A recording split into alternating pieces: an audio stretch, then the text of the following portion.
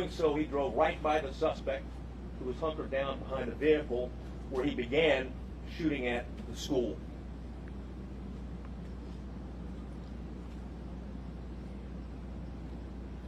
(11:31), the suspect shooting in between the vehicle is when it began, while the patrol vehicle gets to the funeral home. Multiple shots are fired outside the school at 11:31. Patrol car accelerates in the parking lot, drives by the shooter. That's exactly what I was talking about. It was the ISD officer at that time. He passes and then leaves the camera view. There's multiple shots fired at the school at 11:32, at 11:32:27, 11:32:36. At 11:33 is when the suspect entered the school at the door that I'm pointing to now. At 11:33, the suspect begins shooting into room 111 or 112. It's not possible to determine from the video angle that we have at this point in time. We do know this, that he shot more than 100 rounds based on the audio evidence at that time, at least 100 rounds. He entered at 11:33, or 11:33 he started shooting in the classrooms, 111 and 112. At 11:35, 3 police officers entered the same doors the suspect entered. All 3 of those police officers worked for the Uvalde Police Department. They were later followed by another 4, a team of Uvalde police officers, 3, and also a county deputy sheriff. So a total of 7 officers were on the scene. The 3 initial police officers that arrived went directly to the door, and 2 received grazing wounds at that time from the suspect, while the door was closed.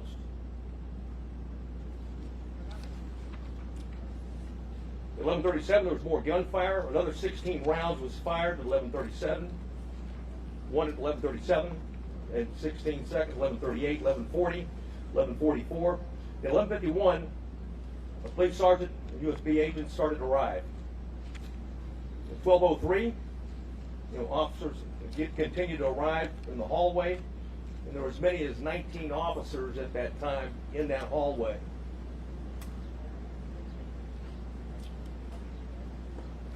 At 12:15, we know that BORTAC members arrived. Not the entire BORTAC, but members of BORTAC, along with Shields. At 12:21, the suspect fired again, was believed to be at the door.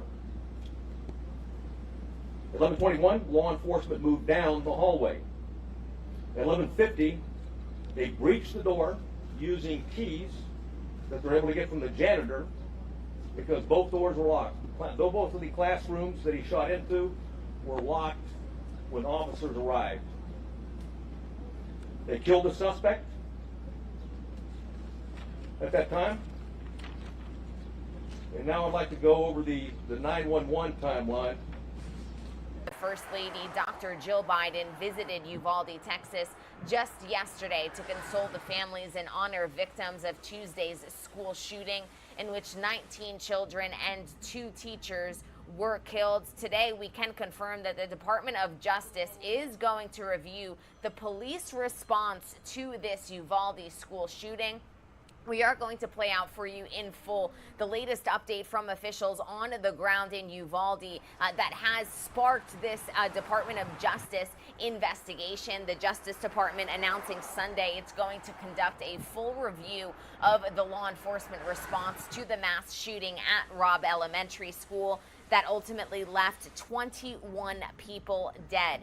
This is a direct quote from the DOJ spokesman Anthony Coley saying, quote, "At the request of Uvalde Mayor Don McLaughlin, the United States Department of Justice will conduct a critical incident review of the law enforcement response to the mass shooting in Uvalde, Texas." Of course, many of you tuning in will ask what exactly sparked this investigation. What was the police response to this incident?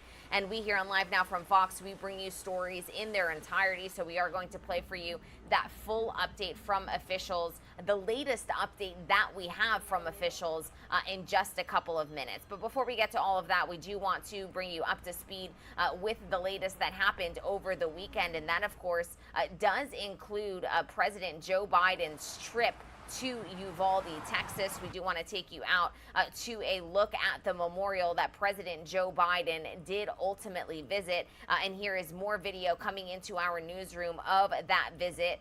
President Joe Biden and Dr. Jill Biden, the First Lady of the United States, bringing flowers to the memorial outside of the Robb Elementary School.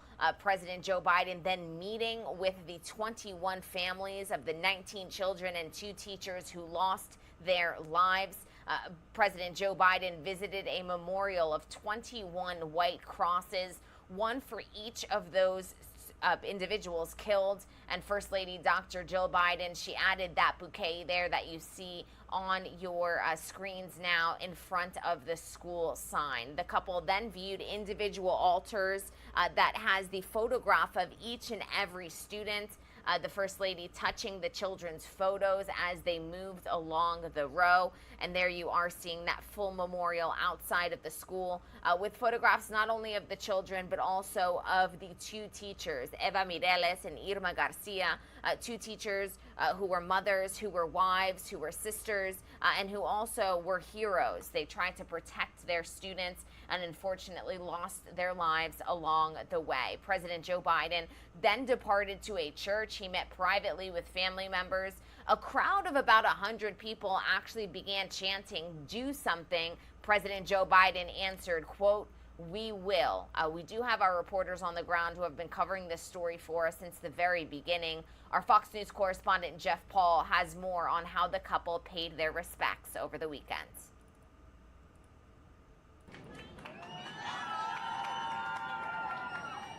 President Joe Biden and First Lady Jill Biden made the somber trip to Uvalde, Texas Sunday, paying their respects to the victims and mourning with the community following the devastating school shooting at Robb Elementary this past week. A lot of hurting hearts everywhere, whether it's at the church or the school or here.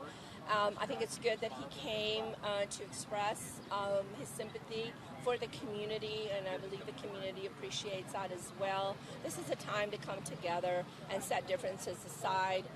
The pair visited the makeshift memorial set up by the community in front of Robb Elementary School before attending Mass at the Sacred Heart Catholic Church. The Bidens were met with cheers from the crowd of community members, along with a call to action. President Biden has not made any formal announcement on how he plans to combat the rise of these tragedies in the United States, but urged Americans to stand with him to make America safer during his speech at the University of Delaware Saturday. To far too many places where innocents have died. In the face of such destructive forces, we have to stand stronger. We must stand stronger. We cannot outlaw tragedy, I know, but we can make America safer.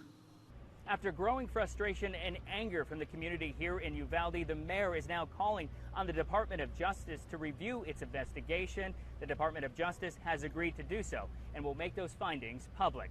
In Uvalde, Texas, Jeff Paul, Fox News.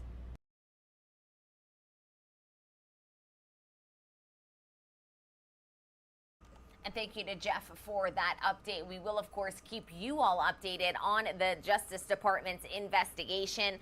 The review is a significant development as Texas officials and law enforcement officials have come under very intense criticism after these new details have emerged. Some of the details through which show that the police officers did not breach the classroom, instead waited 45 minutes outside of the door before ultimately getting a key to open the classroom door to then confront the gunman. During those 40 minutes, teachers and students inside of the classroom that were barricaded with the gunman made various calls to 911 that were ultimately left without response, pleading for police officers to breach the classroom, to come in and save them, and nothing was done ultimately until they got that key from a janitor and opened the classroom door. These are some details that have emerged as a result of the latest update from officials on the ground in Uvalde, Texas. And I do want to play for you that full police update so that we are all aware of why the Department of Justice is sparking this investigation.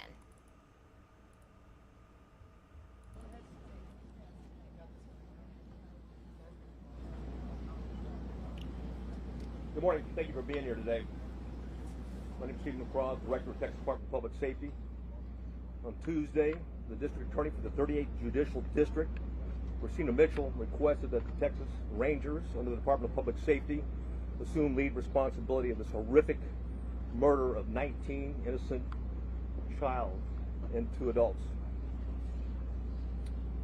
Our goal today is to provide the parents, the community of Uvalde, the public, as much information as we can on where we are on the investigation. We're here to report the facts as we know them now, not to defend what was done or to criticize what was done or the actions taken.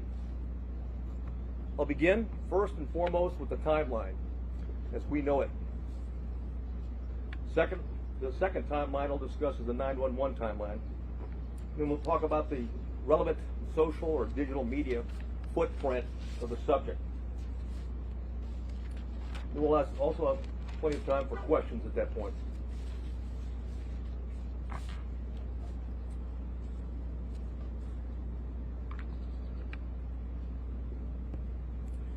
At 11:27, we know from video evidence, at 11:27, the exterior door suspected of where we knew the shooter entered, Ramos, was propped open by a teacher. 11:28, the suspect vehicle crashes into the ditch, as previously described. The teacher runs to the room 132 to retrieve a phone, and that same teacher walks back to the exit door, and door remains propped open. There were 2 males, as reported by Regional Director Escalon yesterday. There were 2 males at a funeral home that when they heard the crash, they went to the crash scene. When they arrived at the crash scene, before they got there, they saw a man with a gun exit the passenger side with a backpack, and they immediately began running. Ramos began shooting at him. Did not hit him.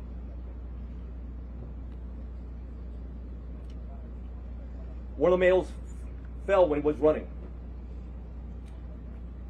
Both males returned to the funeral home while they're running. And then again, we see through video, teacher reemerges inside the school in panic and apparently calls 911. 911 call at 11:30. If there was a crash, man with a gun. 11:31, the suspect reaches last row of vehicles in the school parking lot. 11:31, the suspect shooting began at the school while patrol vehicles got to the funeral home. I'll point out where it is.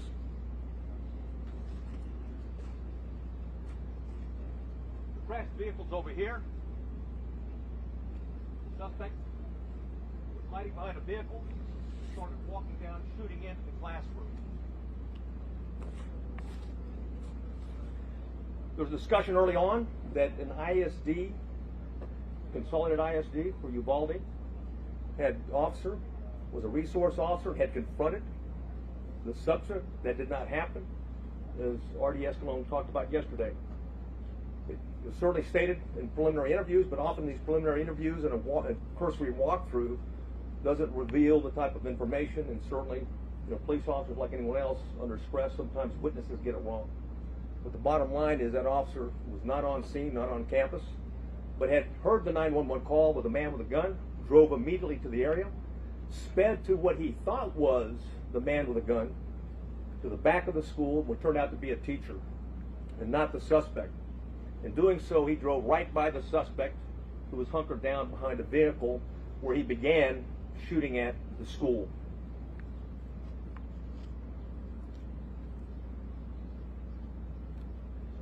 At 11:31, the suspect shooting in between the vehicle is when it began, while the patrol vehicle gets to the funeral home. Multiple shots are fired outside the school at 11:31. Patrol car accelerates into the parking lot, drives by the shooter. That's exactly what I was talking about. That was the ISD officer at that time. He passes and then leaves the camera view. There's multiple shots fired at the school at 11:32, at 11:32:27, at 11:32:36. At 11:33 is when the suspect entered the school at the door that I'm pointing to now. At 11:33, the suspect begins shooting into room 111 or 112. It's not possible to determine from the video angle that we have at this point in time. We do know this, that he shot more than 100 rounds based on the audio evidence at that time, at least 100 rounds. He entered at 11:33, or 11:33 he started shooting in the classrooms, 111 and 112. At 11:35, 3 police officers entered the same door as the suspect entered. All 3 of those police officers worked for the Uvalde Police Department. They were later followed by another 4, a team of Uvalde police officers, 3, and also a county deputy sheriff. So a total of 7 officers were on the scene. The 3 initial police officers that arrived went directly to the door, and 2 received grazing wounds at that time from the suspect, while the door was closed.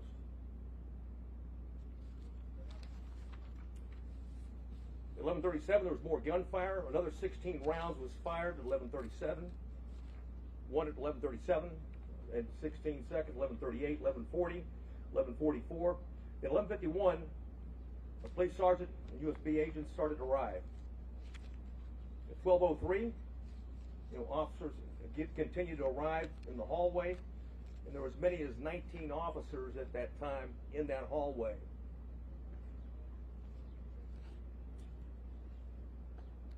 At 12:15, we know that BORTAC members arrived. Not the entire BORTAC, but members of BORTAC, along with shields. At 12:21, the suspect fired again, was believed to be at the door. At 11:21, law enforcement moved down the hallway. At 11:50, they breached the door using keys that they're able to get from the janitor, because both doors were locked.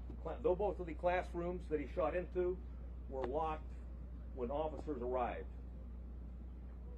They killed the suspect at that time. And now I'd like to go over the 911 timeline.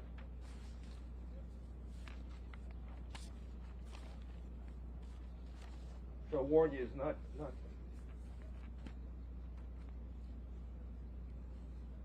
it's better that I read it than you listen to it.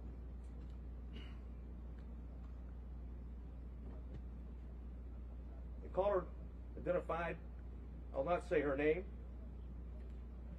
but she was in room 112, called 911 at 12:03. The duration of the call was 1 minute and 23 seconds. She identified herself and whispered she's in room 112.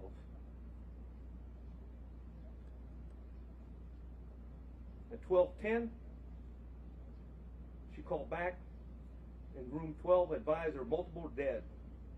12:13, again she called on the phone. Again at 12:16, she called back and said there was 8 to 9 students alive. At 12:19, a 911 call was made, and another person in room 111 called. I will not say her name. She hung up when another student told her to hang up. At 12:21, you could hear over the 911 call that 3 shots were fired. At 12:36, 911 call, it lasted for 21 seconds. The initial caller called back, student, child, called back, and was told to stay on the line and be very quiet. She told 911 that he shot the door. At approximately 12:43 and 12:47, she asked 911 to please send the police now.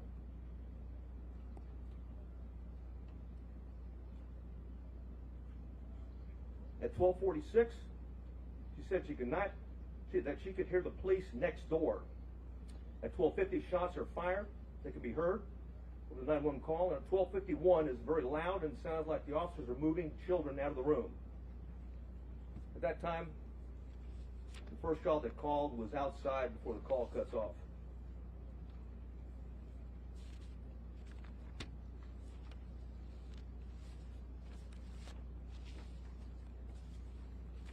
Additional information that we have is that there are 58 total magazines at the school related to the crime scene. 11 of those magazines were inside the school. 3 were on the suspect's body. 2 in room 112, 6 inside room 111, 5 were on the ground, 1 was in the rifle. There were 32 magazines outside the school, but on school property, 1 just outside the school building and 31 in the suspect's backpack that he did not take into the classrooms with him. There was 15 magazines at the crash site. There were 2 magazines at the suspect's residence for a total of 60 magazines. He had purchased and had a total of 1,657 total rounds of ammunition. 315 of those rounds were inside the school. 142 of those were spent cartridges. 173 were live rounds. 922 were outside of the school, but on school property. 22 of those were spent cartridges. 900 were live rounds. 422 were at the crash site. 22 were spent cartridges. 420 of those were live rounds. There's 35 spent law enforcement cartridges total in the school. 8 of those were in the hallway. 27 were inside the classroom. 111 where the suspect was killed.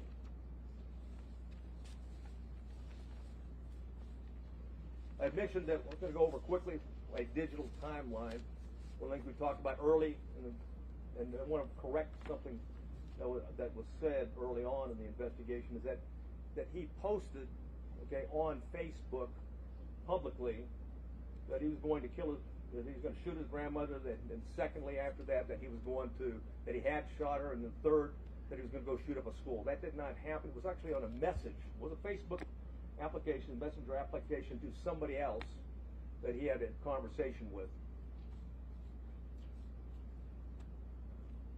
We know that through his digital media footprint, and I'll just do by date time, that Ramos asked his sister to help him buy a gun. She flatly refused. That was in September of 21. I'll avoid some of these and get to he had Instagram, a 4-group chat, and it was discussed that Ramos being a school shooter. That was on February 28th of 2022. On March 1st of 2022, there was an Instagram he had with 4 people. It was a chat. He discussed him buying a gun. On March 3rd, 2022, there's another 4-person chat. Quotations, word on the street is you are buying a gun. Ramos replied, just bought something. RN.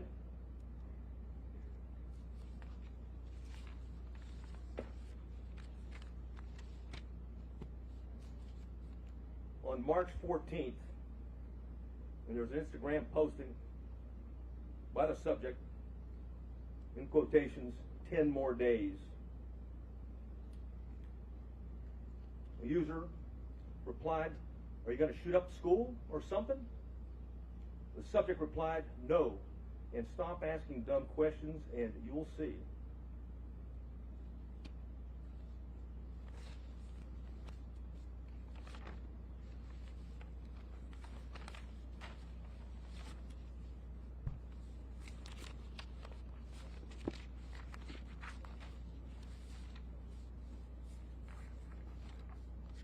I know you have many questions, and I've agreed to stay as long as we can to answer as many of those questions that we can. If I can't answer it because we don't know definitively right now, I'll simply say that. And it continues to be a preliminary investigation. There's, literally, certainly over hundreds of interviews have been conducted, will continue to be conducted, and there's thousands of leads that are being pursued, not consecutively, but concurrently. And thanks to our federal and local partners, and I do want to mention behind me, we've got the FBI Special Agent in charge. We also have an ATF Special Agent in charge, or ASAC, and of course, who else do I got behind? Okay. With Texas Rangers, if there's any specifics that I haven't covered that I might need their particular support on. I do want to cover one thing quickly, though, before I go to questions, and that's some of the questions that we received, that we have already received. And one of those is going around now that in fact, the subject had been one of the 2 arrested by the Texas Rangers and the local police back in 2018. That's not the case. He was not one of the individuals. In fact, we have found no links, associations, and relationships in that investigation. Clearly, it was a threat. It was back in 2018. The 2 juveniles were charged with attempted or conspiracy to commit capital murder. There's no question that we thought, and we had evidence, and certainly the district attorney agreed, that these juveniles, one 13, one 14 years old, was a threat to Uvalde. And there was a discussion at that time, even the senior year of the one that was 14 years old, which would make it 2022. However, that was not the subject.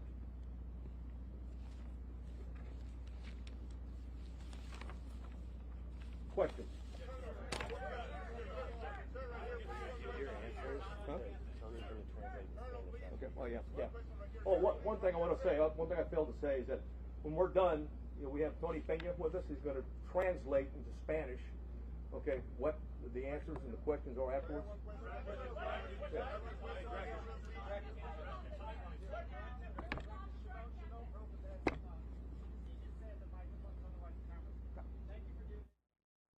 If you are just joining us, welcome into Live Now from Fox. We are just 3 minutes shy of the 5:30 mark here on the East Coast, and we are listening back in to the latest official update from law enforcement officials on the ground in Uvalde, Texas. All of this comes just a day after the Justice Department announced Sunday it will conduct a review of the law enforcement response to the mass shooting at Robb Elementary School.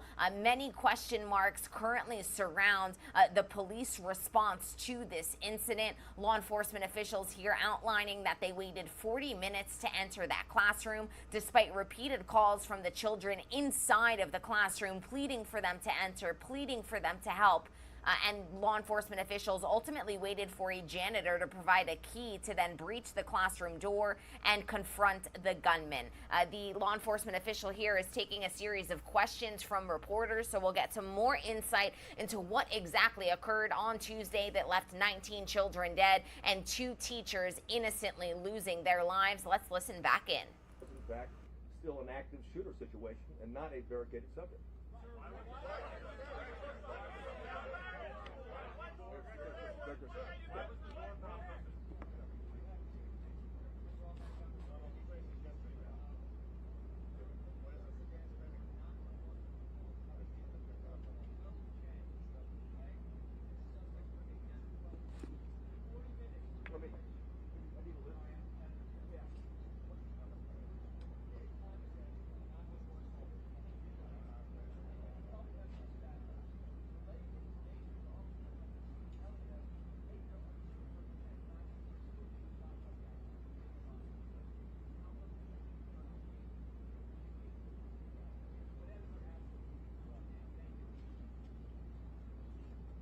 The question simply is this: it was a 40-minute gap, and if the 911 operators were aware that children were alive in that classroom, why weren't officers notified of that? And if that's the case, why didn't they take action? That's the question. And again, I'll go back to the answer for right now, is that it was considered, okay, the decision was made on the scene. I wasn't there, but at the same point in time, a decision was made that this was a barricaded subject situation. There was time to retrieve the keys and wait for a tactical team with the equipment to go ahead and breach the door and take on the subject at that point. That was the decision, that was the thought process at that particular point in time.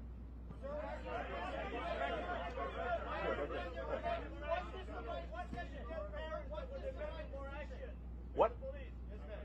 What can you tell parents that were here waiting and asking for the police to go in? Yeah, there was 19, like I said, there was 19 officers in there. In fact, there was plenty of officers to do whatever needed to be done, with one exception, is that the incident commander inside believed they needed more equipment and more officers to do a tactical breach at that point. That's why BORTAC was requested on the scene. As soon as they were there, they executed a search, or at least a dynamic entry, and went in, and of course, that was not till 12. That was not till 12:57.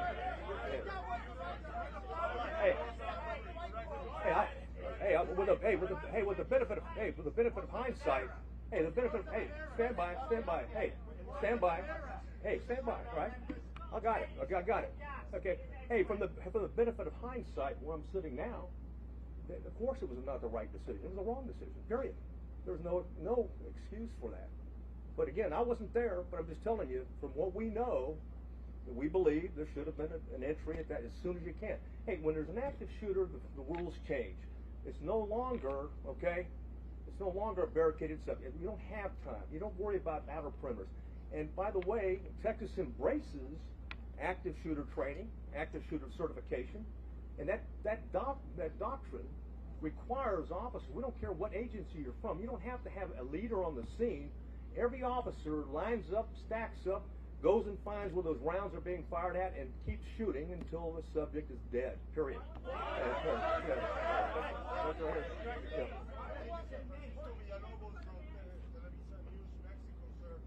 Obviously, countries south of the border, it's very difficult to understand how the most powerful nation in the world, their citizens have access to high-end weapons, and this is happening over and over and over again, and now again with children. I don't mean to want the guy quarterback to you guys are the experts on people. Just have a few questions, please. How can you keep this from happening again in the communities of Texas? And second, how did a 18-year-old kid that works at a Wendy's living minimum wage can buy a $5,000 weapon? Well, answer the last, he used a debit card first, but to your point, it's very expensive, and a debit card is not a credit card. It means he had money in the bank. So why and how is being looked at right now, and I'll tell you this, thousands of more leads are being looked at right now because we haven't answered all the questions.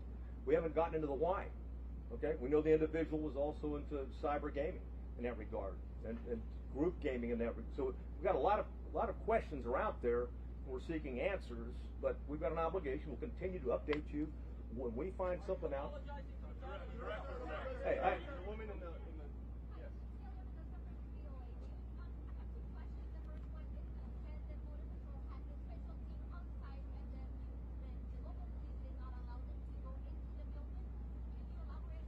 The Border Patrol agents, the BORTAC agents that were in the building, did line up. They're part of the 19 that I talked about, and the entry team, ultimately the entry team that went in. But I can tell you that they were told, just as any other officer was told, and others, even command staff that came on board, is that the incident commander at the time believed that in fact it was a barricaded subject, that we had time, there was no kids at risk.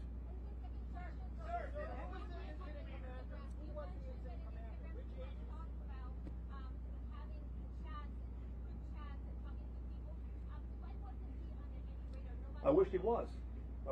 Because then there's no question. And I'll say this right now, and every time we have one of these, there's copycats, okay? And we need the public, just like we did back in 2018, that was a public, okay, that came forward, that we got 2 people that are about to shoot up a school or planning to shoot a school. It's imperative on the public, when you get something, just because the guy sounds like he's a nut, he may be a nut. But just because it sounds like, well, possible to do, he may be intended to do, as I've read the timeline based upon the chats that he had. So we need everyone, when we have a threat to life like that, to take it seriously and report it, because ultimately this is tragic.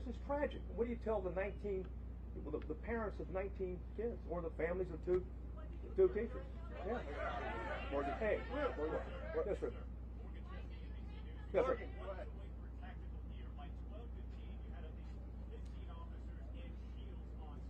Yeah.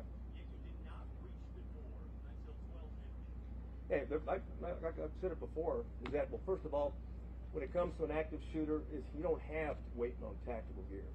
Plain and simple, you've got an obligation. What I know now, okay, absolutely, it was an active shooter, because you can transition. Keep in mind, in the doctrine, okay, of active shooters, you can transition from an active shooter situation to a barricaded subject, or a barricaded with hostage subject, but if shooting continues, and you have any reason to believe that there's individuals alive in there, you've got an obligation to move back to an active shooter posture, and that means everybody at the door. Are you saying those children are no longer at risk when he barricaded himself?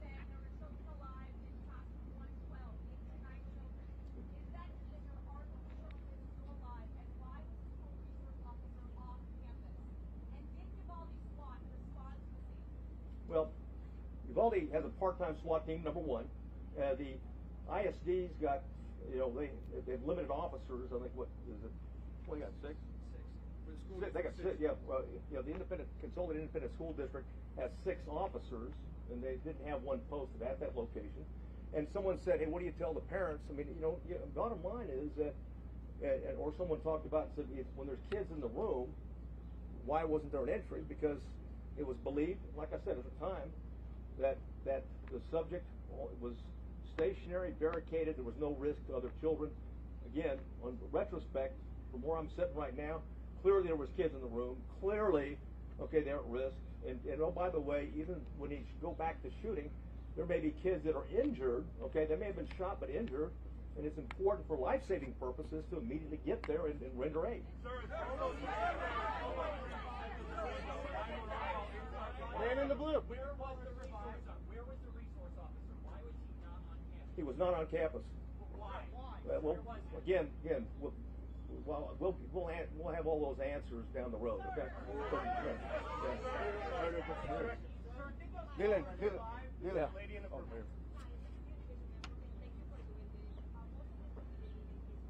Yeah.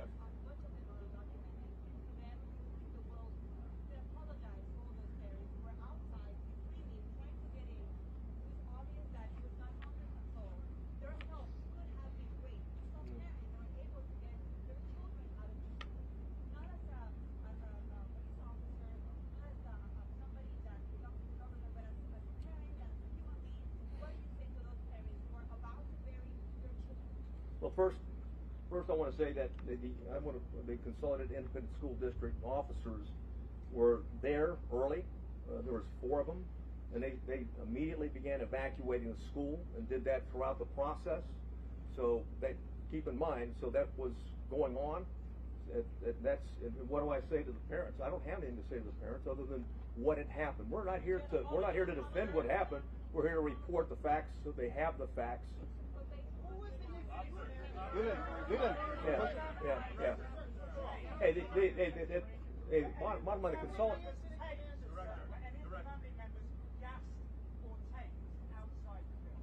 I'm sorry? Oh, gas. I don't have any information on that. Dylan. Oh, one second though. However, we did review of what DPS officers arrived on the scene, what they did, and looked at those instances. The blue. We know the parents of the children who died are watching right now. And they're Yes. hearing you say that not everything that could possibly have been done as humanly fast as it could be done was done. Are they owed an apology from somebody, be it the incident commander and the police department here? If I thought it would help, I'd apologize. Okay. But let me say this. Hey, let me say this. Hold on. When you go back to the timeline, again, I want to go back and I'm not defending anything, but you go back to the timeline. There was a barrage. Hundreds of rounds were pumped in 4 minutes, okay, into those 2 classrooms. Then anything else, any firing afterwards was sporadic, and it was at the door. So the belief is that there may not be anybody living anymore, and that the subject is now trying to keep law enforcement at bay or entice them to come in to suicide by contact. I understand that. I reported that. Yeah. Hold on. Yeah. Jack Morgan from the New York Post. Can I ask 2 questions? First of all, exactly how was the gunman barricaded in his room? Was it just a simple matter of him locking the door behind him? And secondly, did he buy all 1,657 rounds from Oasis Outback using that debit card? Well, I'd like to answer the first one, but the why on the second one I don't have. The first one, that each door can lock from the inside, and both doors were locked, okay, from the inside. So the subject, when he went in, he locked the door. He came out one time into the hallway, went back in and locked the door, because at the time that the officers went in, both doors were locked. They got a key from the janitor and used it. The first call came in inside the classroom at 12:03, and you breached it at 12:51. How many students died in those 48 minutes? I don't have that answer. We're looking at it right now. Hold on. Yeah. Good. Yes. Why wasn't the school placed on lockdown too? While this may be the most unpopular question here today, what is on your heart? How are you doing? Shaking the whole time.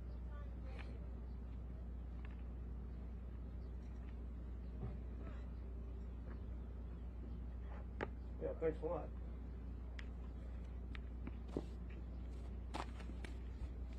You know, forget how I'm doing. What about the parents of those children? Don't forget about me. What about me or officers and stuff like that? We take an oath to uphold the law and protect people. And anytime something tragic like that, we want to know why it happened and if we can do better next time, is the bottom line. And call it like it is. It is tragic. Quite frankly, I mean, there shouldn't be anybody. You know, ideally, we've been able to, identify this guy as a suspect and address it before he even thought about attacking, on the 24th. Let's go there. Green. Go ahead. Over here.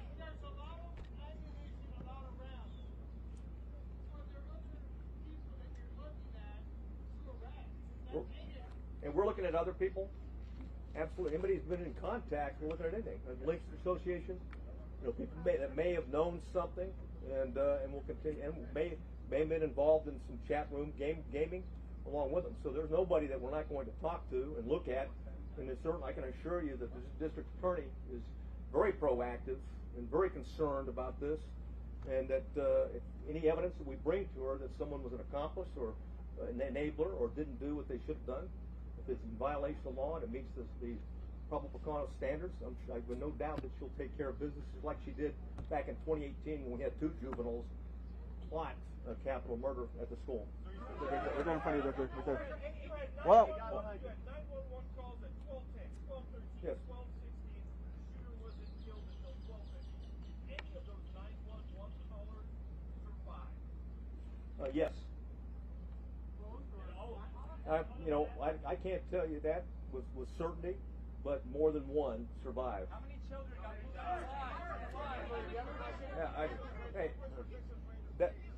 I'm sorry, what? Give us an update on the number of officers injured, their condition, where they are now, and also were there any windows in the classroom that the officers were shooting into? Yes, the windows I'll go backwards. Right over here. I'll move over here. Something shot into these windows right here as he's approaching the door. Right? So the children were vulnerable all the time going through. We don't have any recording of any of the children maybe injured but not dead before he shot in this particular area. Right? As to the answer in terms of someone could have shot opposite in that regard, I don't have the answer for that, quite frankly. Right? We're looking at a number of different things in terms of ballistics and things like that, what you can do. Keep in mind, when you've got children, in here, come back to the mic. We've got children in here. Oh, Jesus, yeah. Bring the map closer to the mic. Okay. Right. And we're looking at this from a tactical standpoint and everything in terms of looking backwards, okay? And certainly one of the things is, what was the access in 111 and 112 in that regard? And also, there's other access points as well.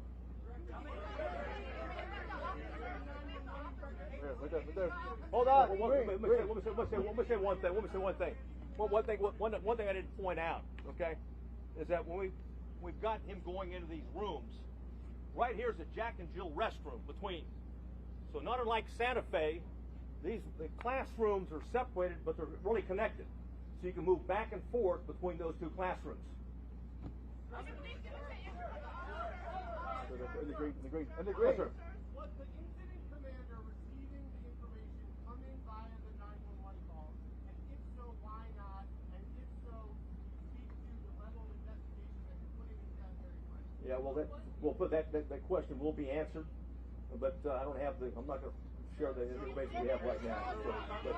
Because I don't have the detailed interview right now. Go ahead, sir. Right there. Yeah. Go ahead, Blue.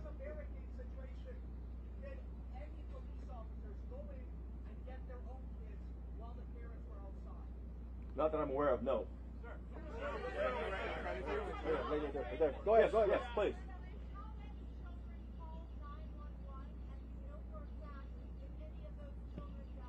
I know for 2 for certain did, and those 2 did not die.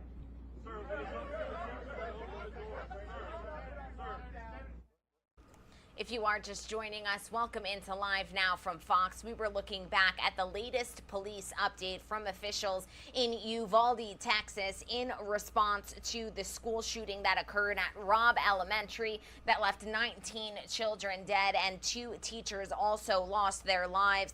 21 families currently mourning the loss of their innocent loved ones. And the police officials here are giving us a detailed look at the moments not only leading up to, but also during and following this shooting. This is a press conference that it has received quite a bit of backlash. The Department of Justice did confirm just on Sunday that it will conduct a review of the law enforcement response to this mass shooting, and this was all at the request of the Uvalde mayor. The review is a significant development as Texas officials and law enforcement officials, like I said, have received heavy scrutiny and criticism as a result of their response to this shooting. We're going to walk away for a quick 2-minute commercial break. When we come back, we'll get you up to speed on all of the latest news on this Memorial Day, May 30th, 2022.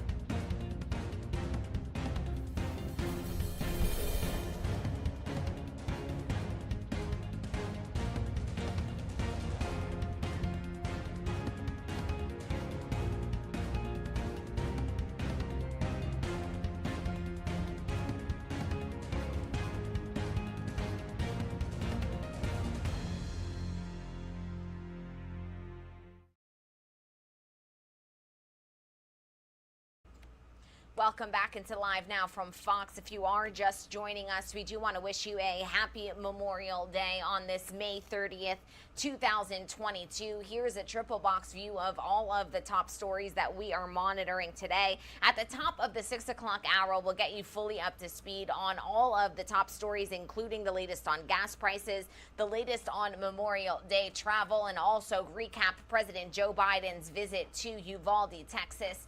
But before we get to that, we do want to answer some very key questions when it comes to the Uvalde massacre that occurred last Tuesday.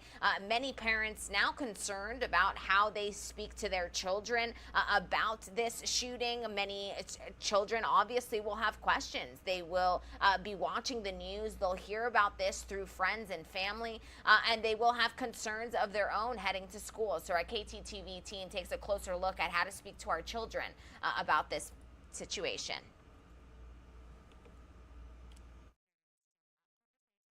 Children about what just happened this week in Texas. However, mental health professionals say it is an important conversation to have. The problem is knowing where to start, knowing what to say, what are the right words. Dr. Ashley Zucker is a child, adolescent, and adult psychiatrist with Kaiser Permanente San Bernardino.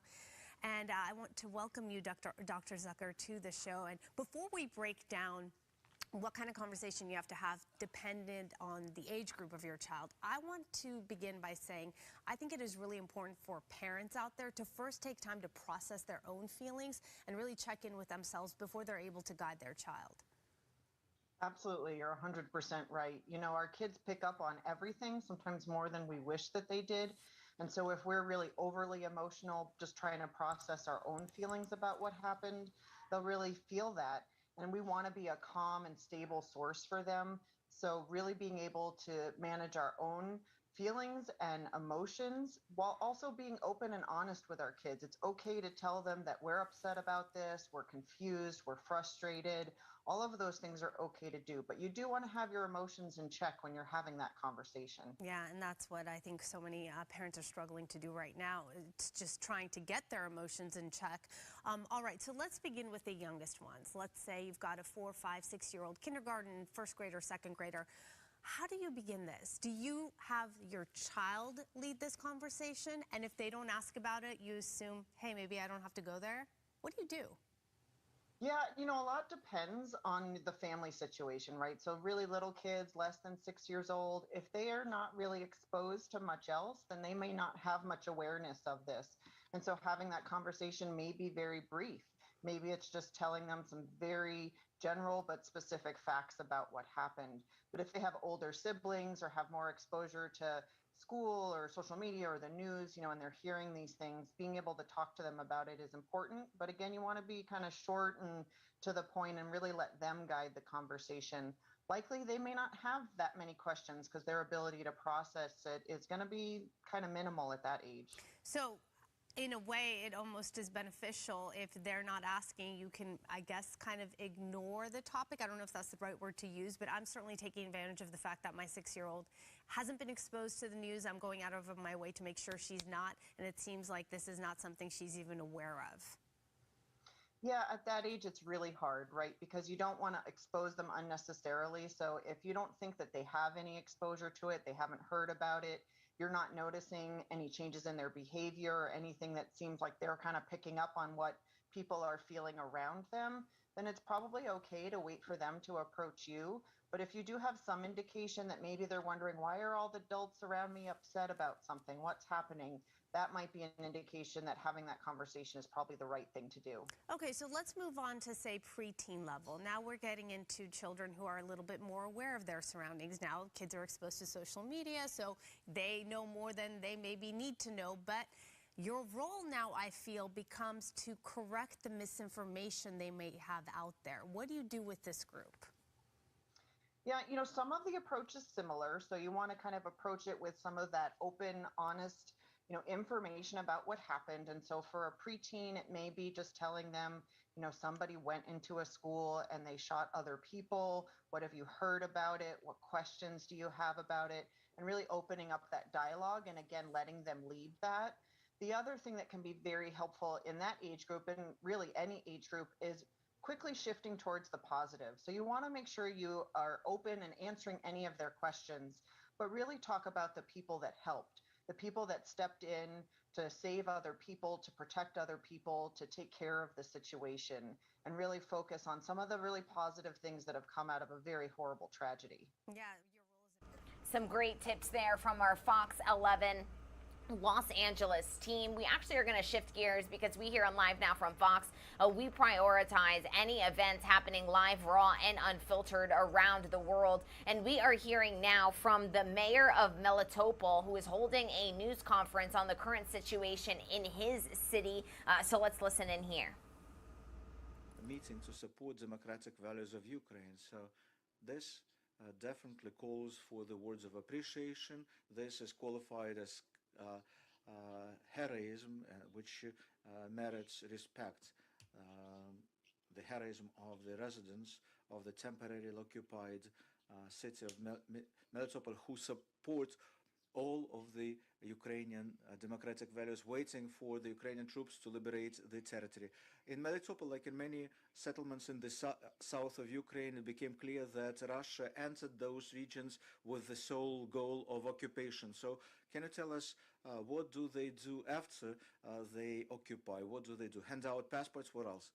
Last week they started preparing to hand out Russian passports. That's only preparatory work.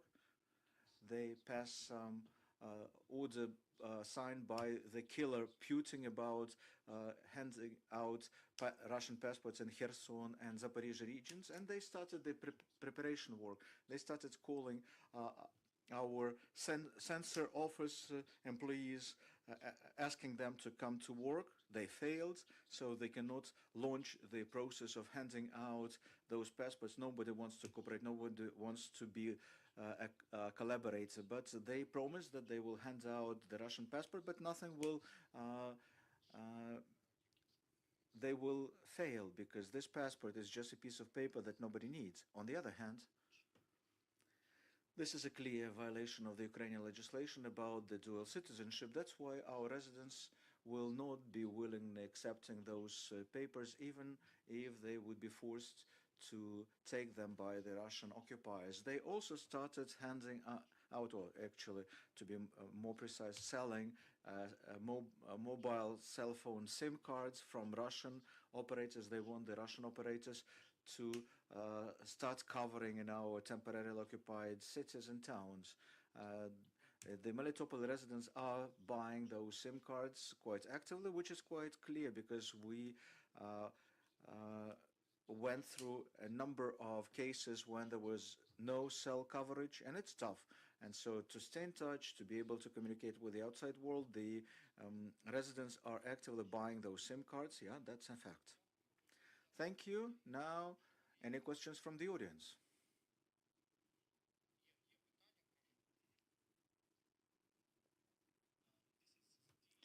NHK, Japan's public broadcaster. Thank you today. What is the biggest issue right now in Mariupol?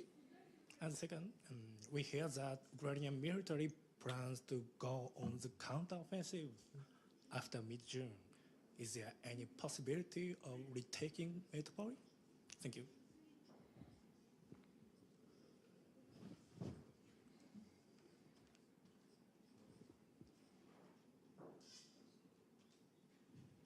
Яке місце середньої червня, не зрозумів?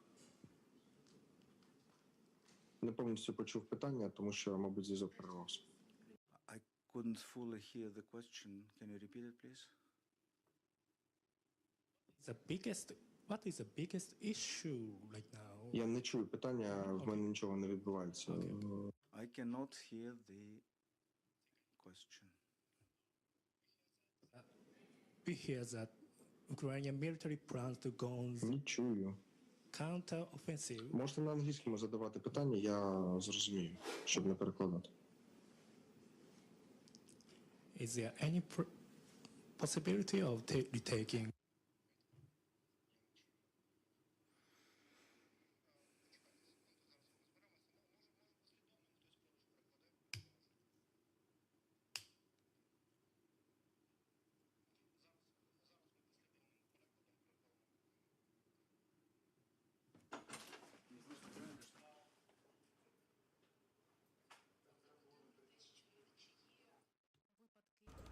If you are just joining us, we are listening in live to this press conference from the mayor of Melitopol, who is taking a series of questions from reporters on the situation in his city.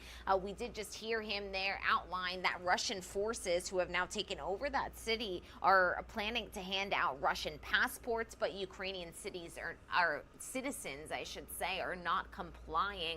Let's listen back in here. Because daily people are being abducted for 3 months of occupation, and 500 people were abducted. Some are arrested for 3 days, others for more than a month. We have one example when a 16-year-old teenager has been arrested for 50 days already as a hostage. So that's the toughest issue, how to ensure safety of the residents at the temporarily occupied territories. Second worst issue is humanitarian issue. People run out of cash, local residents, and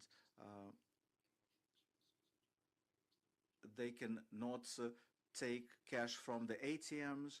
The foodstuff that is brought from temporarily occupied Crimea those products cost 3 or 4 times higher than in Ukraine. So a number of issues.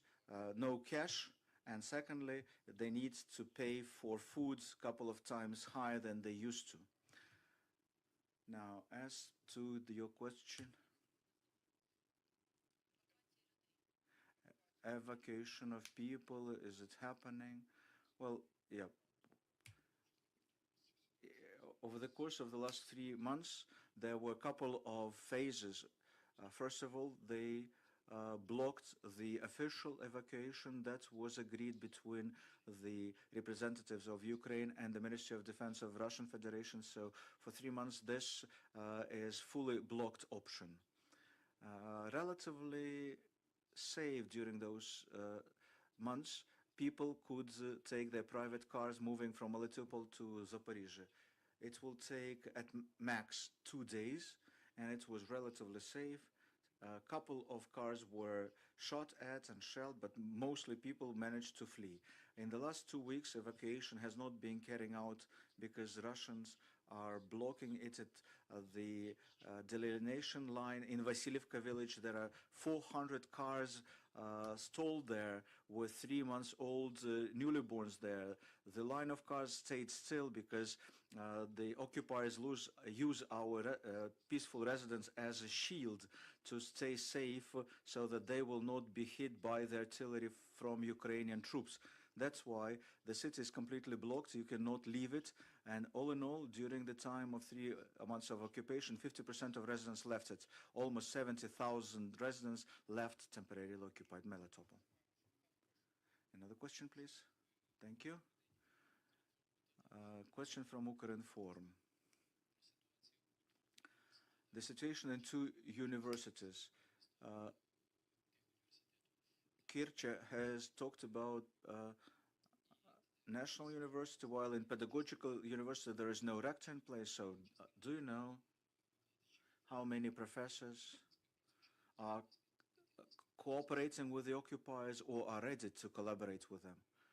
Well, for that, I would ask you to look broader on the whole educational system. The development started a month and a half ago when the Russians tried to relaunch the educational learning process in Zaporizhzhia region at large and Melitopol city in particular. At that time, not a single professor agreed to collaborate with Russia, so they failed to relaunch the training in schools and kindergartens, and right now they don't know what needs to be done because not a single educational official agreed to cooperate with them. They appointed a criminal, Shapurova, who is currently performing the duty of the chief educational officer, but she fails as well. A couple of days ago, they started the procedure on uniting our 2 universities, the technical and pedagogical universities. They told us actually that 5 colleges and universities will be merged into one, and so that people will have to file applications to reapply to this one university. For the time being, Ukraine meets all of its obligations to both of the universities, pedagogical and agri-technical, and there is no those who desire to join this uniform university. The rector of pedagogical university also refused to collaborate with occupiers. We don't know the exact number of people who refused to collaborate and vice versa who proved to be collaborators. We'll learn today because today is the deadline, but in secondary schools and in kindergartens such numbers would not exceed 7%. We had 3,000 educational workers before. Those who agreed to collaborate with occupiers does not exceed 200 out of 3,000.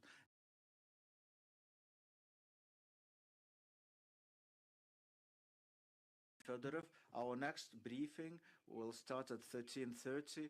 That would be the briefing of the And that was the latest update from the mayor of Melitopol, outlining that residents are being taken hostage.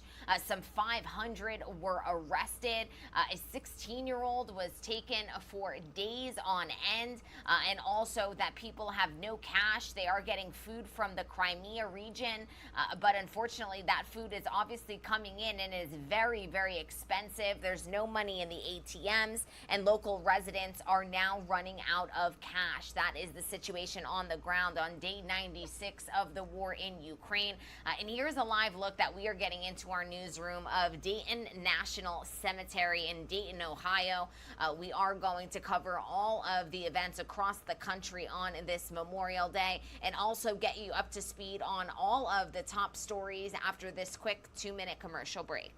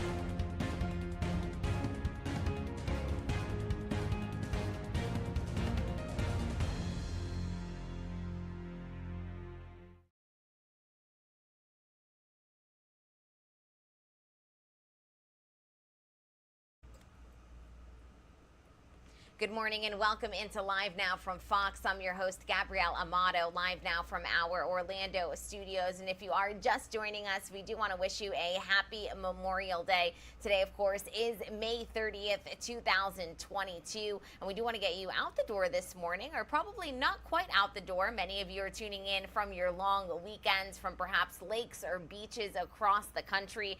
We do have a live look here at all of the top stories that we are monitoring, beginning first and foremost, of course, with Memorial Day. While I just referenced that Memorial Day is often the unofficial start of summer, a weekend filled with family trips to your nearest beaches or lakes, we do actually have views of quite a few beautiful places across the country today. Here is a look at Lake George in New York. If you are tuning in from Lake George, a shout out to all of you. We are taking a live look also at St. Augustine, Florida. Look at that beautiful live look at the ocean there.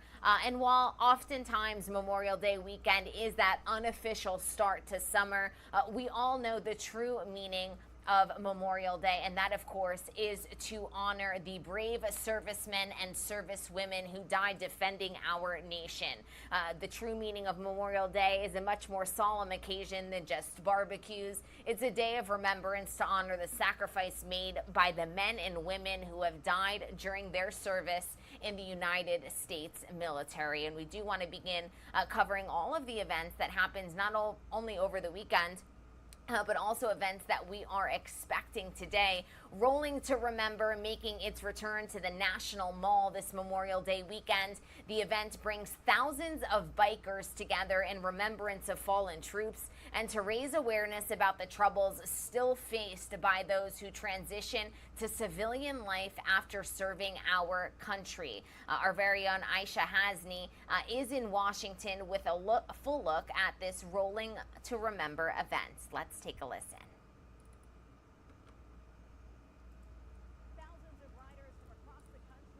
To the nation's capital and made a thunderous show of support for our country's veterans. The 36th annual Rolling to Remember ride is so massive it shuts down the entire area around the National Mall.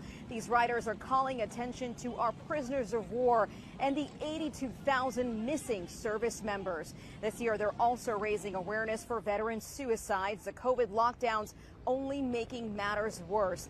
And they're also calling to attention toxic exposure from those burn pits used in Iraq and Afghanistan. Comedian and veteran advocate Jon Stewart was speaking about that at a rally. Do not tell me that you don't have the money to keep a promise that you made to the veterans. If we as a country can't take care of the people that take care of us, then we don't have much of a country.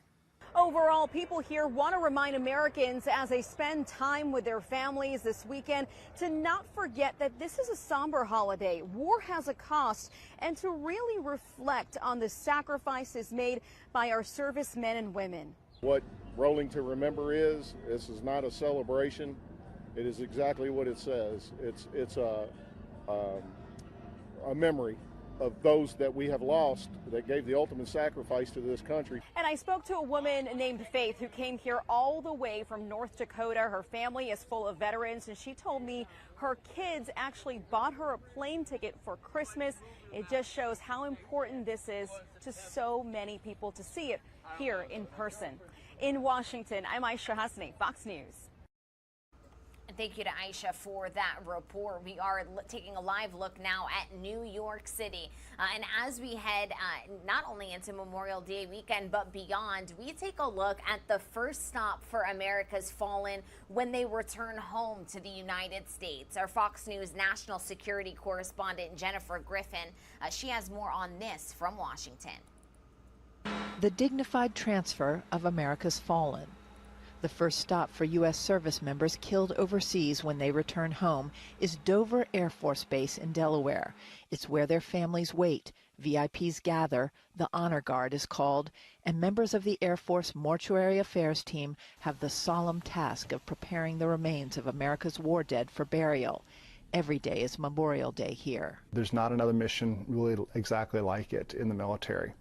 Major Matthew Knight is the senior chaplain at Dover. He joined the military after 9/11. We want to ensure whenever our fallen come through here that they and their loved ones are shown dignity and respect. Crystal Seymour is a sergeant first class. I am a Army liaison officer, and I feel as though I've touched a multitude of families throughout the most tragic time. It's about living on through the work that you do. Sometimes the families are in denial. I remember having a family who came and sat down with a small child and just refused to believe that their loved one had died. And when they saw his transfer case come off the aircraft, suddenly an emotional dam broke. The families are brought to Fisher House, which accommodates them while they wait for their loved one to land. There are toys here for the children that comes here with their family members. So it just gives them a comfortable environment. The last Americans to die in Afghanistan landed here last August. 11 Marines, a Navy corpsman, and a soldier, killed at Abbey Gate by a suicide bomber just days before the U.S. withdrawal was complete. Their families and U.S. dignitaries met them at Dover. America makes a promise to us that should anything happen to us while we're serving, we'll be brought home with honor. We don't leave our fallen behind, that we always honor those who have honored America with their sacrifice. Jennifer Griffin, Fox News. And today is the day that we celebrate all of those lives, all of the brave servicemen and service women who dedicated their lives to keep our country safe. And across the country, celebrations are underway. are underway, I should say. We're taking a live look here at St. Augustine, Florida, and our Fox 35 Orlando, Florida team takes a look at an event that occurred right here. Let's take a listen. These men and women are carrying an emotional load during a cross-country relay covering 20,000 miles. Heartfelt, tear-jerking at times. Beth Sundquist, a Marine veteran and retired Dallas police sergeant, is carrying names of some she knew and some she didn't. All have something in common: their lives cut short while serving their country. You die 2 deaths. They always say you die 2 deaths.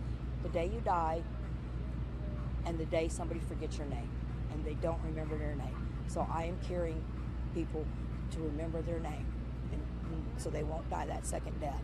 Carry the Load is a series of 5 relay walks beginning in different areas of the country. Some walk a few miles in their hometown as the event passes through during the month of May. Others take turns while walking in groups across the country, resting and sleeping on buses each night. The relays end in Dallas. And the home of the brave.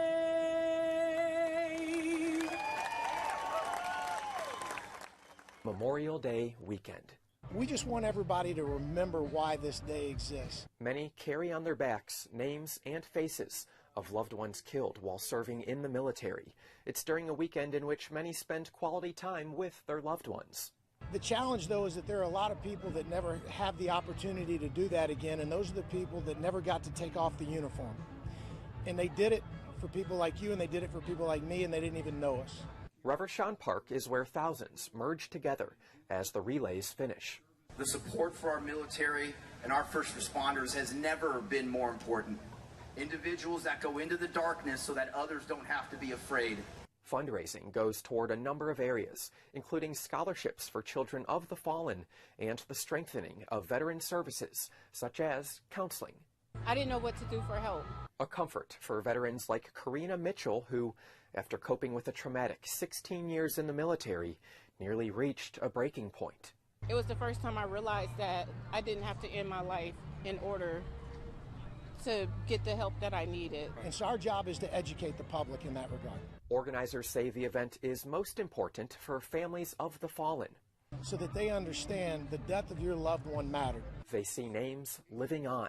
About how many miles did you do? Oh, 250 plus. I wore out a brand new pair of shoes. And as Sundquist finishes her walk in Dallas, thousands more join in, a celebration of respect and remembrance. I can carry somebody for somebody else that can't carry themselves.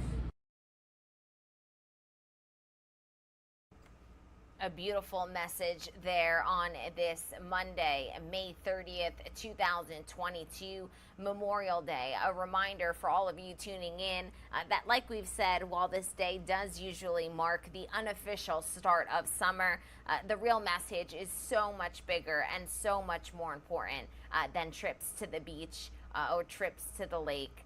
Or that unofficial start of the new season. It is a day to remember the brave servicemen and servicewomen, and that is going to happen all across the country, not only today, but really should be every day. While we do talk about the importance of Memorial Day, we do want to take a live look at the Atlanta airport, because we are monitoring what has been quite a chaotic Memorial Day weekend when it comes to travel. This year, the traveling has been pricier and more aggravating. Gas prices are soaring, a new high at $4.62 a gallon. That's the national average for a gallon of regular. But also, thousands of flights have been canceled. We can report that over 5,200 since Friday have been canceled. So our very own Fox News correspondent Christina Coleman takes a look at this situation. The summer travel season is off to a rough start for millions of people due to flight cancellations and record high gas prices. California leads the nation with the highest price of gas at $6.13 a gallon. That tops the national average of $4.61, which is the highest ever reported nationally. And take a look at how the price has gone up from a year ago when the national average was $3.04. And there's no sign of this slowing down. I don't foresee oil prices really dropping all that dramatically. And if more people are hitting the road and you have this sort of increased demand at gas stations, you could see these prices stay high throughout all of summer and into the fall. Despite the historic gas prices, AAA expects this Memorial Day weekend to be the busiest travel-wise in 2 years, with 34.9 million people traveling by car. That's up 4.6% over last year. It just sucks, because, we have to spend money on, the Airbnb, your food, and now we have to, consider travel. As for folks hitting the skies, it's been a travel nightmare for some. According to flight tracking website FlightAware, there's been more than 3,800 flight cancellations since Friday and hundreds of delays, due in part to bad weather, causing people to cancel or dramatically change their travel plans. We traveled into Orlando today, but unfortunately my flight got canceled. I got a text message saying the flight was canceled as we were pulling up to LaGuardia. And in addition to the flight delays and cancellations, the average price of airfare is up 45% compared to a year ago. So we're off to a pricey start for the summer travel season. Reporting in Los Angeles, Christina Coleman, Fox News. Thank you to Christina for that report. The national average today on Monday, May 30th, 2022 for a gallon of regular gas is $4.62. But that hasn't stopped thousands of people across the country from heading to their nearest beaches. Here's a live look at Clearwater Beach in Florida, and our Fox 35 team heads to the beaches in Daytona Beach to see how people are celebrating Memorial Day weekend there. Let's take a listen. The sand was packed with people in Daytona Beach. Because this is the bomb, don't you see? I love Daytona Beach. It's really nice out here. Families gathered to swim, eat, and play. We've been splashing around a lot, building some sand castles, and we've got some metal detectors, so the kids are trying to find treasure. The beach crowds were just part of the throngs that police say headed to Daytona Beach this weekend, along with concerts and graduations. Daytona Beach police said it was all hands on deck. This is the first year that we've actually brought in the entire agency, so we ended up canceling all days off to ensure that we have enough staffing to address any issues that may pop up. Beach Patrol said they also called everyone in for the weekend, and as of this morning, hadn't had any major issues. All of the events went off smooth. It was the Orlando Invades event that happens every year. The crowd was here. It was a large crowd. They were all very well behaved. They had a very good time. Our officers had a great time interacting with them, so everything went well. With all the crowds out on the beach, law enforcement says they want to be a visible presence out on the sand. Visitors we talked to all say mission accomplished. Deputies everywhere, lifeguards everywhere. They were practicing this morning too, so safety looks like it's good. We saw the police officer up there. We thanked him for being here. Happy to see that. Happy to see 2 lifeguards here at this station, so we feel pretty good. It's looking good and it's looking bright. In Daytona Beach, Matt Trezza, Fox 35 News. It's looking good and it's looking bright, those beachgoers said. I love that kind of energy on a Monday morning. We are going to step away for a quick 2-minute commercial break. When we come back, we'll get you up to speed on the other top stories that we are monitoring, including President Joe Biden's trip to Uvalde, Texas, to meet with the families of the victims and survivors. And we'll also get you up to speed on the other headlines, not only nationally, but internationally, as we monitor day 96 of the war in Ukraine as well. You won't want to miss it.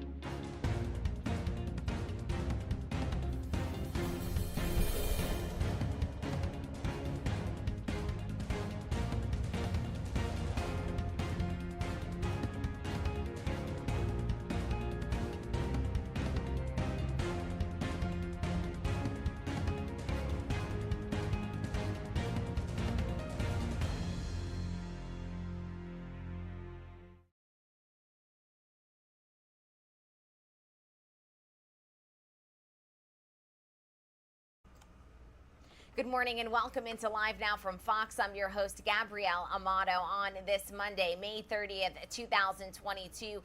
We do want to wish you a happy Memorial Day for all of you tuning in and choosing to begin your week with us here on Live Now from Fox. Today, of course, is a day to honor the brave servicemen and servicewomen who dedicated and lost their lives to keep our country safe. Today is a day, like every day, to remember each and every one of them. We are monitoring quite a few top stories, including all of the events across the country to honor those servicemen and women. Here is a live look this morning at St. Augustine, Florida, as we do want to take you out to our triple box view of quite a few of the top stories that we are monitoring. Here's a live look also at the Dayton Cemetery in Dayton, Ohio. We're monitoring the very latest when it comes to gas prices on this Memorial Day weekend, as it is a big travel weekend for many of you tuning in. And we're also going to first and foremost bring you the very latest when it comes to the Uvalde, Texas school shooting that occurred just last Tuesday that claimed the lives of 19 innocent children and 2 teachers. President Joe Biden and the First Lady, Dr. Jill Biden, visited Uvalde, Texas just yesterday. We do want to bring these images up for you in full. And there you are seeing the President and the First Lady caressing each and every photograph of the children that lost their lives just last week on Tuesday when an 18-year-old gunman opened fire inside of that school, the Robb Elementary School in Uvalde, Texas. A memorial with 21 white crosses, one for each of those killed, was visited by President Joe Biden and his First Lady, Dr. Jill Biden.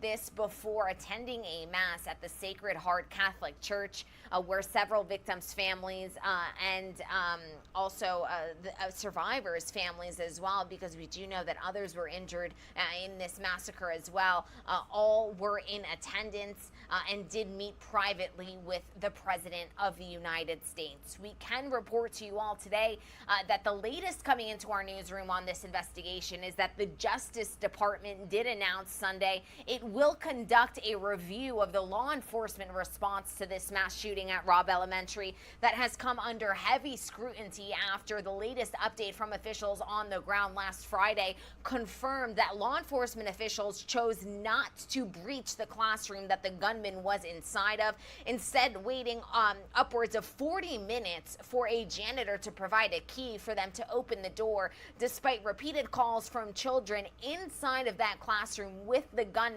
calling 911 and pleading for law enforcement officials to enter and to save them.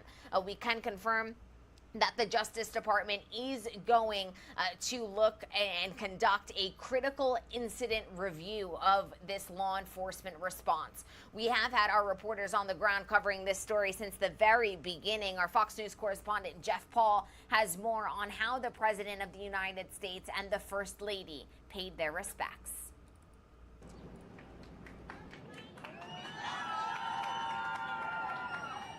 President Joe Biden and First Lady Jill Biden made the somber trip to Uvalde, Texas Sunday, paying their respects to the victims and mourning with the community following the devastating school shooting at Robb Elementary this past week.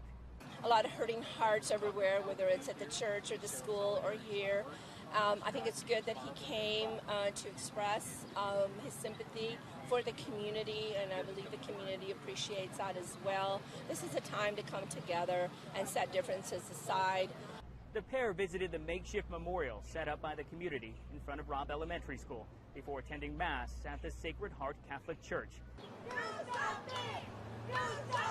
The Bidens were met with cheers from the crowd of community members, along with a call to action. President Biden has not made any formal announcement on how he plans to combat the rise of these tragedies in the United States, but urged Americans to stand with him to make America safer during his speech at the University of Delaware Saturday. To far too many places where innocents have died. In the face of such destructive forces, we have to stand stronger. We must stand stronger. We cannot outlaw tragedy, I know, but we can make America safer. After growing frustration and anger from the community here in Uvalde, the mayor is now calling on the Department of Justice to review its investigation. The Department of Justice has agreed to do so and will make those findings public. In Uvalde, Texas, Jeff Paul, Fox News. And thank you to Jeff for that update. President Biden is renewing a major push for new gun control laws in the wake of the school massacre in Texas. He was, however, focused on other issues as he spoke to some of the finest young people the country has to offer. Here's another look at that speech that President Joe Biden gave at the University of Delaware, courtesy of our Fox News correspondent, Jillian Turner. You are graduating at an inflection point, not only in American history, but in world history. The challenges we face, the choices we make, are more consequential than ever. Tonight, the President and First Lady are in Delaware, but on Sunday, they'll travel to Uvalde to meet with the families of school shooting victims, community and faith leaders, and local officials. The White House now focused on pushing gun control legislation through Congress, insisting the President's hands are tied. We need Congress to advance common sense measures that we know will save lives. But the Vice President might not agree. When answering a 2019 presidential debate question on banning assault rifles via executive order, she chided Joe Biden. Does the Vice President have a point there? Some things you can, many things you can't. Let's let the Senator answer. Well, I mean, I would just say, hey, Joe, instead of saying no, we can't, let's say yes, we can. With the ball now in the Senate's court, leaders Mitch McConnell and Chuck Schumer told colleagues to expect a vote after Memorial Day. Democrats warn getting Republicans on board will be an uphill battle. I've been Charlie Brown enough times to know that up until now the football has been pulled out from under me every single time. And Republicans issuing their own warning. This is not an excuse to infringe the Second Amendment rights of law-abiding citizens. The one thing that President Biden has going for him over on Capitol Hill right now is that everybody from Republican Senator Cornyn to Democratic Senator Joe Manchin seems to be saying the same thing, and that is that this time really is different. The tragedy in Uvalde seems to be striking a chord over on Capitol Hill, but whether that is enough to push the Senate to some kind of consensus legislation is still up for grabs.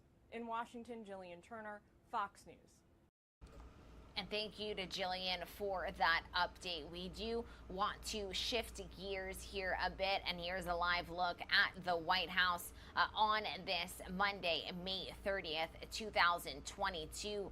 We are getting new information about Speaker of the House Nancy Pelosi's husband, who was reportedly arrested for a DUI this weekend. We do want to bring up the latest video that we have into our newsroom, and here is a look at Nancy Pelosi and her husband. TMZ reported on Sunday that Paul Pelosi was arrested in Napa County, California, just before midnight on Saturday night.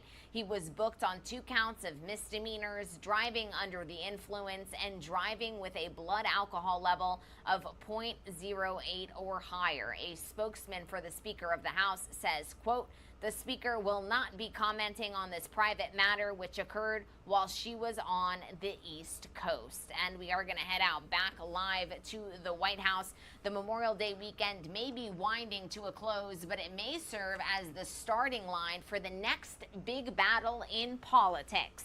The midterm elections are a shade over 5 months away now. And as Doug Lazada reports from Washington, they are about to consume the national's capital. So let's take a look at the latest when it comes to these upcoming midterm elections. If you drive and gas up this Memorial Day holiday, you'll be confronted with what could be one of the prime issues right now for the midterm elections. Look, this is going to be the most expensive gas has ever been on Memorial Day. Republicans expect rising inflation and a sagging economy to figure prominently as they hope to win big in the November elections, now just over 5 months away. The president's approval numbers have been tanking, and the GOP hopes to retake one or both houses of Congress. We always are running on kitchen table issues. Publicly, Democrats say they're happy to have that conversation about the economy, but they will also try to pivot to other issues. Last week's school shooting in Texas suddenly put gun control on center stage. Gun violence prevention will be on the ballot this November. But just 3 weeks earlier, that same senator had said the same thing about abortion after a draft opinion leaked from the Supreme Court. Reproductive rights will be on the ballot. And don't rule out another attempt at a spending package with elements of the president's stalled Build Back Better agenda. I do think that means that has to happen before the August recess. So that means that's not just a handshake deal, but that's passing something before the August recess. We're not there yet. Well, they are not there yet, but Democrats see this as perhaps a final opportunity to get a big spending package passed before voters decide whether to turn the keys of Congress over to Republicans. In Washington, Doug Luzader, Fox News. And back out to Washington we go. We, of course, will have full coverage of the midterm elections right here on Live Now from Fox. We're going to step away for a quick 2-minute commercial break. When we come back, we are going to head worldwide as we get you up to speed on day 96 of the war in Ukraine. President Zelensky visits the eastern portion of that country, and we'll also give you the latest when it comes to the European Union's potential ban on Russian oil. All of that after this quick break.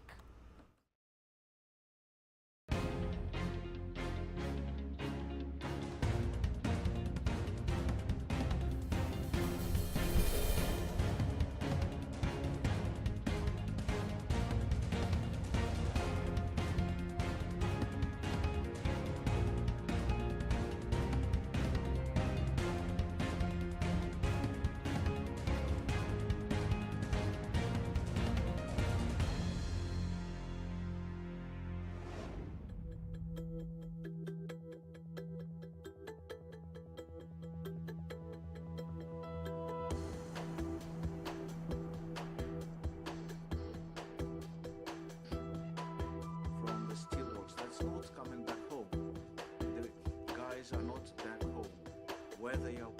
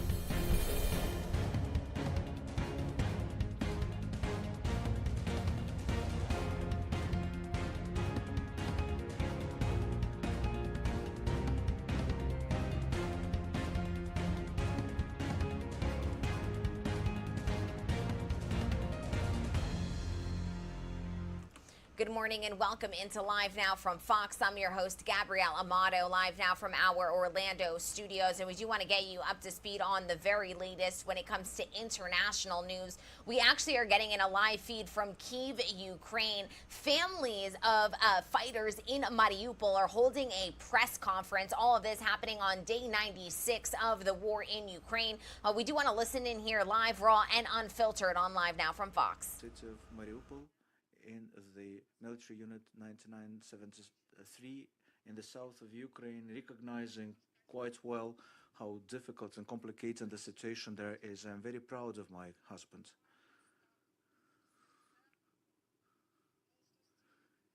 He became an example of heroism, resilience, and indomitability of our warriors.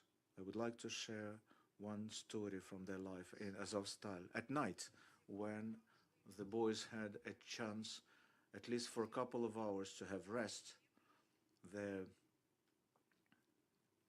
building was shelled.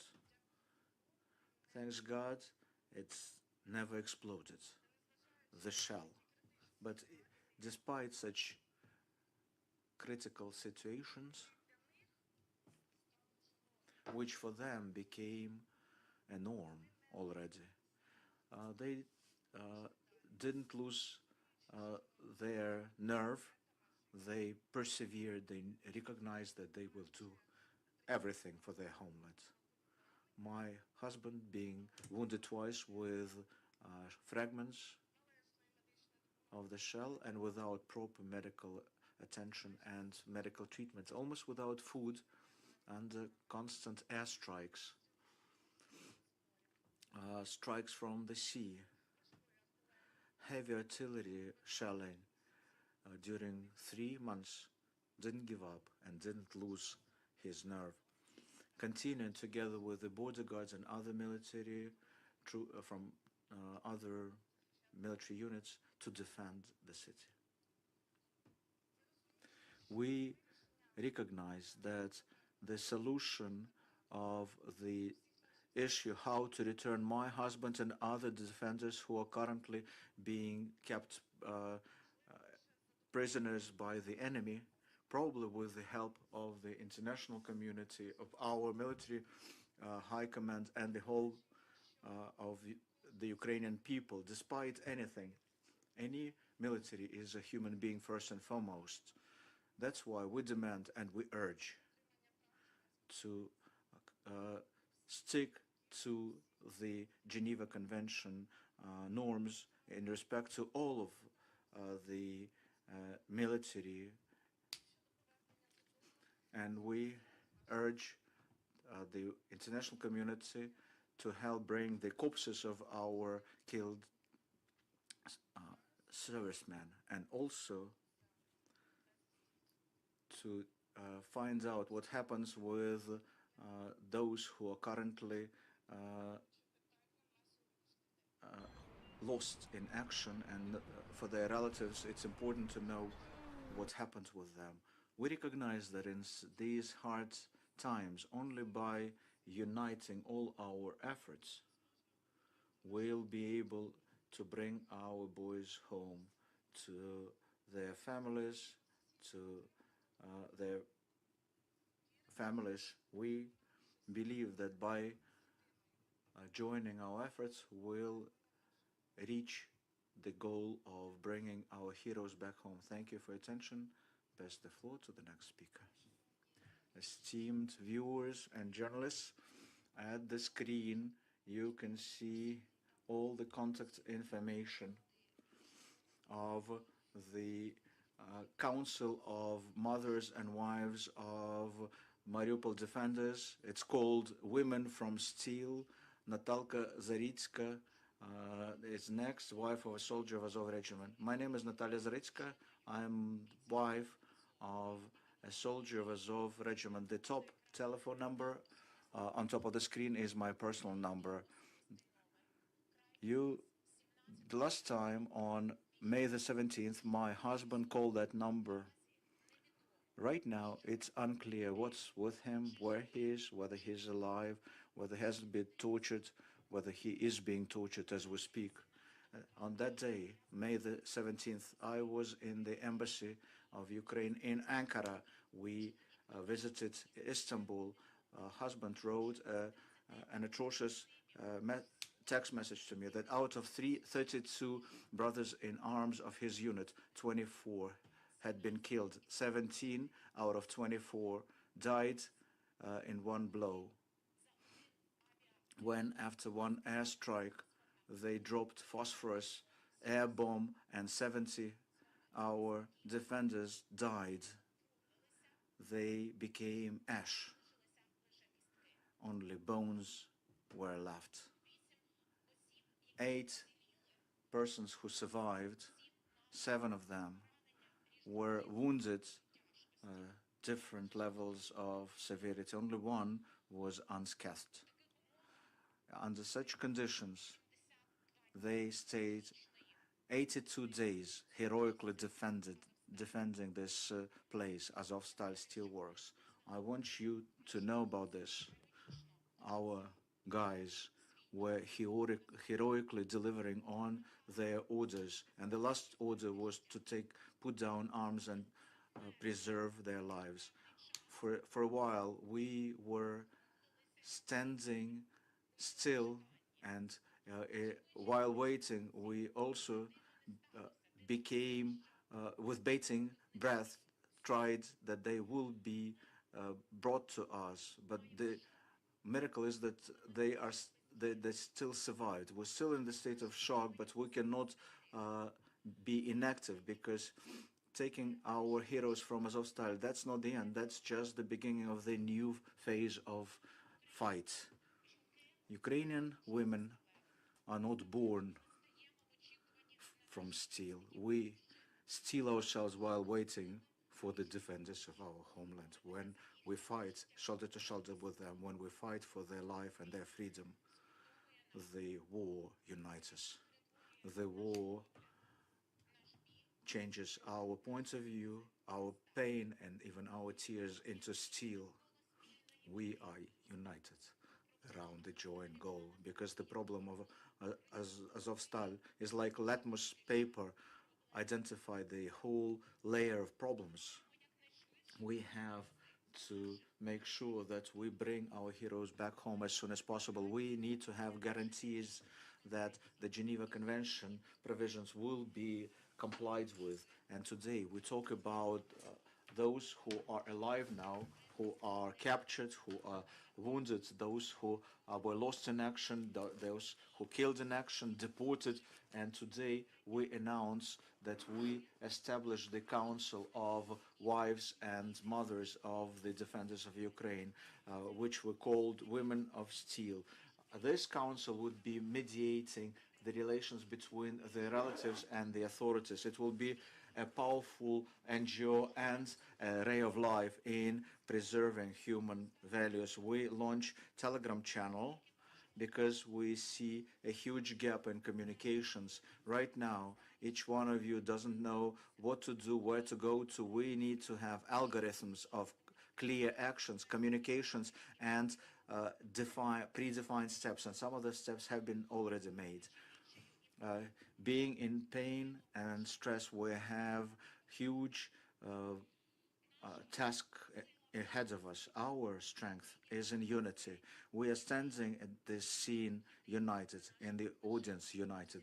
Behind our shoulders is the whole of Ukraine. This issue goes beyond war, beyond politics, beyond jurisprudence.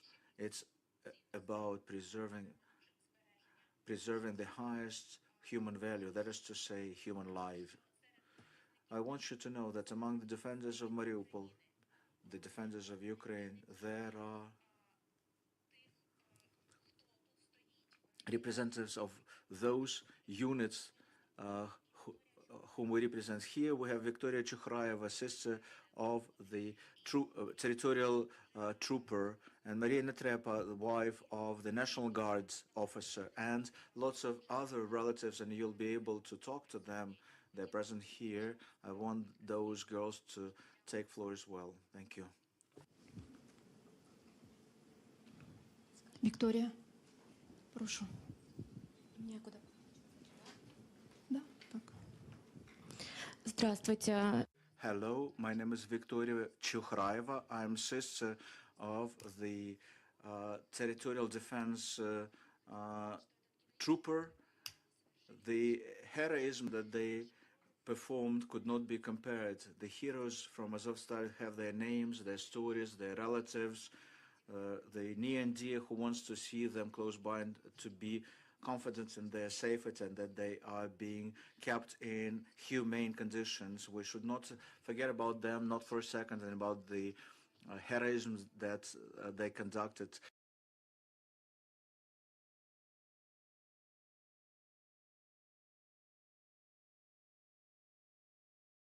I am the wife of the National Guard's officer who was also courageously defending Azovstal for more than 80 days. I would like to tell you about one story about my husband, who illustrates him and all of those who were there. They are the people who never leave their brothers in arms behind. My husband was wounded early April, but compared to those who lost their extremities, he said, it's just a kindergarten wound for me. So he said, I decided I will help other the boys to collect the wounded from the battlefield, from the battleground. And all the term that he was wounded for almost 2 weeks, he was helping to gather heavily wounded brothers in arms and bringing them to the hospital. We have no right to forget about this, about them. What we did before they were evacuated, well, that was happening mostly by us. But now I urge everyone to shout out loud about the need to help our defenders. Thank you, Women of Steel. Colleagues, you can ask your questions, take the mic and present yourselves. Do you keep in touch with some of the soldiers, and if yes, what sorts of information do they share? Another question. We heard that one of the warriors was taken to Chechnya. Do you have the confirmation of this, and what's the reaction of the authorities? Do you talk about exchanging them, and what's the timeline? Well, as to those who were taken out or not, no. These are elements of Russian propaganda. We're not aware of such instances. Nobody informed us about this. What we are aware of, that nobody took anyone from there. They stay where they were brought into from Azovstal as of May the 20th, or is it the 19th of May?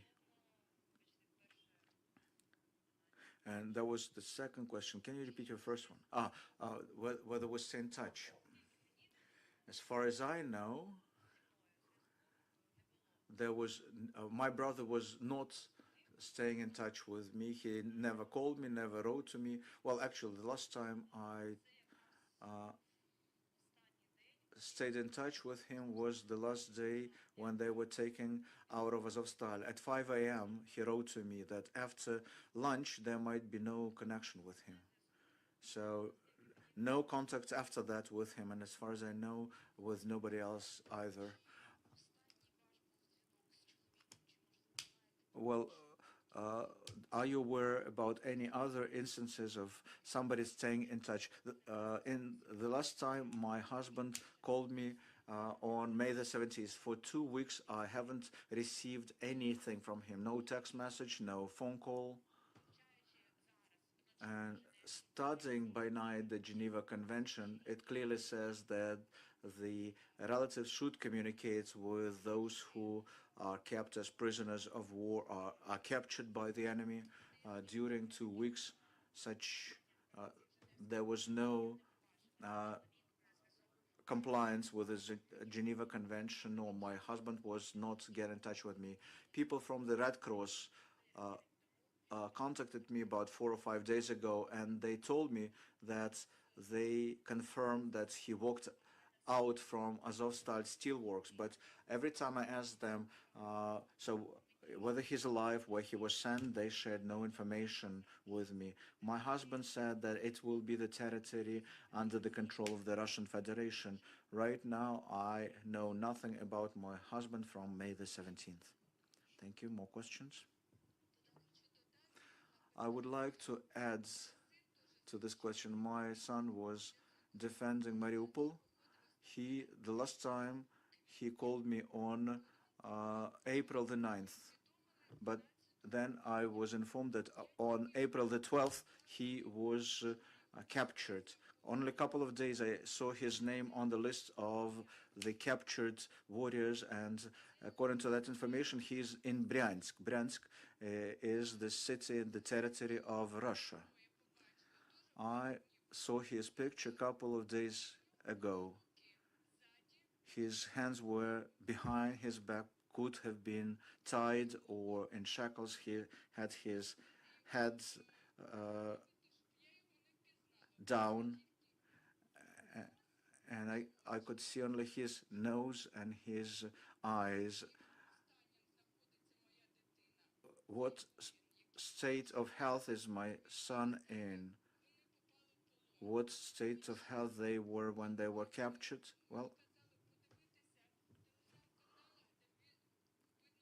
We don't know. Some people suggested look at the video at some of the Telegram channels. But I couldn't find anything. I couldn't see him on any footage. I want to see my son alive and healthy, back at his homeland that he was fighting for. He was serving in the military from the 2017.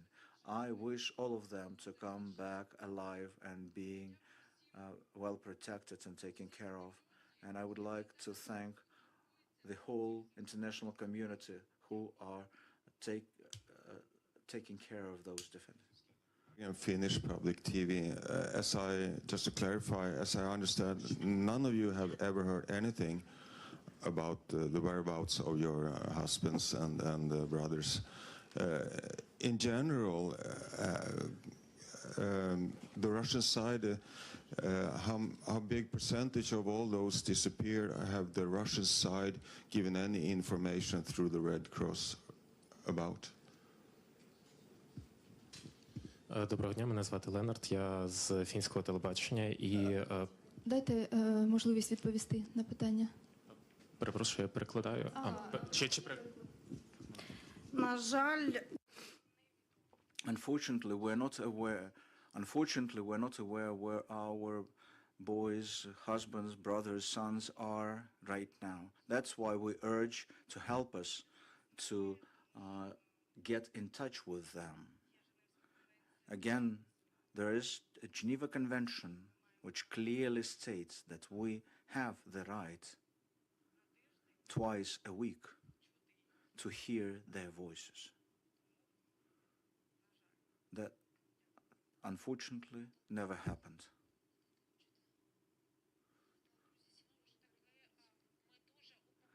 We hope a lot that Red Cross might be helpful, because when they called me, all they informed me is that they confirmed that my husband walked out of Azovstal steelworks. I want to have clear lines of communication with Red Cross, because their duty right now in the time of war is to be the bridge between the relatives and those who are captured, the bridge between searching the corpses of the killed warriors, that's a separate problem, and a bridge in finding those who were lost and disappeared.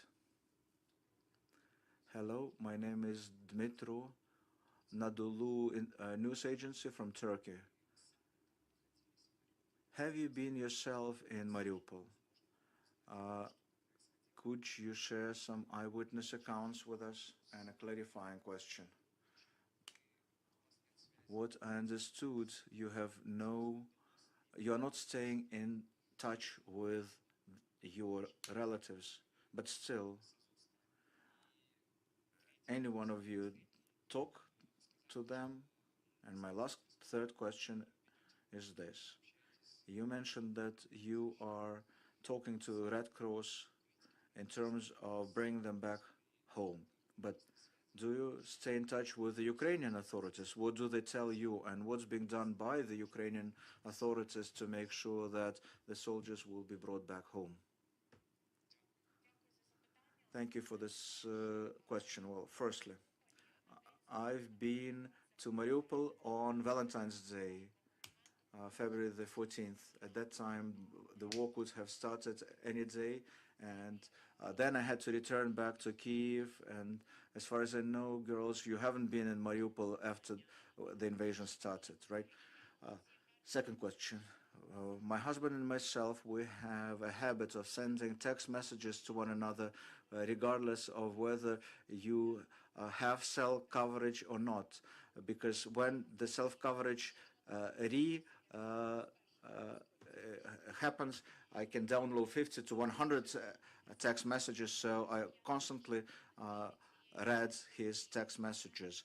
As for Red Cross, nothing from them. When a representative from Red Cross called me, he never answered my question, and I asked him whether the Red Cross representatives are staying on sites where our men were brought to. I would love to have Red Cross officials to be there to make sure that Geneva Convention provisions are being adhered to.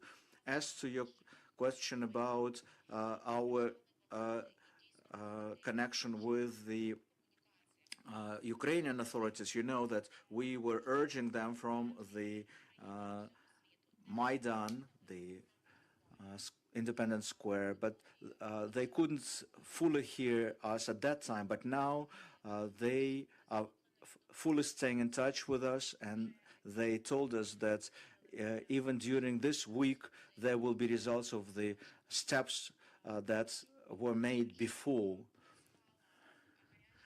Well, first of all, we want to have a constantly working hotline so that we'll stay in touch with them. Also, we want to know what would be the algorithm of what we could do. Like, your husband is captured. What should you do? Your son has disappeared. What should you do? 1, 2, 3.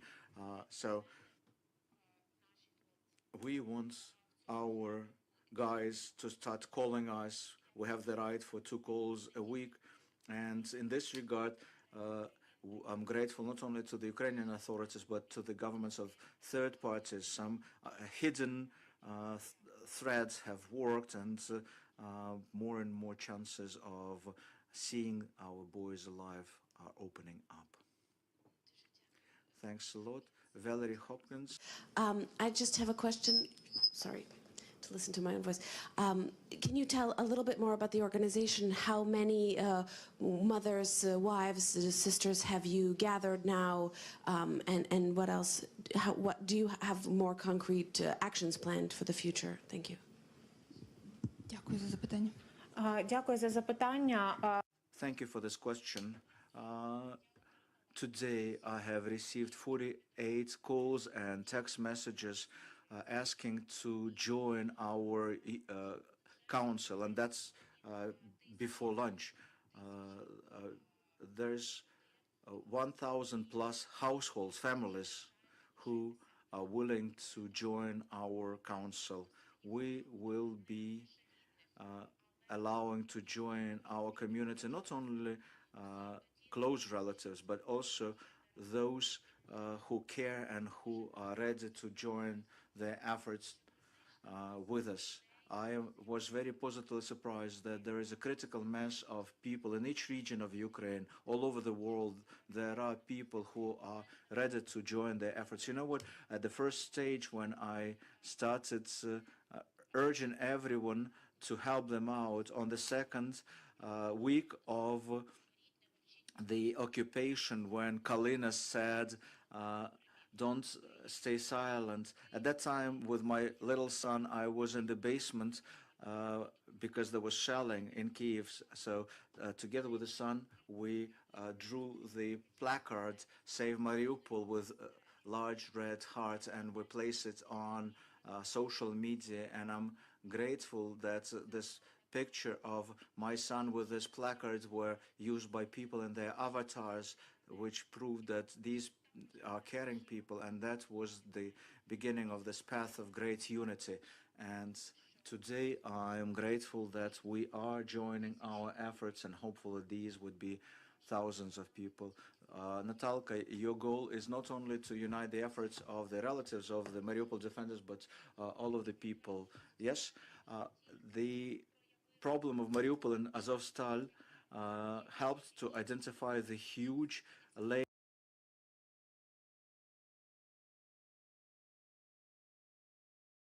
problems. We have people who've been captured for 9 years now, people who have been searched for years, and they are currently imprisoned in Russia. So we're talking about the Council of Wives and Mothers of all of the defenders of Ukraine. Thank you. Any more questions? No questions. I would like to thank colleagues for joining us. I'm grateful for helping us so that the whole world will hear the stories of our defenders, men and women. Thank you for being with us, and thank you, our women of steel.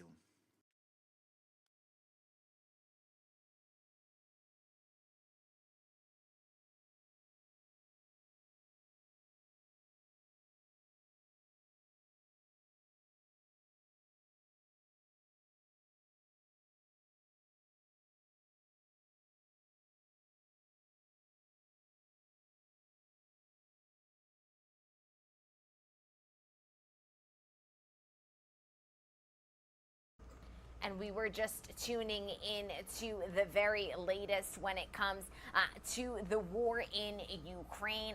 We were getting an update from the family members of the soldiers that were at the Azovstal steel plant. Obviously, their family members have not seen them in quite some time. We are on day 96 of this war. Some of the family members recalling that they've received a picture of their loved ones with the hands tied behind their back. And that was really compelling insight that we got there firsthand from the family members of the defenders of the Azovstal steel plant in Mariupol.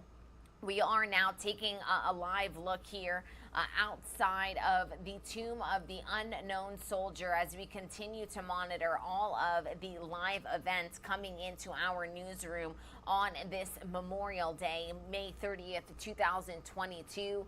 While many of you have taken to your local beaches, headed to your lake houses, and are planning barbecues this afternoon with your family members and enjoying a long weekend, it is worth reminding you all tuning in that today is about remembering the lives of the brave servicemen and servicewomen who died defending our country. The true meaning of Memorial Day is just that. It's a day of remembrance to honor the sacrifice made by the men and women who have died during their service in the United States military. We're going to step away for a quick 2-minute commercial break. We'll be right back.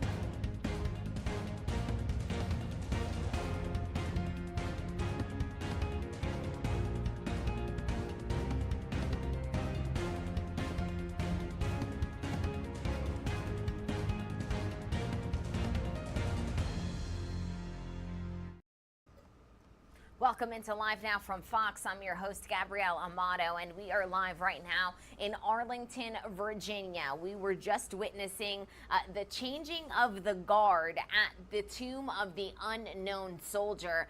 The military guard at the tomb of the unknown soldier is changed every half hour from April 1st through September 30th, and that is what we just witnessed there before we headed to break and ultimately took a 2-minute break. 24 hours a day, soldiers from the 3rd U.S. Infantry Regiment, known as the Old Guard, stand watch over the tomb of the unknown soldier. The tomb guards, also known as sentinels, are chosen for this prestigious and highly selective post only after rigorous training and a demanding series of examinations. The old guard has held this distinguished duty since 1948. So this is a bit of history at what we are witnessing here in Arlington, Virginia on this May 30th, 2022. Of course, Memorial Day across the United States. We do want to take you out to our triple box view of all of the top stories that we are monitoring on this Memorial Day, many directly correlated with your travel plans. We know that Memorial Day is the unofficial start to summer.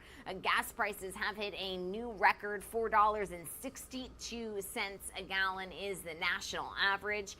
We also know that 5,000 flights have been canceled across this weekend. So we are going to bring you the very latest. If we do have updates on either of those numbers, you will be the first to know. We are just 24 hours away also from a big day in the Johnny Depp versus Amber Heard trial. Here is a look back at some of the key moments in the courtroom. Amber Heard took the stand. There is Camille Vasquez that have made quite a name for herself. She is part of Johnny Depp's attorneys. And here are just a look back at a trial that we have been inside of since the very beginning. And it has officially come to an end. We did hear closing arguments on Friday, and we are expecting a verdict in this case as early as tomorrow. Our Fox's Ashley Dvorkin has a complete look back at how the case ended and what we are expecting to come. We ask you to give Mr. Depp his life back. A jury heard closing arguments in Johnny Depp's $50 million libel case against ex-wife Amber Heard. The 58-year-old actor's attorneys claim Heard ruined Depp's life by falsely telling the world she was a survivor of domestic abuse at the hands of Mr. Depp. Mr. Depp wasn't canceled by Hollywood because he was sometimes late to set. He was canceled because Ms. Heard falsely accused him of domestic violence and sexual violence on the pages of the Washington Post. They said the case has never been about money nor punishing Heard, but about Depp's reputation and, quote, freeing him from the prison in which he has lived for the past 6 years. If you didn't take pictures, it didn't happen. If you did take pictures, they're fake. If you didn't tell your friends, you're lying. Heard's lawyer began their closing argument, saying Depp and his team are sending a dangerous message to victims of domestic abuse. They countered this case is a campaign of humiliation against Heard after she filed for divorce. Throughout the trial, Heard testified about more than a dozen episodes of physical and sexual assault by Depp. Depp denies the accounts and claims Heard was the abuser in the relationship. You cannot simultaneously protect and uphold the First Amendment and find in favor of Johnny Depp on his claim. Both sides presented final arguments over the 2018 Washington Post op-ed at the center of the trial, in which Heard describes herself as a public figure representing domestic abuse. Depp's side said he was defamed even though his name wasn't mentioned. Heard's side said statements she wrote were not false and are protected by the First Amendment. This 6-week high-profile trial now goes to the jury. In Hollywood, Ashley Dvorkin, Fox News. Thank you to Ashley for that update. We have been inside of the courtroom in Fairfax, Virginia since the very beginning, and our very own Live Now from Fox Phoenix team broke down precisely what we saw and what we can expect as this verdict is expected as soon as Tuesday. Let's break it all down. Welcome back here to Live Now from Fox. Closing arguments got underway in Johnny Depp's high-profile defamation lawsuit against his ex-wife, Amber Heard. If you haven't heard of it before, welcome. We have been covering it for a long time. It was 6 weeks of drama coming to a close today at a courthouse in Fairfax County, Virginia. Heard testifies that Depp physically and sexually assaulted her over a dozen times. In closing arguments, Depp's lawyers said that Heard is a deeply troubled person, calling her the abuser.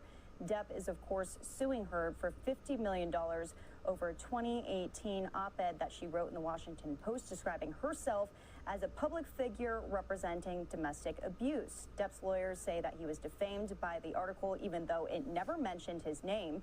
Heard filed a $100 million counterclaim against her husband, her former husband, I should say, after his lawyer called her accusations a hoax. Heard's lawyers will present their arguments and already did today in the courtroom. Jury deliberations were underway. Now they have ended for the evening and for the rest of the weekend. To break all of this down, I want to bring in legal analyst Julie Rendelman. Julie, thanks for being with us. So they're done for the day, and it's going to all pick back up again on Tuesday. That was a really quick breakdown of what this trial is all about, who's accusing who of what. What could we possibly hear? Could we hear a verdict on Tuesday? And if we do, what would that look like? So yes, we could hear a verdict on Tuesday. Look, they've been evaluating a ton of evidence. Remember, this case lasted, I don't even remember, is it 2 months or 3 months? And during that time, there was voluminous number of witnesses, exhibits. There was videos even for them to watch. So there's a lot for them to take in. And keep in mind, in Virginia, it has to be unanimous. So they have to make a decision together. And people don't always agree on everything. Sometimes at the end of the day, they don't come back with any verdict. And so Tuesday, you know, like the hope is that we'll see a verdict next week. The last thing anyone wants is for there not to be a resolution in this case. Now, when you say, what can that verdict look like? What can that decision look like? There's so many possibilities of what that could look like. They could find that Amber Heard defamed Johnny Depp. They could find Johnny Depp defamed Amber Heard. They could find neither defamed either one of them. They could find both of them defamed each other, but find that neither of them are entitled to damages.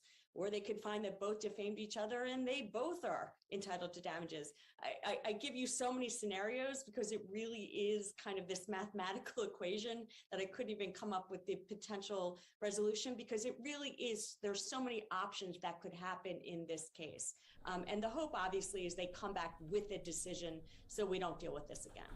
And the dollar amount could also vary too, depending on if there was defamation. If they say yes, Amber Heard was defamed, or yes, Johnny Depp was defamed, they have to determine what that dollar amount would be too, right?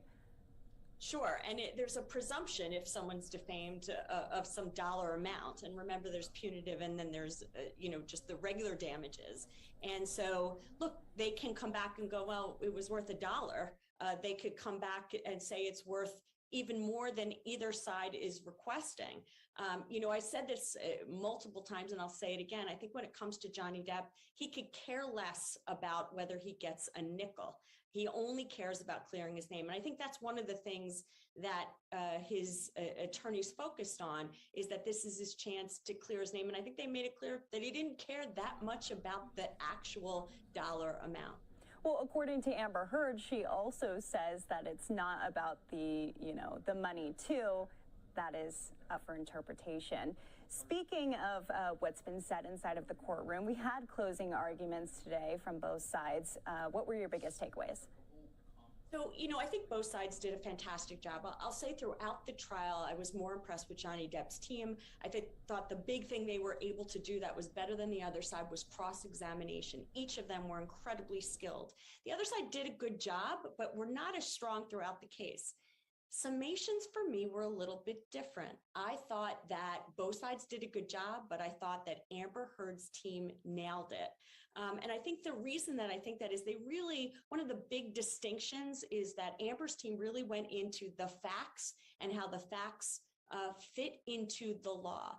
And one of the takeaways for me is that they focused in on the fact that an abuser does not have to be a physical abuser in order for a person to determine that they were in fact the victim or the person that perpetrated domestic violence.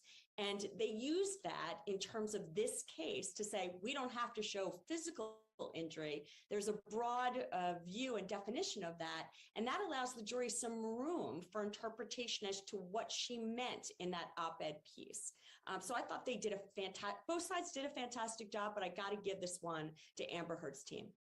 Wow, very interesting there. Well, we, of course, have jury deliberations, and it's always so tough when we're talking about this, and timeline is always top of mind. People are wondering, when are we going to get some answers on this? You have no crystal ball, but if you were to say, I mean, how long do you predict and expect this to go? So it's a great question, and I always laugh because it's like reading tea leaves. We have no idea when this jury is going to come back, and I say we also don't know if they'll ever come back. I mean, hopefully they'll come back to the courthouse, but they could at the end of the day not agree. These are people that are coming together to make these decisions, and there's so many contradictory pieces of evidence that one juror could say, I believe one side, and the other juror could say another.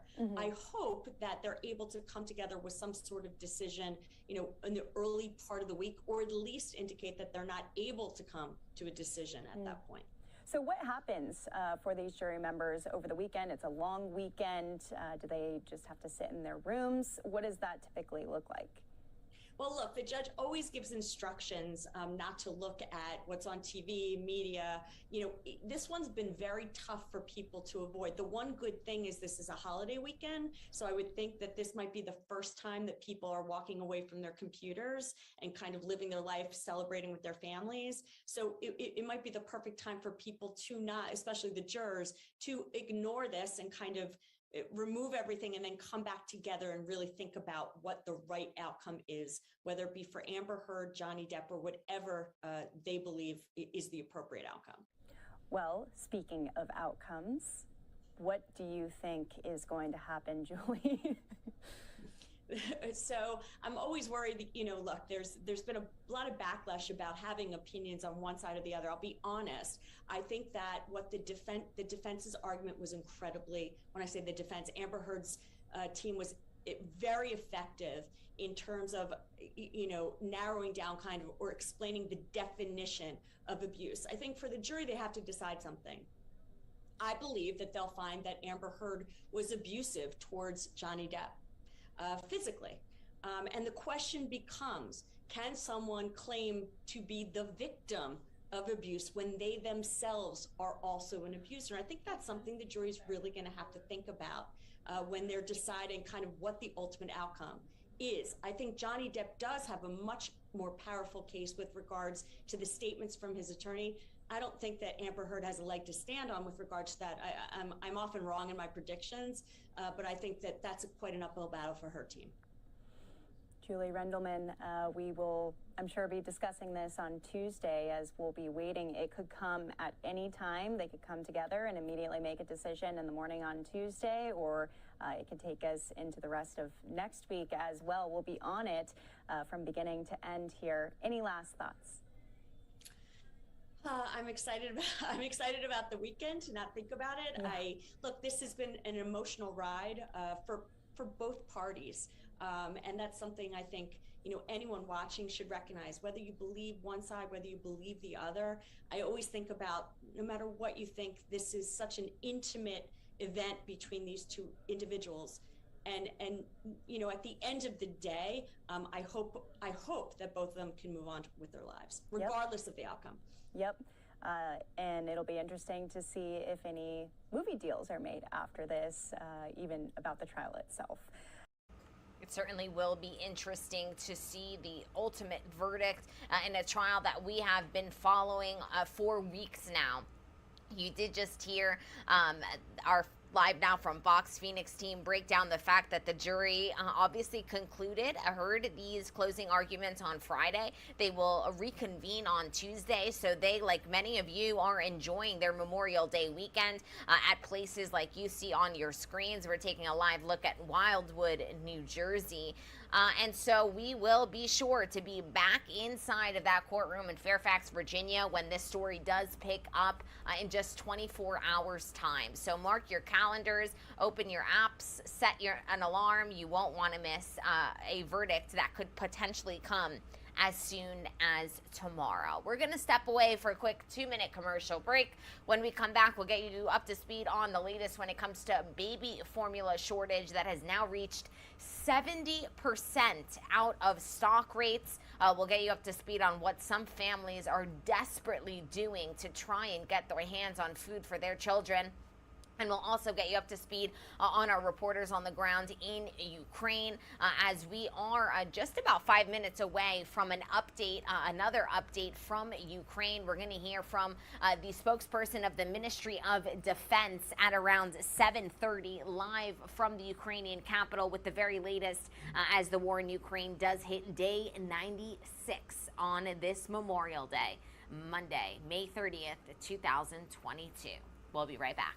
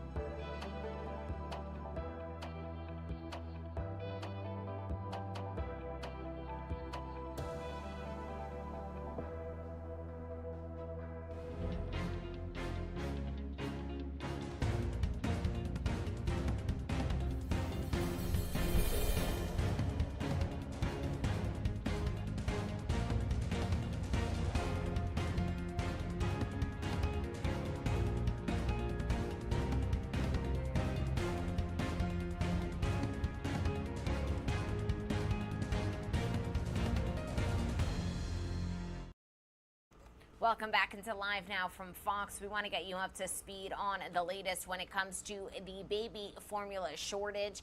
The baby formula shortage is deepening nationwide, while a key maker awaits a renewed startup production date. Retail data firm Symbolic says the out-of-stock rates have risen to 70% for the week ending May 22nd. That's a significant jump from the previous week's out-of-stock rate that was at 45%.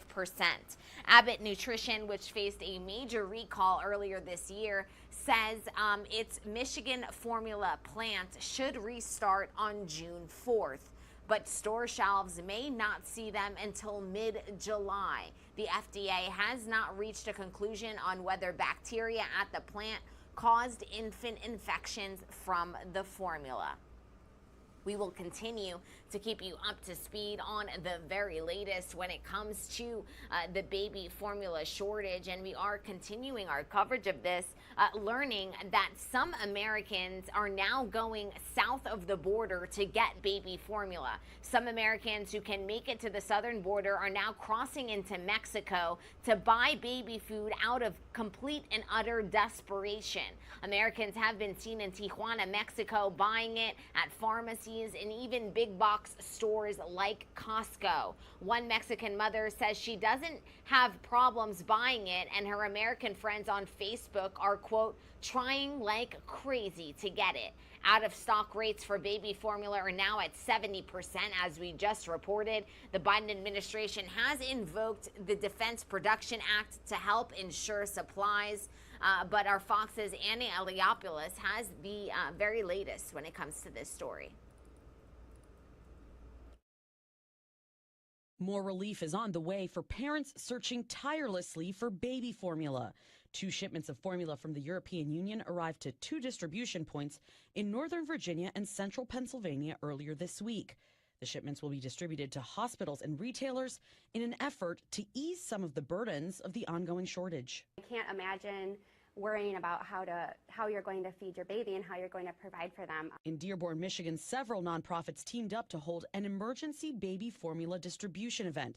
Local governments are now stepping up efforts to ensure that poorer families get access to the fresh supply. We've been able to locate a network that we have created of nonprofits and local stakeholders, try to identify formula to the greatest of our capacity, and try to not solve the formula shortage, but try to hopefully help in a short term.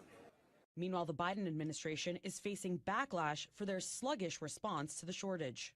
Why did it take an onslaught of national media attention for the Biden administration to act with the sense of urgency that is required to adequately address an infant formula shortage? The FDA chief also testifying this week, going into detail about the egregious conditions discovered at Abbott's Michigan plant. There is no dispute that the facility was unacceptably insanitary as evidenced by the consent decree. Frankly, the inspection results were shocking. That plant is expected to reopen in early June. Baby formula from Abbott will begin trickling into stores about 6 to 8 weeks after that. Anna Eliopoulos, Fox News. And thank you to Anna for that report. We'll continue to monitor the very latest when it comes to the baby formula shortage. But we do want to shift gears and head out live to a live look at Lake George in New York as we continue to bring you the latest stories when it comes to Memorial Day celebrations currently happening across the country. Memorial Day, of course, marks the unofficial start to summer for many across the United States, but the real core of this holiday is to celebrate the brave servicemen and servicewomen who died defending our country. The true meaning of Memorial Day is more solemn than your afternoon barbecue. It's a day of remembrance to honor the sacrifice made by the men and women who have died during their service to the United States Army. We are continuing to monitor all of the latest celebrations that not only happened over the weekend, but that will continue to happen today as well. Beginning first and foremost with the Rolling to Remember event. It made its return to the National Mall yesterday. The event bringing thousands of bikers together in remembrance of fallen troops. Our very own Aisha Hasni is in Washington with all of the details surrounding this event that many have been planning to attend for months, she shares. Let's take a listen. Thousands of riders from across the country came to the nation's capital and made a thunderous show of support for our country's veterans. The 36th annual Rolling to Remember ride is so massive it shuts down the entire area around the National Mall. These riders are calling attention to our prisoners of war and the 82,000 missing service members. This year, they're also raising awareness for veteran suicides, the COVID lockdowns only making matters worse. And they're also calling to attention toxic exposure from those burn pits used in Iraq and Afghanistan. Comedian and veteran advocate Jon Stewart was speaking about that at a rally. Do not tell me that you don't have the money to keep a promise that you made to the veterans. If we as a country can't take care of the people that take care of us, then we don't have much of a country. Overall, people here want to remind Americans as they spend time with their families this weekend to not forget that this is a somber holiday. War has a cost, and to really reflect on the sacrifices made by our servicemen and women. What Rolling to Remember is, this is not a celebration. It is exactly what it says. It's a memory of those that we have lost that gave the ultimate sacrifice to this country. And I spoke to a woman named Faith who came here all the way from North Dakota. Her family is full of veterans, and she told me her kids actually bought her a plane ticket for Christmas. It just shows how important this is to so many people to see it here in person. In Washington, I'm Aisha Hasni, Fox News. And thank you to Aisha for that report. We do want to take you out to a live look at Dayton National Cemetery. We are going to continue to monitor all of the events across the country celebrating the lives lost by our servicemen and women, past and present. We are going to shift gears because we're getting in a live event as planned out of Kyiv, Ukraine. The very latest from the spokesman from the Ministry of Defense in Ukraine. All of this as the war has officially entered its 96th day.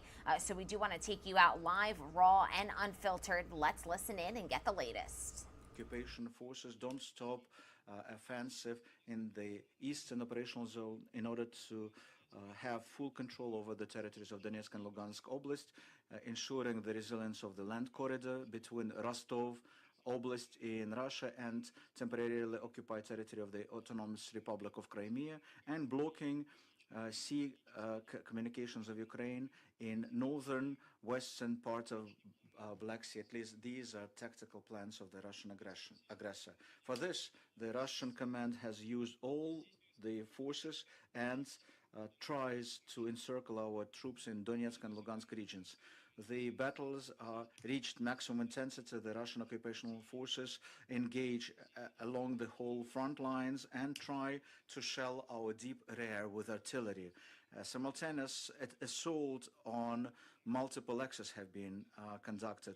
The heaviest fighting happens at Severodonetsk, Bakhmut, and Kurachiv axes.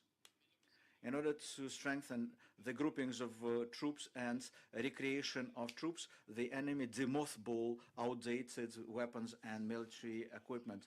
The occupiers keep shelling the border districts in Chernihiv and Sumy regions and continue missile strikes at the infrastructure and residential buildings and neighborhoods at the territory of Ukraine. Aggressor keeps resorting to the tactics of terrorizing the civilian population of Mariupol. Last week, the occupiers forced to the filtration camp near the village of Bezimen, 20 kilometers to the east of Mariupol. About 3,000 Ukrainians, more than 300 of them are children. Citizens of Ukraine that don't pass the filtration, at least 10% of them, are qualified as dangerous for the Russian regime and are being arrested. While they were kept under arrest, the Ukrainian citizens are being interrogated, tortured, and forced to cooperate, as well as threatened with being killed. Ukrainian troops conduct defense, inflicting heavy losses to the occupiers at all of the axes where there are active combat. Now, operational situation where we have the most intensive fighting, namely Kharkiv axis. Armed forces of Ukraine are defending against the main forces of the occupiers, whose main effort is on defending the established positions and not allowing our troops to move all the way to the state border of Ukraine. At Slavyansk axis, the enemy regroups in order to relaunch offensive on Izyum-Barvinkovo and Izyum-Slavyansky. Near these villages of Dovgenka and Kurulka, the Ukrainian military fights off the Russian assault. And in Donetsk region, we're trying to disallow the enemy to encircle our units near Lysychansk and Severodonetsk and block main logistical paths. At Liman region, the occupier establishes the defense lines near Liman and regroups. In Severodonetsk, the artillery, under the support of artillery fire, is launching offensive in Toshkivka and Ustinivka. At Bakhmut axis, the occupiers are regrouping in order to keep assaulting Kamyshovaha village, and for that they increase the number of air defense systems. At Avdiivka, Kurachiv, and Novopavlivsk axes, the enemy was conducting counter battery fire against our positions. At Zaporizhzhia axis, the enemy launched artillery fire at villages Orikhove and at Luhivske, which is 40 to 60 kilometers to north east from Zaporizhzhia. At Pivdenna Bug axis, with the support of 8th 49th Army, 22nd Corps of the Southern Military District and paratroopers, tries to defend the defense positions conducts reconnaissance, neutralizes our troops, preventing us to redeploying our reserves to other axes, and the enemy keeps shelling our positions. Volyn and Policia axes. There, the situation hasn't been changed that much like before. The units of the armed forces of Belarus Republic, up to 7 battalions strength, continue to strengthen the Ukrainian-Belarus border in Brest and Gomel oblasts. Siversk axis, the enemy keeps the units at the Russian-Ukrainian border in Bryansk and Kursk oblasts at the territory of Russia in order to prevent our troops to be redeployed to other more dangerous axes. At the same axis, the aggressor was hitting with artillery the infrastructure near villages Bayaro-Leżichi, Manuchivka, that's Sumy region, and Yanzhulivka and Kamenska Sloboda, which is in Chernihiv region. Black Sea and Sea of Azov operational zones. The boats of the Russian Navy in water zones of Black Sea and Sea of Azov continue to isolate our forces there, conduct reconnaissance, and try to block the civilian maritime transportation in the northern western part of Black Sea.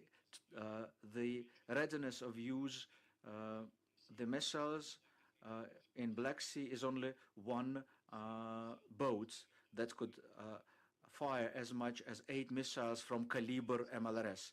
At the same time, the Ukrainian troops continue to inflict substantial losses to the enemy. Only yesterday in Donetsk and Lugansk regions, armed forces of Ukraine and other military troops repelled 14 attacks of the enemy, destroyed 2 artillery systems, 11 armored vehicles, and 10 enemy cars. The air defense units shot down 2 cruise missiles and 3 UAVs of Russian occupiers type Cube. The jets of the Air Force of Ukraine shot down 2 enemy UAVs in Sumy region. Also, Ukrainian aviation hit the units of the occupiers near the village of Dovhenke. The general losses of the Russian occupiers you can see on this slide. These are the losses inflicted during the whole active phase from February the 24th until now. This is it from me right now. Thank you for your attention. Glory to Ukraine. Glory to the heroes. Can you tell us, please?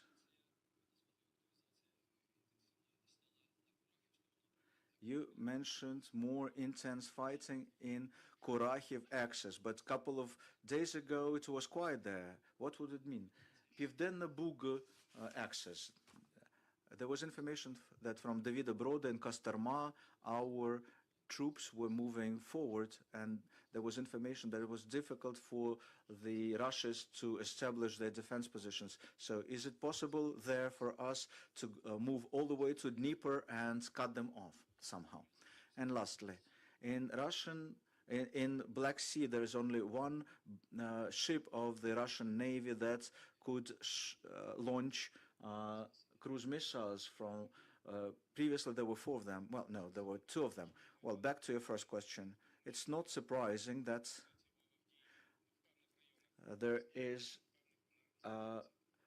when some of the axes have more intense fighting, in others they stay quiet. Whatever they cannot reach fast victory, they redeploy their troops elsewhere, trying to stretch our troops.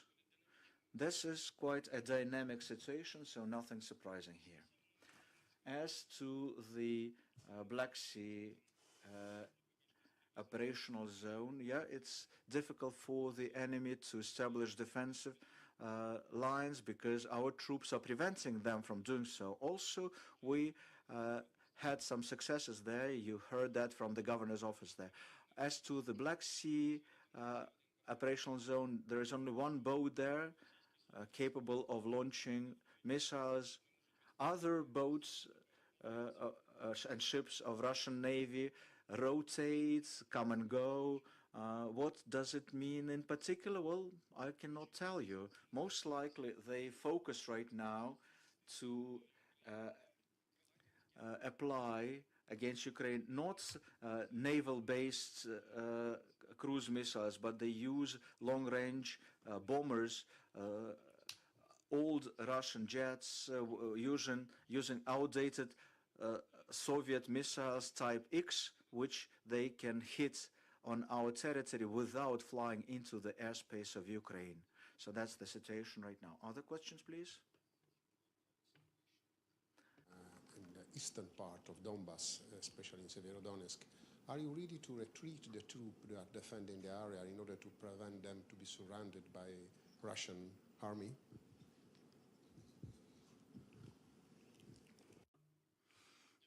Thank you for this question. Well, what are we doing there? We are doing everything to prevent the enemy from reaching their goal of encircling our troops in the area of Severodonetsk and Lysychansk. As to the situation in Severodonetsk itself, there are street fights there already. The Ukrainian troops are standing their grounds. Sometimes they repel, sometimes they have to retreat slightly.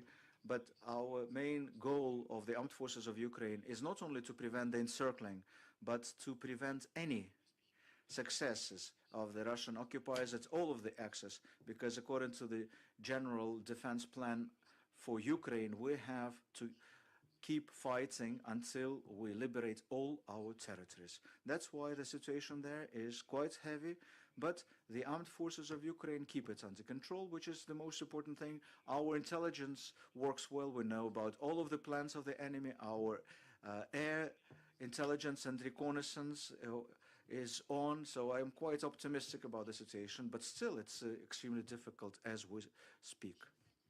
Thank you. Further questions? Public television, has there been any activity up in the northern part in Belarus or in Kharkiv area that is of significance?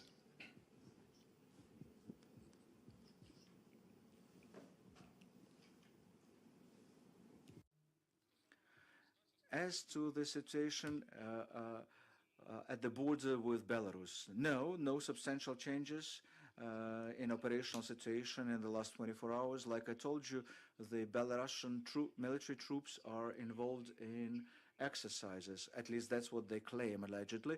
And for that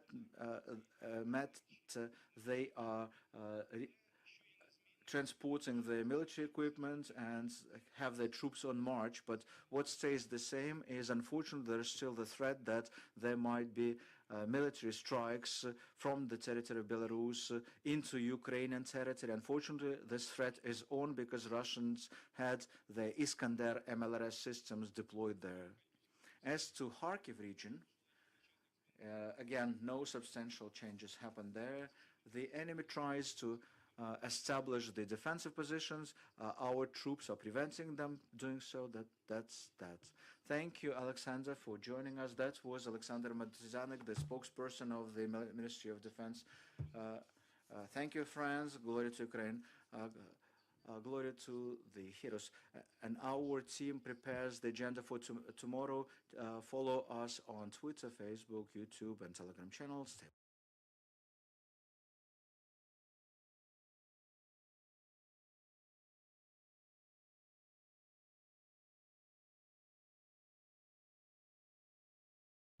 And it does appear that, unfortunately, we have lost that feed of the update from the Ukrainian officials. But we do want to take you out to a live look that we are getting into our newsroom of President Joe Biden. He is set to depart Delaware momentarily. We actually did have a shot of Marine One, which is the presidential helicopter. Unfortunately, that has panned over to these two vehicles, so we'll work on getting you a better shot. But we do want to take you out to another live look that we have of the tomb of the unknown soldier as we continue to monitor all of the events happening across the country in celebration of Memorial Day, a day that we remember the brave servicemen and servicewomen who lost their lives fighting and defending the United States of America. We also are getting in a feed into our newsroom outside of the European Union officials set to meet for a summit as they continue to monitor their bid to ban Russian oil. They're continuing to debate this topic, so we'll take you out to any live remarks that we have coming out of the European Union as soon as we get them. We're also getting in a live feed from the Atlanta airport as we continue to monitor all of the flight cancellations that have happened over this Memorial Day weekend. Over 5,000 flights canceled from Friday to Sunday. So as soon as we do have an update on those numbers, we'll be sure to bring those to you live, raw, and unfiltered, as always, here on Live Now from Fox. We're going to step away for a quick 2-minute commercial break. When we come back, we'll get you up to speed on the latest when it comes to the Uvalde school shooting. President Joe Biden visiting Uvalde, Texas over the weekend. He did pay his respects to the 21 children, mostly 19 innocent children who lost their lives as a result of the shooting that occurred there on Tuesday. And we'll also play out for you the latest update from officials on the ground, an update that has sparked a Department of Justice investigation. All of those details after this break.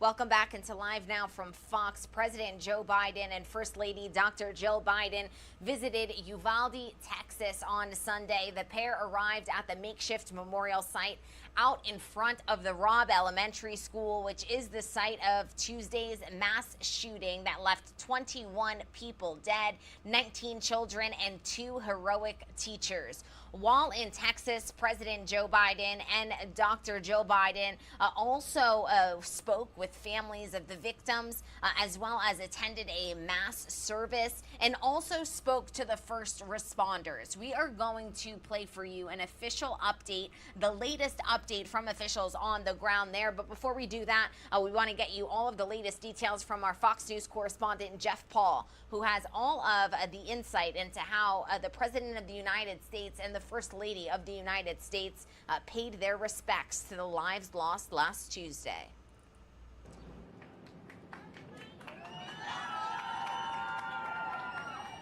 President Joe Biden and First Lady Jill Biden made the somber trip to Uvalde, Texas Sunday, paying their respects to the victims and mourning with the community following the devastating school shooting at Robb Elementary this past week.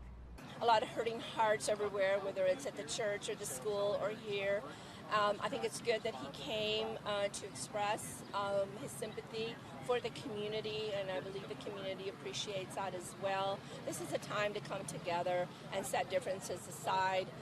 The pair visited the makeshift memorial set up by the community in front of Robb Elementary School before attending Mass at the Sacred Heart Catholic Church. The Bidens were met with cheers from the crowd of community members, along with a call to action. President Biden has not made any formal announcement on how he plans to combat the rise of these tragedies in the United States, but urged Americans to stand with him to make America safer during his speech at the University of Delaware Saturday. To far too many places where innocents have died. In the face of such destructive forces, we have to stand stronger. We must stand stronger. We cannot outlaw tragedy, I know, but we can make America safer. After growing frustration and anger from the community here in Uvalde, the mayor is now calling on the Department of Justice to review its investigation. The Department of Justice has agreed to do so and will make those findings public. In Uvalde, Texas, Jeff Paul, Fox News. Thank you to Jeff for that update. We can report to you all today that the Department of Justice is going to review the police response to the Uvalde school shooting. The Justice Department announcing this on Sunday, that it's going to conduct a, quote, critical incident review of the law enforcement response in the mass shooting in Uvalde, Texas. The review is a significant development as Texas officials, law enforcement officials, are receiving a backlash not only locally but nationally to their response to this shooting, waiting around 40 minutes to enter the classroom in which the gunman was barricaded inside along with those innocent children.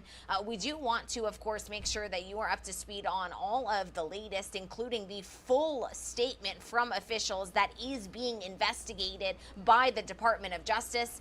And so for that, let's listen back into the latest update from officials on the ground in Uvalde, Texas.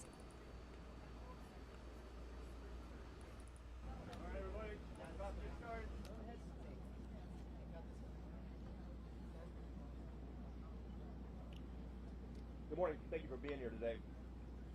My name is Stephen McCraw, Director of Texas Department of Public Safety.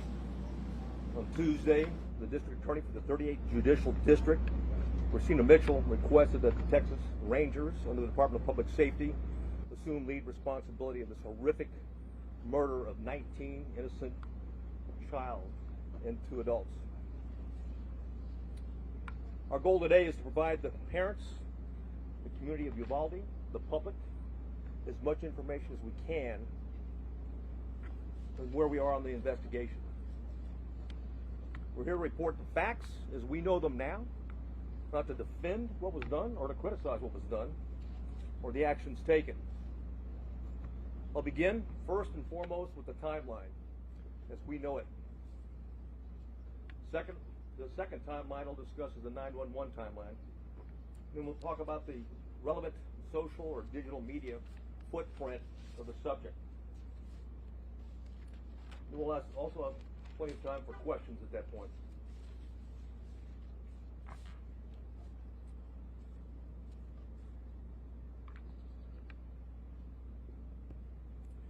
At 11:27, we know from video evidence, at 11:27, the exterior door suspected of where we knew the shooter entered, Ramos, was propped open by a teacher. 11:28, the suspect vehicle crashes into the ditch, as previously described. The teacher runs to the room 132 to retrieve a phone, and that same teacher walks back to the exit door, and door remains propped open. There were 2 males, as reported by Regional Director Escalon yesterday. There were 2 males at a funeral home that when he heard the crash, they went to the crash scene. When they arrived at the crash scene, before they got there, they saw a man with a gun exit the passenger side with a backpack, and they immediately began running. Ramos began shooting at him. Did not hit him.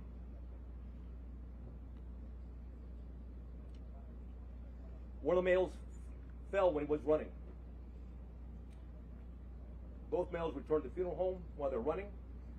And then again, we see through video, teacher reemerges inside the school in panic and apparently calls 911. 911 call at 11:30. There was a crash, man with a gun. 11:31, the suspect reaches last row of vehicles in the school parking lot. 11:31, the suspect shooting began at the school while patrol vehicles got to the funeral home. I'll point out where it is.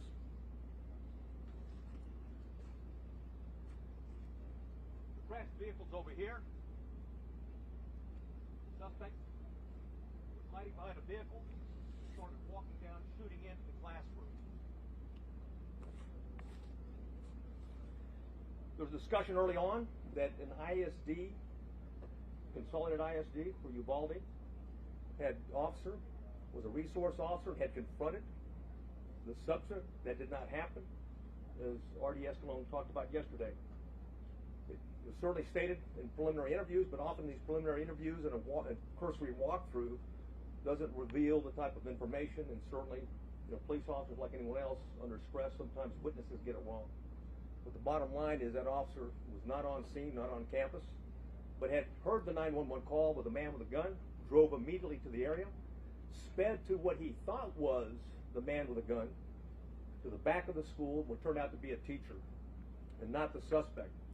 In doing so, he drove right by the suspect, who was hunkered down behind a vehicle, where he began shooting at the school.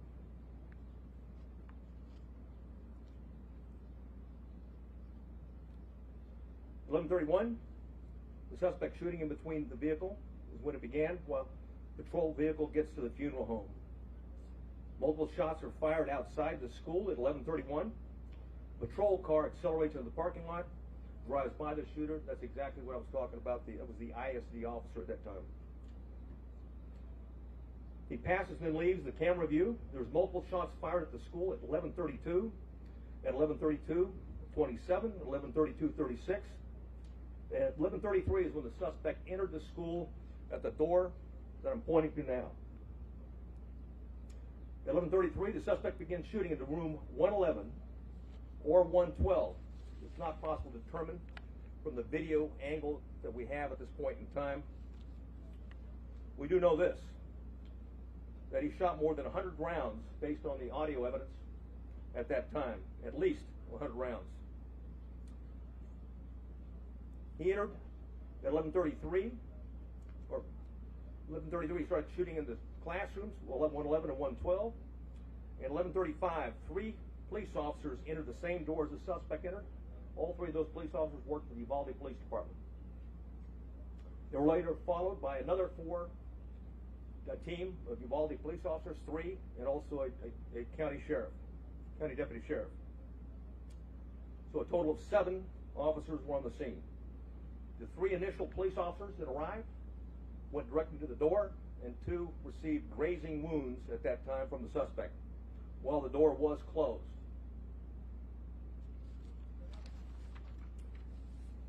At 11:37, there was more gunfire. Another 16 rounds was fired at 11:37. 1 at 11:37 and 16 seconds, 11:38, 11:40, 11:44. At 11:51, a police sergeant and USB agents started to arrive. At 12:03, officers continued to arrive in the hallway, and there were as many as 19 officers at that time in that hallway.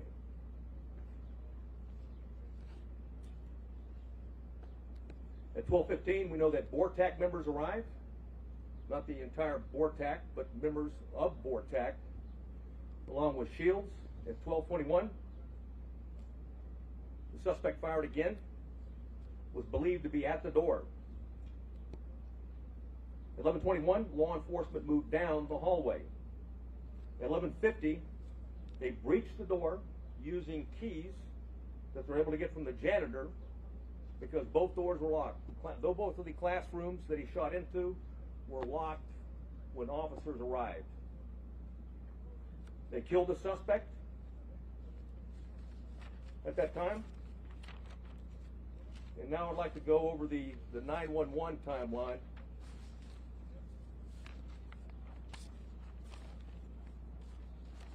So I warn you, it's not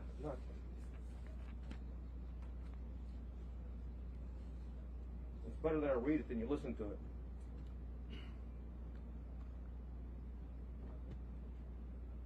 The caller identified, I'll not say her name, but she was in room 112, called 911 at 12:03. The duration of the call was 1 minute 23 seconds.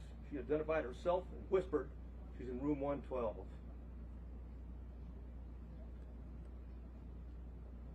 At 12:10, she called back in room 12, advised her multiple are dead. 12:13, again she called on the phone. Again at 12:16, she called back and said there was 8 to 9 students alive. At 12:19, a 911 call was made, and another person in room 111 called. I will not say her name. She hung up when another student told her to hang up. At 12:21, you could hear over the 911 call that 3 shots were fired. At 12:36, 911 call, it lasted for 21 seconds. The initial caller called back, student, child, called back, and was told to stay on the line and be very quiet. She told 911 that he shot the door. At approximately 12:43 and 12:47, she asked 911 to please send the police now.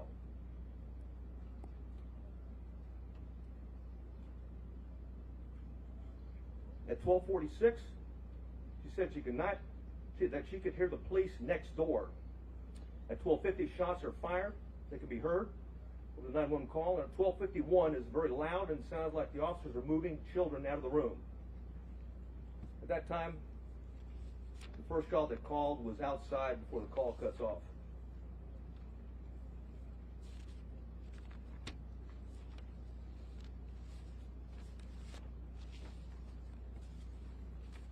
Additional information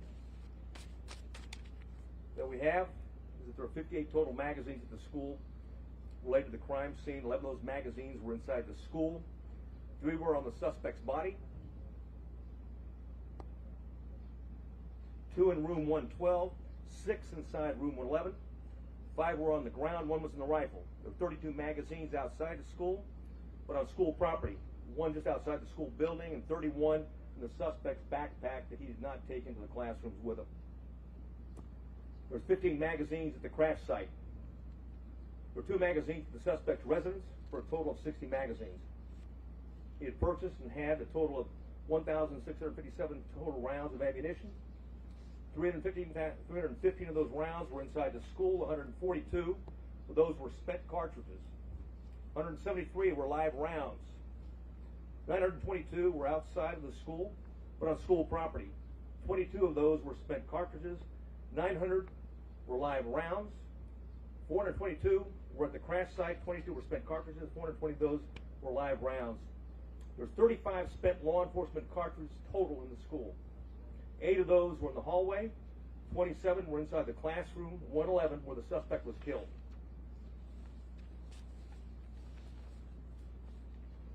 I've mentioned that we're going to go over quickly a digital timeline. One of the things we talked about early, and I want to correct something that was said early on in the investigation, is that he posted, on Facebook publicly that he was going to kill that he was going to shoot his grandmother, and secondly after that he he had shot her, and then third that he was going to go shoot up a school. That did not happen. It was actually on a message. It was a Facebook application, messenger application to somebody else that he had a conversation with. We know that through his digital media footprint, and I'll just do it by date time, that Ramos asked his sister to help him buy a gun. She flatly refused. That was in September of 21. He made I'll avoid some of these and get to the. He had Instagram, a 4-group chat, and it was discussed that Ramos being a school shooter. That was on February 28th of 2022. On March 1st of 2022, there was an Instagram he had with 4 people. It was a chat. He discussed him buying a gun. On March 3rd, 2022, there's another 4-person chat. Quotations, word on the street is you are buying a gun. Ramos replied, just bought something. RN.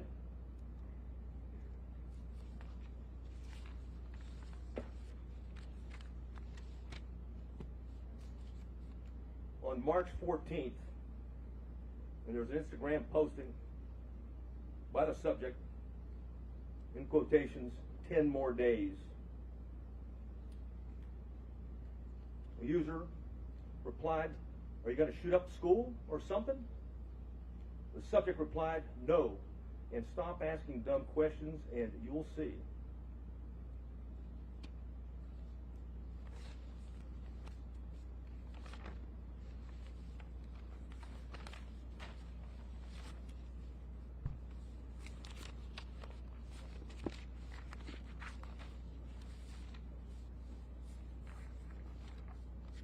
I know you have many questions, and I've agreed to stay as long as we can to answer as many of those questions as we can. If I can't answer it because we don't know definitively right now, I'll simply say that. And it continues to be a preliminary investigation. There's, literally, certainly over hundreds of interviews have been conducted, will continue to be conducted, and there's thousands of leads that are being pursued, not consecutively, but concurrently. And thanks to our federal and local partners, and I do want to mention behind me, we've got the FBI Special Agent in charge. We also have an ATF Special Agent in charge, or ASAC, and of course, who else do I got behind? Okay, with Texas Rangers, if there's any specifics that I haven't covered that I might need their particular support on. I do want to cover one thing quickly, though, before I go to questions, and that's some of the questions that we received, that we have already received. And one of those is going around now that in fact, the subject had been one of the 2 arrested by the Texas Rangers and the local police back in 2018. That's not the case. He was not one of the individuals. In fact, we have found no links, associations, relationships in that investigation. Clearly, it was a threat. It was back in 2018.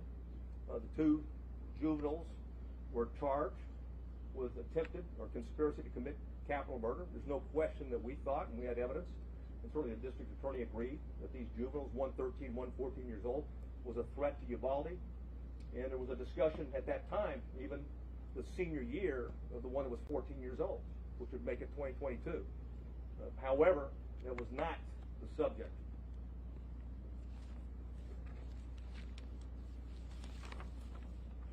Questions? Huh? Okay. Well, yeah. Oh, one thing I want to say. One thing I failed to say is that when we're done, we have Tony Pena with us. He's going to translate into Spanish. Okay, what the answers and the questions are afterwards. Yeah.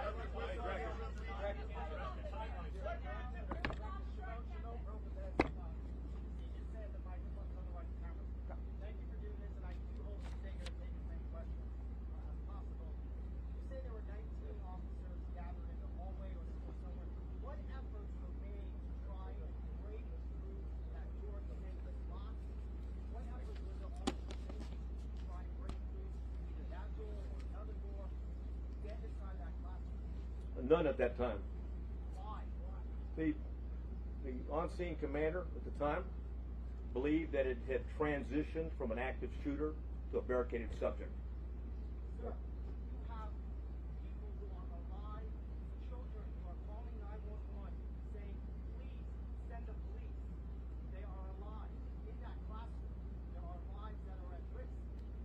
Hey, we're well aware of that. Yeah. Again, the on-scene commander considered a barricaded subject, and that there was time and there were no more children at risk.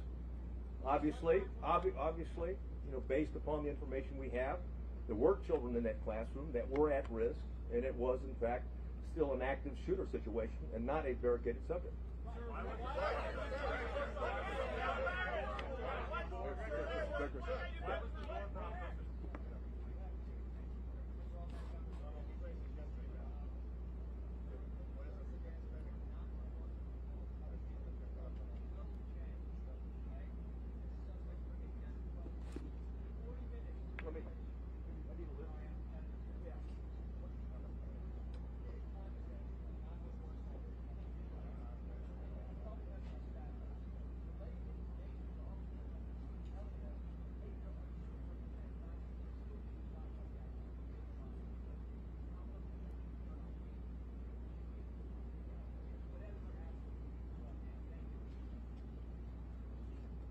The question simply is this: it was a 40-minute gap, and if the 911 operators were aware that children were alive in that classroom, why weren't officers notified of that? And if that's the case, why didn't they take action?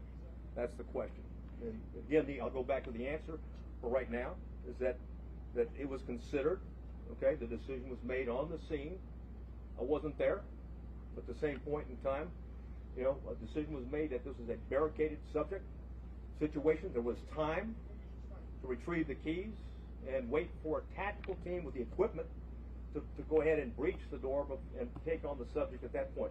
That was the decision, that was the thought process at that particular point in time.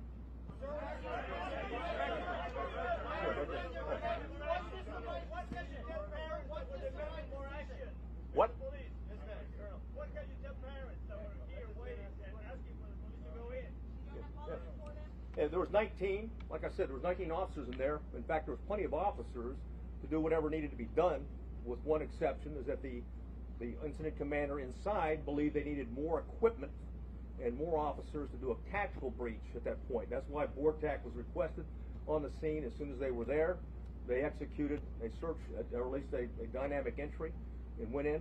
And of course, that was not till 12. That was not till 12:57.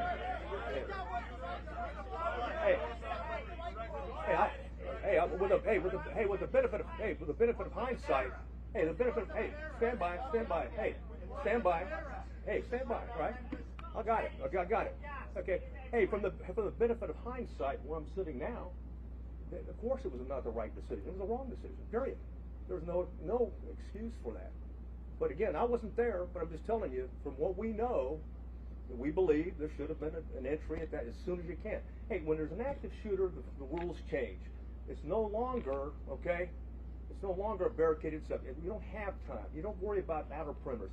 And by the way, Texas embraces active shooter training, active shooter certification, and that doctrine requires officers, we don't care what agency you're from, you don't have to have a leader on the scene. Every officer lines up, stacks up, goes and finds where those rounds are being fired at, and keeps shooting until the subject is dead. Period.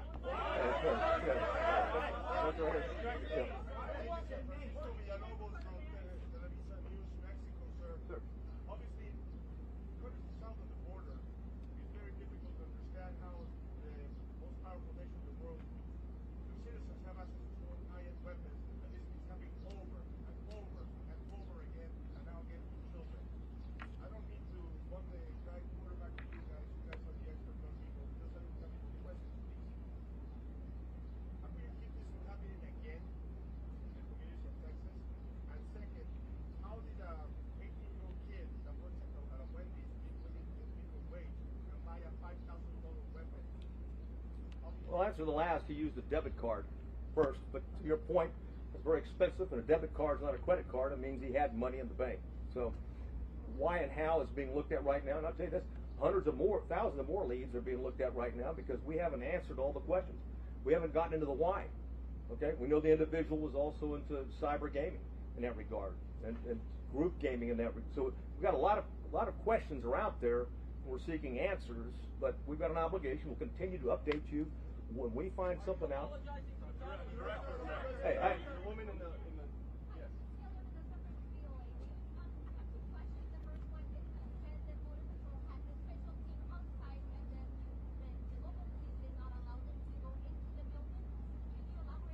yes. The Border Patrol agents, the BORTAC agents that were in the building, did line up. They're part of the 19 that I talked about, and the entry team, ultimately the entry team that went in. But I can tell you that they were told, just as like as any other officer was told, and others, even command staff that came on board, is that the incident commander at the time was believed that in fact it was a barricaded subject, that we had time, there was no kids at risk.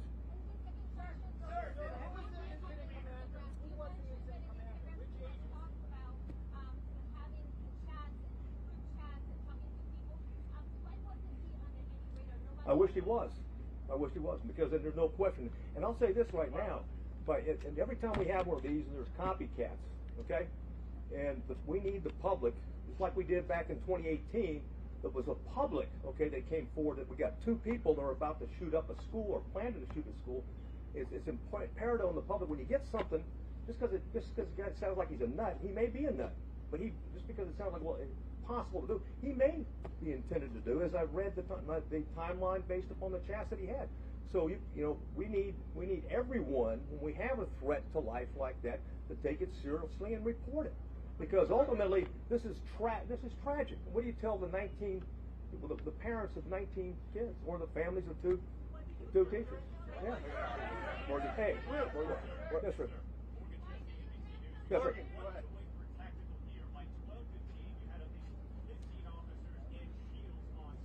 Yeah. Hey, like I've said it before, is that, well, first of all, when it comes to an active shooter, is you don't have to wait on tactical gear. Plain and simple, you've got an obligation. What I know now, okay, absolutely, it was an active shooter, because you can transition. Keep in mind, in the doctrine, okay, of active shooters, you can transition from an alert, from an active shooter situation to a barricaded subject or a barricaded with hostage subject, but if shooting continues, and you have any reason to believe that there's individuals alive in there, you've got an obligation to move back to an active shooter posture, and that means everybody at the door.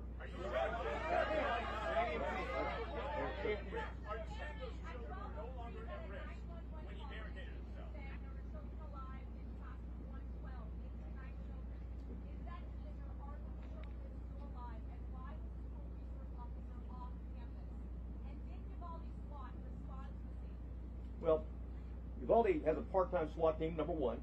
The ISD's got, they've limited officers. I think, what is it? Well, they got 6? 6. They got 6, yeah. The Consolidated Independent School District has 6 officers, and they didn't have one posted at that location. And someone said, hey, what do you tell the parents? I mean, bottom line is that, or someone talked about and said, when there's kids in the room, why wasn't there an entry? Because it was believed, like I said at the time, that the subject was stationary, barricaded, there was no risk to other children. Again, on retrospect, from where I'm sitting right now, clearly there was kids in the room. Clearly, okay, they're at risk. And oh, by the way, even when you go back to shooting, there may be kids that are injured, okay, they may have been shot but injured, and it's important for life-saving purposes to immediately get there and render aid. Man in the blue. Where was the resource officer? Why was he not on campus? He was not on campus. Why? Well, again, we'll have all those answers down the road. Okay. Dylan. Yeah.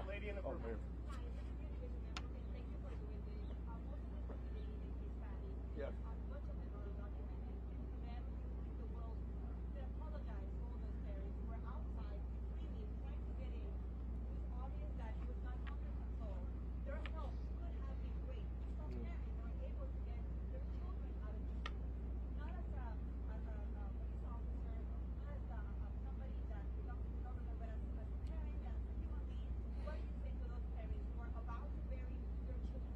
Well, first I want to say that the Consolidated Independent School District officers were there early. There was 4 of them, and they immediately began evacuating the school and did that throughout the process. So keep in mind, so that was going on. And what do I say to the parents? I don't have anything to say to the parents other than what had happened. We're not here to defend what happened. We're here to report the facts so they have the facts. Yeah.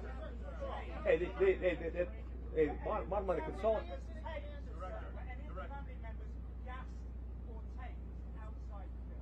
I'm sorry? Oh, I don't have any information on that.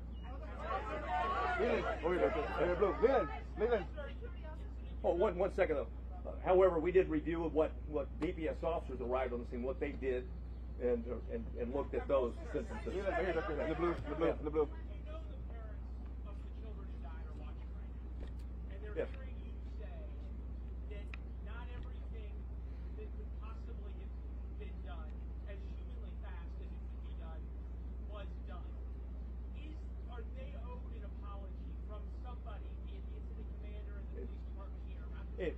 If I thought it would help out, apologize. Okay. But let me say this. Hey, let me say this. Hold on. When you go back to the timeline, again, I want to go back and I'm not defending anything, but you go back to the timeline. There was a barrage. Hundreds of rounds were pumped in 4 minutes. Okay, into those 2 classrooms. Then anything else, any firing afterwards was sporadic, and it was at the door. So the belief is that there may not be anybody living anymore, and that the subject is now trying to keep law enforcement at bay or entice them to come in to suicide by contact. I understand that. I've reported that. Yeah. Hold on. Yeah.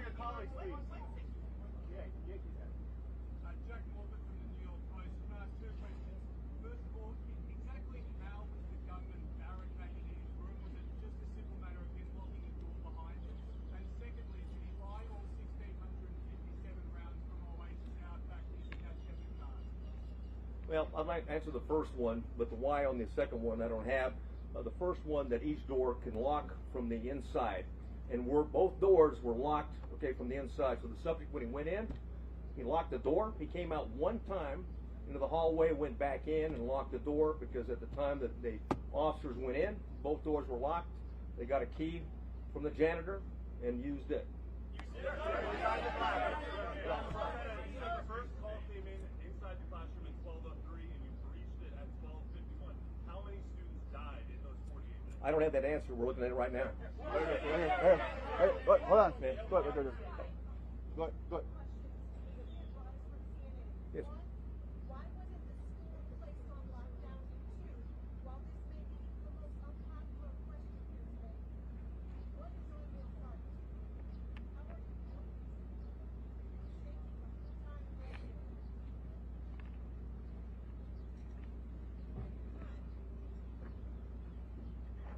Yeah, thanks a lot.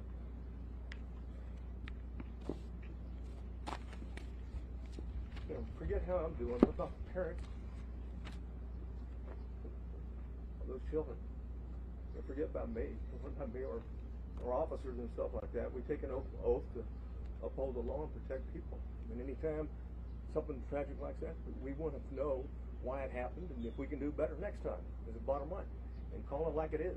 It is tragic. Quite frankly, I mean, there shouldn't be anybody. Ideally, we've been able to identify this guy as a suspect and address it before he even thought about attacking, on the 24th. Let's go there. Green. Go ahead. Where?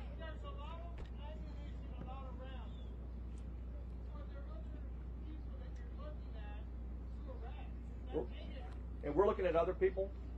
Absolutely. Anybody who's been in contact, we're looking at anything. Links Association, people that may have known something, and will continue, and may have been involved in some chat room gaming along with them. So there's nobody that we're not going to talk to and look at. And I can assure you that the district attorney is very proactive and very concerned about this, and that if any evidence that we bring to her that someone was an accomplice or an enabler or didn't do what they should have done, if it's in violation of law and it meets the probable cause standards, I have no doubt that she'll take care of business just like she did back in 2018 when we had 2 juveniles plot a capital murder at the school. We're going in front of you, right there. Well. 911 calls at 12:10, 12:13, 12:16. Shooter wasn't killed until 12:50. Any of those 911 callers survived? Yes. I can't tell you that with certainty. but more than one survived. How many children got shot? Yeah, hey, I'm sorry, what?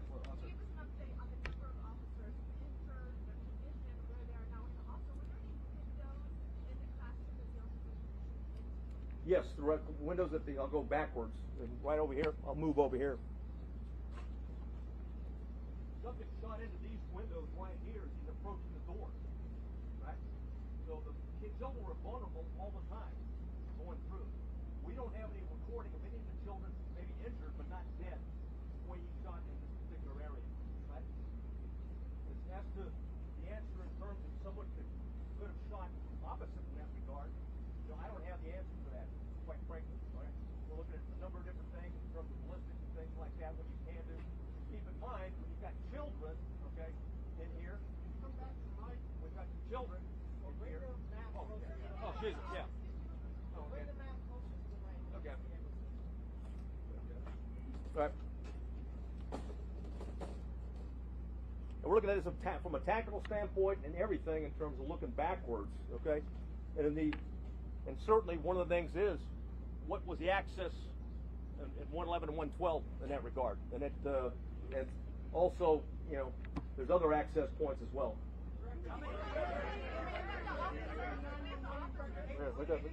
Hold on. Let me say one thing.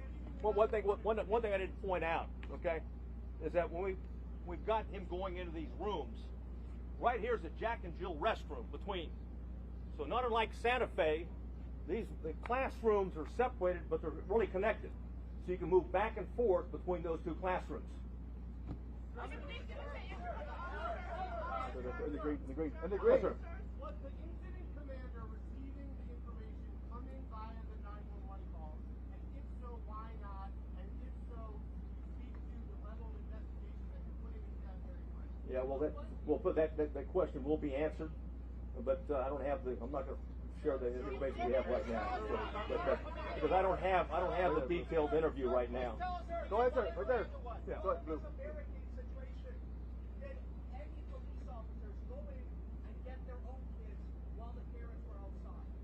Not that I'm aware of, no. There. Go ahead, yes, please.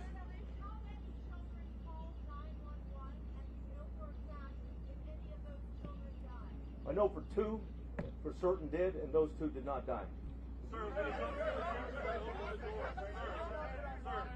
What? Why was that propped open door still propped open even after the incident was occurring with shots being fired at the funeral home? Bottom line is, like we reported what happened, is that back door was propped open. It wasn't supposed to be propped open. It was supposed to be locked. And certainly the teacher that went back for her cell phone, it propped it open again. So that was an access point that the subject used. Do you believe that the teacher Go ahead, Blue. Go ahead. Hold on. You have said in hindsight mistakes were made. A Democratic congressman is now calling for the FBI to investigate the response here. Yeah. Is going to be held accountable? Well, first of all, we welcome the FBI, and there's a reason why there's the FBI special agent in charge behind me right now. They play a vital role. And again, this is about finding facts and reporting facts as quick as we can. This is not about trying to defend, or it's not about trying to assess or even be hypercritical. It's about the facts and sharing whatever we learn on the facts as quick as we can, to be as transparent as we can. You know, okay, the media, but more importantly, the parents and the public, and the citizens of Uvalde and Texas. Go ahead, Blue. Go ahead. Hold on, sir. Hold on. The chief of police of the Consolidated Independent School District is the incident commander. It's his school. He's the chief of police. Okay. And again, I'm not going to discuss disciplinary, but there's an ongoing criminal investigation. Is the teacher being investigated and working with the Again, I'm not going to get into that. Matt, go ahead. Yeah, Matt.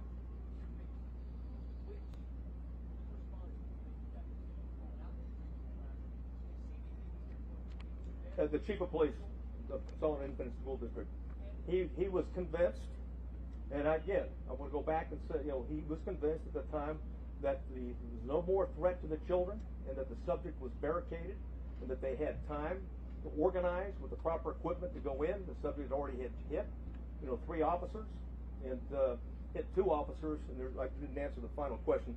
A third Border Patrol agent was grazed as well, but no police officer was seriously injured.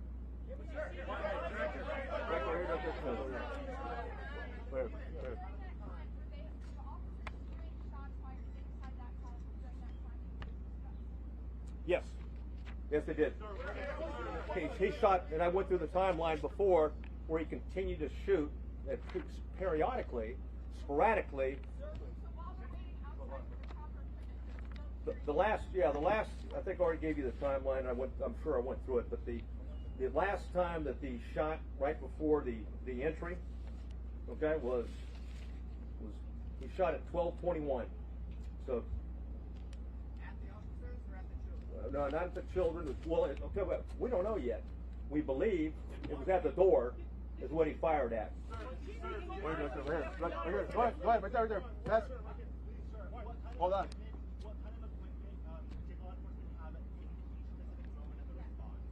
Hey, well, we know that beginning when the BORTAC agents arrived, they had 3 ballistic shields. It's going to be the last question. Yeah. What? Last question. Right here in the booster. Right here. Yeah. Go ahead. Hold on.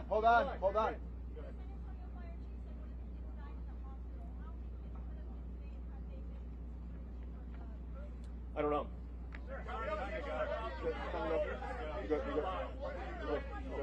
No, that's fine. Yeah, let's answer the question.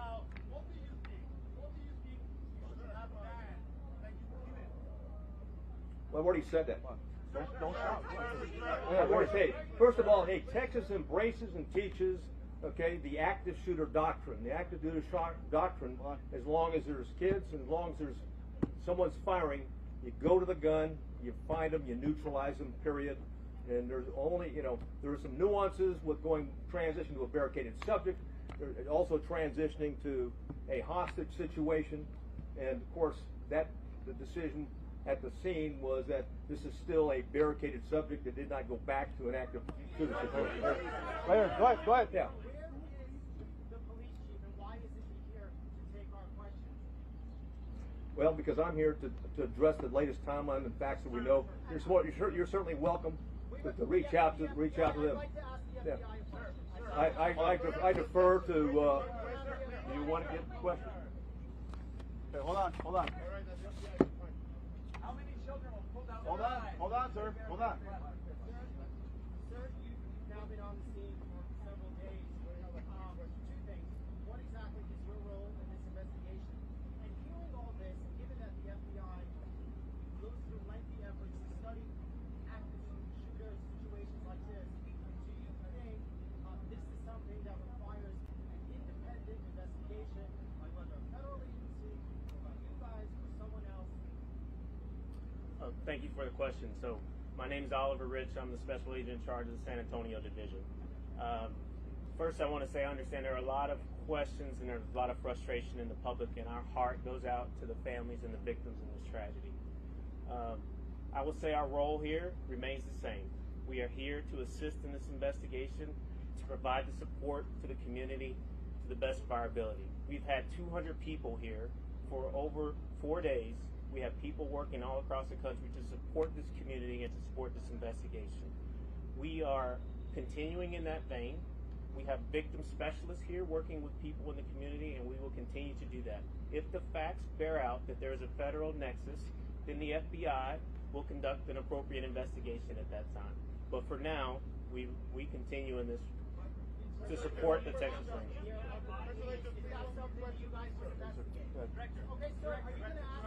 How many more questions? Two more questions. Sorry, 2 more questions. Right here. Okay. Yes. Uvalde Police Department, Uvalde Police Department posted in February 2020 that they familiarized themselves with the schools and they did the training to do just what they were supposed to do. How come they were not in lead, or their commanding officer was not in lead when they were familiarized with this training, and they should have done what they were posting on Facebook they were doing? Where did he drop the ball? Yeah, I don't have the answer to that question. Right here, last question. Right here, the grace. Yeah. Go ahead. President Biden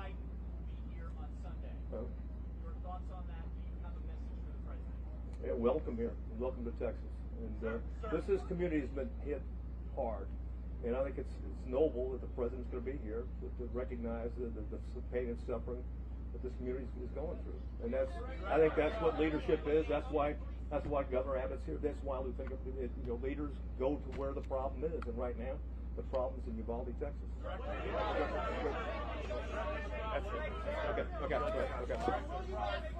Let's get into more of the investigation, the questions you presumably have, the questions I still have about how the response all unfolded. We had that 15-minute press conference from Texas DPS officials, and some of what we knew 48 hours ago has turned out to be not the case at all. Joining me now to discuss how these investigations go forward and what might have gone wrong, Hal Kempfer, national security expert as always. Hal, good to see you.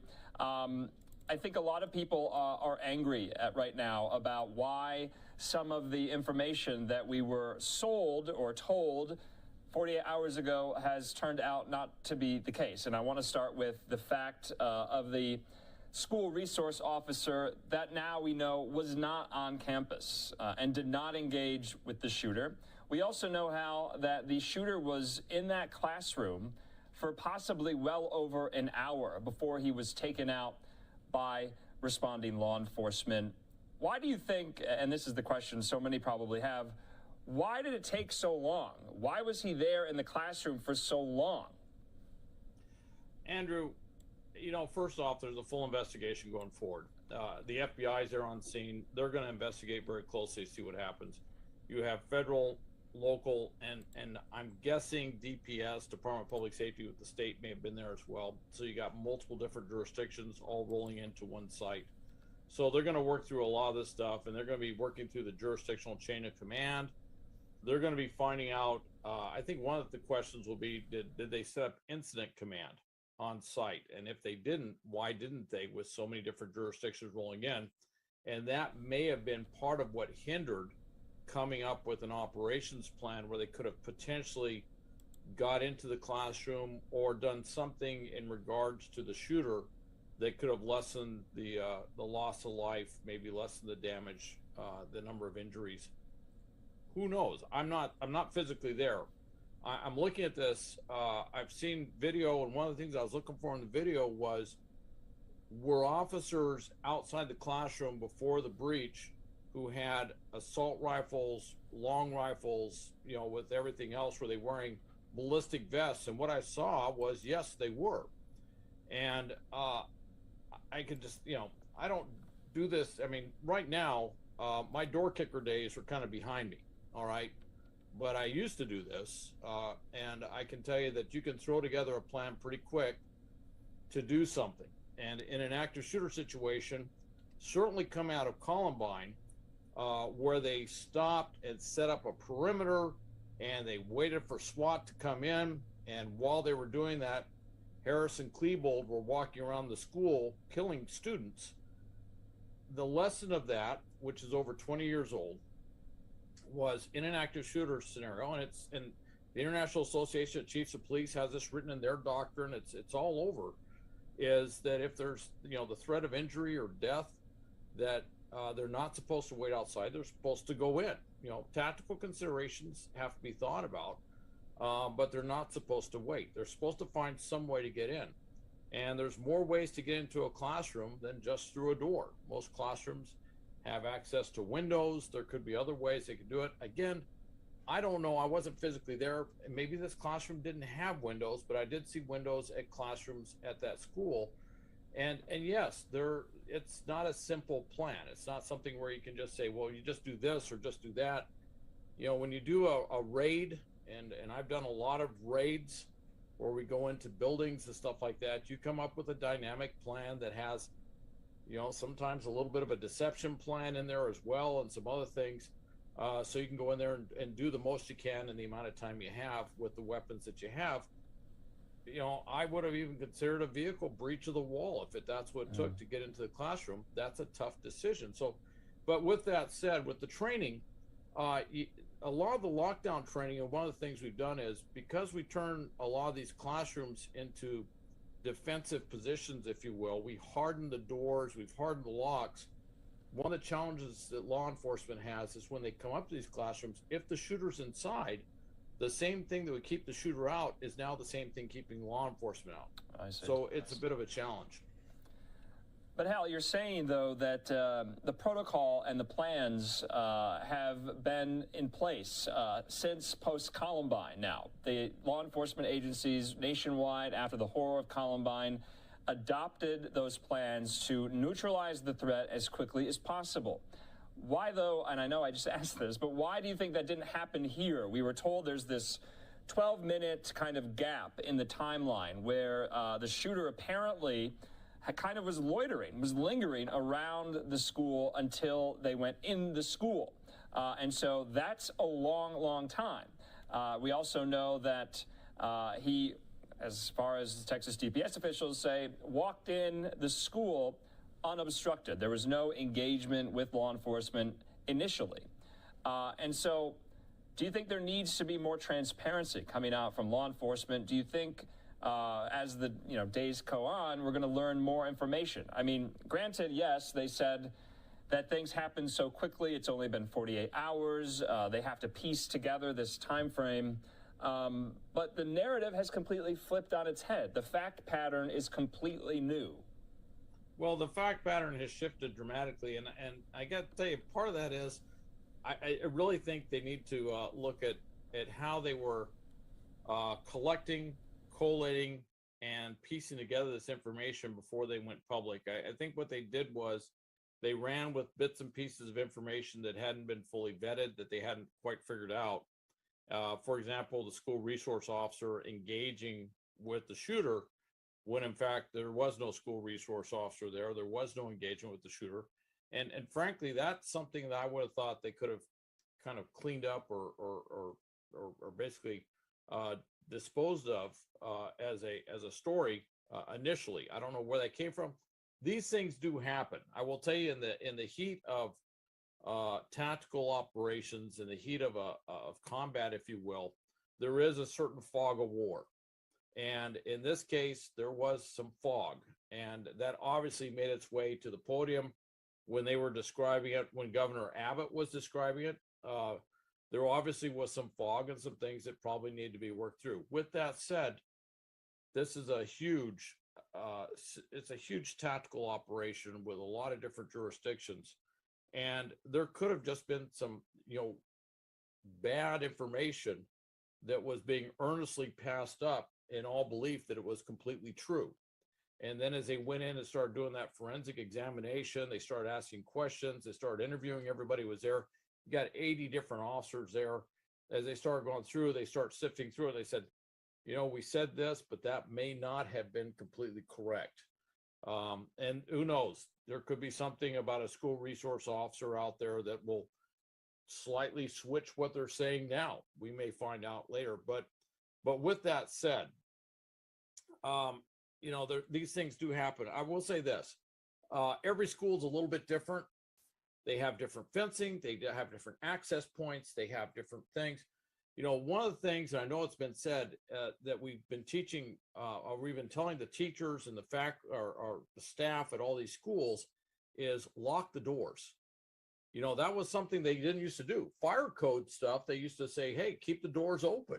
All right. And there were shootings where actually teenagers took advantage of the fact they knew that in a fire drill, students would file out into a certain area and they used that area as a killing field.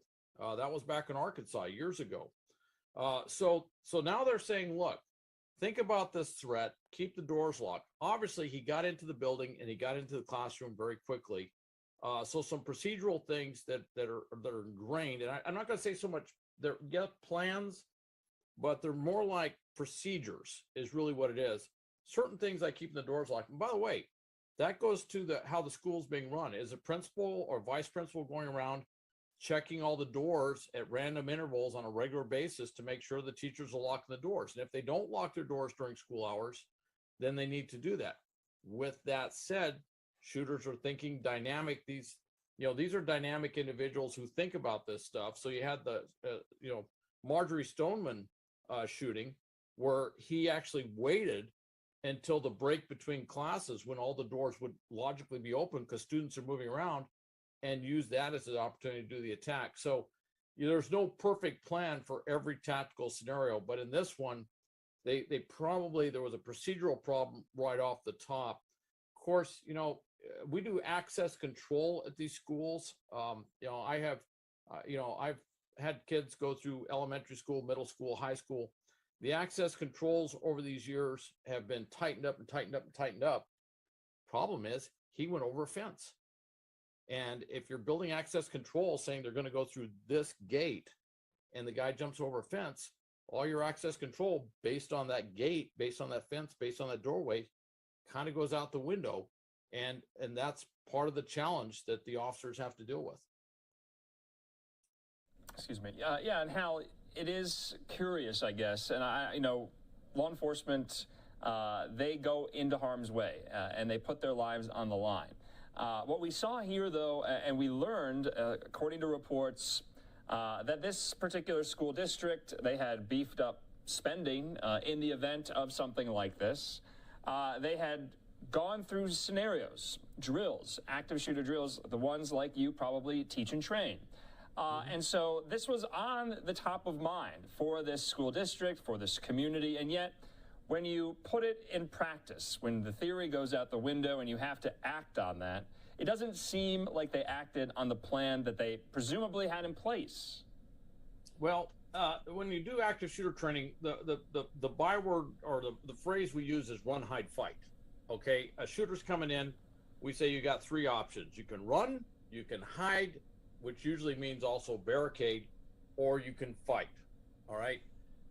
Now, with all the students outside of that classroom, or those two classrooms, all right, it appears that that what was taught is what was practiced. And in that regard, he got into those classrooms, which were adjoining classrooms where he had access to both classrooms, but he didn't get around the school. And I have to tell you, in a tragedy like this, that may seem very little solace for anyone. But the fact that he was not able to move around the school and hit other classrooms, there is some degree that the plan did work in that regard. The problem is run, hide, fight. If he comes into the classroom, they didn't lock the door, well, you can't hide or barricade because the access to the room was open. The problem is this too, the fight option is pretty much off the table. You've got little kids, and that's always been a challenge, especially at elementary school. High school, middle school, sometimes you can do some stuff. And I know there would be those out there saying, oh, you shouldn't be training middle school kids to attack an active shooter. High school kids, you could probably get away with some stuff. In fact, I can tell you that high school kids, if they're organized, they can be a pretty vicious crew, all right, and they can do stuff. But with little kids, the only person there who can really do anything is the teacher, and they're about, per classroom, about one deep. And so when he came in that classroom, it was the worst case scenario. Really a lot of things that we teach as far as active shooter, you can't really do. Now, as far as going into the classroom, I would have looked at the building. I probably would have thought a little bit differently. I'm sure if they thought about doing possibly with with that cinder block wall, if they thought about doing a vehicle breach, they have to consider a lot of things, which is, could I end up inadvertently killing students in the classroom by trying to breach the wall? Would I be successful breaching the wall? If I tried to shoot through the windows and smash through the windows, would I have fields of fire? Could I have suppressed him? Or these are all tactical considerations that those on the ground are working through, and there may be some very compelling reasons that come out in the final report where they said it just wasn't feasible to do that, and that's very possible. I just don't know, but generally speaking, when there is an active shooter, when the shooter's in there shooting, the officers are supposed to go in. Now, unlike Marjorie Stoneman, it didn't appear that a school resource officer took off in a golf cart or avoided going in. It did sound like officers went in, they came under fire. Now, I am sure their actions, their thinking, their rationale on why they didn't continue to engage or find some other avenue of approach will be scrutinized in depth. I am sure they are asking themselves, could they have done something different? And frankly, I'm sure that they're eating themselves up asking these questions as whether they could have done something different. And then the other thing that I have to tell you, I just don't know, is there could have been a more senior official on the scene that may have not fully assessed the situation or misassessed the situation and given an order. And so you're saying, oh, all these officers are saying, they may have been under strict orders not to do that for some reason. And I don't know. That's not been addressed. I will tell you this. I've done a lot of work in Texas with Texas law enforcement, to include working with Texas Rangers, working with Department of Public Safety as a whole. And I've always been very impressed with their professionalism, their candor. And I'm going to tell you, never been concerned about their courage. And so, you know, I think if they could have, they would have. Mm-hmm. I just don't know. I mean, I look at it and say, what would I have done? But I'm how many miles away? Right. And I'm not there looking at the building. I'm not there looking at the tactical situation. Right. I mean, we've been getting reports and we've seen, you know, cell phone videos that I have never seen before in an incident like this, where parents pleading with law enforcement to go inside the school to rescue their children or to see if their children are safe, to the point where some in these videos detained, put in handcuffs, tased. You haven't seen that before. We're also getting reports that some law enforcement went in, they got their children out. You also saw after, you know, they were allowed to do so, they ran in. These parents ran in to get their kids, and then they ran back out. So there are these theories percolating out there, and maybe we'll find out more information that possibly whoever was the command center in charge, that individual, possibly did not give the go-ahead to go into that classroom until 40, 50 minutes from when it all transpired. Is that a scenario that you're thinking about? Well, the scenario I'm thinking about here is this. When did they set up incident command? And who was incident command? And how quickly did that get it enacted? And I will say this, that if they set up incident command and it took them an extremely long period of time to come up with a plan, that's a huge problem. And if they're waiting to come up with that plan before while there's an active shooter in there, that's not what the International Association of Chiefs of Police recommends. What they've said is, look, you got an active shooter, you go in. That's the post-Columbine thing. That's the lesson from that horrific scenario where they set up a perimeter outside, they waited for SWAT. Meanwhile, Harris and Klebold are literally walking around shooting students, going from room to room. And they Hal, said, do you see any hallmarks of that here, though? Do you see them? I haven't seen evidence that they took this time to set up a perimeter, or have they? I'm not sure. I don't know. The fact that they're pulling students out of the rooms all around them tells me that there were certain parts where they were actively engaged right from the very beginning. And I'm hearing stories that they busted through windows. Now, that's the one that kind of gets my attention. If they could bust through windows in other classrooms, could they have potentially busted through windows in that classroom? And if they could have busted through a window in that classroom, could they have potentially got a vantage point where they could have maybe taken the shooter under fire, or maybe suppressed the shooter so that he couldn't walk around shooting other students? I got to tell you, the investigators are going to look at all this stuff, and they're going to be second guessing every tactical decision that was made, one way or the other. And it may turn out that there's a certain amount of tactical training they need to do. It may turn out that the different jurisdictions coming in may have added to a little bit of confusion too. You know, it's I've done a lot of work on the southwest border. I can tell you that as you get closer to the border, you have a lot of Customs and Border Patrol, federal that come in, and that's possible. This is pure speculation. There may have been confusion on incident command based on the preponderance of whoever was there. There could have been a lot of different things that could have slowed things up. I will say one thing, though, that the officers doing those things to those parents, they're looking at the parents that want to rush in there. as potential. If you are just joining us here on Live Now from Fox, you are listening in to the latest conversation that our own Live Now's Andrew Kraft having with information and intelligence expert Hal Kemper about all of the miscommunication that has been happening around the Uvalde school shooting in Uvalde, Texas. So again, one of the top stories that we are following today, as you can see, Andrew Kraft having that very important conversation with Hal Kemper. We do want to switch gears, though, and talk about Memorial Day. Of course, as we have been reporting to you all morning long, we've been telling you about travel.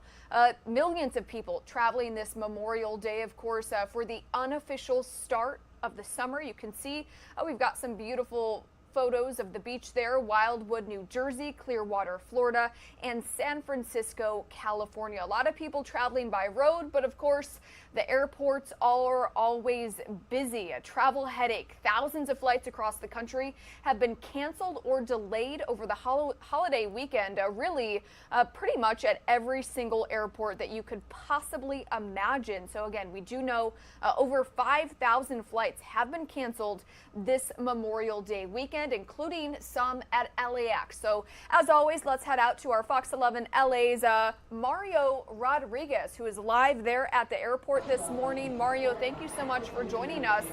Tell us what you see when it comes to all of those flights being canceled.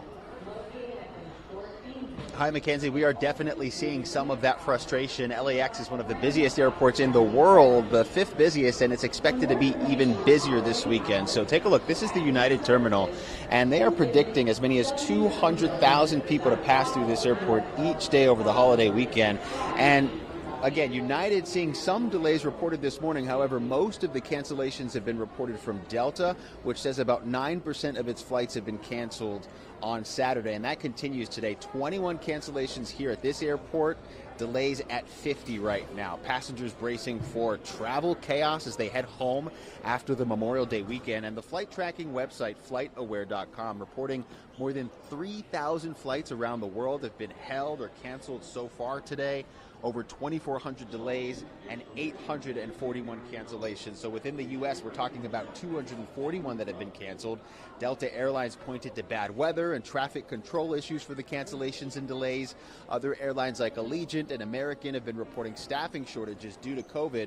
Now, LAX has been predicting, again, as many as 200,000 passengers each day throughout this airport. And I want to come back out here live, and maybe we can talk to one of them, see how their travel is going this morning. Hey there, good morning. Hi, we're with Fox. Just wondering, how has the travel been going so far? I'm a little crazed right now, but so far it's so good. No problem so far. No flights, cancellations, or delays? Nothing.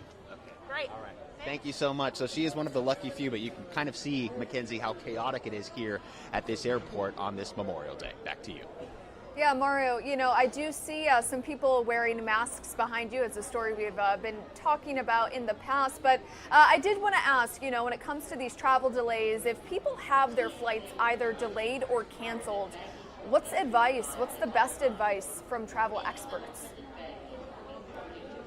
Well, travel experts, unfortunately, are predicting some of these issues to continue throughout the summer. They suggest if you find out your flight has been canceled when you're at the airport, try to get on the phone and head to the customer service desk to see which you can get through quicker. I know we're hearing from people who say they've been on the phone for hours and not able to get a hold of anyone.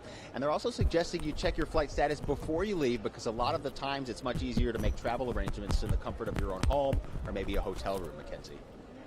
All right, Fox 11 LA's Mario Rodriguez live at LAX. Definitely a very, very busy holiday weekend. So as always, Mario, thank you so much. We, of course, appreciate it. Thank you, Mackenzie. All right, everybody, we do want to take you back out to that beautiful shot of Wildwood, New Jersey, Clearwater, Florida, and San Francisco, California, as you heard Mario say, live from LAX, one of the busiest airports in the entire country, in the world. Thousands of flights canceled this Memorial Day weekend. It is just past 9 o'clock in the morning here on the East Coast. We're going to step away for a quick 2-minute break. We'll be right back.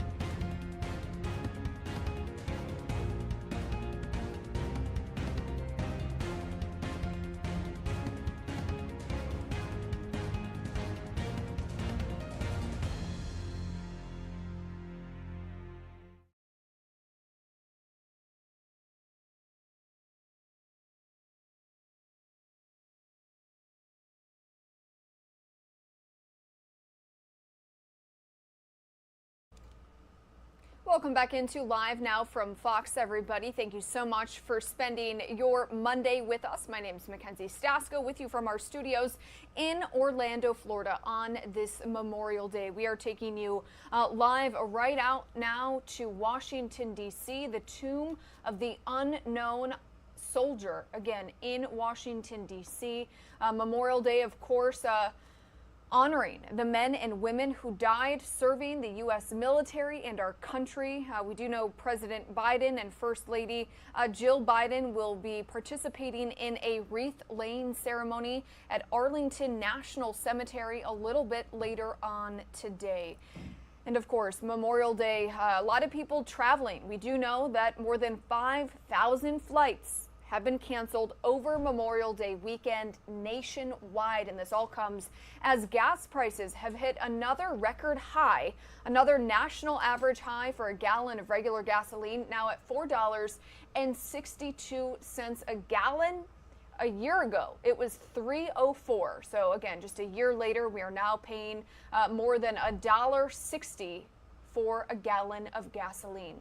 And another story we are following, the Department of Justice now investigating the police response to the deadly school shooting in Uvalde, Texas. That announcement comes nearly a week after 21 people, including 19 children and 2 teachers, were shot and killed inside of Robb Elementary School after an 18-year-old went in with an AR rifle and a backpack full of ammunition. The investigation also comes days after days of conflicting information about what exactly led up to the shooting. A spokesman for the DOJ saying that the goal of the review, which was actually requested by the mayor of Uvalde, is, quote, to provide an independent account of law enforcement actions in response to that day and to identify lessons learned and best practices to help first responders prepare and respond to any additional active shooter events. Hopefully, of course, that hopefully will not be the case. And we do know it comes the same day after President Joe Biden and First Lady Dr. Jill Biden visited Uvalde.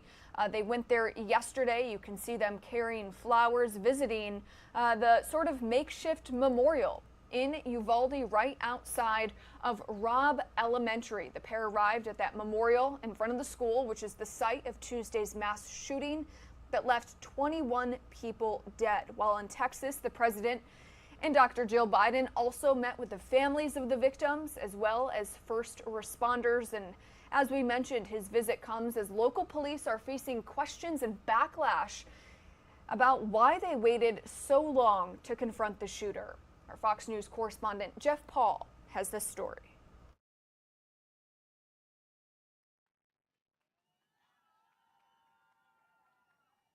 President Joe Biden and First Lady Jill Biden made the somber trip to Uvalde, Texas Sunday, paying their respects to the victims and mourning with the community following the devastating school shooting at Robb Elementary this past week.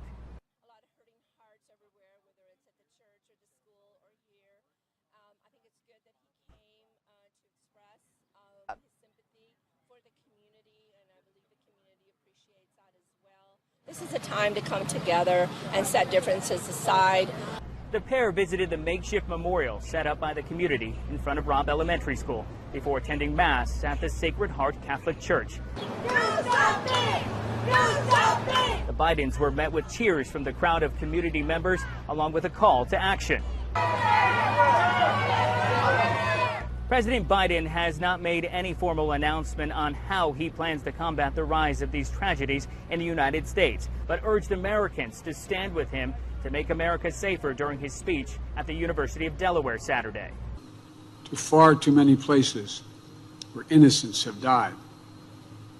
In the face of such destructive forces, we have to stand stronger. We must stand stronger. We cannot outlaw tragedy, I know, but we can make America safer. After growing frustration and anger from the community here in Uvalde, the mayor is now calling on the Department of Justice to review its investigation. The Department of Justice has agreed to do so and will make those findings public. In Uvalde, Texas, Jeff Paul, Fox News.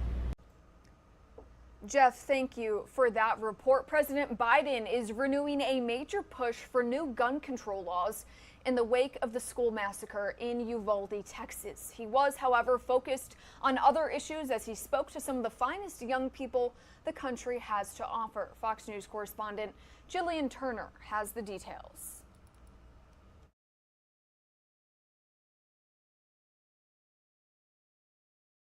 You are graduating at an inflection point, not only in American history, but in world history. The challenges we face, the choices we make, are more consequential than ever.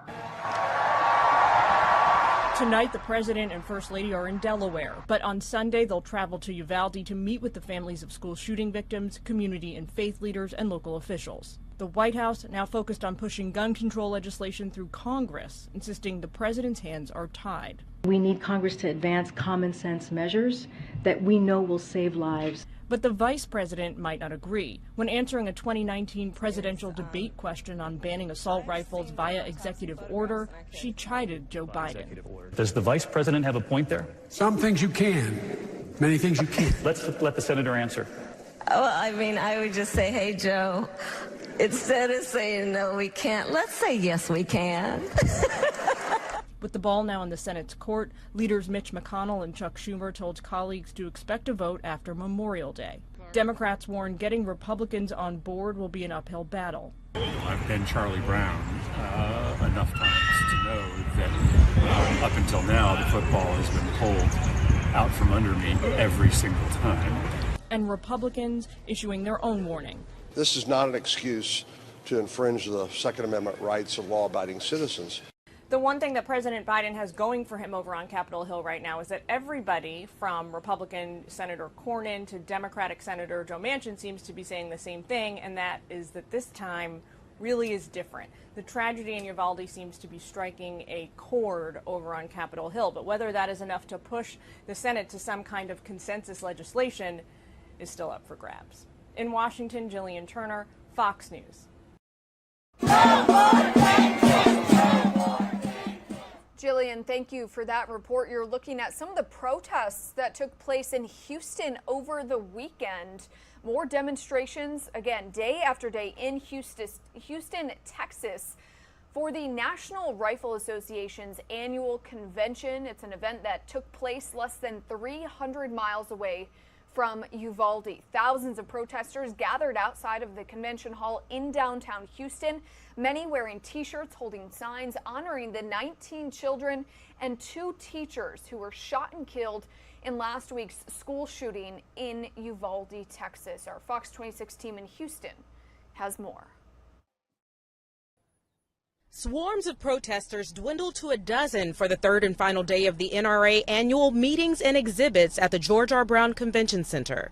Sunday's main event, a national prayer breakfast mentioning Tuesday's Uvalde Elementary School massacre of 19 children and 2 teachers. Everybody in America should be praying for these families that lost their kids and the families before. And before, this has happened multiple times. Because we believe in God. One protester getting into the event sharing this video and his disappointment. It's Democrats, it's liberals, these are the enemies and are just against any form of discussion or legitimate legislation. Increased calls for changes in gun laws fiercely opposed by NRA leaders, including board member and Sunday's headliner, North Carolina Lieutenant Governor Mark Robinson, appearing before a church the day after the Buffalo mass shooting that killed 10 at a grocery store. I got them AR-15s in case the government gets too big for its britches.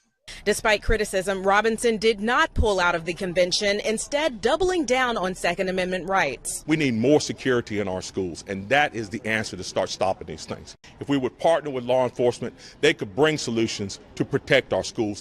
Officers reportedly took more than an hour to take down the Uvalde school shooter. When asked about the delayed response time, I'm not going to comment on that because I was not there and I was not part of that. Robinson says he won't have time to visit victims' families while in Texas. He and other speakers instead encouraging a return to American values to avoid more tragedy. There was a time in America when we had prayer in school. There was a time in America when we read the Bible in school. And now we make it almost seem like it's a bad thing. Here they say prayer is the action Americans need to protect children. The biggest takeaway is always put God first. Any action outside of gun law reform. At the George R. Brown, Chelsea Edwards, Fox News. Why? When 19 children died, 19 children died. That's on your hands. That is on your hands.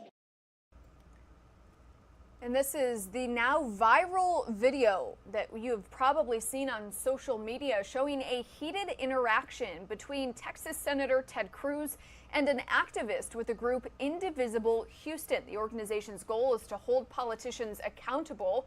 Benjamin Hernandez tried to do just that. He says he was out to dinner at Uptown Sushi in Houston Friday night, of course, as that NRA convention was underway, and as he was leaving, he saw Senator Ted Cruz walk in. The senator had just spoke at the NRA convention earlier in the day. Hernandez then pretended he wanted a photo with him in order to get close enough to confront him. Our Fox 26's Gabby Hart spoke with the activist in the video about what happened. When he saw the senator out for dinner, he had questions that he wanted answered. He says that more people need to start holding politicians accountable and confronting them. He also says that Beto O'Rourke's recent run-in with Governor Abbott is what inspired him to act. Why? When 19 children died, 19 children died. That's on your hands. That is on your hands. This now viral video shows a heated interaction between Senator Ted Cruz and an activist with the group Indivisible Houston. Their organization's goal is to hold politicians accountable. Why does this keep happening? Why does this keep happening? Why? Hey, he's just talking. For me, it was just clear, like, I have to do something because I am here. And I can say something when others perhaps can't. Benjamin Hernandez says he was out to dinner at Uptown Sushi on Friday night. As he was leaving, he saw Senator Cruz walk in. The senator had just spoke at the NRA convention earlier in the day. Hernandez pretended he wanted a picture with him in order to get close enough to confront him. It is harder. It is harder when there are more guns to stop gun violence. It is not ignorance.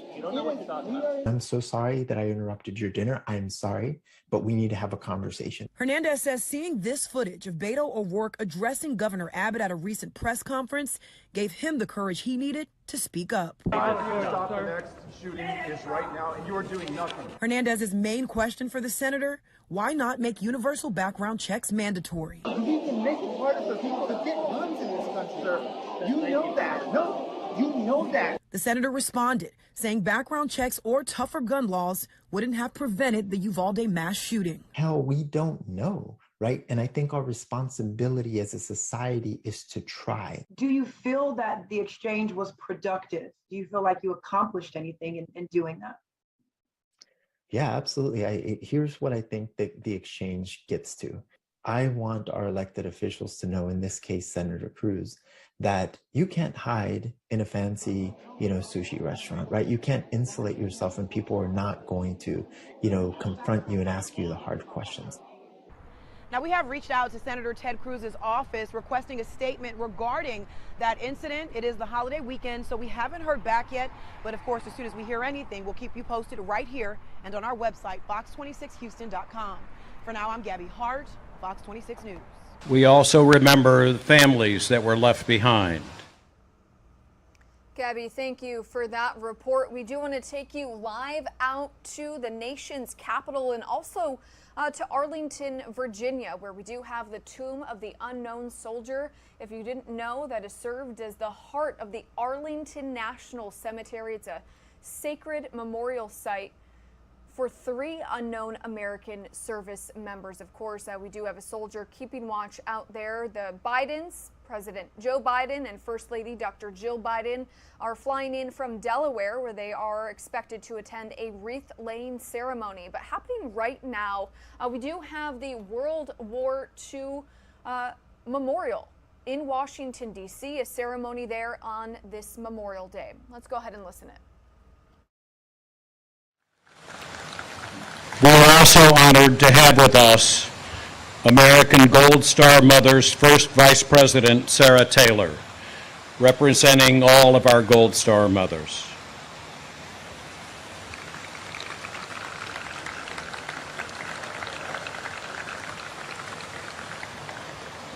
Now I have the honor of introducing to you some great American heroes who served their country with honor and dignity during World War II. Would each World War II veteran please wave as I read your name? Mr. Callan Francis Seffel, enlisted in the Navy 1942 at age 17. He was stationed on a wooden-hulled degaussing ship in the Pacific, where he attained the rank of electrician's mate first class. His ship was responsible for degaussing minesweeper ships to protect them from setting off magnetic mines while sweeping harbors for contact mines. Mr. Harold Radish was drafted in 1943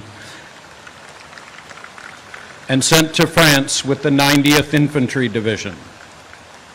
He fought in the Ardennes and was in the Battle of the Bulge. In February 1945, near the Siegfried Line, he was taken prisoner of war by German soldiers. Harold, being Jewish, got rid of his dog tags before being captured. He was freed by English soldiers in April 1945.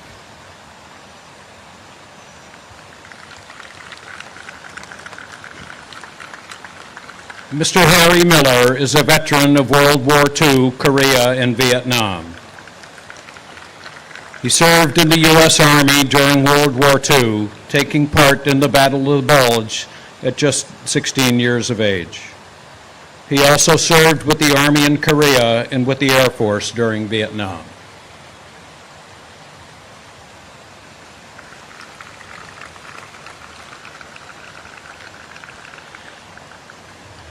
Before I introduce our final World War II veteran, we'd like to acknowledge the recent passing of two special World War II veterans who regularly attended these ceremonies at the World War II Memorial. Richard Stanton and Lou Perrone. They are with us in spirit.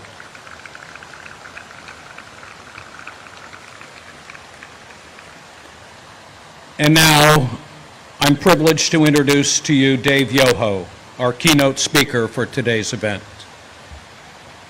At 16 years old, Mr. Yoho found himself serving as a U.S. Merchant Marine aboard a T-2 tanker supporting combat ships in the South Pacific. When the war ended on August 15, 1945, it was 4 days prior to his 17th birthday. Mr. Yoho is a successful businessman and a proud veteran of World War II who has spoken at numerous Memorial Day events and contributes tirelessly to the cause of his fellow merchant mariners. He recently took part in a special ceremony at the U.S. Capitol where he and his fellow World War II merchant mariners were awarded the Congressional Gold Medal in recognition of their crucial service during World War II. Mr. Dave Yoho.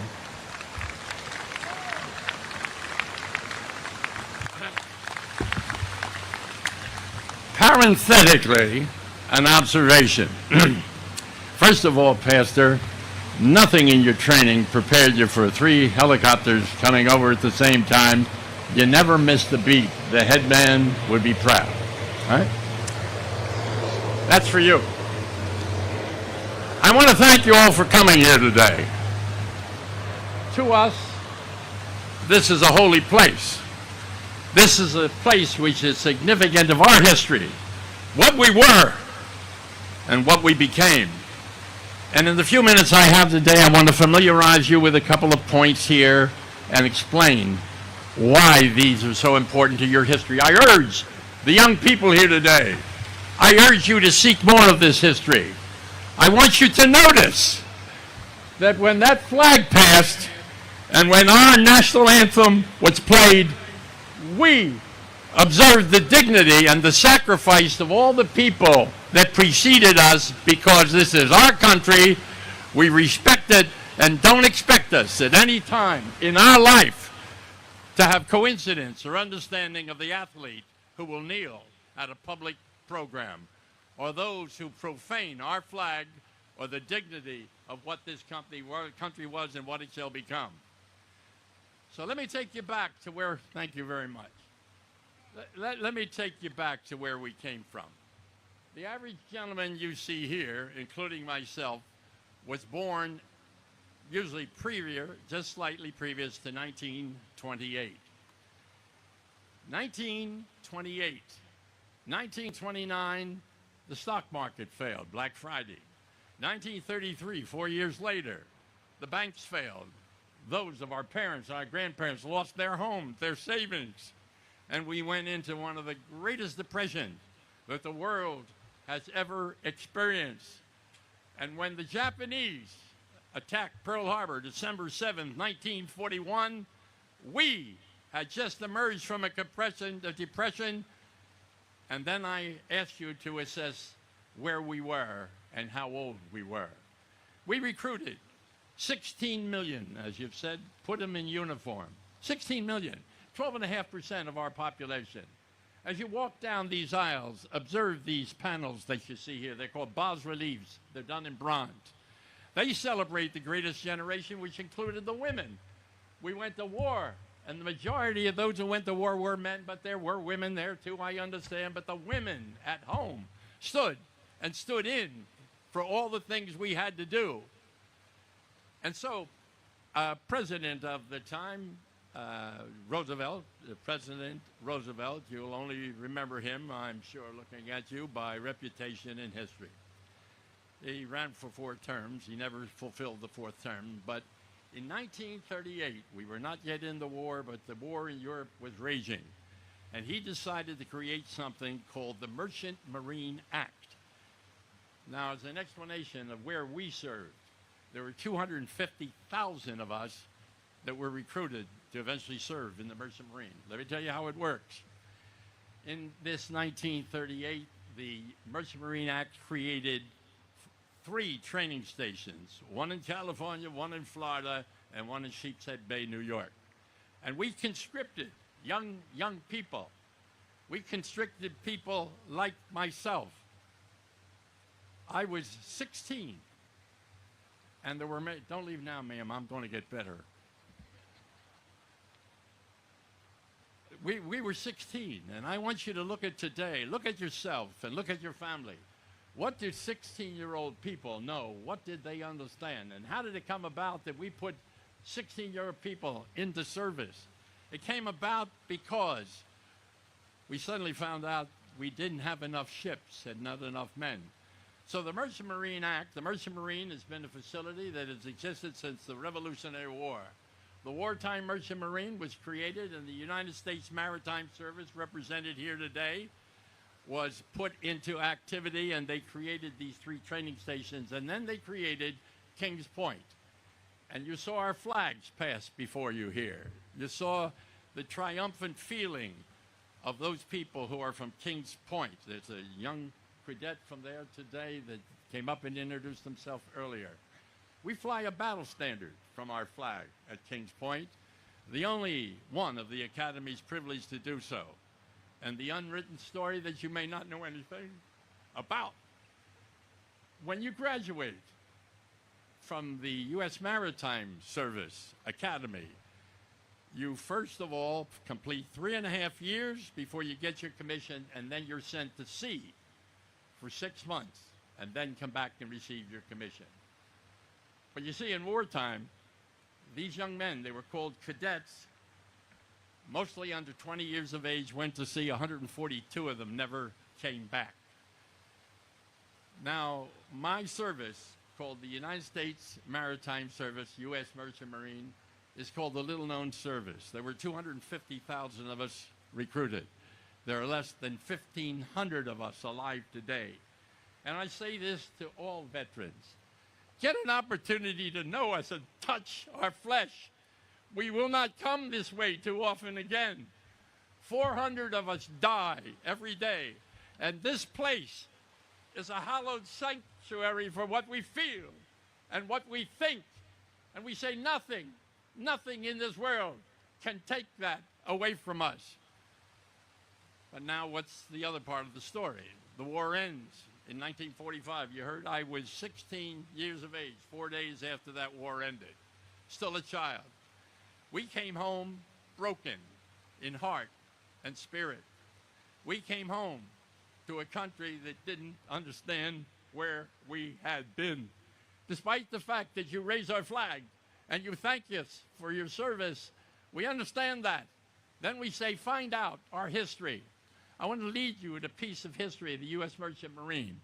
As you walk around this side, you'll see in the flowing water area, and I'm pointing now where it says Atlantic, you will see there the Merman's Run.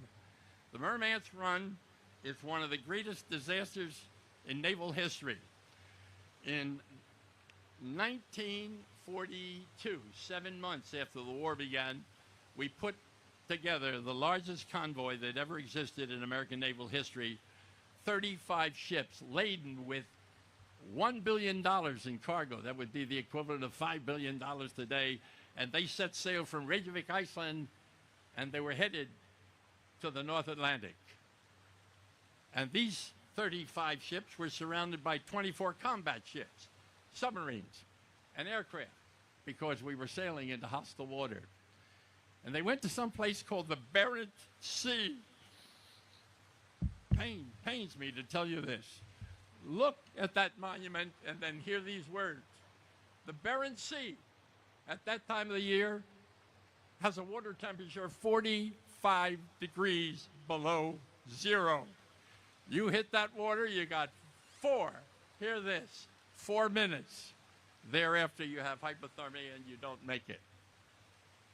And in the midst of that convoy, sheltered and guarded by the combat ships, a British admiral, Lord Pound, made the observation it would be best to pull away our combat support because in Oslo, Norway, the largest battleship in the world was there, the Tirpitz, and they were afraid of that coming out. So they pulled away the combat support for these ships. Now, these ships, we had a crew of merchant mariners, and we had a group called the Armed Guard, supplied by the Navy, and we're pulled away.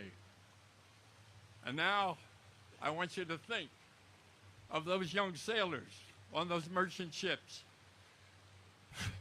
who knew they were going to die because you can't make it in that water. And when it was over and the Germans attacked, there were 11 ships left. That's all that were left. You didn't get that in your history book in high school or college. Why don't we rant for the truth to understand what these people, what those people I represent did? And from that comes an understanding of what we were called to do. Do you understand that when a plane took off to bomb Japan, that the head man, the head pilot, was probably 23 years of age, and they called him boss? Now I want to take you to 1943, which is the second worst disaster in the career of the U.S. Maritime Service, U.S. Merchant Marine. And you probably never heard of this either. Barry, Italy, on the Adriatic, a port where the cargo ships and the tankers went in to unload. And on a day in June of 1943, 105 German attack Stukas flew in to that port, supported by 24 full-scale bombers flew into that port. Now, in that port were 30 ships. The harbor was so crowded that when a cargo ship is unloaded, here's the pier, here's the ship. But in this case, there were so many ships, they had to park what we call a thwart ship, side each other. And in the belly, in the cargo of one of those ships, was 100 tons of mustard gas bombs.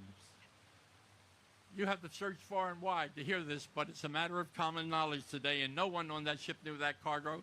That cargo was requisitioned by General Montgomery, a British general, who felt that the Germans might someday exercise warfare by using chemicals.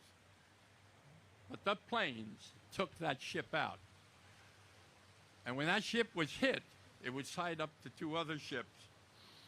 Now, we attended services one time where a man who was on the ship I'm naming right now, where he escaped. But the only reason he'd escaped, he had been on liberty that night, and when he came back, they didn't allow him into the port area. Because you see, when that ship got hit, it disintegrated. I don't mean it was bombed and sunk. It was disintegrated.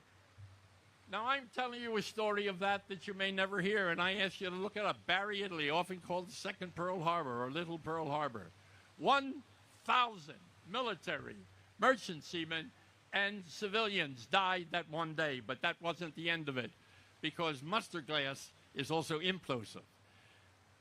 And this great cloud surrounded the area of that harbor, and everyone who took a breath, everyone who inhaled the fumes of disaster.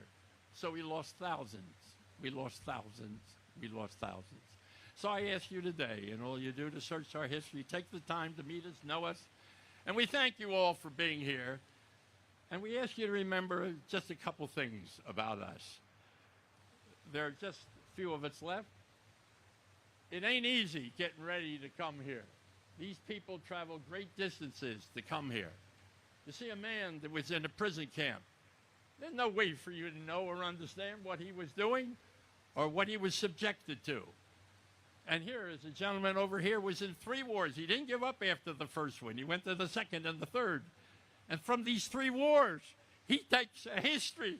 And where will our history be concerned? They don't teach it in your schools. They don't teach it in your university. And God bless me, I'm a Christian. They don't teach it in the churches either. But if you don't understand your history, you're doomed to repeat it. I want to share with you something, so it's not all gloom and doom. I hold in my hand the Congressional Gold Medal. This is the largest award that Congress can issue. And last week, on the 18th, I received this medal, as did some of my fellow World War II mariners. This medal says, we thank you. The people who gave it to us repeated, we are sorry it took so long. You see, when the war ended, my group was not in the GI Bill. We're left out. It was an accident. Everybody agreed that it was a mistake. That was 1945 when we found out we weren't in the GI Bill. And they rectified it in 1988. 43 years after the war ended, they gave us the GI Bill of Rights, which gave us the right to buy a house. I want you to think of it. I was 61 years of age, and I'm a youngster compared to some of these guys. But we take nothing away from that. We say, this is our country. We stood. Every one of these people stood and took an oath. And we took an oath to represent our country, to protect our country. And the Merchant Marines fought on 5 continents. Everywhere we fought, they were there. We delivered 15 million tons of war material to Europe. We delivered 13 million tons of war material and troops to the South Pacific. We delivered 8 million tons to the Mediterranean and 5 million tons to Russia. And with it all, then, we took a part of our life, our youth. We gave up our youth that no longer existed. So as I wrap up today, and I ask you to search out these pieces of history, because today with the internet you can find all these things. I want to leave you with something that I used when I received this medal. I was the spokesman for everyone who received this medal. I'm honored to be their spokesman. I'm honored to know these guys. We come from different walks of life, from different places in the world, but we are brothers. And this place makes us understand what others mean. And so when I received this medal, I took time to thank everyone, and this is how I end. I say I want to take you back 200 years in the way we called our children to war. This is in Britain, in England, and Scotland, where the law was at the wars at the time were prefaced. And the army came into the town and stood in the village square, and they played the bagpipes. They played a skirl on the bagpipes to draw attention to the fact that all men of military age were going to be conscripted on that day. And so there was a hymn written about it. It is called London Derriere. It appears in about 57 hymnals. Unfortunately, it's in Gaelic. But in 1910, a barrister in England created the words, which I'm going to give you now, which open to a song called Danny Boy. And if you hear the frame of Danny Boy and the pentameter at which it is sung, it's a father saying goodbye to his child that he may never see again. And so it starts in the brogue, oh, Danny Boy, the pipes are calling from glen to glen and down the mountainside. The summer's gone and all the flowers are dying. 'Tis you must go, and I must bide. And that's the way we were sent to war. And then the day the war ends, and the day the war ended for me was August 15th, 1945. If you are just joining us here on Live Now from Fox, we are listening into a World War II memorial service happening in Washington, D.C. We actually want to switch gears and take you out to where President Biden just arrived in Washington, D.C. He will be heading to the Tomb of the Unknown Soldier at Arlington National Cemetery. He is currently answering some questions from reporters about his visit to Uvalde, Texas, and also about the war in Ukraine. Let's go ahead and listen in. Only one reason for something that can fire, 100 shots.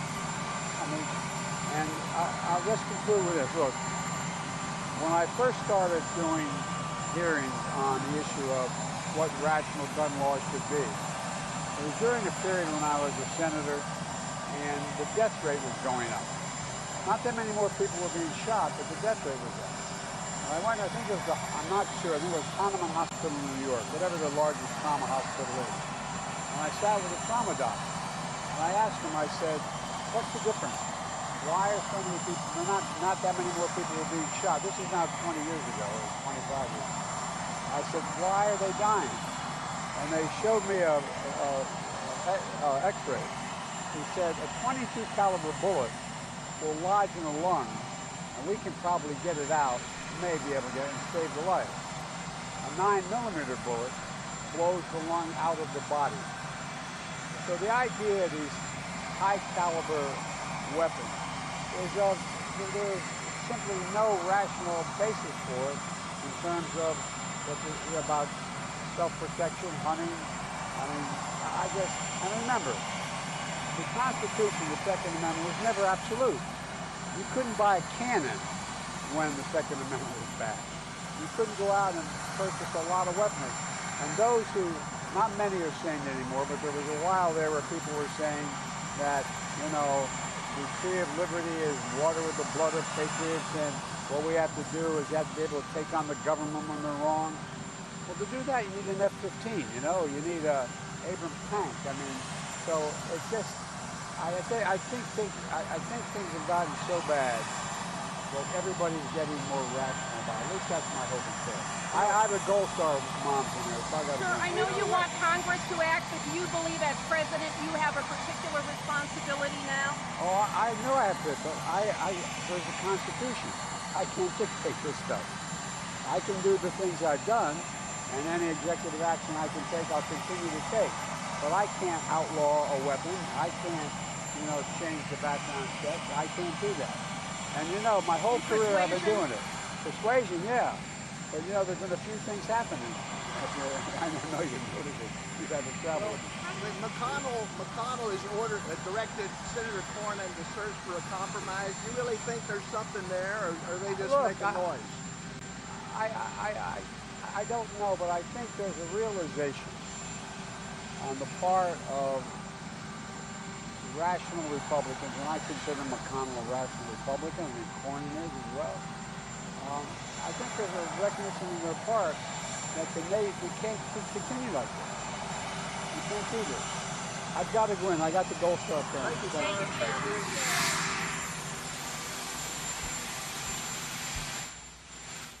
All right, everybody, that was President Joe Biden on his way to attend a wreath-laying ceremony on this Memorial Day. The president answering some questions just a day after his trip to Uvalde, Texas. Here's some video of that right now. He and the First Lady, Dr. Jill Biden, were in Uvalde, Texas yesterday, where you can see them carrying a bouquet of flowers, placing it at the memorial, which is just outside of Robb Elementary School. That is where an 18-year-old gunman entered the school with an AR-15 style rifle, a backpack full of ammunition, and barricaded himself inside of a classroom, shooting and killing 21 people, including 19 children and 2 teachers. The president was just answering some questions about the war in Ukraine, but also about the mass shooting in Uvalde. He said that back when the Second Amendment was written, nobody could even buy a cannon or really much of anything, saying that the 18-year-old who legally bought that AR-15 style rifle and ammunition that he used in this deadly mass shooting, saying that that should not be available to the public. He also said that he will take any executive action that he can when it comes to gun laws, but reiterated that he cannot, as president, outlaw any weapons based on the Second Amendment in the Constitution. So again, that was President Joe Biden speaking with reporters as he heads to Arlington National Cemetery on this Memorial Day, where he again will be participating in a wreath-laying ceremony with his wife, Dr. Jill Biden. And it is a very busy Memorial Day. We've been telling you about the flights that have been canceled across the country, over 5,000 of them canceled as this Memorial Day continues. You are taking a live look at the Statue of Liberty in New York. We also have a beach shot of Wildwood, New Jersey, one of Clearwater, Florida, and of course the Golden Gate Bridge in San Francisco, California. It is 9:49 here on the East Coast. We're going to step away for a quick break. We'll be back in 2 minutes.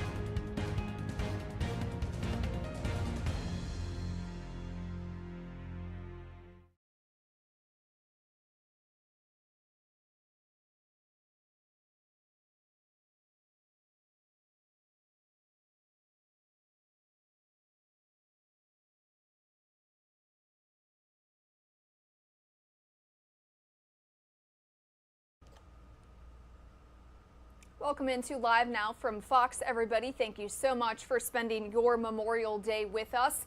We do want to representing take you live. Friends of the National War. out to this World War II memorial service, which is currently underway in Washington, D.C. One of many ceremonies happening across the country today, honoring our veterans and honoring, of course, our service members who died fighting for our country. You can see again that wreath ceremony happening right now. Let's listen in and see if there's any audio.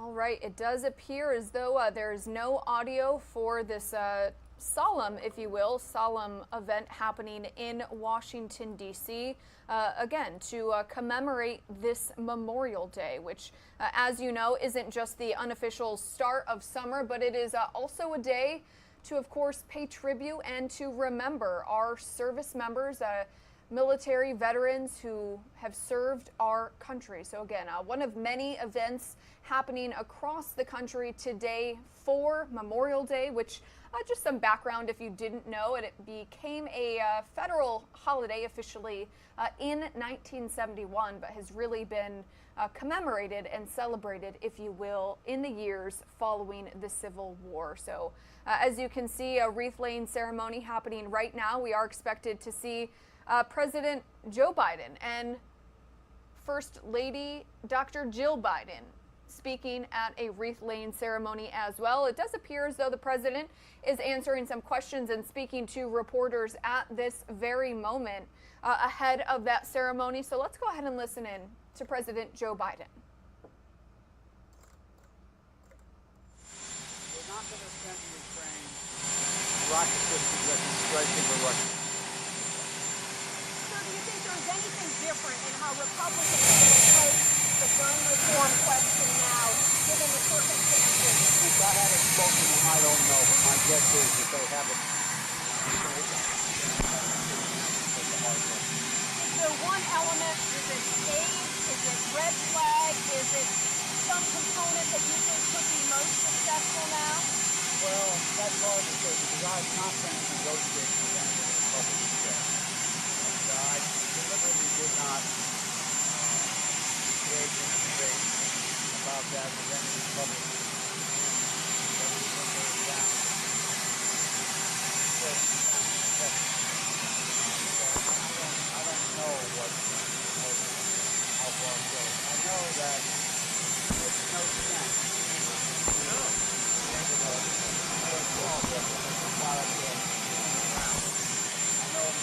I know what happened when we had rational action before, back in France, of all that. It should significantly cut down mass murder. So there's only one reason for something that required a 100 shots.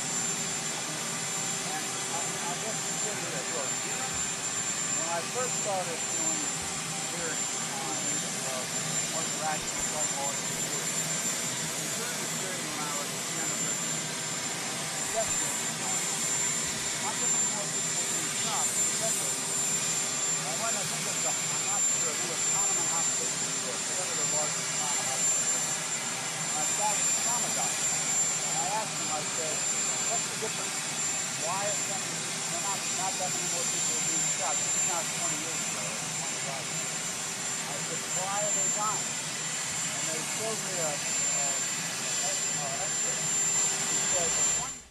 all right, everybody, if you were just joining us here on Live Now from Fox, we are listening in to President Joe Biden answering some questions from reporters there after just landing in Washington, D.C., where he was in Delaware giving a commencement speech. And also, he also spent part of the weekend in Uvalde, Texas, visiting that memorial outside of Robb Elementary, where 21 people, including 19 children and 2 teachers, were shot and killed last week in that horrific, deadly school shooting, the second deadliest one to happen since Sandy Hook more than a decade ago. So again, President Biden here speaking with reporters. The audio is a little difficult to hear, so we are going to go ahead and cut away from this and show you some video of the President and First Lady in Uvalde, Texas. Yesterday, as we said, he and the First Lady stopped by, of course, to pay their respects for all of those victims who were brutally murdered inside of that school last Tuesday morning. So again, the President and First Lady visiting the memorial, also meeting with first responders and the victims' families in Uvalde, Texas. So definitely a devastating story. The President and First Lady stopping by to pay their respects, again, as that memorial there continues to grow. And their visit comes as the Department of Justice is now investigating the police response to that deadly school shooting. That announcement coming the day that the President and First Lady visited Uvalde, and coming about a week after those 21 people, 19 kids and 2 teachers, were shot and killed after an 18-year-old went inside of the school, went through an apparently unlocked door, went into a classroom, barricaded himself inside, and that is where authorities say he unloaded his AR-15 style rifle and had a backpack full of ammunition. We did hear from Texas Governor Greg Abbott, who says he was misled about the initial information that was given to him about the mass shooting at Robb Elementary. Let's listen in to his full press conference.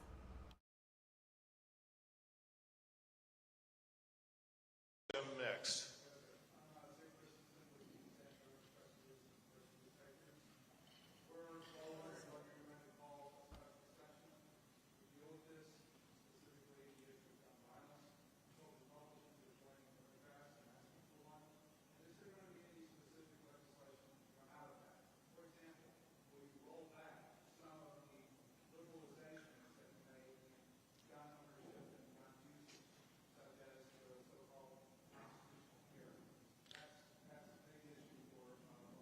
Sure. Well, let me answer your second question first, and then I'll answer your first question. So in your second question, you talked about the rollback of any of the legislation that I signed this past session. Let's be clear about one thing. None of the laws that I signed this past session had any intersection with this crime at all. No law that I signed allowed him to get a gun, the gun that he did get. And so, again, there was nothing about the laws from this past session that has any relevancy to the crime that occurred here. With regard to the special session, let me just say this, and that is, first of all options are on the table. Second, most importantly, to your point, do we expect laws to come out of this devastating crime? The answer is absolutely yes. And there will be laws in multiple different subject areas. For example, I do fully expect to have every law that we pass in the aftermath of the Santa Fe shooting to be completely revisited. And first, we need to gain the information about exactly what happened at the school to find out the extent to which those laws were complied with, to the extent that they were not complied with, to find out what shortcomings allowed this travesty to occur. Then second, we need to have a discussion and pass laws to make sure that our schools are safer. And the people of Uvalde, but the people of Texas deserve that. Second, as I was discussing 2 days ago, you can expect robust discussion, and my hope is laws passed that I will sign addressing health care in this state. There is an array of health care issues that we face as a state in general, but there are an array of health care issues that relate to those who commit gun crimes in particular. Those need to be addressed, whether it be the health care issues that I talked publicly here with the mayor about 2 days ago, and that would affect the community in general, or whether it be laws that address the challenges that are now surfacing that this killer had in his life that lead to someone doing what he did. And then there will be all other kinds of issues. But there will be committees formed, there will be meetings held, there will be proposals that will be derived, many of which will lead to laws that will be passed in the state of Texas, because let me make one thing perfectly clear. The status quo is unacceptable. This crime is unacceptable. We're not going to be here and talking about it and do nothing about it. We will be looking for the best laws that we can get passed to make our communities and schools safer. Go ahead.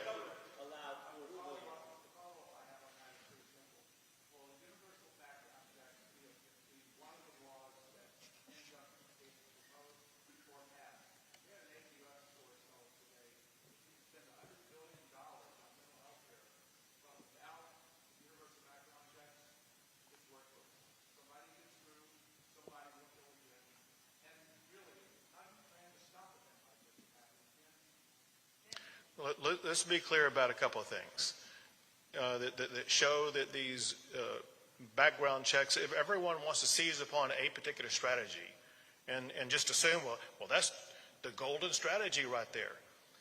Look at what happened in the Santa Fe shooting. A background check had no relevancy whatsoever because the killer took the gun from his parent. Look at what happened in the shooting in Sutherland Springs. There was a background check that was done. It was done in a flawed way that allowed the killer to get a gun. And so anyone who suggests, well, maybe we should focus on background checks as opposed to mental health, I suggest to you is mistaken. If there's anybody here who thinks we have perfect health care in this country, in this world, they're wrong. If there's anybody who thinks that we can't do more to address mental health care, they're wrong. They can. We can. And we're going to. Go ahead. Go ahead. Yes.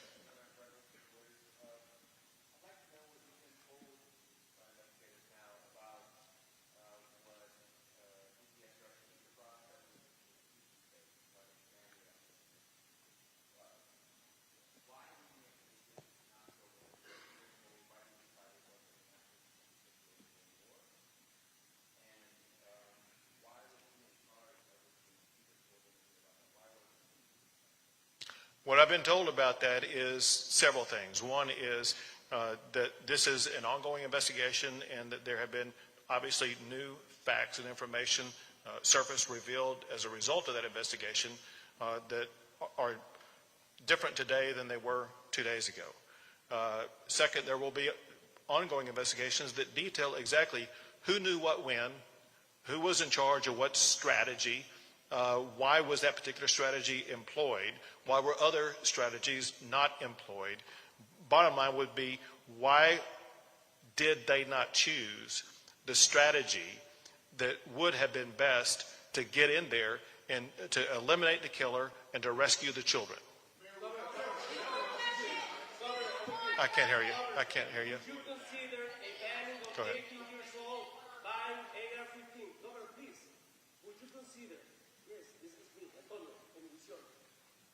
Antonio, how you doing, man? I'm doing great. Good.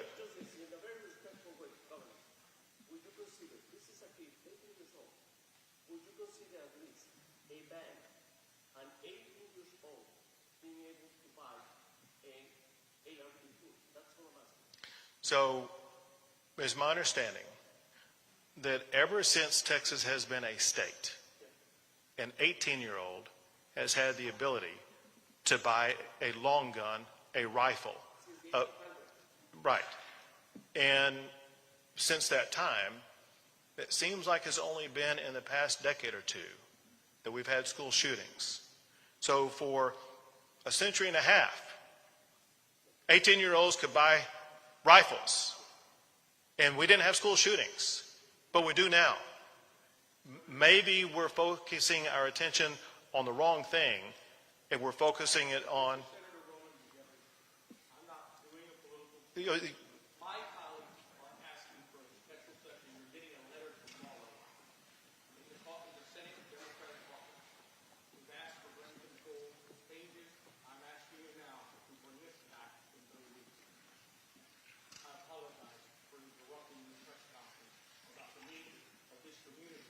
I've been here for 3 days. With all of these elected officials, this county judge has worked his ass off. The mayor, the city council,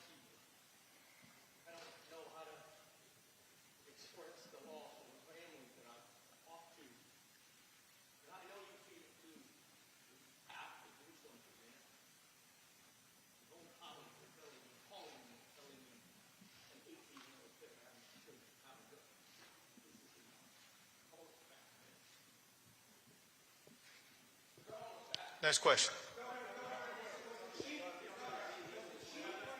I can't hear you. Speak up.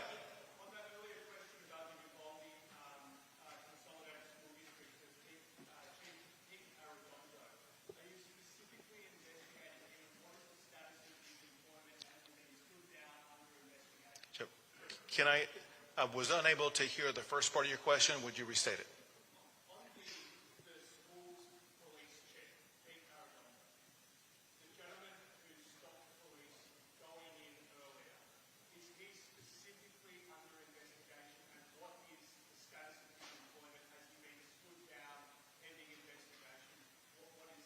Okay, so every act by every official involved in this entire process is under the investigation conducted both by the Texas Rangers and by the FBI.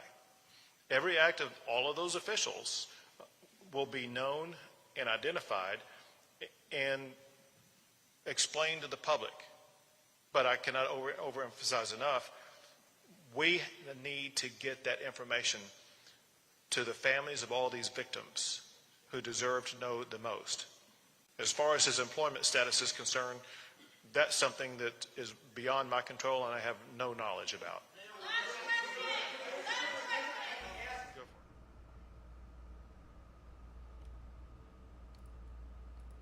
If you were just joining us here on Live Now from Fox, we were just listening in to Texas Governor Greg Abbott answering some questions, also saying that he was misled when he got that initial update on Tuesday from law enforcement in Uvalde, Texas, about that deadly school shooting that killed 21 people, including 19 children and 2 teachers. So again, the governor of Texas visibly frustrated about the conflicting information from law enforcement. And as you can see, that graphic at the bottom of your screen saying the Department of Justice is going to be reviewing the police response to that school shooting.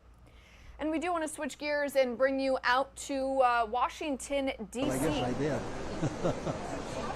But that's another story. Where we have a World War II veteran right now. This is a 94-year-old World War II veteran who says that he joined the military at just 15 years old, lying about his age, saying that he fought in the Battle of the Bulge. You can see some of those medals there on his hat at this very moment. He says that he has fought in 3 different wars for our country. So let's go ahead and listen in to this World War II veteran on Memorial Day.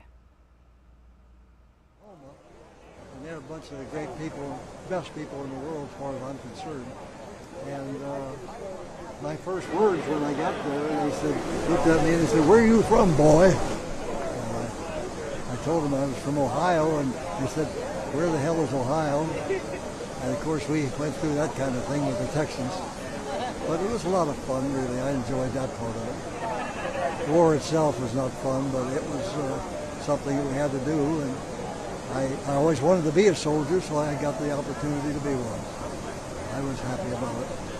Have you been to one of these before? Oh, I come to all of these. I As love every it. year goes by, can you tell me how it changes for you, how the meeting changes, or if it does at all? You mean here? Yeah. Well, the big change I see, people are much more interested in World War II when they come here. And I've met some of the nicest people in the world here from all countries. And I've been on TV from, I can't even tell you all the countries I've been on TV from, including Russia and China. And that's just part of it. But I just have met the best people down here, and I think finally it makes kind of restocks you, you know, and it says, my God, people are interested after all. But for years they weren't, and I'm glad by the time I hit 90s, why they're interested. You were 15 when I went in. You started. What's your message to 15-year-olds out there now? Stay in school, get an education, don't be a bum. Get away from drugs, stay away from drugs. But I'm afraid I'm talking to a mute world. But that's what I would tell any kid I talk to. And then I tell them, when you get through getting your education, then go into service. I recommend the service to anybody, even if they don't get all their education. They feel they can't go any further in school, get into service. They might learn something, and they might also learn what they want to go into when they get out in service. So that's what I tell people all the time. And they don't throw me out, you know? And they always salute me with all fingers, so I figure I'm safe there. So I guess I get to some of them anyway. I did meet one fellow down here one time. He asked me where I served during the war, and I told him in Europe. And he said, well, my name is so-and-so, and I'm a German citizen. And I just want you to know that I'm one of the German generations that thank you for what you did. And I said, wait a minute, we demolished your country. He said, yeah, you did, but he says you got rid of our problem. That's the first time a German ever said that to me. And I couldn't get over it. It really hit hard. But anyway, you know, you meet a lot of people down here, and a lot of them have, well, fathers or uncles that were in the service, but they passed already. And my unit, there's only 4 of us left. And I'm the youngest one of the 4. The other 3 are all 97, 98. And I always ask myself, just about every day, why me? You know, why all these guys gone, but me? It's hard to figure. Really hard to figure. But anyway, I try to express this to all the kids I talk to. And for the most part, they're pretty good. I found if you go to the schools, the private schools, the kids are much nicer and much more polite, and they know more than they do in the public schools. I had a kid one time ask me why I have a flower in my hat. I said, that's a poppy. He said, what's a poppy? I said, that's a flower. I told him the story about how they got written and everything. They had never heard of this. So I gave them a copy of the poem in Flanders Fields. And the teacher was with him, and I didn't realize she was the teacher. And she said, can I have one too? I'd like to teach that to my kids. Lady, I'll give you a stack of them if you want them. But I hope she did. That's all you can do is just talk to people and hope that you're getting through to them, you know. But you never know. Harry, thank you so much. Oh, beautiful. Who are you with? I'm with Fox 5, local Fox 5 here. Definitely some wise words from this World War II veteran who says that he joined at 15 years old and then was shipped off to fight in the Battle of the Bulge for World War II and went on to fight in total 3 different wars for the United States. He says he's from Ohio, so a fellow Buckeye, but again, unfortunately, didn't get to catch his name, but he is attending one of many memorial ceremonies on this Memorial Day. Specifically, he's at the one for the World War II monument there in Washington, D.C. We do want to bring you out to this sort of 4-box that we have of several different ceremonies happening underway. We have one happening in Tampa, Florida, happening at the Bay Pines VA healthcare system. We also know President Joe Biden will be attending one at the Arlington National Cemetery. He and First Lady Dr. Jill Biden will be there as well. And we also have another Memorial Day service happening for Intrepid. So again, several happening across the country. Let's go ahead and listen into this one in Tampa, Florida.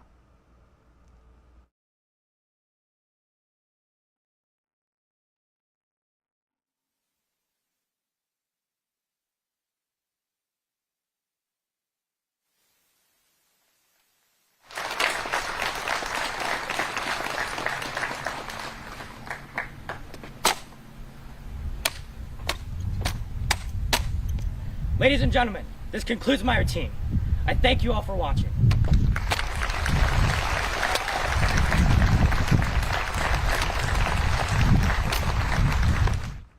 All right, everybody. It does appear as though we are waiting on some of those speakers to get up there at the monument, at the podium, and speak. It appears as though they have somebody from JROTC currently doing a demonstration on this Memorial Day. It is 10:17 in the morning here on the East Coast. We're going to step away for a quick break. We'll be right back.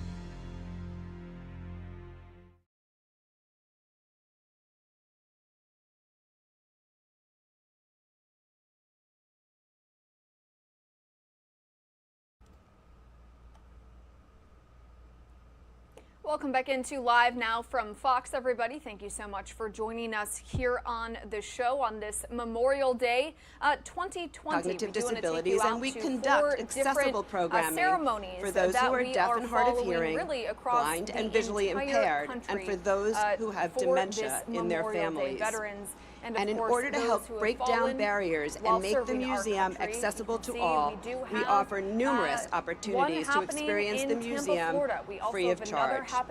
And for our cherished veterans and active duty military personnel, we deliver a myriad of impactful programs that provide a supportive museum experience for returning service members and veterans from all conflicts, particularly those with post-traumatic stress, with the aim of building community and easing the transition back home. And we conduct similar programs for the families of our veterans and active service members. So to our veterans, you have our promise, our word, that the Intrepid Museum will always be here for you as you have always been there for us.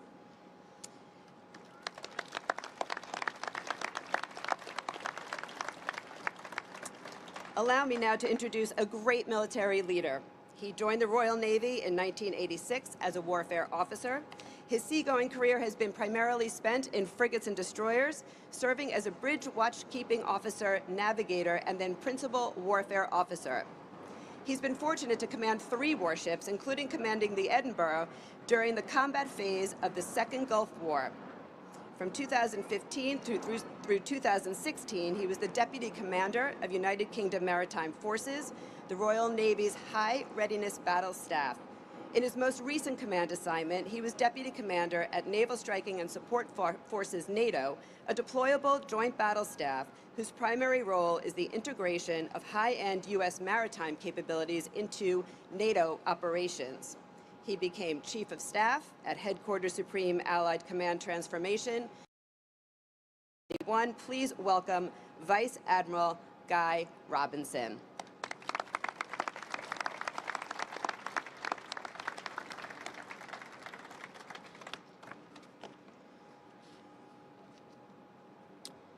Ms. Susan Marnoff-Sausner, President of the Intrepid Sea, Air and Space Museum, General Langley, Admiral Caudle, Mayor Adams, distinguished guests, dear veterans and families, ladies and gentlemen, thank you for inviting me today. I am deeply honored to join you for this Memorial Day commemoration. I stand here as a representative of all 30 NATO nations, toiling together to ensure the security of almost 1 billion people across North America and Europe. I also represent one of NATO's 2 strategic commands and the only one on US soil, namely Allied Command Transformation in Norfolk, Virginia. I'm delighted to be here, surrounded by so much history at the Intrepid Sea, Air and Space Museum in its 40th anniversary. This ship could tell us of its exciting times, evading kamikaze attacks in World War II, working alongside NATO allies in the Cold War, or fishing astronauts out of the sea.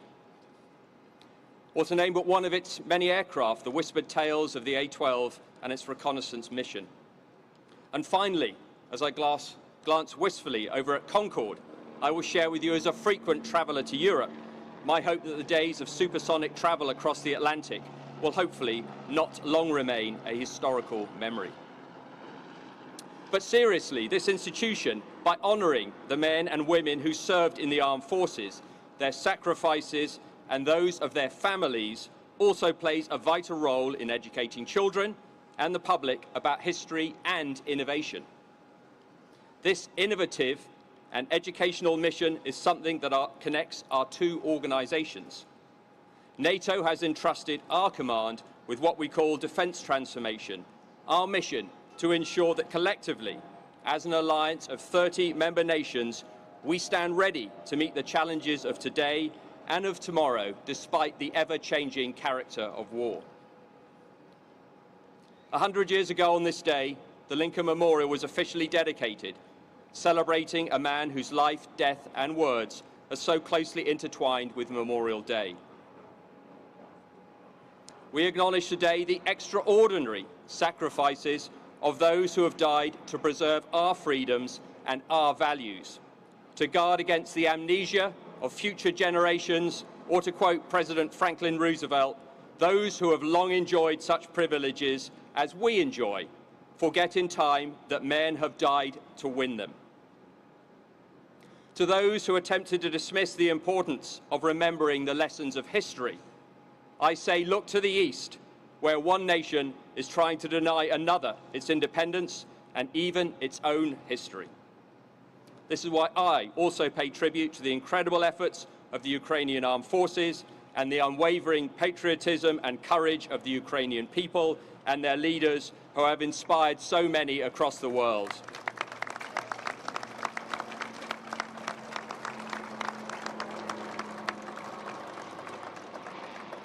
The war in Ukraine is proof that freedom cannot be taken for granted and highlights the importance of cooperation, partnership, and determination so that together we can preserve our security and shared values.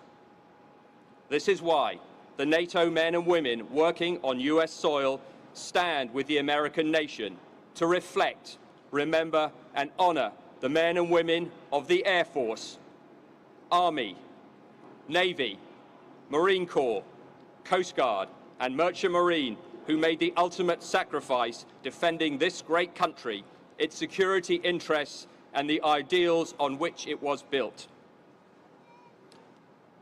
Memorial Day is an opportunity for all of us, your allies, to pay our respects to those who died serving your nation and our alliance, and acknowledge the immense debt we owe them, their families, and those they left behind. This is the day we pay homage to all those who served in the military and did not come home. In 1863, standing on the field at Gettysburg, Lincoln reminded us that through their deeds, the dead of battle have spoken more eloquently for themselves than any of the living ever could. But he also stressed that we can only honor them by rededicating ourselves to the cause for which they gave their last full measure of devotion. And this is what we, members of NATO's Strategic Command in the USA, are trying to do. We make sure the Allies continue to have the best warfighters in the world, equipped, trained and led by the finest men and women our societies produce, to ensure we can continue as history's greatest and most successful military alliance. Of course, we understand, as guests of your great nation, that today is primarily a day of solemn contemplation and an acknowledgement that freedom has a price. I cannot therefore praise the commitment of our military forces without thinking of those who have sacrificed so much in all theatres of operations for our countries and the alliance. In the wake of September 11, NATO invoked Article 5 of the Washington Treaty for the first and only time in history. And as allies, we engaged together in Afghanistan to ensure that no terrorist attack on Allied soil would ever be planned from that country. So I pay homage to all the men and women from our nations, our partners and friends who contributed to our peace, particularly those who shed their blood, risked their health and lives for our freedom and the security of each and every one of us. Let's honor those who served and those who continue to serve. Thank you.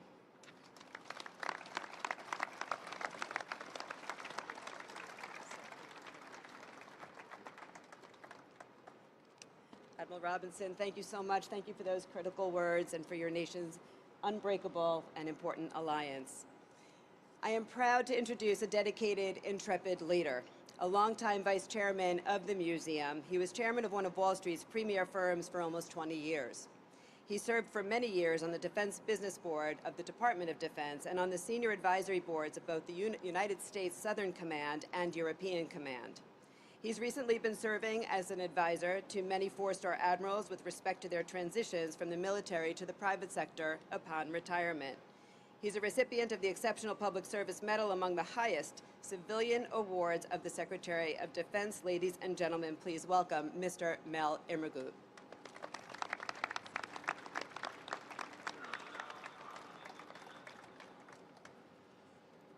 Memorial Day is our annual holiday for remembering those who have died while serving their country as members of our armed forces. We are truly blessed today to have as our Memorial Day speaker, alongside intrepid Admiral Darrell Caudle, the current commander of United States Fleet Forces Command, which is one of the largest components of the entire United States Navy, the most powerful and largest naval force in the history of the world. A few years ago, we began having an important representative of one of our allied naval forces as a guest on Memorial Day. We started with the Minister of Defense of Colombia, followed by the head of the Canadian Navy, and then Deputy Supreme Allied Commander Transformation of NATO from Germany. Admiral Robinson, we're delighted to add you to that distinguished list.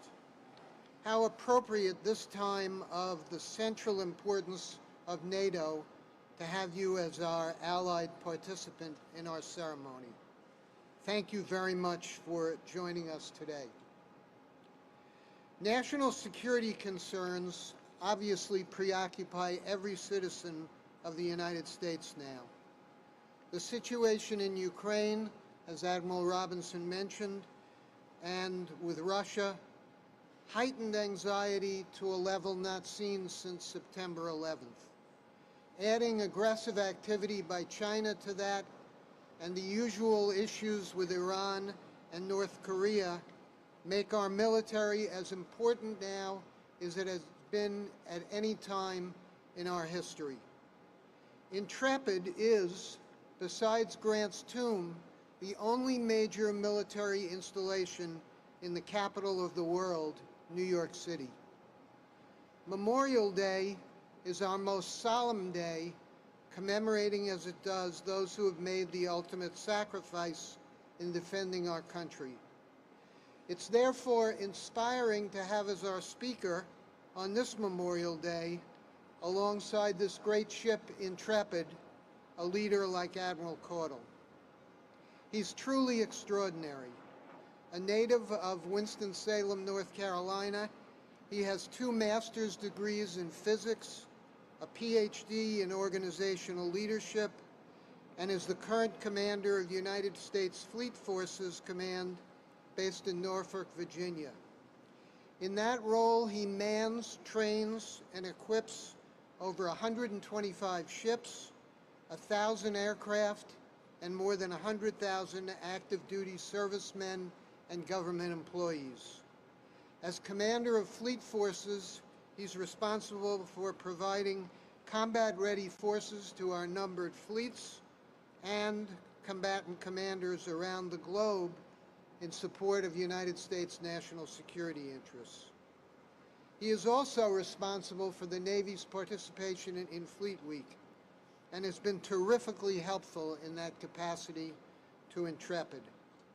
Admiral Caudle is a submariner by background.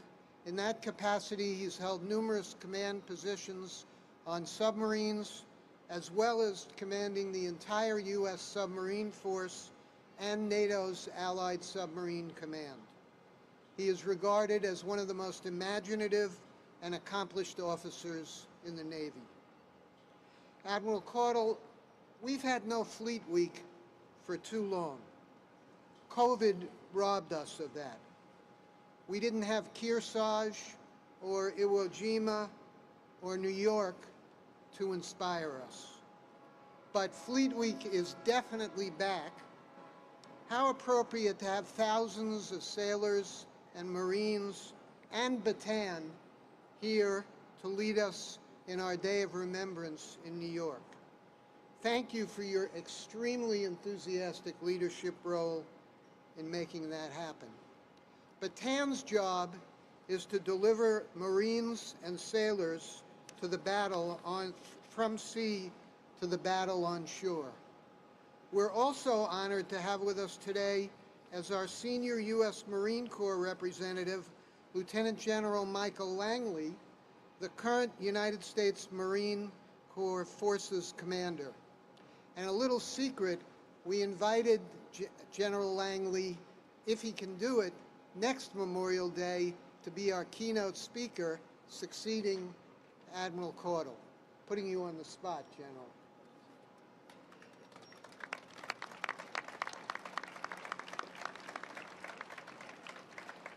Our Memorial Day ceremony involves remembrance of all of our soldiers, sailors, Marines, airmen, cuttermen, and women who have given their lives so we may be free. We have had a tradition of Memorial Day speakers from all branches of the military. Obviously, being alongside Intrepid and with Bataan right next to us, it is particularly powerful to have one of the nation's leading naval officers as our speaker this year to lead us in our remembrance. It is with great honor and respect that I present to you the Commander of United States Fleet Forces, Admiral Darrell Caudle.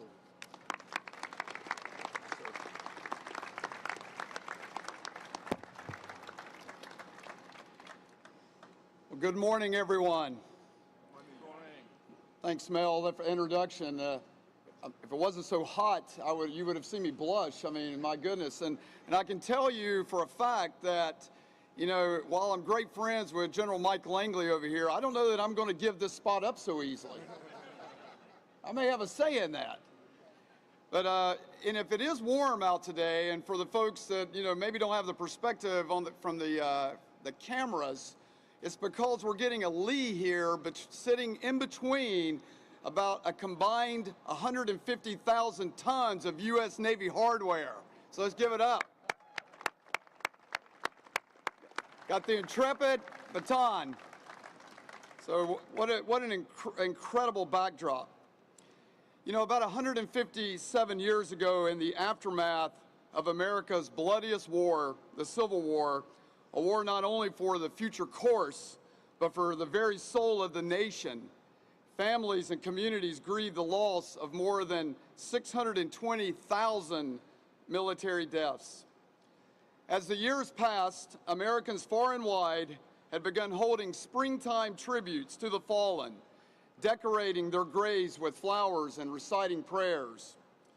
And then in 1868, John Logan, the Commander-in-Chief of the Grand Army of the Republic, an organization of veterans of the Union Army, chose May 30th as Decoration Day, a nationwide day of remembrance of the fallen. On that first Decoration Day, back in 1868, President James Garfield made a speech at Arlington National Cemetery, and he began with these words: "I am oppressed with a sense of the impropriety of uttering words on this occasion. If silence is ever golden, it must be here, beside the graves of 15,000 men whose lives were more significant than speech, whose death was a poem, the music of which can never be sung." With each conflict since, whether upon these shores or on distant battlefields, this day has come to memorialize all of those who have selflessly laid their lives down upon the altar of freedom. And so it's a great honor and privilege for me to represent all 6 branches of our armed forces on Memorial Day here at the Intrepid Museum. On behalf of our nation's service members, I want to thank each and every one of you and all of those around the world whose staunch dedication, tireless devotion, and endless support provide us the stable foundation we as American warfighters need to defend this great nation. So to Ms. Susan Marinoff-Zalzner, Mr. Bruce Mosler, and Mr. Mel Emmergut, and the entire Intrepid Museum team, thank you for inviting me to speak and participate in today's ceremony. And thank you for your unwavering efforts in honoring our nation's heroes and inspiring generations of Americans. Also to Mayor Adams and the Governor, to the patriotic people of New York City and the entire state, thank you for the extraordinary hospitality during Fleet Week and for so graciously sharing this wonderful city with the men and women who wear the cloth of our nation. It is because of people like you and cities like this that our Army, Navy, Air Force, Marine Corps, Space Force, and Coast Guard are the most formidable integrated combat team the world has ever known.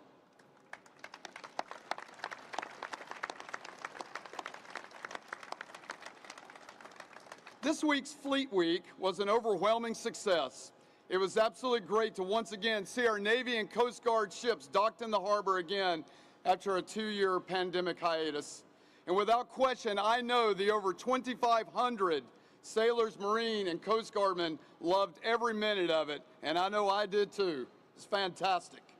I truly hope that each of you had a chance to talk with some of our service members this week, because if you did, I'm sure you came to understand the same sentiment our senior Department of Defense leaders know in Washington, that our service members are our greatest competitive advantage against the malevolent forces around the world, those who are intent on disrupting the peace and prosperity that our forebears fought so hard to secure.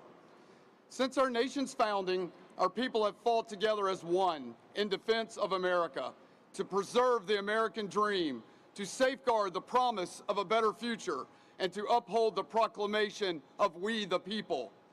Those who have donned the cloth of our nation have hailed not only from North America, but from all corners of the world and from every walk of life, each with different backgrounds and experiences, and together each personify what is best about our country, our resolve and inability to ever give up.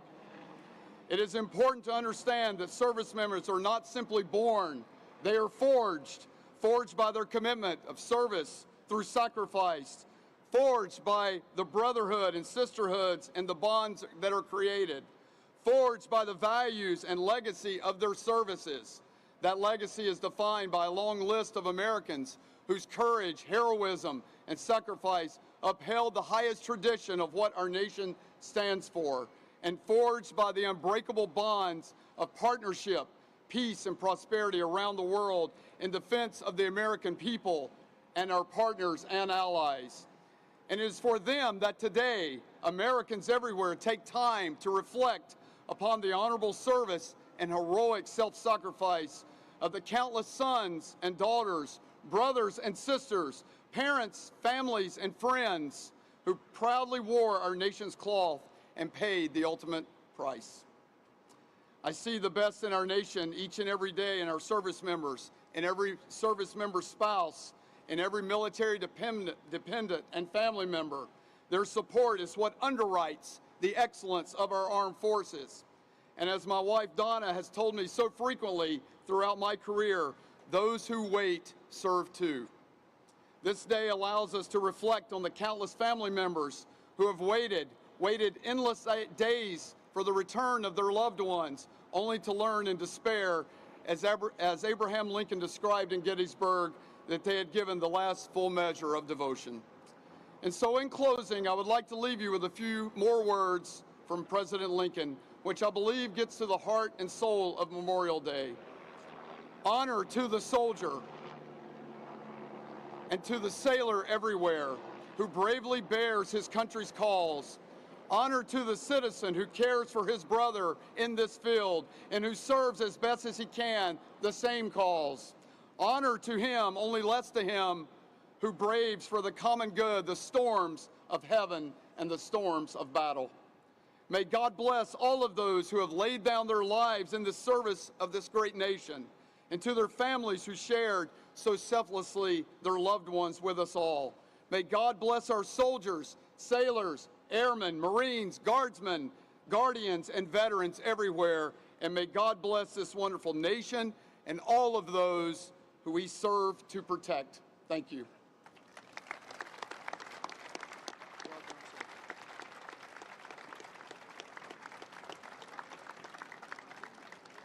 Sir, thank you so much. Thank you for your service to our nation. We are so very grateful. Ladies and gentlemen, it is now my pleasure to introduce the co-chairman of the Intrepid Museum. He is currently chairman of global brokerage of Cushman & Wakefield and helped to launch and now serves as chairman of Cushman & Wakefield's own veterans hiring platform known as the C&W Military and Veterans Programs. He served as chairman of the Business Executives for National Security from 2011 through 2017, and today he still serves as chairman emeritus on its executive committee. He's the interim chair of Iraq and Afghanistan Veterans of America and serves among countless other civic and charitable organizations. Please welcome Mr. Bruce Mosler.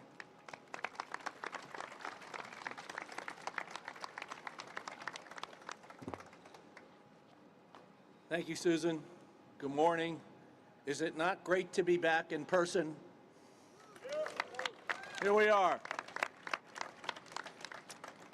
As Susan has already said, we are both proud and humbled to extend our gratitude and recognition to our very own intrepid crew members, and in particular to those members of past crews who gave their life in service to our great nation. Ladies and gentlemen, distinguished guests, members of the military, welcome to the Intrepid Sea, Air, and Space Museum on this most solemn occasion. Thank you, Admiral Caudle and Vice Admiral Robinson, for your powerful and poignant words.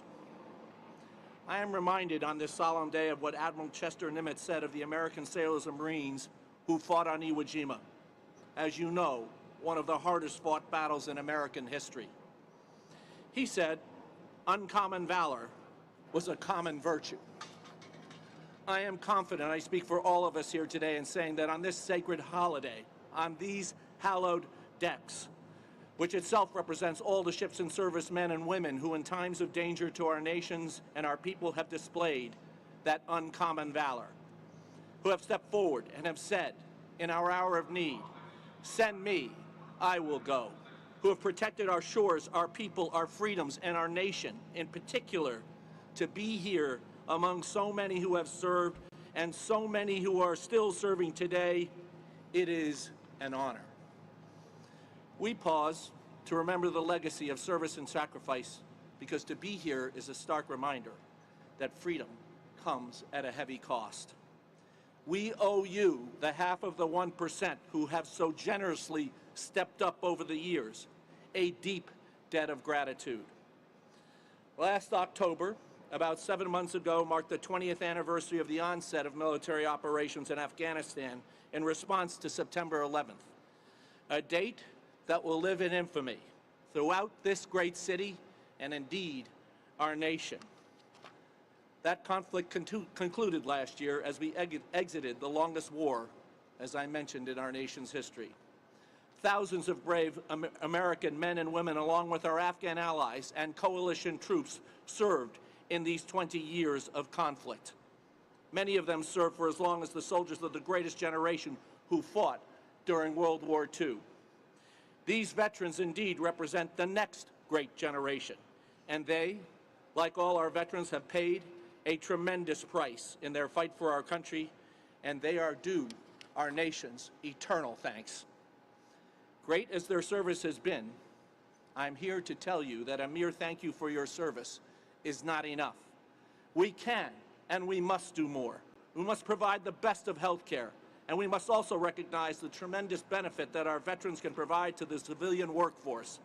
The skills learned, the disciplines acquired, the leadership demonstrated in military service make our veterans invaluable to the building and rebuilding of our nation's infrastructure.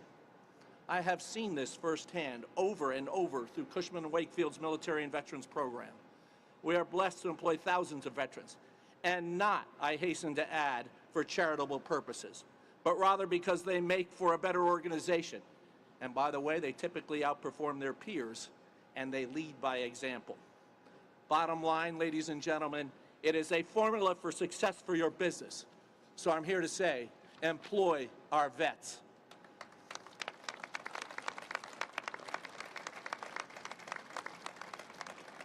And finally, though today is typically reserved for recognizing America's fallen, we cannot fail to recognize others fighting to preserve their own freedoms.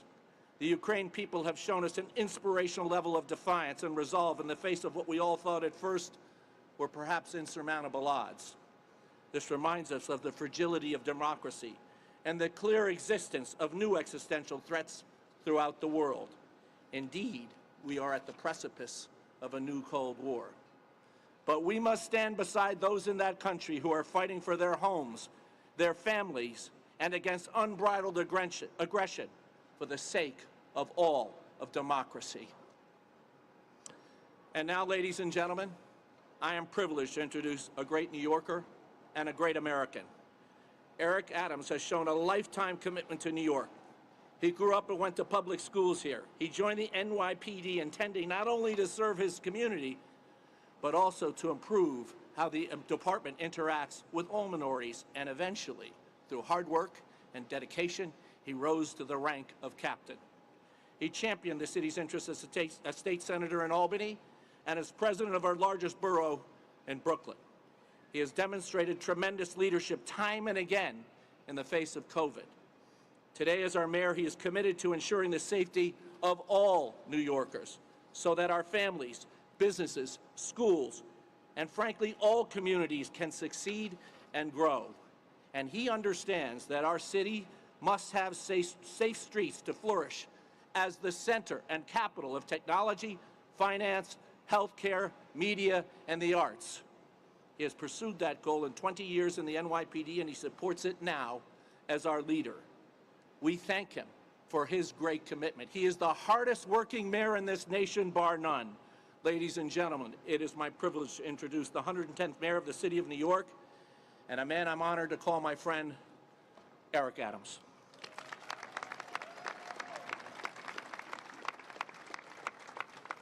Thank you so much, Bruce, and I'm honored to be here with the governor of the state of New York, Kathy Hochul. And the assignment today is to take a moment as we go home and read through the national anthem. We often hear the words in a chorus, but each word is so significant. And yes, soldiers are forged, but also patriotism is forged. Our young people don't know the rich history of the men and women who allow us to sit under the tree of freedom because they watered that tree with their blood. They don't know what it is to understand just how special this country is. Yes, we have challenges. And I like to believe that we are a symbol of what the Intrepid is to the entire fleet. Under attack during Pearl Harbor by sea and air, continued to forge ahead regardless of the difficulties that it was facing, continued to show the resiliency of what our Navy and our 5 other armed forces represent. We too are that. This is a Pearl Harbor moment. As our national anthem states, bomb burst in air gave proof through the night that our flag was still there. We're not only talking about physical bombs. We're talking about the bombs of uncertainty, of crisis, of turmoil, of uprising. The bombs that can have an impact on how we feel. Just as Pearl Harbor was a significant moment, so too was September 11th, a few miles from here as we watch our center of trade collapse. We reflect on 9/11 and the number of lives we lost, but I reflect on 9/12. We got up. New Yorkers continue to build. We were the symbol and the epicenter of a terrorist act that could have crippled any other nation, but not us. We continue to thrive. And now we're faced with a new challenge called COVID. It's not terrorism, but it brought terror. We lost loved ones and family members to the uncertainty if they will ever return from a hospital. Our economy took a devastating dive. Many people lost their homes and businesses. The uncertainty hovered over our entire nation. But just as then, we are here now. We will survive. We will survive not only who we have that represent us during foreign wars, but during local uprising. The men and women of the military and law enforcement communities across this country. The prerequisite to our prosperity is public safety and justice. They go together. It is a symbol of who we are as a country. And I told the visitors to Gracie Mansion during Fleet Week, I want to leave with you. Something special about this country. It's the only country on the globe where dream is attached to our name. There's no German dream. There's no French dream. There's no Polish dream. But darn it, there's an American dream. This is where dreams are made and built. And we have to always protect that dream. We protect that dream with the men and women who defend this soil. And I know, I've visited other places. I've seen other governments. I've seen other militaries. And I'm clear every morning, there's no place I would rather be than the United States of America. And so I pledge my allegiance to the flag of the United States of America, for which we stand, one nation, under God, indivisible. That's who we are. That's who we will always be. I thank the men and women of the military for protecting that dream, and we must protect it as Americans. God bless New York. God bless America. God bless you. Thank you very much.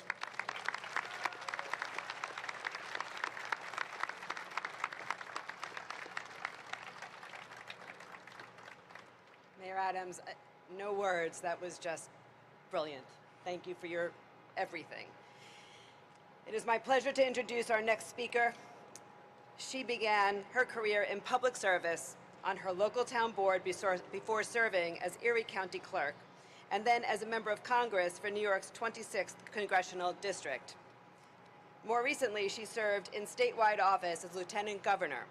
While in Congress, she served on the House Armed Forces and Homeland Security Committees, traveling to Afghanistan to confer with military leaders and meet with active duty men and women.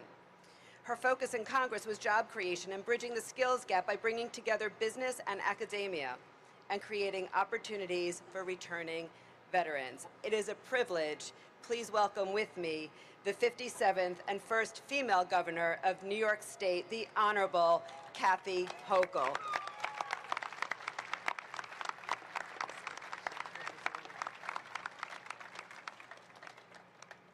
Good morning. I have a feeling that I'm standing between you and cooler environment.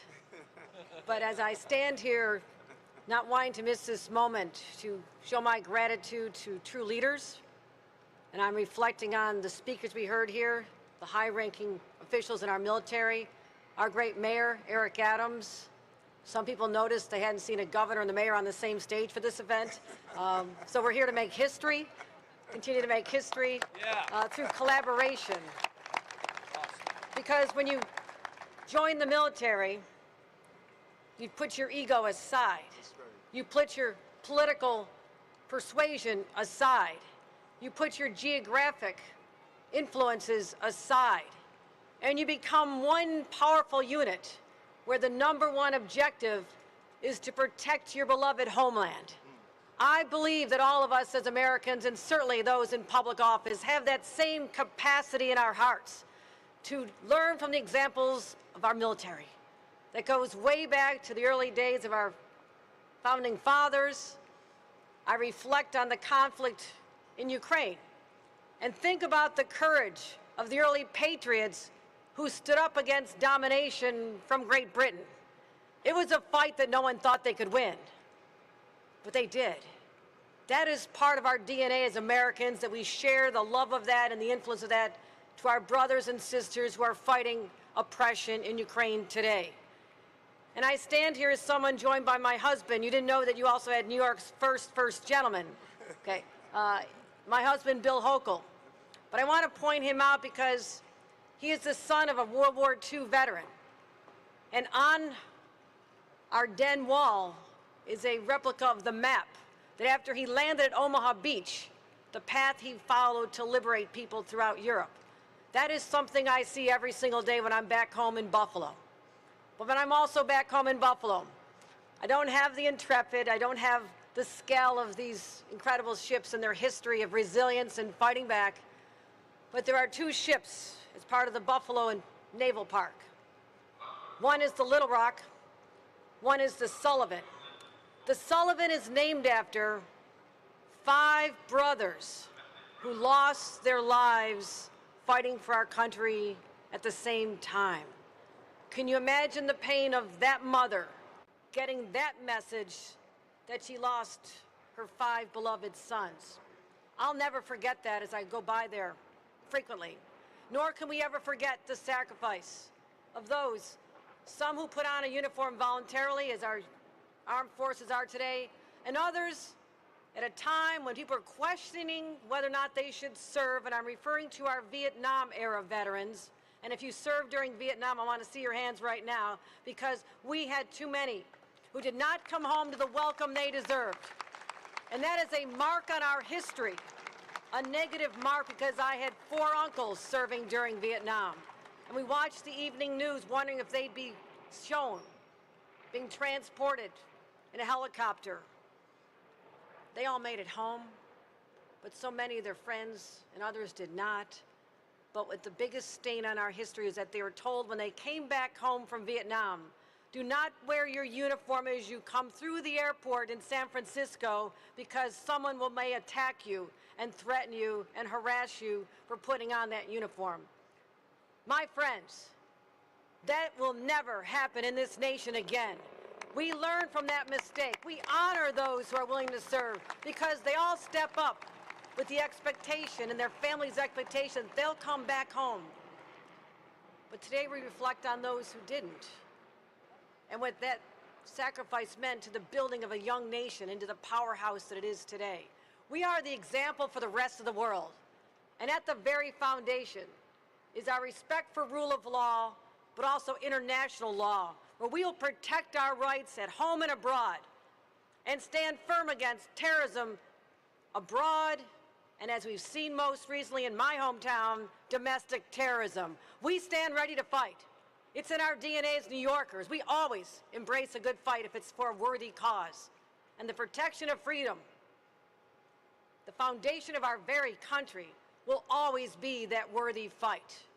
I just left the 9/11 site just minutes ago before I came here.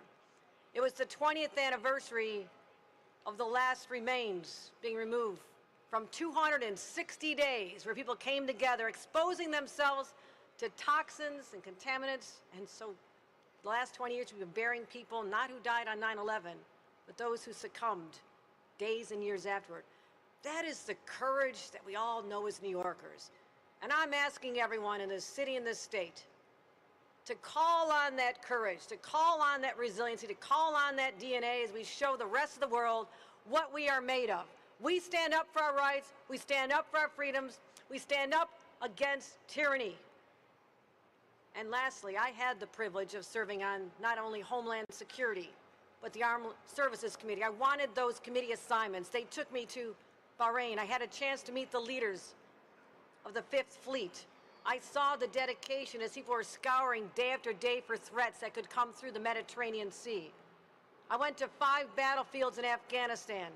I sat in a tent in Kandahar, another one in Helmand Province. I sat with New Yorkers, and I asked them their biggest fear, and this will never leave me.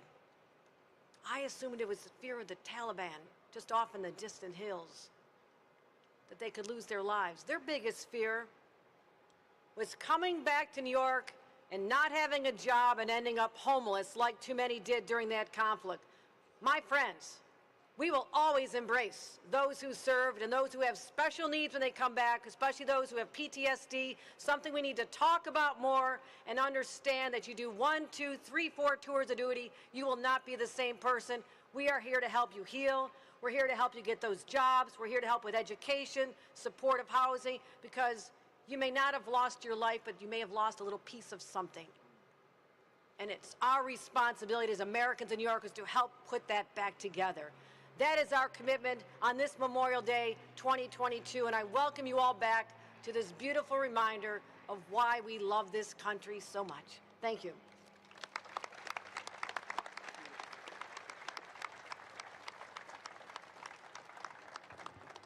Governor, thank you so much. It's a privilege to have you here. Thank you for your service to our state and to our veterans and active military. Ladies and gentlemen, we will now continue with the solemn tradition of this museum. We will lay 4 memorial wreaths on the Hudson River in memory of the brave men and women, heroes, who made the ultimate sacrifice for our country. The first wreath honors United States military personnel lost in current conflicts. The second honors United States military personnel lost in all conflicts throughout our history. The third honors intrepid crew members who we have lost, and the fourth honors those lost from allied nations. As I call upon those to lay the wreaths who have left the stage, may I ask all others to please remain in your seats.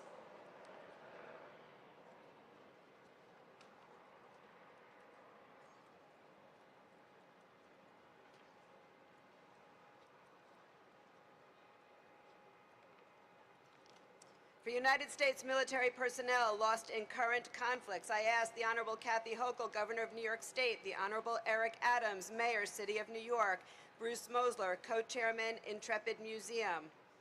Please lay the wreaths.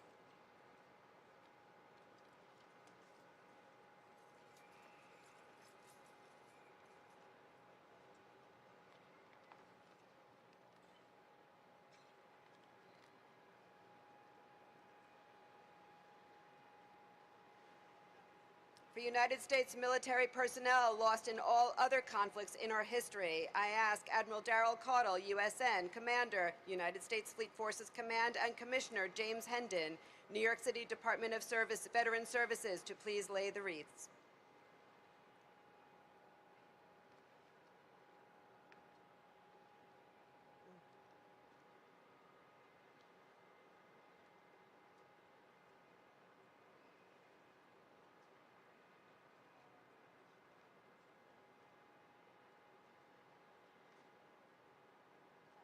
For crew members of Intrepid, I ask Stu Gelban, President, Intrepid Former Crew Members Association, Aaron Resnick, First Vice President, Intrepid Former Crew Members Association, and Rear Admiral Chip Rock, Commander of Navy Region Mid-Atlantic. Please lay the wreath.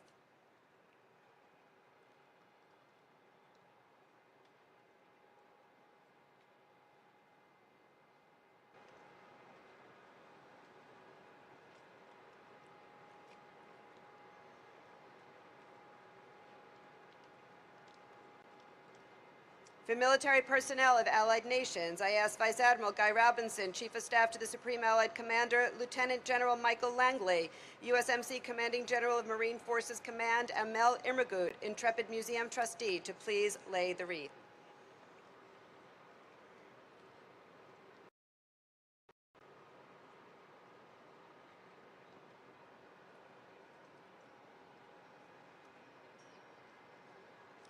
Ladies and gentlemen, behind me, in front of you, is an American flag, the symbol of our nation and our freedom. This flag stretches 100 feet. I ask the flag detail of our United States Armed Forces, please take their positions and open this flag. We will raise the flag in honor of our fallen comrades throughout the world. After the flag unfurling, a detail from Joint Task Force Empire Shield will fire 3 volleys, a traditional military salute, followed by the sounding of taps by the Navy Band Northeast, and FA-18 Navy fighter aircraft from squadrons VFA-32, VFA-83, and VFA-131, who will fly over Intrepid in missing man formation in salute of our fallen.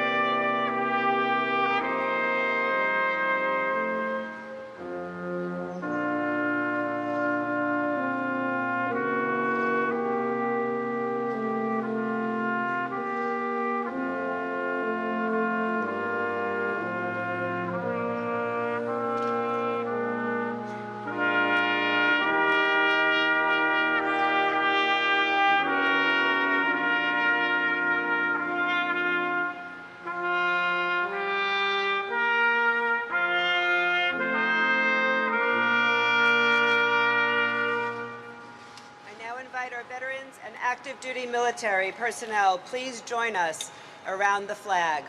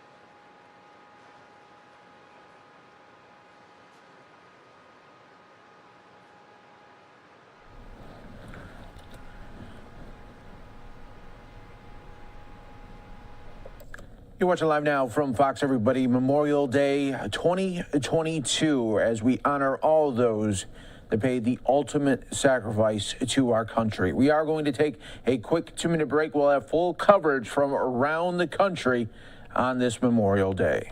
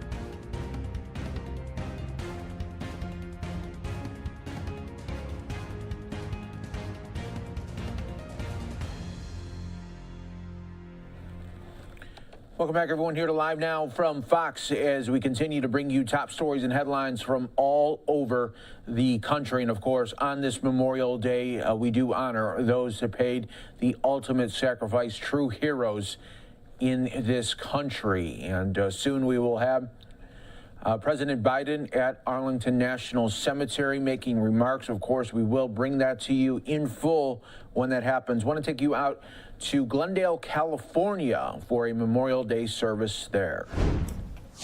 Hello, my name is Neville Agajanian. I'm the Executive Director of the Montrose Verdugo City Chamber of Commerce. I'd like to recognize a few people who are here with us today. The United States Congressman Adam Schiff,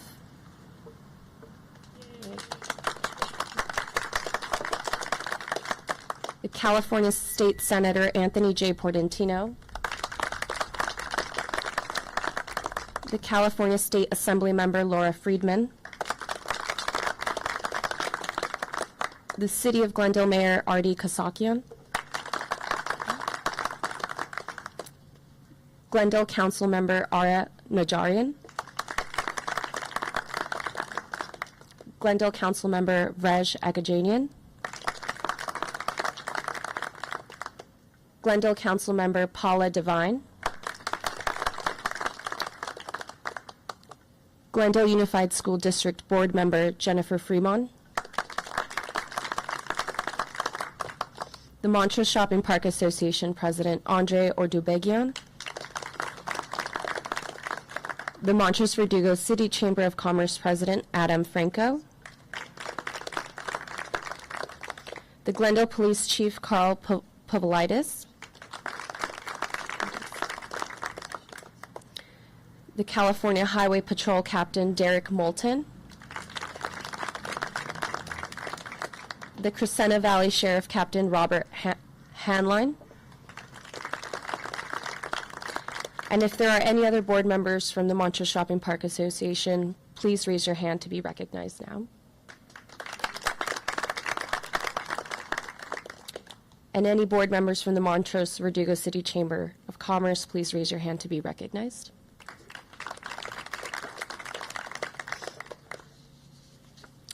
I'd now like to welcome the City of Glendale Mayor Artie Kasakian to share a few words. Thank you all for coming. I want to thank the organizers of this event, as well as thank members of our police department, fire department, anyone who is here to help us honor the memory of those who have fallen. There are many states that claim to have started the tradition of Memorial Day, but there seems to be little doubt that this tradition started sometime in our nation immediately after the Civil War, with a few asserting that it was President Abraham Lincoln's dedication of the cemetery at the battlefield of Gettysburg that started this somber but noble tradition of honoring our nation's fallen soldiers. Knowing this, it was hard for me to think of something more meaningful to say today than what was so eloquently and precisely spoken by President Lincoln at that dedication. One of the briefest but most poignant words ever spoken on the topic, when he observed that, in a larger sense, we cannot consecrate, we cannot dedicate, we cannot hallow this ground. The brave men, living and dead, who struggled here, have consecrated it far above our poor power to add or detract. The world will little note nor long remember what we say here, but it can never forget what they did here. It is for us, the living rather, to be dedicated here to the unfinished work which they who fought here have thus far so nobly advanced. It is rather for us to be here dedicated to the great task remaining before us, that from these honored dead we take increased devotion to that cause for which they gave the last full measure of devotion, that we here highly resolve that these dead shall not have died in vain. The sacrifice of the fallen soldier is, as noted by President Lincoln, far greater than any words we can speak, and the highest honor to the ideals and values of our nation. That we are all created equal and have God-given right to life, liberty, and the pursuit of our happiness. The Medal of Honor is our nation's highest honor for those who have served in our armed forces.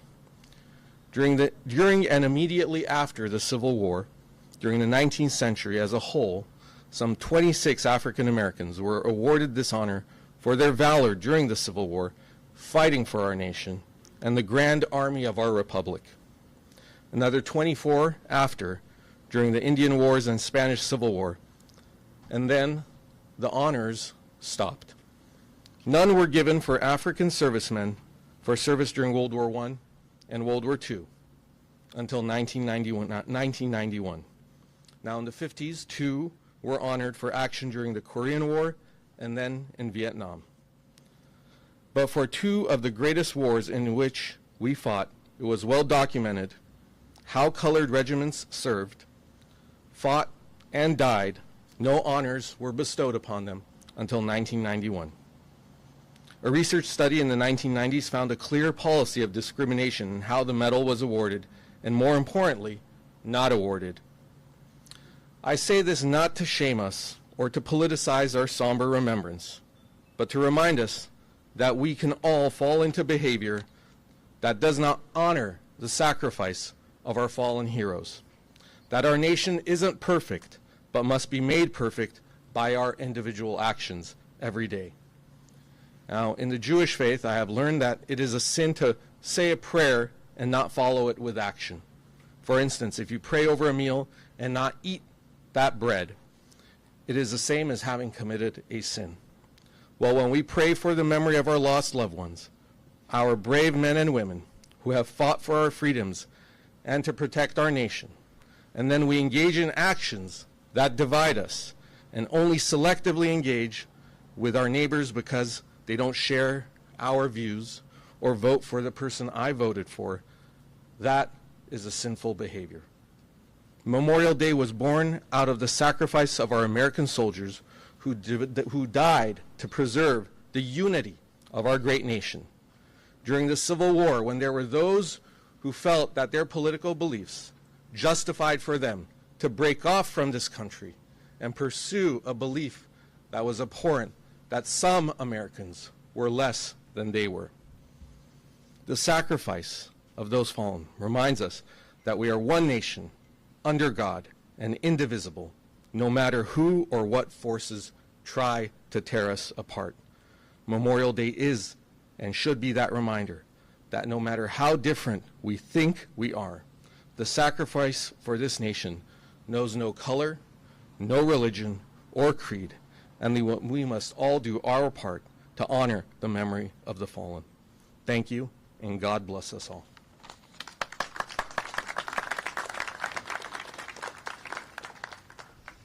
And now a few words from U.S. Congressman Adam Schiff.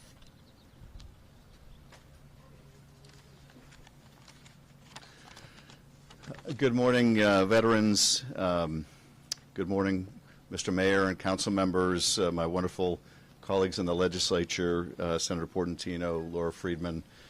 It is an honor to be with you, and I want to thank the City of Glendale, Montrose Shopping Park Association, and Montrose Verdugo City Chamber of Commerce for having us here today. Every day, hundreds of thousands of brave men and women wake up and serve our nation with distinction. They risk their lives to keep us and the freedoms we hold dear safe and secure.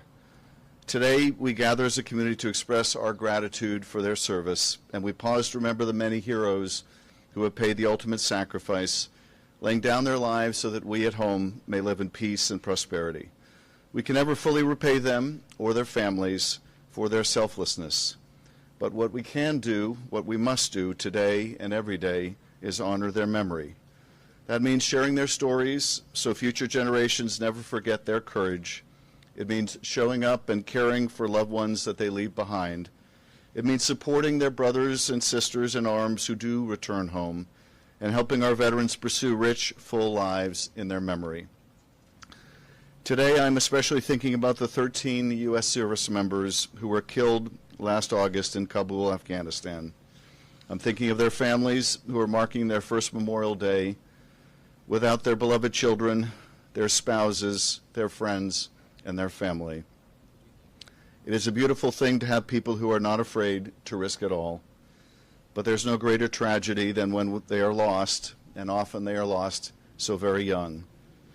We owe them so very much. Thank you to all who are gathered here today and to all who have served this nation in uniform. We salute you, and God bless you. And if I may, I would also like to recognize the families of those victims in Uvalde and around the country this week in a heartbreaking tragedy which I think tears at the fabric of our country. We think of those parents, and we think of those families and those teachers, and our hearts break with them. Thank you.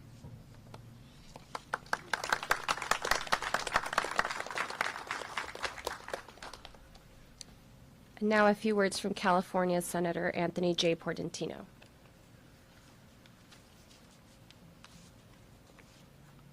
Good morning. Would like to thank the Montrose Chamber, the shopping park, everyone who brought us here together to this morning. In particular, I'd like to say thank you to all the veterans out there. If you're a veteran, could you raise your hand? So let's please say thank you to the veterans who are in attendance. And our first responders, firefighters, police officers, highway patrol. Please, let's give them a round of applause as well. You know, we all have the benefit of enjoying freedom, our quality of life. And to me, one of the most poignant parts of this morning ceremony in Montrose is looking at the names of the soldiers who didn't come back during the Vietnam War. I don't think anything brings home the point as, you know, I stare out and I read the names. There's somebody's son, brother, uncle. Some of them could have been somebody's dad, somebody's grandparent, but for the fact that they went off to war so we could be here today and they didn't come home. I think it was President Obama who said, we owe a debt of appreciation to the fallen, and it's a debt that we can never fully repay. Let me say that again. We owe a debt to the fallen, and we can never fully repay that debt. I think that says it all. Obviously, we have a country in the midst of significant issues of the day, and I think one way we can try to repay the debt to those men and women who paid the ultimate sacrifice is to be better people. And so if you could all indulge me this morning and just turn to the person next to you, introduce yourself, share the moment. Please, say good morning. Say good morning. If it's a firefighter or a police officer or a veteran, say thank you. Let me say that again. If it's a firefighter, a police officer, or a veteran, say thank you. Appreciate the moment. Appreciate the freedoms, the love that we get to share with our families that these men and women who paid the ultimate sacrifices don't get to pay. And so for me, if you would just join me today, make a pledge inside that we're going to honor those men and women who didn't come back by being better Americans, by being better people, and by appreciating all of the freedoms that they died for. So thank you very much, and thank you for letting me be part of this morning.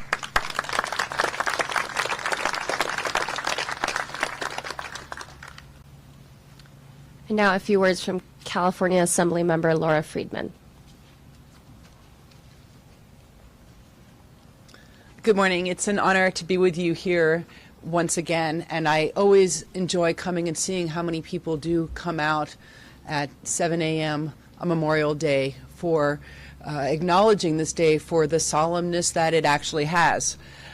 You know, it took me a little while to realize that not every area recognizes Memorial Day in the same way. I was speaking to some of my colleagues in the state legislature this week, and I asked them what they were doing on Memorial Day, because many of us who were elected go from this event to downtown Glendale, to La Cañada's event, to La Crescenta's event, to Burbank's event, and to many of the Memorial Day ceremonies that are happening around this region. And I was surprised that I have colleagues who don't go to one Memorial Day event because in some areas they've kind of forgotten or they're small. And I think that we should take pride in the fact that this community recognizes Memorial Day, recognizes its heroes and its veterans, and will continue to do that, I think, for the rest of time. And this particular memorial being right in the middle of Montrose is that living reminder to so many people of the sacrifices that our own have made. You know, this day means a lot to a lot of people, and I want to particularly acknowledge the veterans and the families of those who have lost loved ones fighting for our freedoms. In my own family, my uncle is a Vietnam combat veteran. My great uncle, who lives with my mother, who's 97, is a World War I veteran, and still sharp as a tack, I might say. My father's a veteran.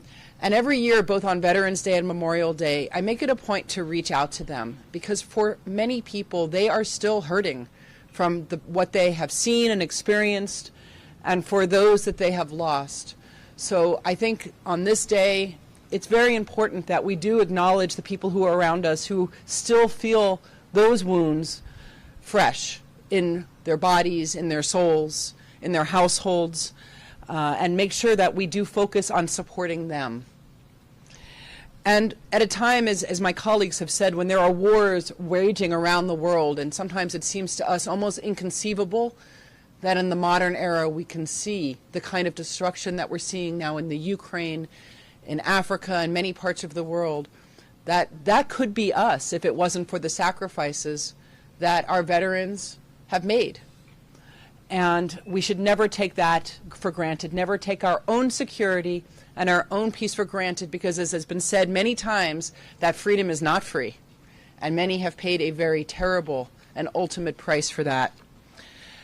And lastly, I'd like to acknowledge the first responders who are here, who keep us safe at home every single day. That is also a sacrifice that I've learned a lot more about over the years, of time, of family, and sometimes of life and limb. So again, to all of the veterans who are here, a particular thank you to all of the Gold Star families and all of the families of our service members. Thank you so much, and God bless all of you.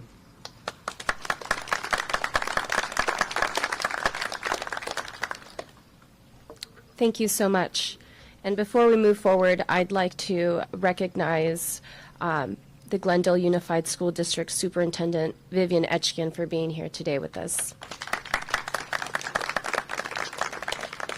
Now, if Ara Najarian, if you could please come forward to share a few words about your family member on the wall.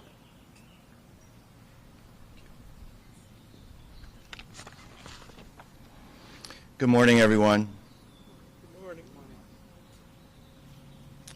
Thank you to Steve Pierce, members of the Montrose Shopping Park Association, the Montrose Verdugo City Chamber of Commerce, for putting on this ceremony about as long as I can remember. I'd also like to thank you for letting me speak here this morning. Each year at this monument, we honor the fallen sons and daughters from wars, and in particular in this monument, the sons. I don't think there's a young lady on the wall, but the sons who fell during the Vietnam War from the Montrose area. And each name is called out, followed by a singular toll of the bell. It's a sad and solemn moment in the ceremony that interrupts the otherwise calm and quiet in the heart of Montrose. Well, usually. I've sat quietly and listened to the names each year, but hearing one name always got my head, my heart, and my thoughts spinning for a few moments. That is of Michael Anthony Najarian, Corpsman, U.S. Navy. It wasn't that our family was unfamiliar with the military.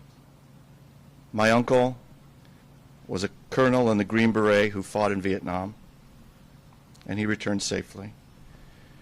My brother Rafi is an Air Force colonel who served in Operation Desert Shield.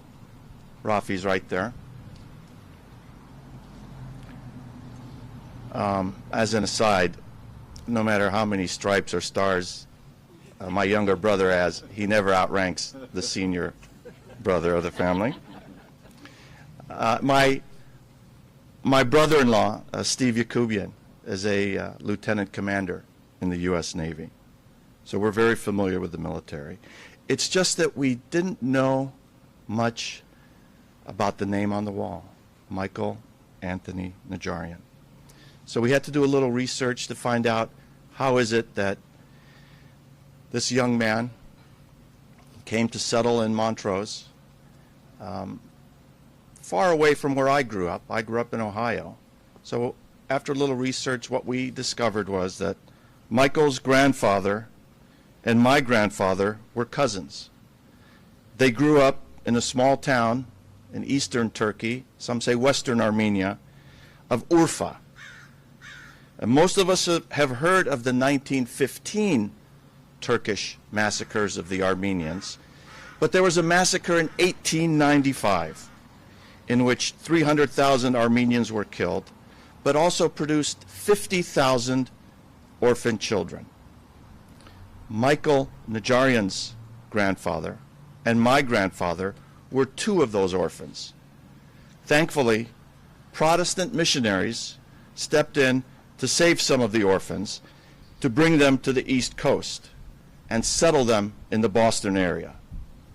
Michael's grandfather was one of those orphans, and he was settled in Boston.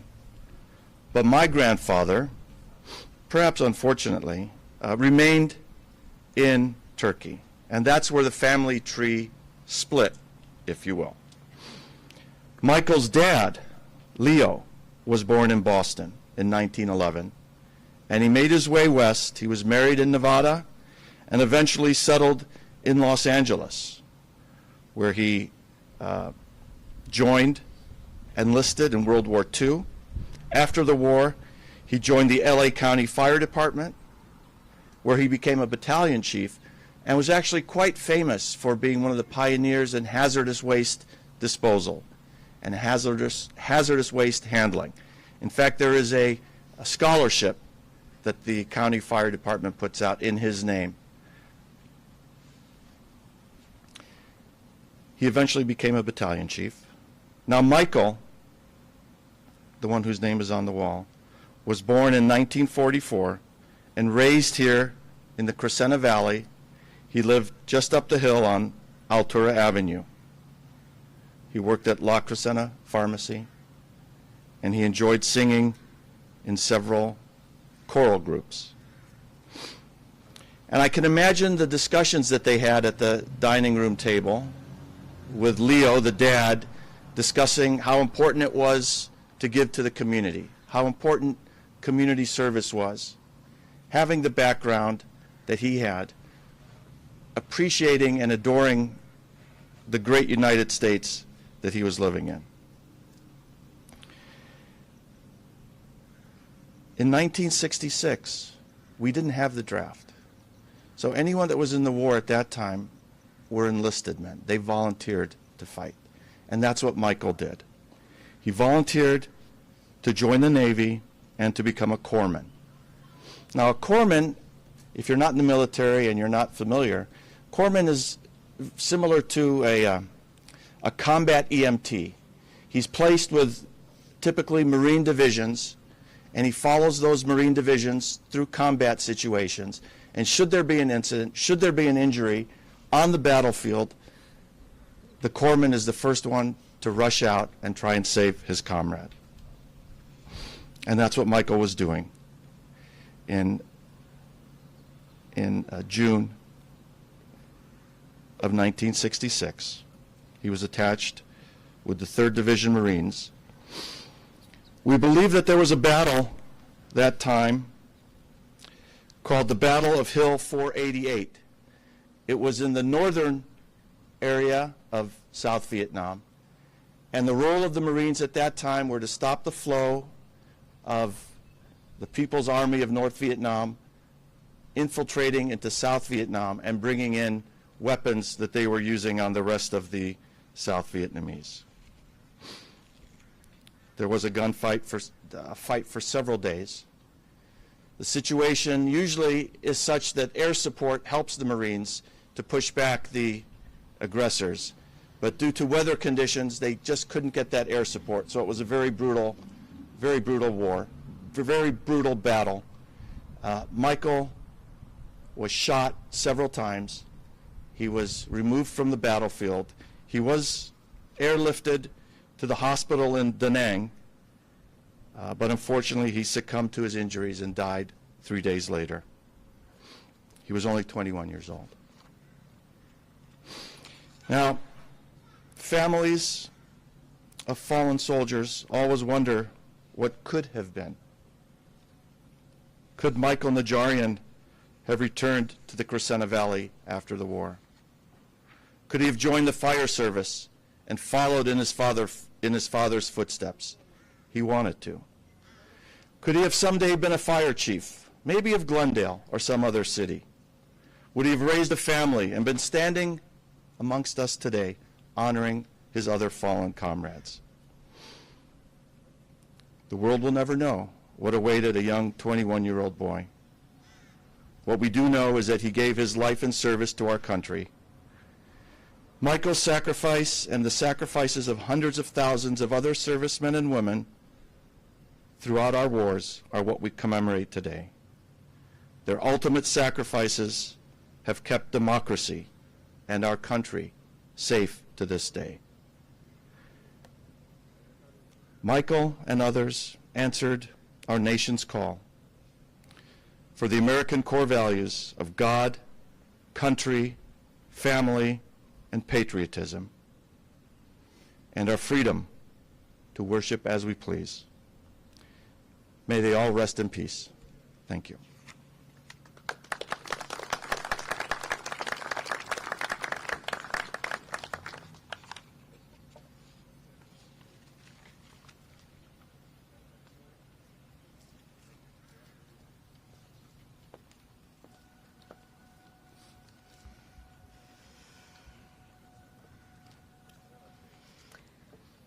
Tamara Bolton once said, "This is the day we pay homage to all those who didn't come home."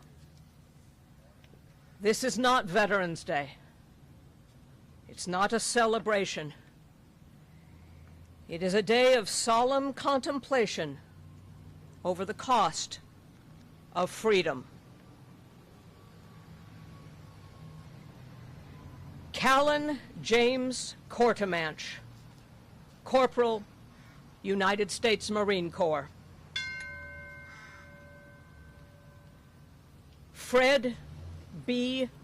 Beckerman, Jr., Lance Corporal, United States Marine Corps.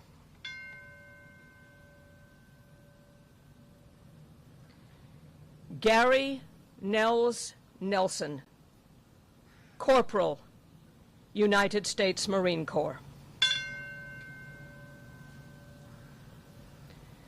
Gregory Paul Kelly, Lance Corporal, United States Marine Corps.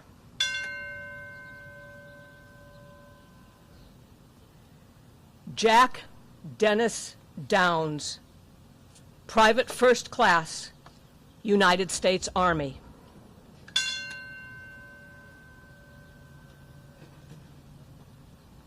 James Reginald Boder, Captain, United States Navy.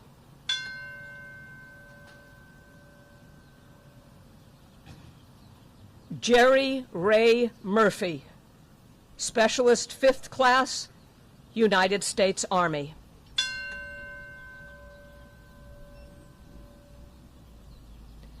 John Patrick Lee, Specialist 4th Class, United States Army.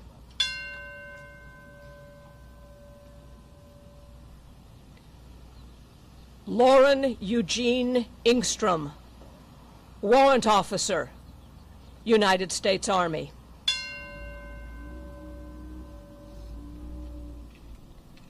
John C. Sweet, Lieutenant, United States Navy, USS Scorpion.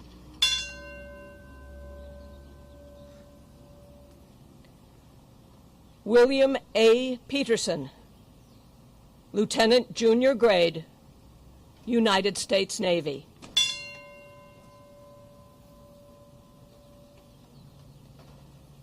Manuel Miranda, Specialist 5th Class, United States Army.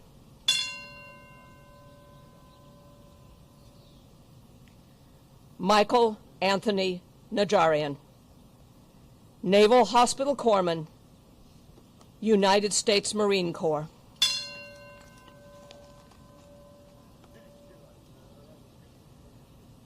Michael David Sheehan, Private First Class, United States Army.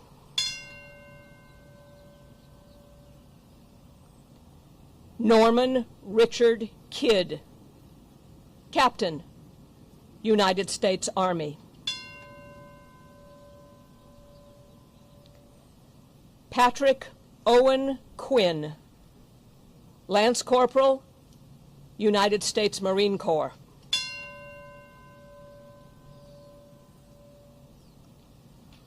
Ralph N. Doomling, First Lieutenant, United States Marine Corps.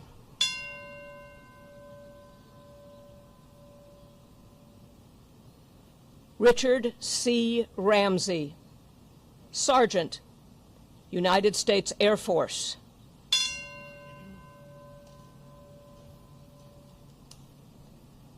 Robert A. Chapp, Sergeant, United States Marine Corps.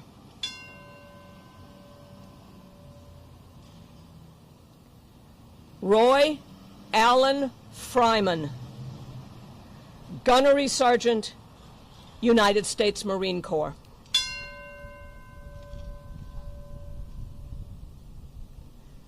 Stephen Arthur Golsch, Specialist 4th Class, United States Army.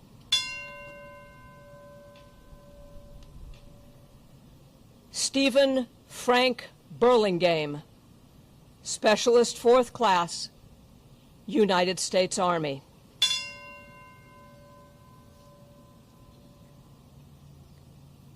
Warren Richard Spencer, Major, United States Air Force.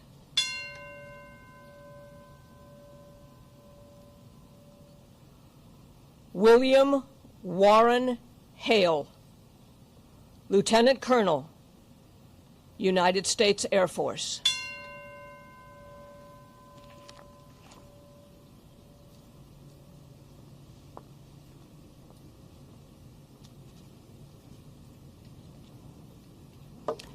At this moment, we ask you to please rise for a moment of silence to remember the fallen.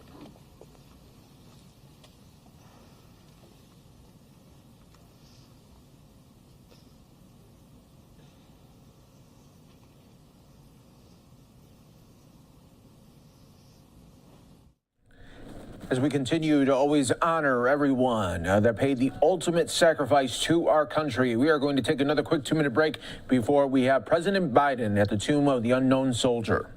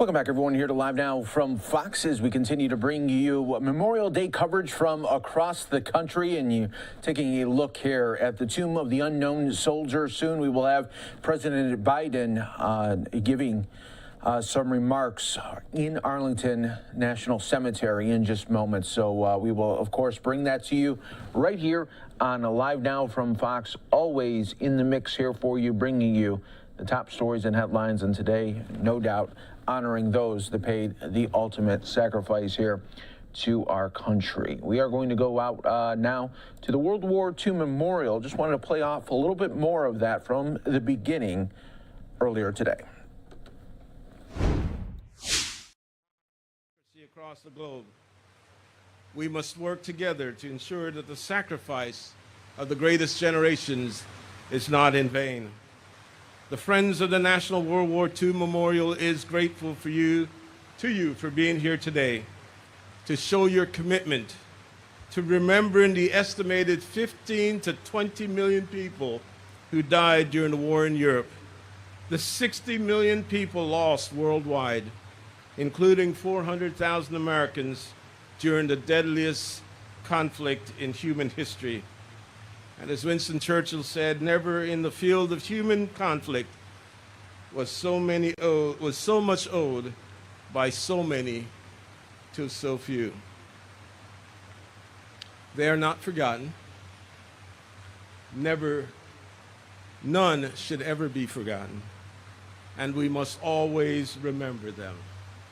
May God bless you all, and may God bless our great United States of America. Thank you.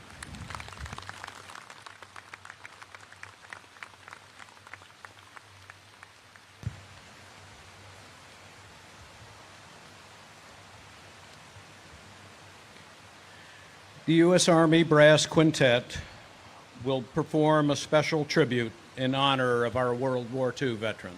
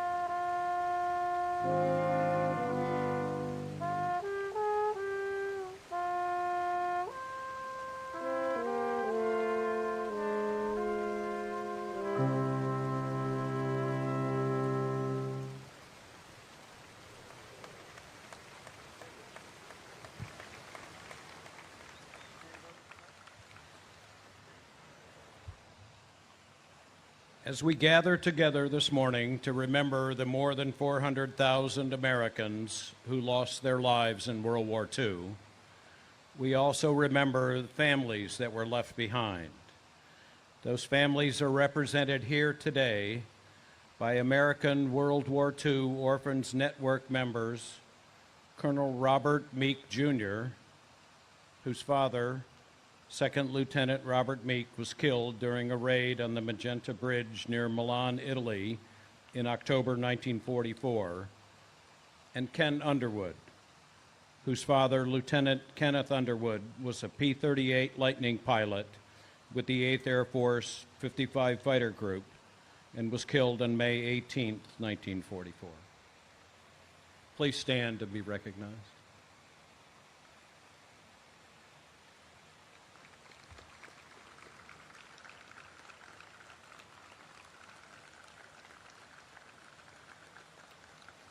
We are also honored to have with us American Gold Star Mother's first Vice President, Sarah Taylor, representing all of our Gold Star mothers.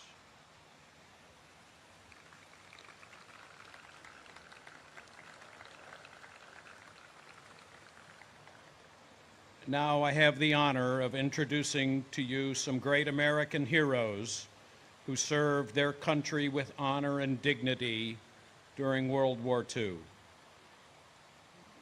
Would each World War II veteran please wave as I read your name?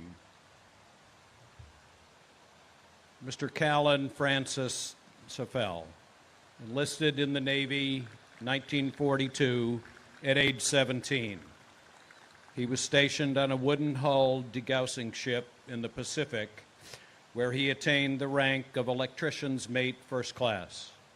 His ship was responsible for degaussing minesweeper ships to protect them from setting off magnetic mines while sweeping harbors for contact mines. Mr. Harold Radish was drafted in 1943 and sent to France with the 90th Infantry Division. He fought in the Ardennes and was in the Battle of the Bulge. In February 1945, near the Siegfried Line, he was taken prisoner of war by German soldiers. Harold, being Jewish, got rid of his dog tags before being captured. He was freed by English soldiers in April 1945.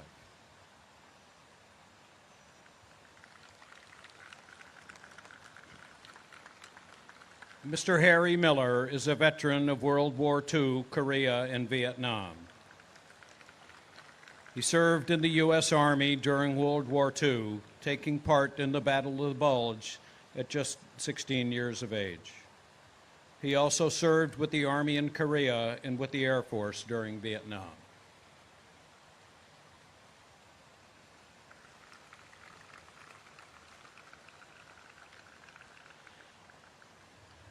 Before I introduce our final World War II veteran, we'd like to acknowledge the recent passing of two special World War II veterans who regularly attended these ceremonies at the World War II Memorial: Richard Stanton and Lou Perrone.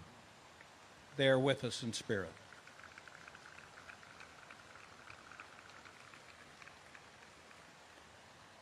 And now, I'm privileged to introduce to you Dave Yoho, our keynote speaker for today's event. At 16 years old, Mr. Yoho found himself serving as a U.S. Merchant Marine aboard a T-2 tanker supporting combat ships in the South Pacific. When the war ended on August 15, 1945, it was 4 days prior to his 17th birthday. Mr. Yoho is a successful businessman and a proud veteran of World War II who has spoken at numerous Memorial Day events and contributes tirelessly to the cause of his fellow merchant mariners. He recently took part in a special ceremony at the U.S. Capitol where he and his fellow World War II merchant mariners were awarded the Congressional Gold Medal in recognition of their crucial service during World War II. Mr. Dave Yoho.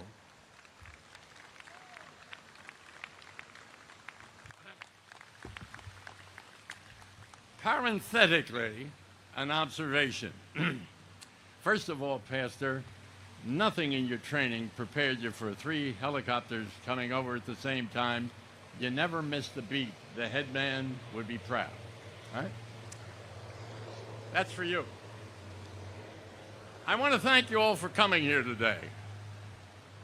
To us, this is a holy place. This is a place which is significant of our history, what we were and what we became. And in the few minutes I have today, I want to familiarize you with a couple of points here and explain why these are so important to your history. I urge the young people here today, I urge you to seek more of this history. I want you to notice that when that flag passed, And when our national anthem was played, we observed the dignity and the sacrifice of all the people that preceded us, because this is our country.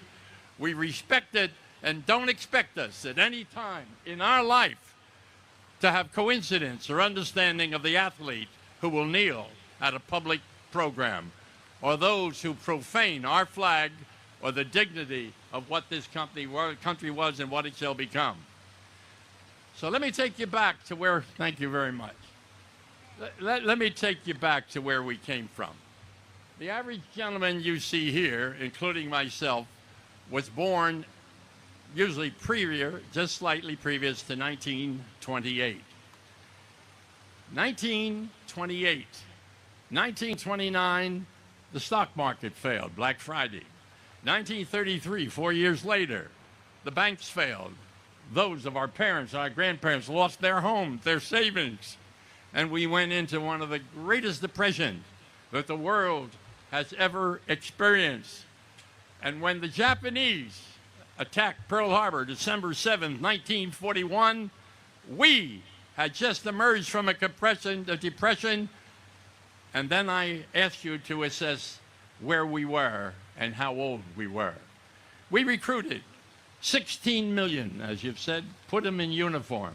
16 million, 12.5% of our population. As you walk down these aisles, observe these panels that you see here. They're called bas-reliefs. They're done in bronze. They celebrate the greatest generation, which included the women. We went to war, and the majority of those who went to war were men, but there were women there too, I understand. But the women at home stood in for all the things we had to do. And so, President of the time, President Roosevelt, you'll only remember him, I'm sure, looking at you, by reputation in history. He ran for 4 terms. He never fulfilled the 4th term. But in 1938, we were not yet in the war, but the war in Europe was raging. And he decided to create something called the Merchant Marine Act. Now, as an explanation of where we served, there were 250,000 of us that were recruited to eventually serve in the Merchant Marine. Let me tell you how it works. In this 1938, the Merchant Marine Act created 3 training stations, one in California, one in Florida, and one in Sheepshead Bay, New York. And we conscripted young people. We conscripted people like myself. I was 16. And there were, don't leave now, ma'am, I'm going to get better.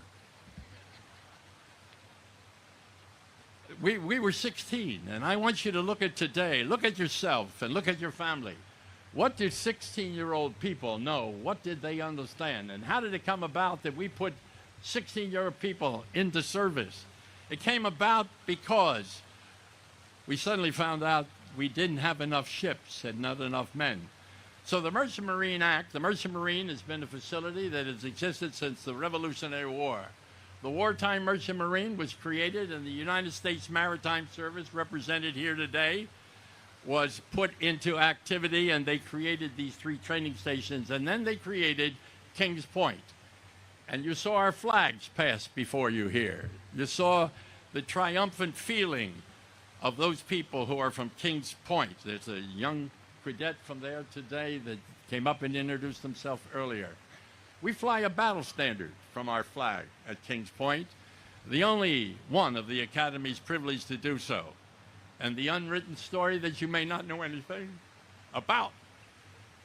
When you graduate from the U.S. Maritime Service Academy, you first of all complete 3.5 years before you get your commission, and then you're sent to sea for 6 months, and then come back and receive your commission. But you see, in wartime, these young men, they were called cadets, mostly under 20 years of age, went to sea. 142 of them never came back. Now, my service, called the United States Maritime Service, U.S. Merchant Marine, is called the little-known service. There were 250,000 of us recruited. There are less than 1,500 of us alive today. And I say this to all veterans. Get an opportunity to know us and touch our flesh. We will not come this way too often again. 400 of us die every day, and this place is a hallowed sanctuary for what we feel and what we think. And we say nothing in this world can take that away from us. But now what's the other part of the story? The war ends in 1945. You heard I was 16 years of age, 4 days after that war ended. Still a child. We came home broken in heart and spirit. We came home to a country that didn't understand where we had been. Despite the fact that you raise our flag and you thank us for your service, we understand that. Then we say, find out our history. I want to lead you to a piece of history of the U.S. Merchant Marine. As you walk around this side, you'll see in the flowing water area, and I'm pointing now where it says Atlantic, you will see there the Merman's Run. The Merman's Run is one of the greatest disasters in naval history. In 1942, 7 months after the war began, we put together the largest convoy that ever existed in American naval history, 35 ships laden with $1 billion in cargo. That would be the equivalent of $5 billion today. And they set sail from Reykjavik, Iceland, and they were headed to the North Atlantic. And these 35 ships were surrounded by 24 combat ships, submarines, and aircraft, because we were sailing into hostile water. And they went to some place called the Barents Sea. Pains me to tell you this. Look at that monument and then hear these words. The Barents Sea, at that time of the year, has a water temperature of 45 degrees below zero. You hit that water, you got hear this, 4 minutes. Thereafter, you have hypothermia and you don't make it. And in the midst of that convoy, sheltered and guarded by the combat ships, a British admiral, Lord Pound, made the observation it would be best to pull away our combat support because in Oslo, Norway, the largest battleship in the world was there, the Tirpitz, and they were afraid of that coming out. So they pulled away the combat support for these ships. Now, these ships, we had a crew of merchant mariners, and we had a group called the Armed Guard, supplied by the Navy, and we're pulled away. And now I want you to think of those young sailors on those merchant ships who knew they were going to die because you can't make it in that water. And when it was over and the Germans attacked, there were 11 ships left. That's all that were left. You didn't get that in your history book in high school or college. Why don't we rant for the truth to understand what these people, what those people I represent did? And from that comes an understanding of what we were called to do. Do you understand that when a plane took off to bomb Japan, that the head man, the head pilot, was probably 23 years of age, and they called him boss? Now I want to take you to 1943, which is the second worst disaster in the career of the U.S. Maritime Service, U.S. Merchant Marine. And you probably never heard of this either. Barry, Italy, on the Adriatic, a port where the cargo ships and the tankers went in to unload. And on a day in June of 1943, 105 German attack Stukas flew in to that port, supported by 24 full-scale bombers flew into that port. Now, in that port were 30 ships. The harbor was so crowded that when a cargo ship is unloaded, here's the pier, here's the ship. But in this case, there were so many ships, they had to park what we call a thwart ship, side each other. And in the belly, in the cargo of one of those ships, was 100 tons of mustard gas bombs. You have to search far and wide to hear this, but it's a matter of common knowledge today, and no one on that ship knew that cargo. That cargo was requisitioned by General Montgomery, a British general who felt that the Germans might someday exercise warfare by using chemicals. But the planes took that ship out. And when that ship was hit, it was tied up to 2 other ships. Now, we attended services one time where a man who was on the ship I'm naming right now, where he escaped. But the only reason he escaped, he had been on liberty that night, and when he came back, they didn't allow him into the port area. Because you see, when that ship got hit, it disintegrated. I don't mean it was bombed and sunk. It was disintegrated. Now, I'm telling you a story of that you may never hear, and I ask you to look it up. Barry, Italy, often called the Second Pearl Harbor or Little Pearl Harbor. 1,000 military, merchant seamen, and civilians died that one day, but that wasn't the end of it, because mustard gas is also implosive. And this great cloud surrounded the area of that harbor, and everyone who took a breath, everyone who inhaled the fumes of disaster. So we lost thousands. We lost thousands. We lost thousands. So I ask you today, and all you do to search our history, take the time to meet us, know us, and we thank you all for being here. And we ask you to remember just a couple things about us. There are just a few of us left. It ain't easy getting ready to come here. These people travel great distances to come here. To see a man that was in a prison camp, there's no way for you to know or understand what he was doing or what he was subjected to. And here is a gentleman over here was in 3 wars. He didn't give up after the first one. He went to the second and the third. And from these 3 wars, he takes a history. And where will our history be concerned? They don't teach it in your schools. They don't teach it in your university. And God bless me, I'm a Christian. They don't teach it in the churches either. But if you don't understand your history, you're doomed to repeat it. I want to share with you something, so it's not all gloom and doom. I hold in my hand the Congressional Gold Medal. This is the largest award that Congress can issue. And last week, on the 18th, I received this medal, as did some of my fellow World War II mariners. This medal says, we thank you. The people who gave it to us repeated, we are sorry it took so long. You see, when the war ended, my group was not in the GI Bill. We were left out. It was an accident. Everybody agreed that it was a mistake. That was 1945 when we found out we weren't in the GI Bill. And they rectified it in 1988. 43 years after the war ended, they gave us the GI Bill of Rights, which gave us the right to buy a house. I want you to think of it. I was 61 years of age, and I'm a youngster compared to some of these guys. But we take nothing away from that. We say, this is our country.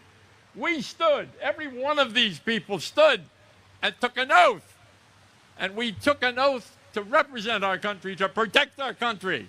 And the Merchant Marines fought on 5 continents. Everywhere we fought, they were there.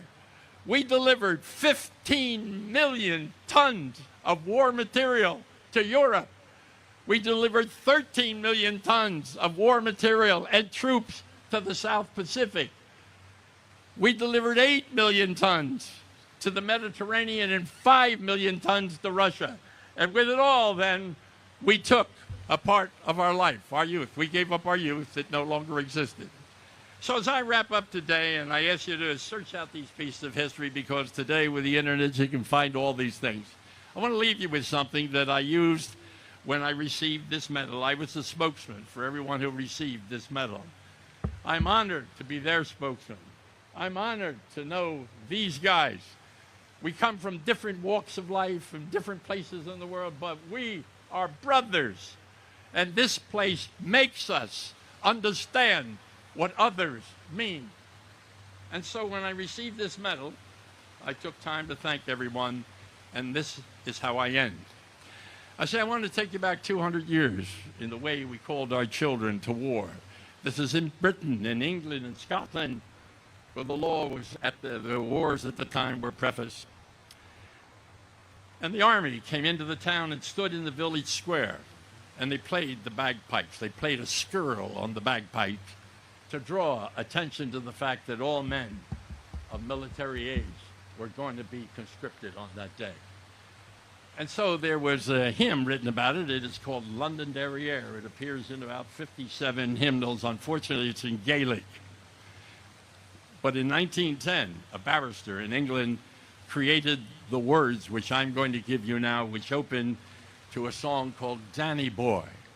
And if you hear the frame of Danny Boy and the pentameter at which it is sung, it's a father saying goodbye to his child that he may never see again. And so it starts in the brogue, oh, Danny Boy, the pipes are calling from glen to glen and down the mountainside. The summer's gone and all the flowers are dying. 'Tis you must go, and I must bide. And that's the way we were sent to war. And then the day the war ends. And the day the war ended for me was August 15th, 1945. We were first called. We broke radio silence and told us. And they told me 4 days later, I would turn 17.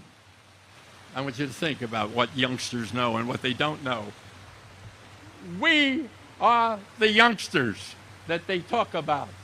And so as that song ends, there's a lamentation, a prayer. And now I have taken the liberty of paraphrasing the words. But here's my ending to you. But should I return when the guns of war have silenced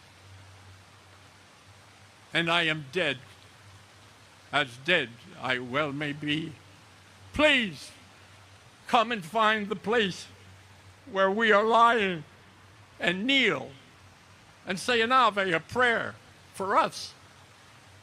And we shall hear the soft tread above us, and on our tombs will soft and warmer be, if you're not fail to tell us that you honor us.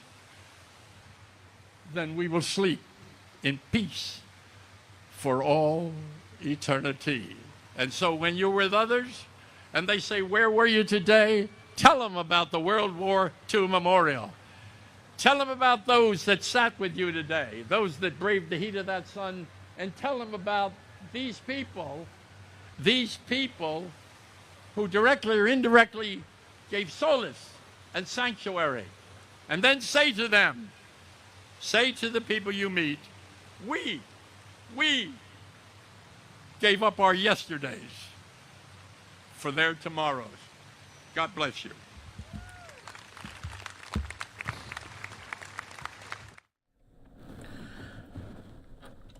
Welcome here to Memorial Day coverage from across the country. We got you covered here as we honor the ones that paid the ultimate sacrifice to our country. We are now going out to the tomb of the unknown soldier. We soon will have President Biden there. Let's listen in right here.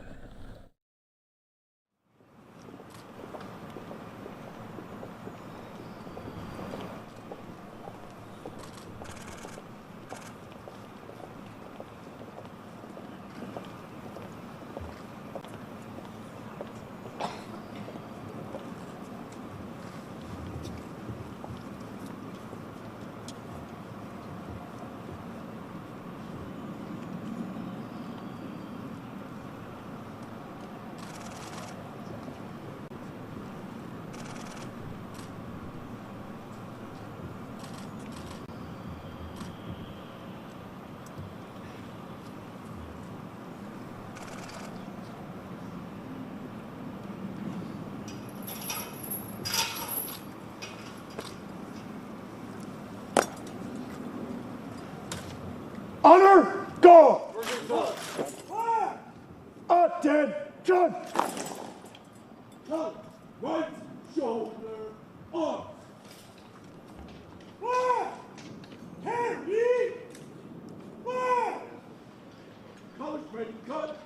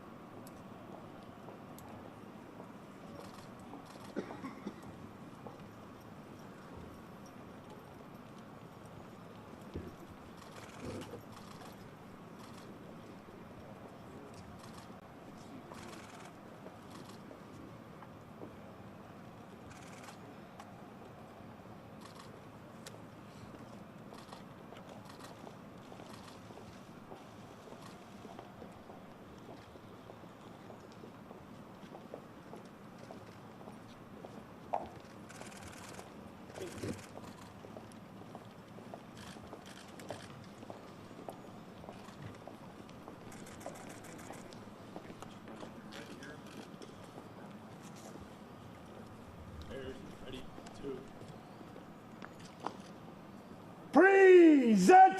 Present! All!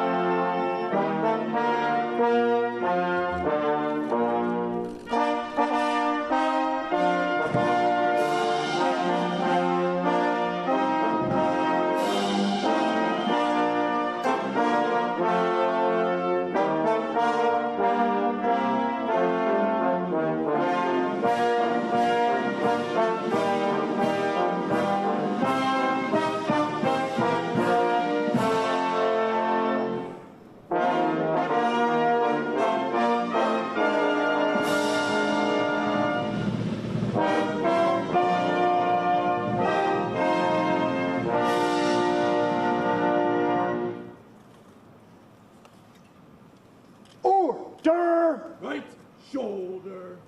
Off!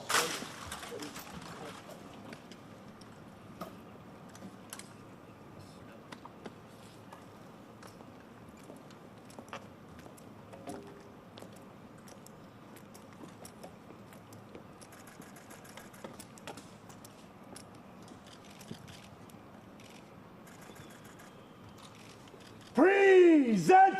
Present! Off!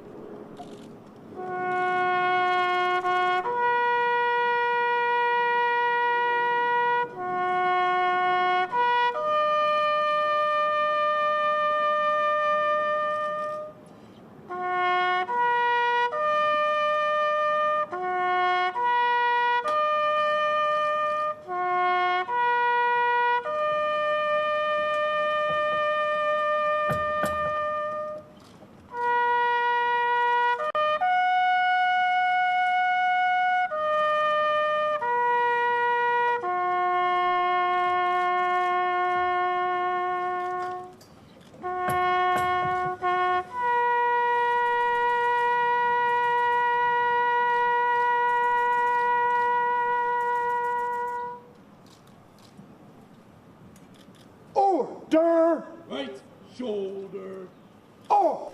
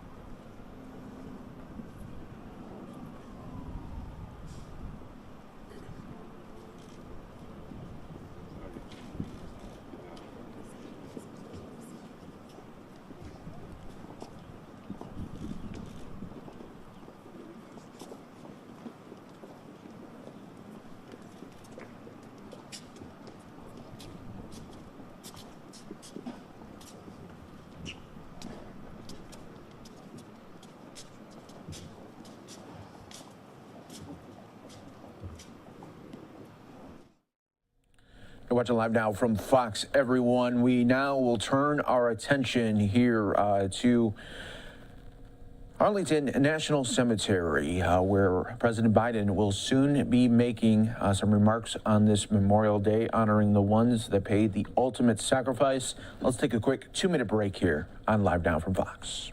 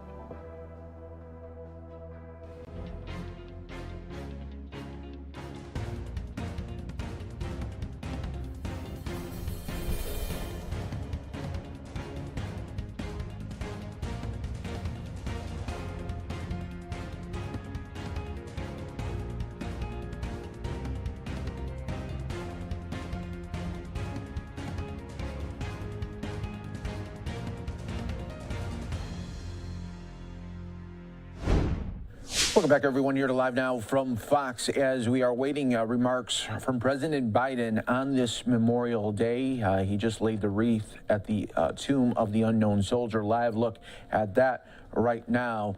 And right here, we are waiting for that moment with the remarks from the president.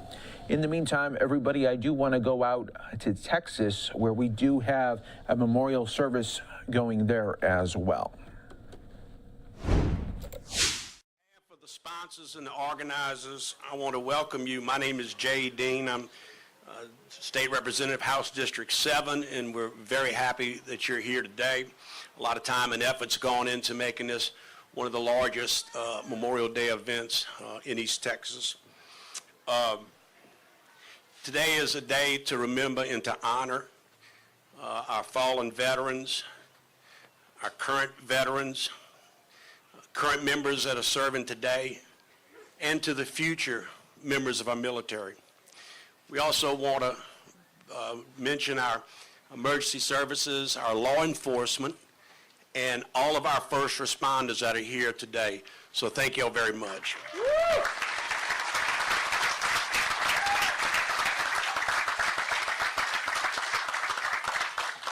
At this time, I'd like to ask Reverend DJ Nelson to come up for the invocation. Please stand.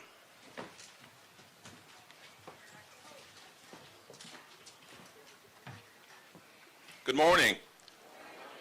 I'm going to ask you to bow your heads while we beseech our Creator God. Our Father in heaven, today we come before your holy presence to honor and thank you for all of our veterans. Today we bow our heads and our hearts to you as we remember those who paid the ultimate price for giving their lives for this country. God, we honor these veterans who still are with us, who still suffer from the wounds of war, whose lives have been permanently altered as a result of their fearless commitment to defend our freedoms.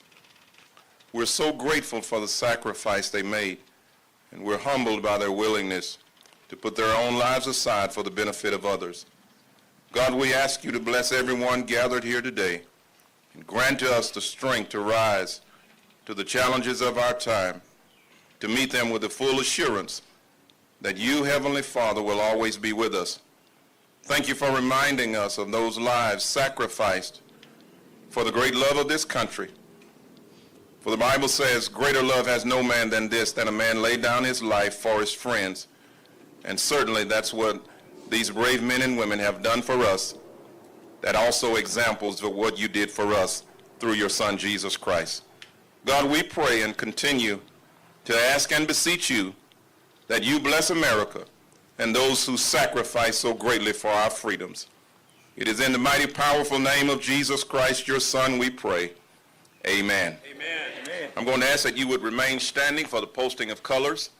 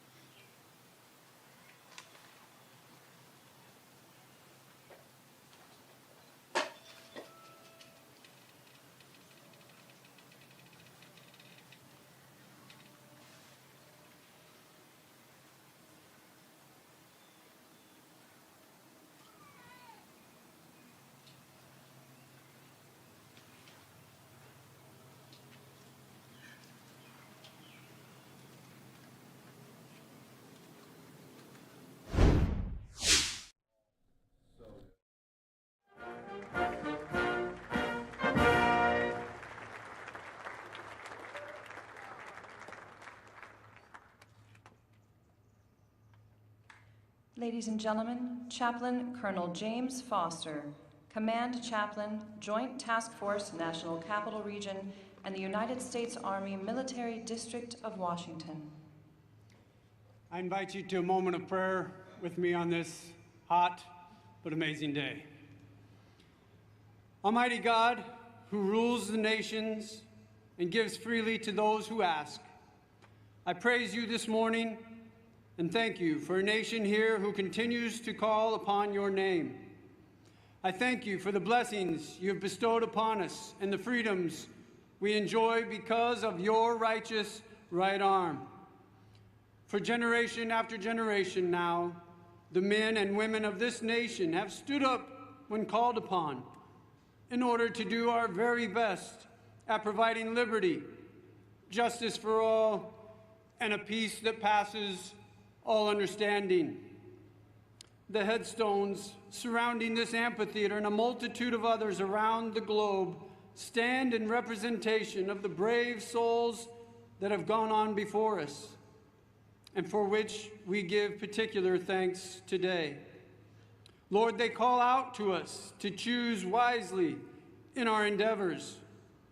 So on this day of remembrance, stir our hearts to stand united and to continue striving for that peace that only you provide.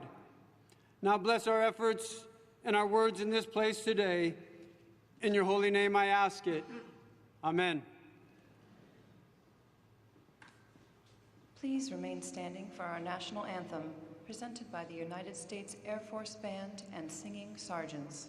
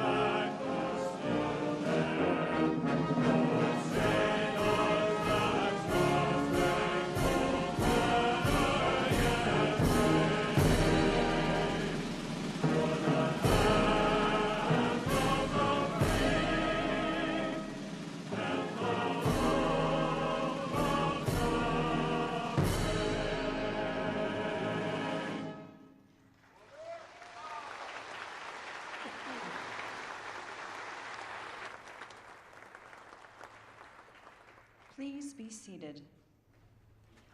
Ladies and gentlemen, General Mark A. Milley.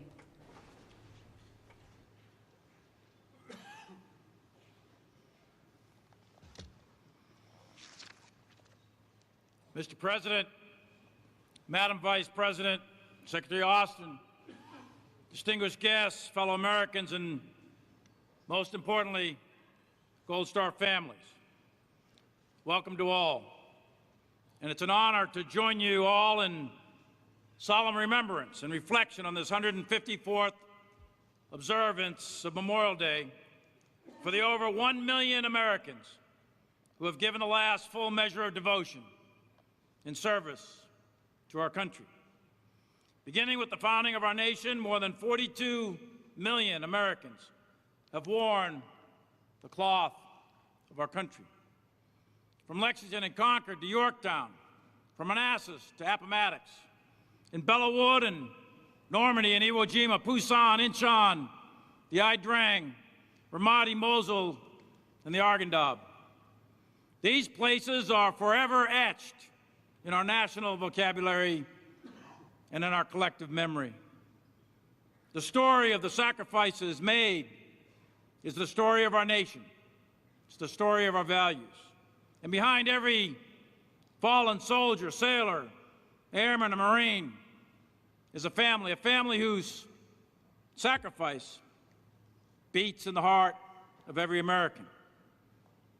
On this day, reflect on the parents who grow up without the comfort of their child, of the children who grow up without a parent. For the families of our fallen, every day is Memorial Day. Our fallen fought and gave their lives for an idea, a simple yet powerful idea, the idea that is America, embedded in our founding documents, the Declaration of Independence and the Constitution, for which we swear an oath. The idea that here in the United States of America, every single one of us is born free and equal. No matter who you are, no matter where you came from, under these colors of red, white, and blue, all of us, every single one of us, is an American. And our fallen lived knowing that freedom and the idea that is America is worth fighting for, and is up to us, the living, to ensure they did not die in vain. And we do that by recommitting ourselves to the idea, the values that constitute America. That we hold these truths to be self-evident, that all men and all women are endowed by their Creator with the inalienable rights of life, liberty, and the pursuit of happiness. And we uphold the cause, not just for which they died, but the cause for which they lived. And we must continue. We must live a life that is worthy of their sacrifice. And we continue to build this nation and never forget the idea that is America. So on this day and every day, may God bless our fallen and the cause for which they gave their all. It is now my privilege to introduce the Secretary of Defense, a man who I have personally witnessed his leadership in the crucible of battle. And I have had the pleasure of knowing him for a quarter of a century. He's a leader of courage, a leader of integrity, a leader of grit. It's my pleasure to serve alongside him yet again. Ladies and gentlemen, it's my honor to introduce the 28th United States Secretary of Defense, Lloyd J. Austin III.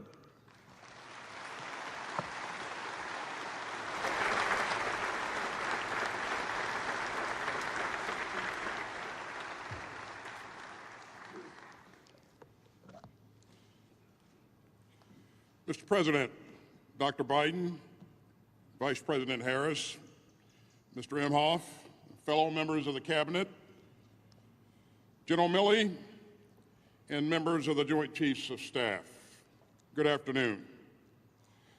To our distinguished guests, our service members, and my fellow veterans, thank you for letting us share this day with you. And to the Gold Star and surviving families here, you honor us with your presence. I know that when you look across this hallowed ground, you ache for those you have lost. Your devotion to your loved ones has never faltered. And in turn, America owes all of you support that does not waver. We renew that dedication every Memorial Day.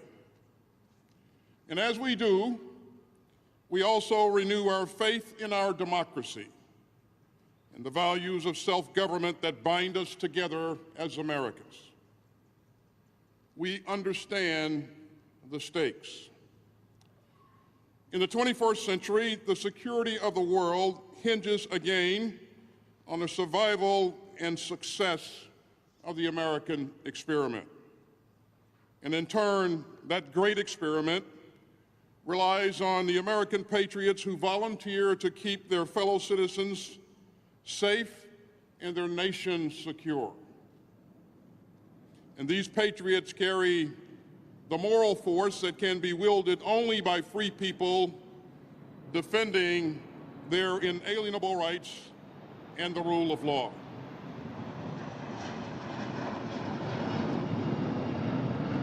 Today, on the battlefields of Ukraine, the world again sees the power of democratic citizens and soldiers to defy tyranny, cruelty, and oppression. Their freedom is under attack. And so is the international order rooted in the rules that we have built since World War II at such terrible costs. We understand the challenge, and we're determined to meet it. As the President says, in the battle between democracy and autocracies, democracies are rising to the moment. We draw inspiration from the unity of our allies and partners, and we draw strength from the men and women of the United States military. In the years since we last gathered on this solemn day, America's longest war has come to a close. And today we remember the 2,461 American service members and personnel who fell in Afghanistan. And we remember all those who still carry the wounds of that war, to body and to soul. We hold them in our hearts alongside the patriots across generations who gave their lives to defend us all. The heroes here are joined together, united not just by their final resting place, but by their devotion to the values that gave life to our democracy. And they came from every state, from every territory, from every background, and from every creed. But they were all patriots who loved their country, who marched to defend our democracy, and who fought to forge a more perfect union. Their sacrifice demands more than even our deepest gratitude.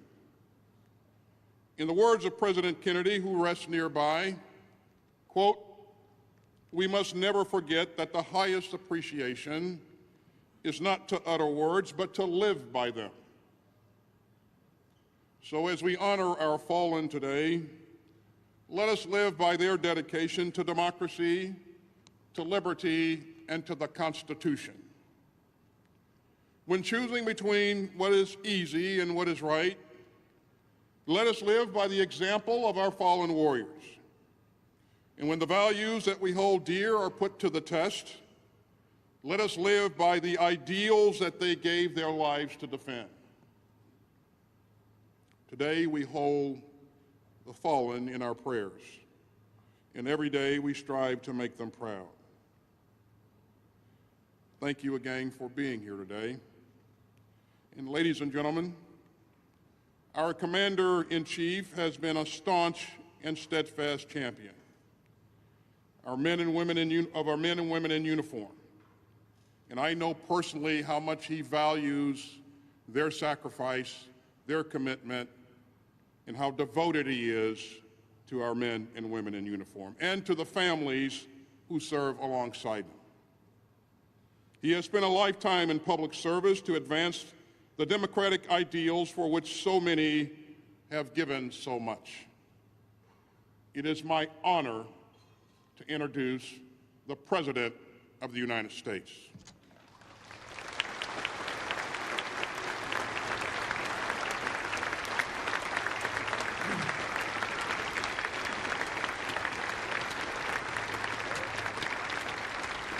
Thank you.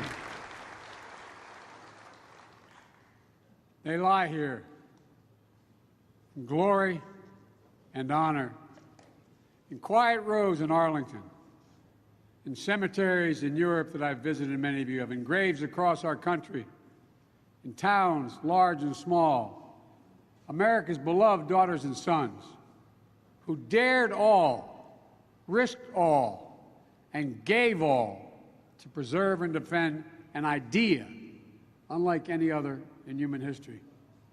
The idea of the United States of America. And today, as a nation, we undertake a sacred ritual to reflect and remember, because if we forget the lives that each of those silent markers represent, mothers, fathers, siblings, spouses, children, if we forget what they sacrificed, what they made, so that our nation might endure strong, free, and united, then we forget who we are. Who we are. Ladies and gentlemen, our First Lady, the love of my life, Jill, Vice President Harris, the second gentleman, Secretary Austin, General Milley, Joint Chiefs of Staff, Cabinet members, Gold Star families, most importantly, and survivors. Today, we renew our sacred vow. It's a simple vow, to remember, to remember. Memorial Day is always a day where pain and pride are mixed together. We all know it sitting here. Jill and I know it. Today's the day our son died. And folks, for those who've lost a loved one in the service of our country, if your loved one is missing or unaccounted for, I know the ceremonies reopen that black hole in the center of your chest that just pulls you in, suffocates you. I said 7 years ago today, our son, Major Bo Biden, took his last breath at Walter Reed. Major in the Delaware Army National Guard, he insisted on deploying to Iraq with his unit for a year when he was Attorney General. Came home a decorated soldier, Bronze Star, Legion of Merit, Delaware's Conspicuous Service Cross. He didn't die in the line of duty. He came home from Iraq with cancer. It was horrific cancer that stole us from him. Stole him from us. But still, it always feels to me on Memorial Day, I see him, not as he was the last time I held his hand, but the day I pinned his bars on him as a second lieutenant. I see him with me down at the Delaware Memorial Bridge, hugging all the Gold Star families. Days like this bring back before your eyes their smile and their laugh. The last conversation you had, each of you know it, the hurt can be overwhelming. But for so many of you, as is with Jill and me, the hurt is wrapped around the knowledge that your loved one was part of something bigger, bigger than any of us. They chose a life of purpose. Sounds corny, like a Memorial Day speech, but I mean it from the bottom of my heart. They chose a life of purpose. They had a mission. And above all, they believed in duty. They believed in honor. They believed in their country. And still today, we are free because they were brave. We live by the light of the flame of liberty that they kept burning.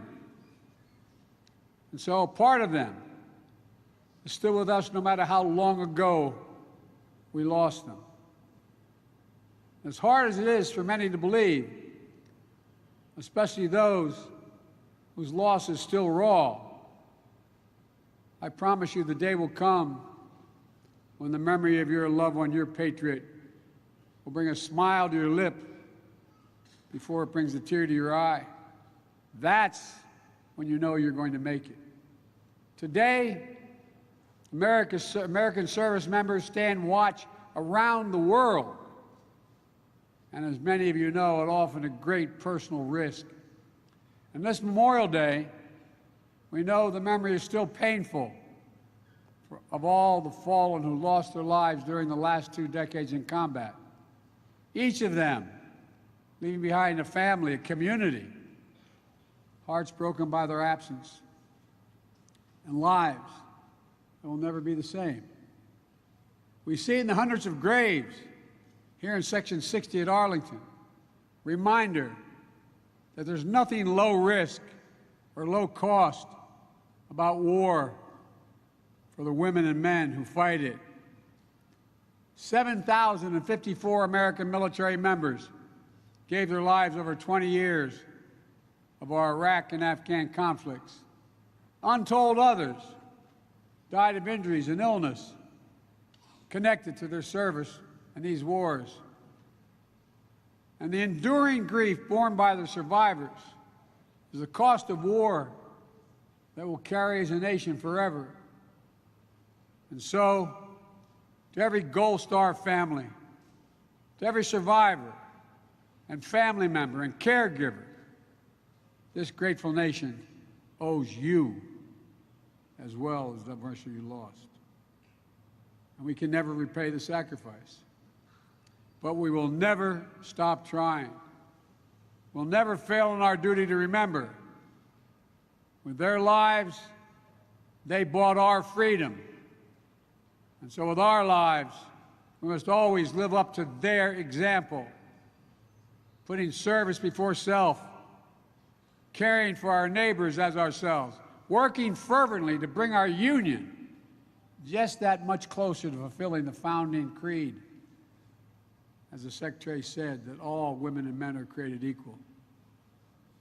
I've often said that as a nation we have many obligations, but the only one that is truly sacred, the only truly sacred obligation we have, is to prepare and equip those women and men we send into harm's way and care for them and their families when they return home and when they don't.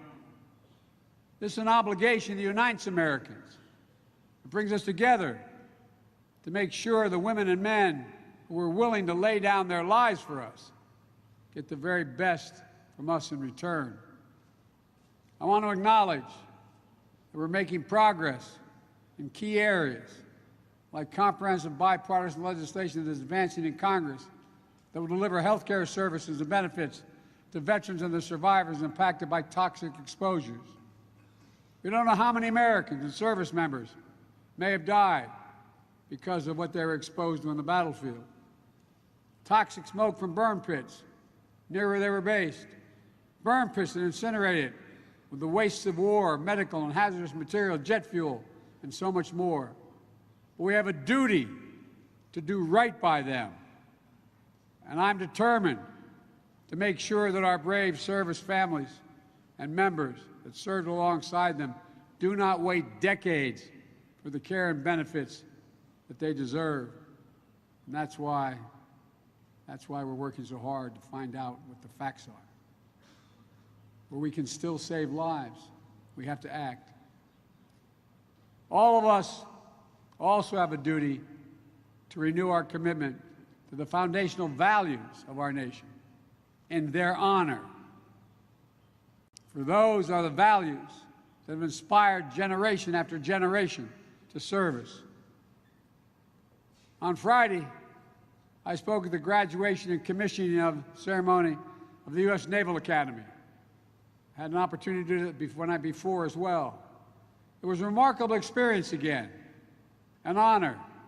Looking out at those young men and women, newly commissioned officers, embarking on a life of service, they hold before them the example of the heroes who have gone before them, many of your family members.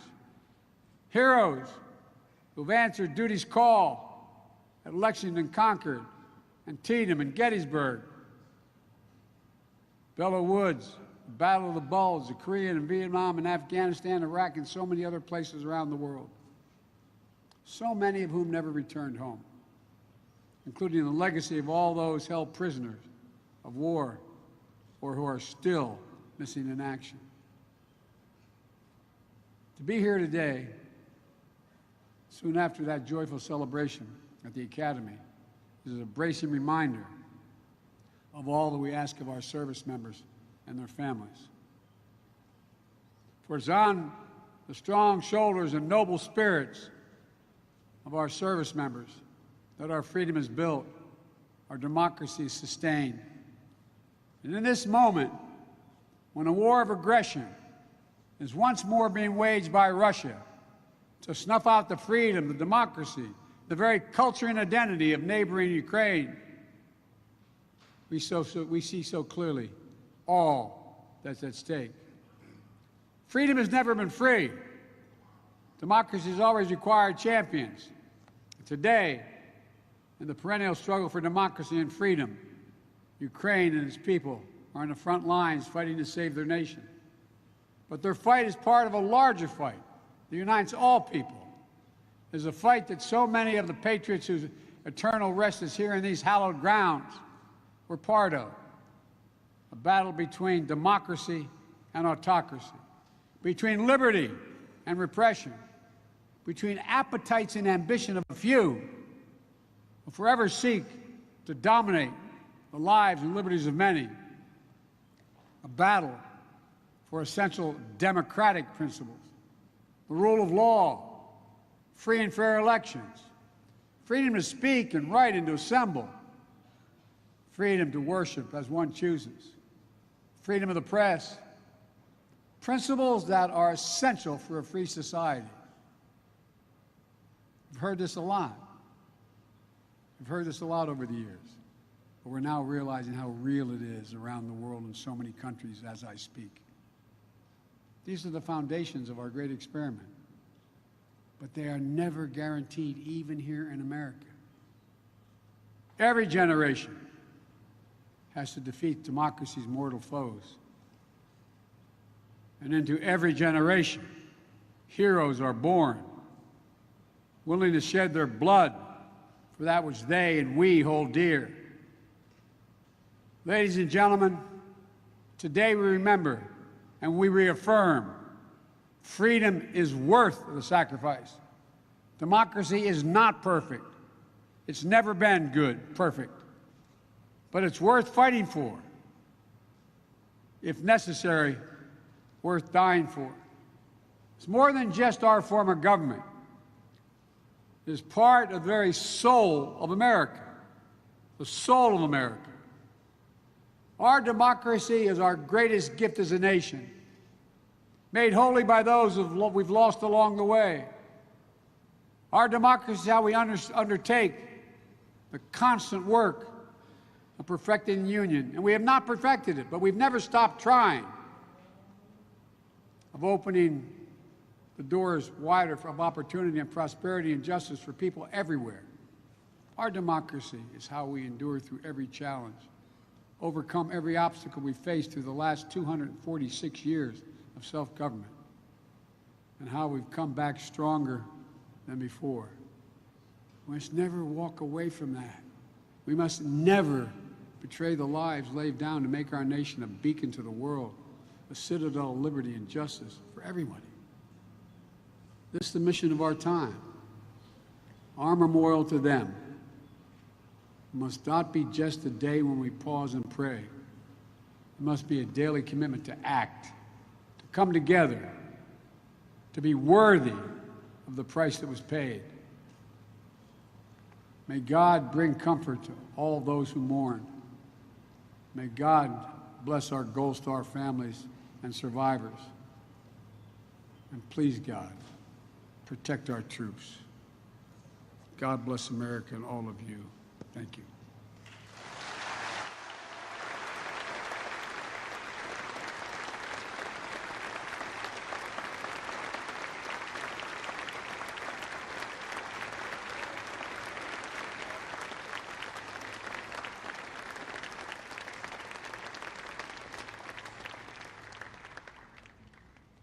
Ladies and gentlemen, please stand for the playing of taps and the benediction.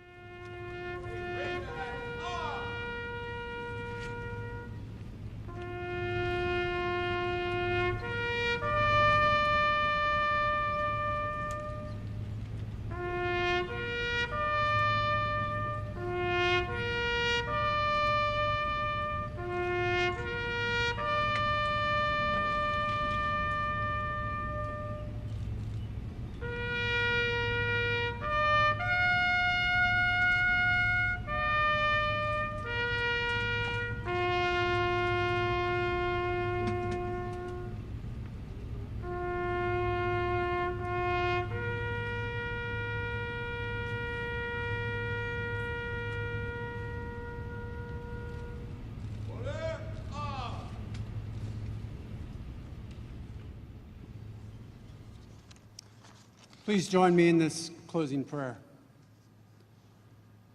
Lord, thank you for this nation we call home. Thank you once again for those who, as the song says, more than self their country loved, and for the families of those fallen that are still grieving today. These are the patriots who continue to pay the price for the peace and security we enjoy. Now, God bless us with your spirit as we strive to honor their full measure of devotion, and bless with strength and courage those who faithfully continue to serve. Now, God bless America, her leaders, and all her children. Amen.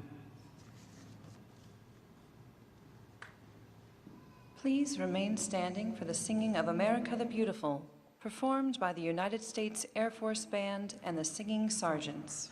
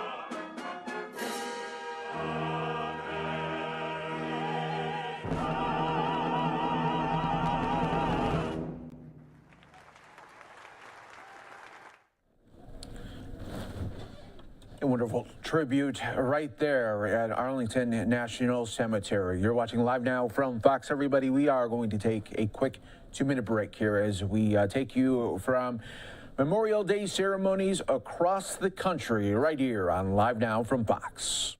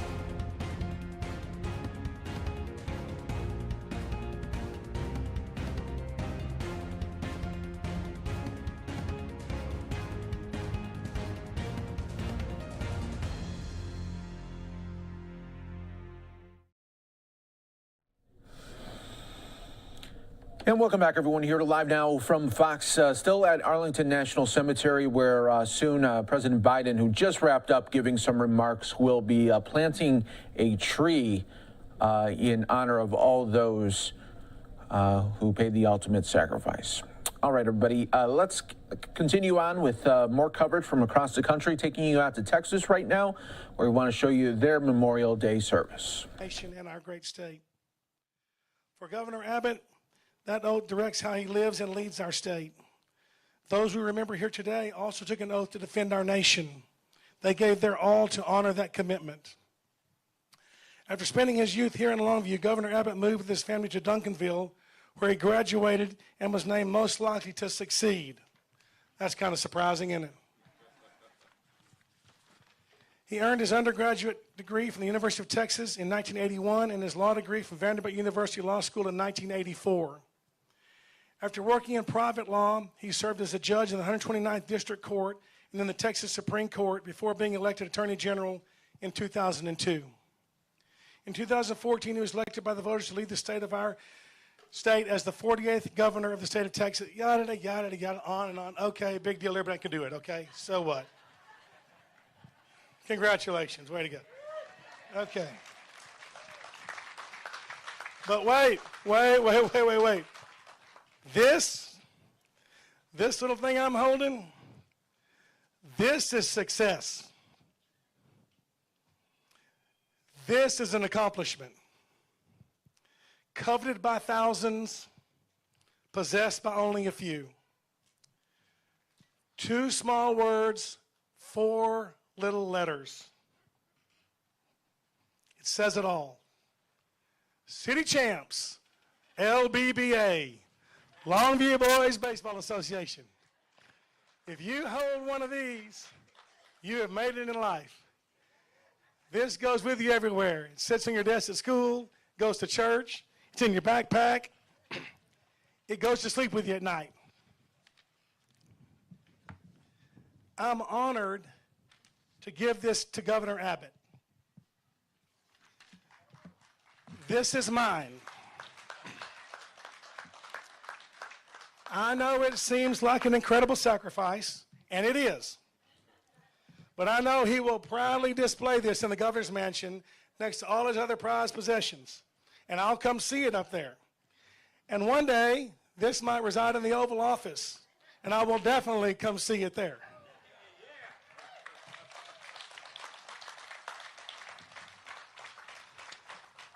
So, as I say goodbye to this little fella, it's sad, but I have 3 more. It's okay. All seriousness, isn't this amazing that we could be here today with the most powerful man in our state government? We can laugh with him, we can joke with him, but it's all out of true love, admiration, respect from my heart. There could not be a more dedicated, compassionate, caring, humble, driven servant fighting every single day for you and me. And for that, I say thank you. So please welcome the governor of the great state of Texas, Greg Abbott.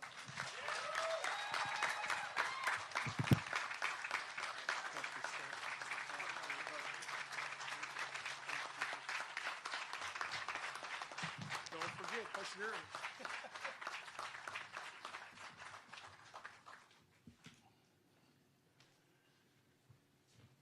Howdy, Longview. So I want to thank your great mayor, Andy Mack, for this award, this trophy. It is going to be going up in the governor's office at the state capitol. If ever you visit there, you'll get to see it. Interestingly, it's going to be alongside something else that I received from Longview, Texas. You may remember a couple of years ago, the Longview Lobos won the state championship. And when they did, we hosted them at the state capitol, and I received a Longview Lobo football helmet that is on top of one of our areas in the governor's office of the state capitol. This is going right next to the Longview Lobo state championship helmet. So obviously we're here today to talk about Memorial Day, and I want to visit with you about that. But first I want to mention a couple of other things. One is, as Andy talked about, I grew up here as a kid. And we all know that when you're growing up, the memories that you have as a kid never fade. They're the most cherished things that a child does have. And two of the most prominent memories that I have growing up as a kid was, for one, playing baseball. Now, I spent time with Andy, I spent time with his brother Chris, and also I spent time playing baseball against a guy named Jimmy Wright. I don't know if Jimmy is here today or not, but growing up as a kid, playing Little League Baseball here, and being immersed in it, and winning games, losing games, getting a snow cone after you win or lose. The best times in the entire world. Memories that I carry with me to the Capitol every single day. The other thing is growing up in that cabinet, Troop 201, that I was so proud to be a part of. But I want to take a moment and commend the entire community of Longview for preserving and perpetuating this area. It was this area where we would walk down for the cabin and wander into the lake, and it was not nearly as good looking as it is now. And that's the point. It was pretty different back in the late 1960s, early 1970s when I was here. To be able to come here today and see the backdrop that I get to see, I think there is no more beautiful place in the entire state of Texas to be today and to celebrate Memorial Day than in this setting of what you all have been able to create here. One other quick thing before I make some brief comments. One thing a governor is supposed to do is to read the room. And in reading the room, there are a lot of people fanning themselves who are pretty hot. And so I'm going to cut my remarks to no more than 2 hours. But it will not be long. But before I do, moments ago I talked about growing up here as a kid. And kids are on my mind today because of what happened in Uvalde, Texas. There was a young girl who was an all-star baseball player herself who lost her life in that shooting. There are kids who work during the course of the school year waiting to get out of the school year so that they can have fun in the summertime. Kids who are not having fun. Parents who've lost the joy of their life. So as we gather today on this Memorial Day, I have a special request for you as well as everybody across the state of Texas. I ask that you keep in your prayers the people of Uvalde, Texas. What happened in Uvalde was a horrific act of evil. And as Texans, we must come together and lift up Uvalde and support them in every way that we possibly can. It is going to take time to heal the devastation that the families there have gone through and are going through. But be assured, we will not relent until Uvalde recovers. We are Texas, and Texans will unite.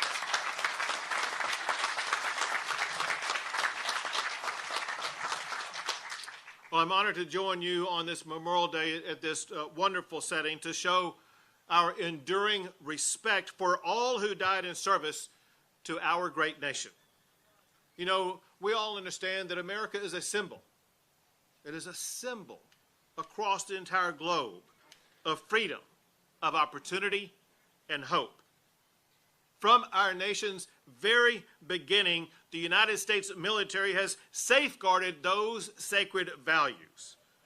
And today we honor the heroes who gave their all to fight for those values. Those who went into harm's way to protect the American way. When you think about it, there is an arc in the story of America. And that arc bends. Watching live now from Fox, everybody. We're going to take another quick 2-minute break. From the Cold War to the War on Terror, Americans have always remembered that freedom is worth fighting for. And America remains the greatest force for freedom the world has ever known. And that freedom has been preserved, protected, and defended by the mightiest military in the history of the entire world.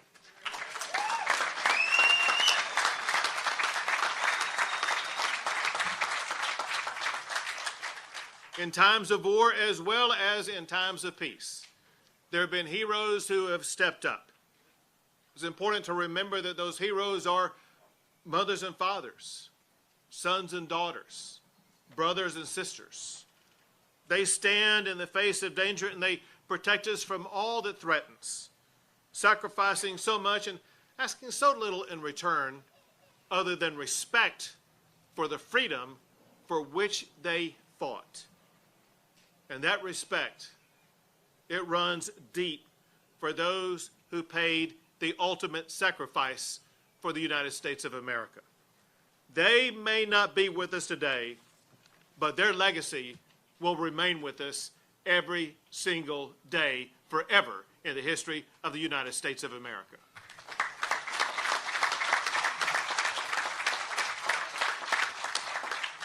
And let me emphasize this. To all who have served and to those who still serve today, we must offer more than just the gratitude of a very grateful nation.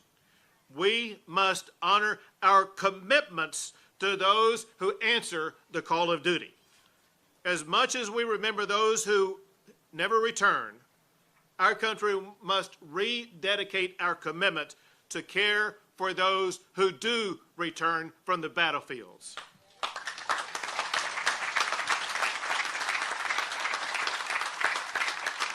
And we must also honor our commitments to the families of those who served along the side of those who did not return.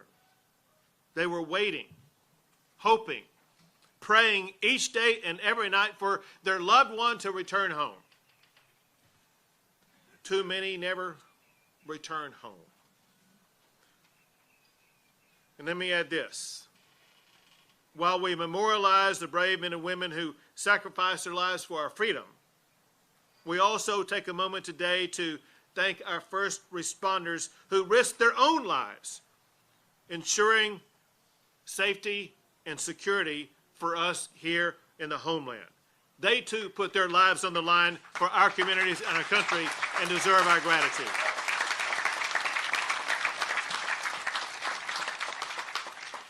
Several years ago, when I first visited the National Cemetery over in Dallas, Texas, I spoke with the caretaker, and he told me that for each soldier buried there, he wished that he could shake their hand and thank them for what they did.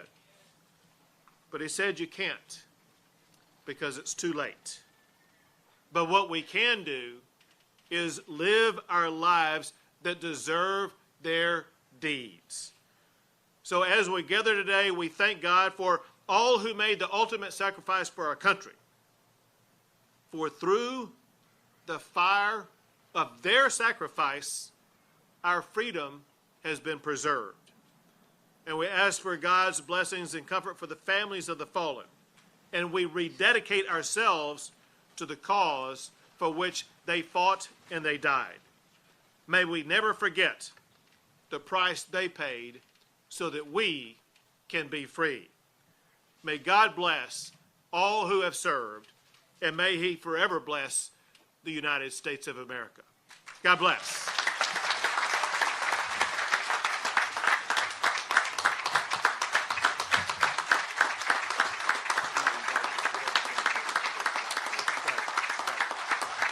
Thank you.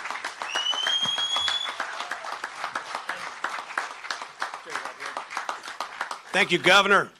It's such a proud moment for all of us here in Longview to have our governor spend this important time with us. Great governor. Thank you. Now I'd like to call County Judge Bill Stout.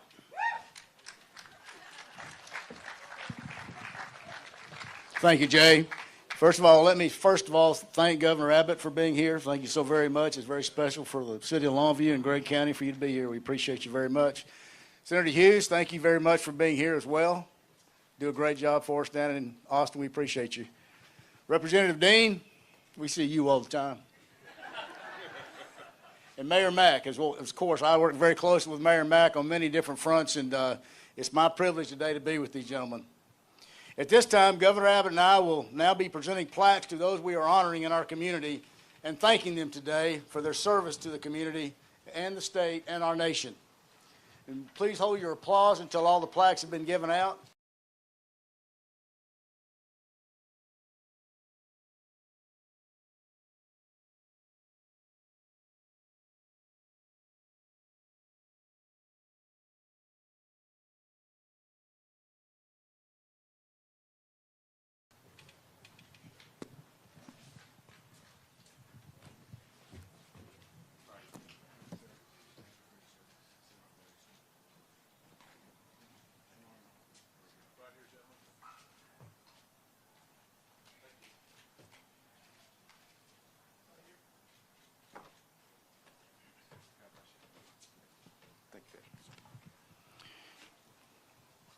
At this time, representing the United States Marine Corps, Sergeant Michael Powell.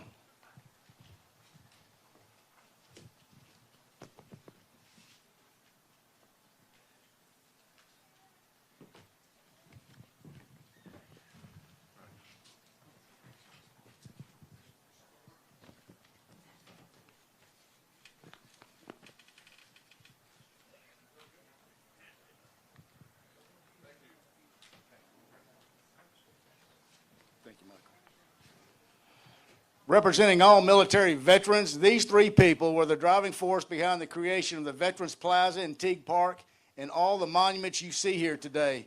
And if you have not seen these monuments, please take some time while you're out here to go see them. It's quite a sight, including the Vietnam War Memorial Wall. Retired Air Force Lieutenant Colonel Richard Jaworski, retired Air Force Master Sergeant Gail Jaworski, and combat veteran Marine Corps Sergeant Billy G. Clay.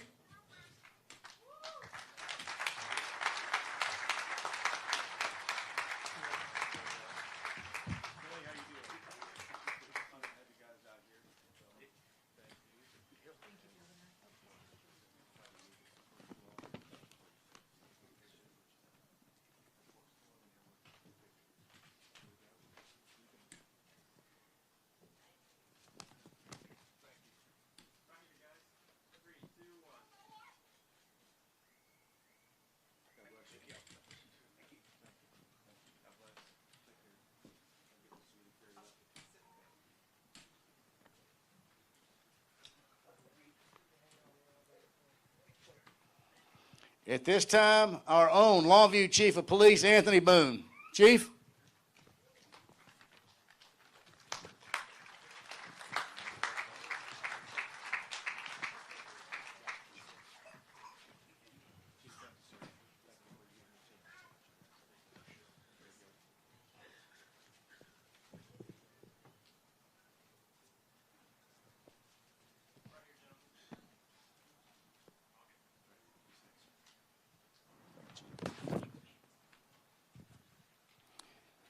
Longview Fire Chief J.P. Steelman and Longview EMS Chief Amy Hooten.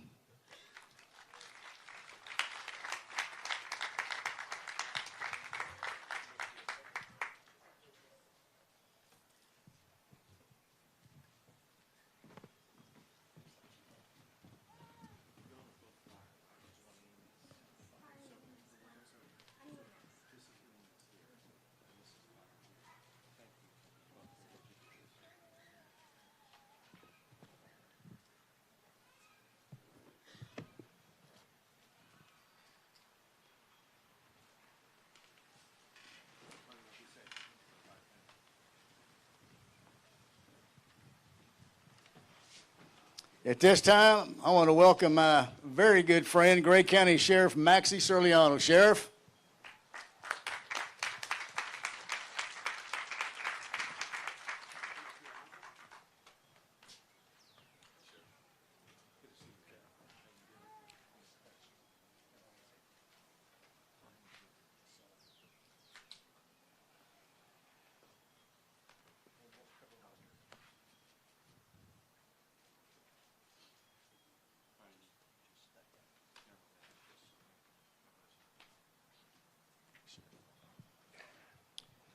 Now representing Longview Regional Medical Center, Nurse Supervisor Hillary Cole.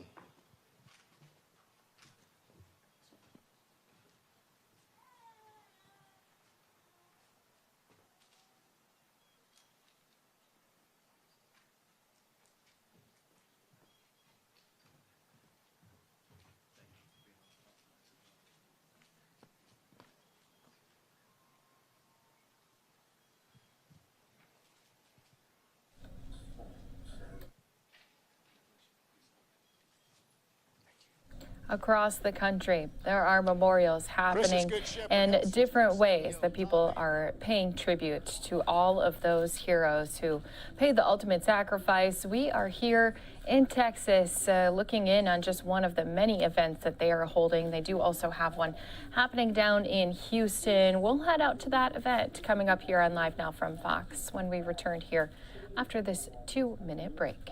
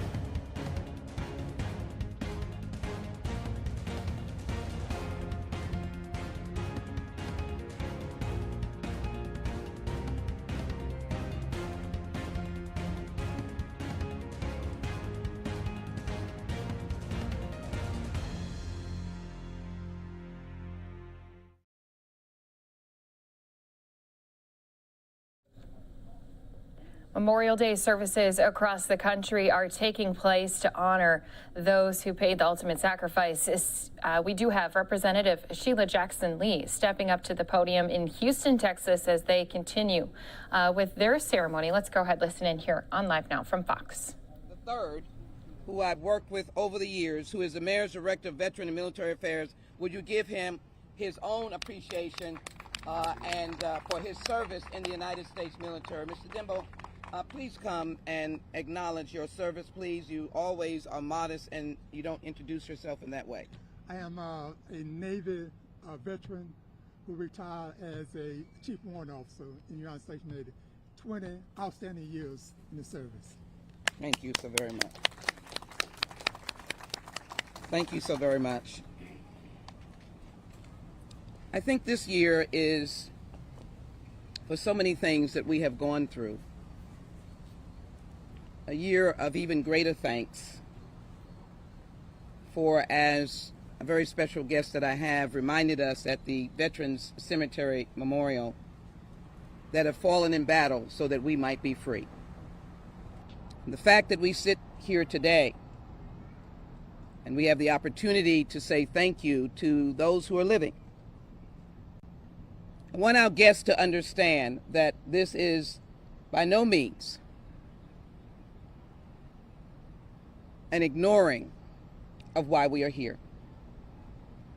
I've had the privilege of representing the Heights community since I was elected to the United States Congress.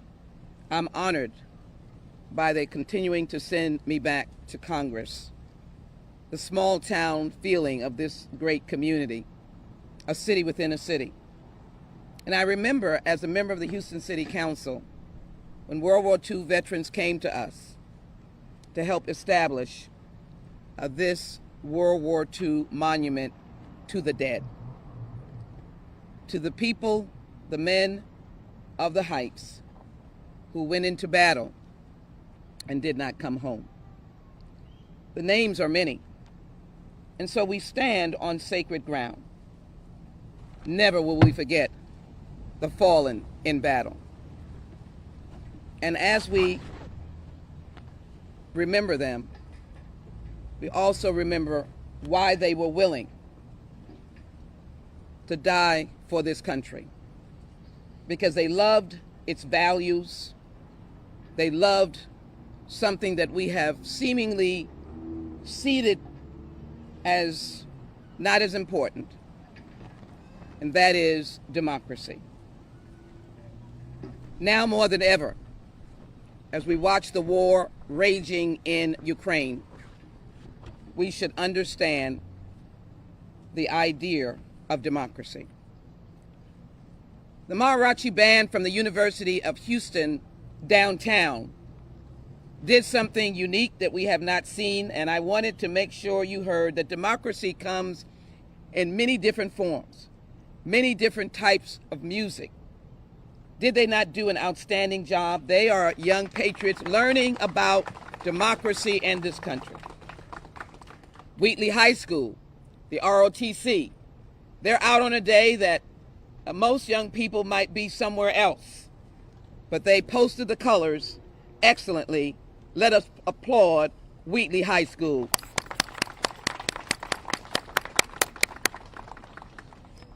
And so we come here every year and we count those of you who have come to be our very special guests.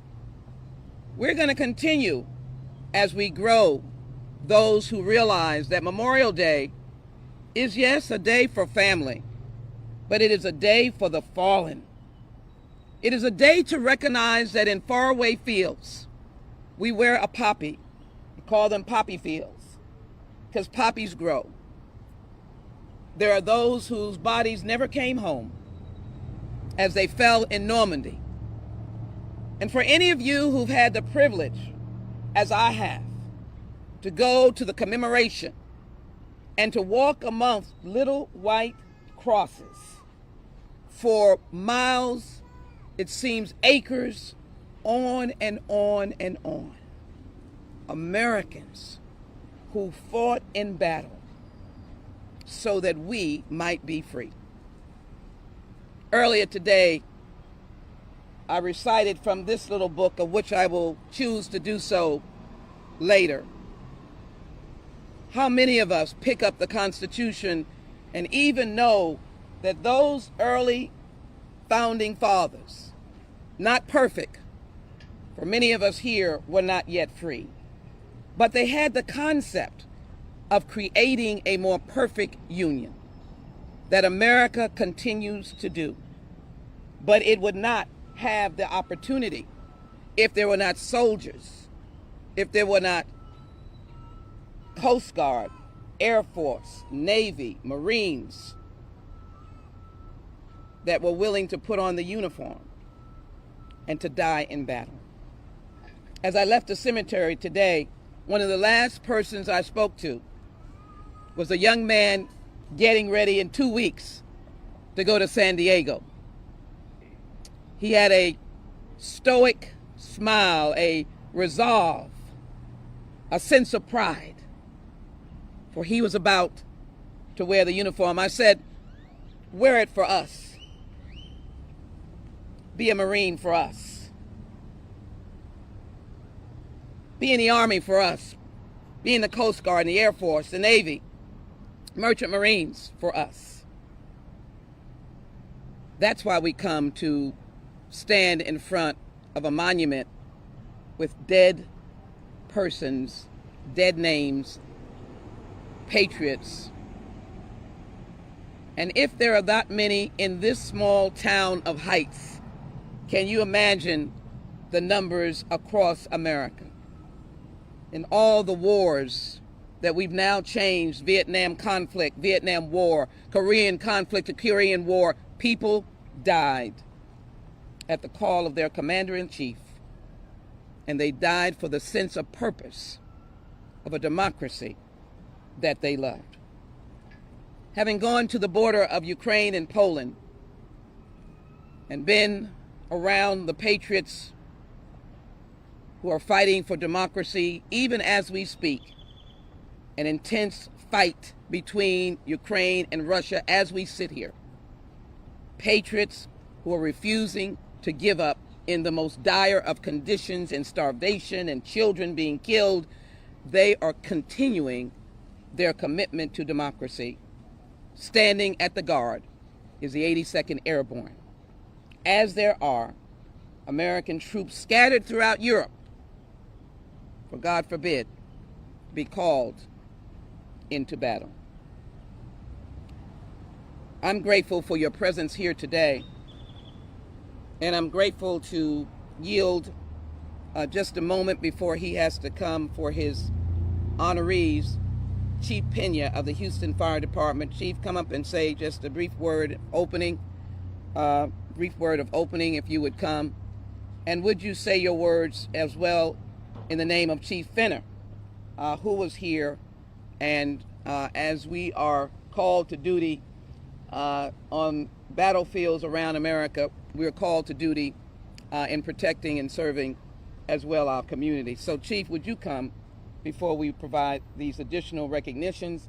We're delighted to have the Chief of the Houston Fire Department.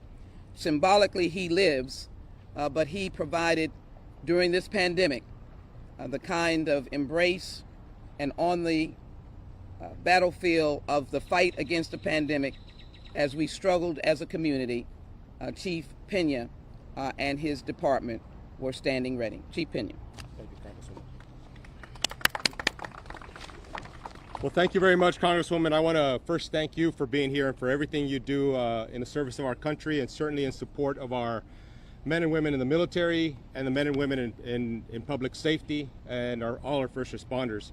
As we gather here today to honor those that have paid the ultimate sacrifice, the Gold Star families as well, so we can live and enjoy the freedoms that we have and live the ideals that we hold dear. I want to thank everybody for being here. I am honored to represent the men and women of the Houston Fire Department who every day step into their uniforms, report to their duty stations, and look to make a positive impact on our community. I also, on behalf of Chief Troy Finner, I want to thank the men and women of the Houston Police Department for all the work that they do and the sacrifices that they make on behalf of this community as well. So with that, Congresswoman, I'm honored to be here, and I'm happy to present some recognitions following this speech. Thank you. Thank you so very much. And let me thank all of our guests. Please stay hydrated. I think we are preparing you with as much support as possible. And let me thank a powerful prayer warrior. She might have stepped up, Vicki Cruz, who did a powerful job. We're grateful for her presence. Would you give her a hand again? Vicki Cruz is a U.S. Navy veteran, president of National Veterans and Advocacy Readiness, and president of LULAC 211. Let me also acknowledge Pastor Hall, who is here, and any other pastors that are here. Thank you for your presence here today. It is now a moment that I wish for us to connect to my words of why we are here, for the fallen. And as we honor the fallen, and before we take our moment of silence, I wanted to make sure that you had the opportunity to hear from my friend Sergeant Blackman for a brief word from his heart. It's not difficult to notice Sergeant Blackman, not just because he has on a good-looking black cowboy hat, or Stetson, as sophisticated call it. But he has a heroic history. This is a blessing. We'll just move it a little further, but it is a blessing to be wrapped in the flag. And I'm blessed that we have a beautiful win. Sergeant Blackman accepted the call to duty on so many occasions. We could not restrain him after 9/11. I don't know if he even took time to say goodbye to his family. He immediately signed up after 9/11 because he heard the call of his nation. He proceeded to be in battle and then became the protector of presidents as a Secret Service. But that wasn't enough for him. He joined again Iraqi freedom and wars beyond. Obviously became wounded in combat. But I think the humbleness of his spirit and story, for he does not tell it, is that he defines patriotism. And I think what I'd like to say is patriotism can come in many shapes and sizes. So Sergeant Blackman, today we will be honoring those who got us through the pandemic when we were desperate and we had no one to call, 911, and these great heroes and sheroes, nurses and others were there for us. But before we do a moment of silence, I'd like to ask Sergeant Blackman to come, and I have commanded him to stay throughout the program, but I want him to come at this time to be able to offer a word from his heart. And I call him my dear friend. He reminded me of our meetings in time past, and we are now reunited again. That's a good song, you need to know that one. But we are reunited again, Sergeant Phil Blackman.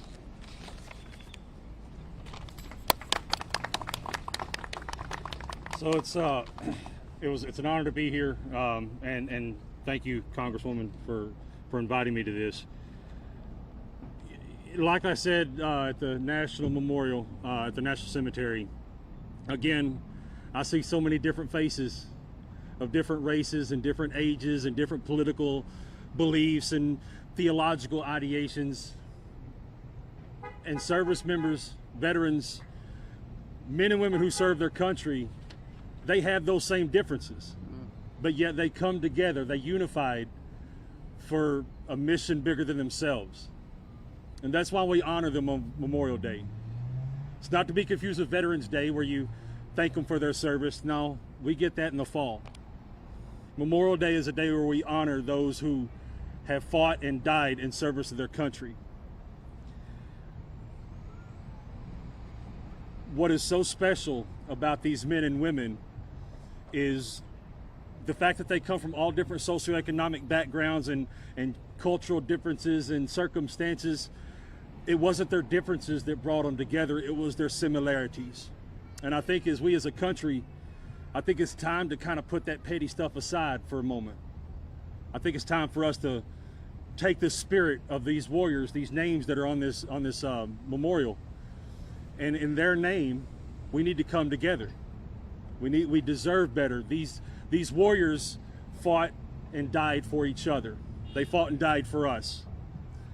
I'm so grateful that I'm not going to be on a wall for a long time, Lord willing, but I will always carry the names of my brothers and sisters with me every day, not just Memorial Day. For you young warriors in the ROTC, I hope you decide to make the choice to join and serve your country. It's the greatest thing you'll ever do. The rewards always will outweigh the benefit. To my police officers, thank you so much for your service. Thank you so much for your patriotism. Fire department, all my first responders, guys, without you, us soldiers, we take care of business overseas. You guys take care of business here. Your job, I feel like, and this is coming from a bomb tech, that's what I did in the military, I defused bombs. And y'all's job is so much more hazardous than mine because of the room of complacency. So as I wrap this up, I want to do it like I do it, how I finish all my radio shows. If you love your peace, thank a veteran. Or if you love your freedom, thank a veteran. If you love your peace, thank a first responder, thank a police officer. Thank all of you guys for everything you do. Yeah, it doesn't go lightly on anyone in this community or anywhere else in the nation. Thank you so much for your service and dedication to this great nation. Thank you, sir.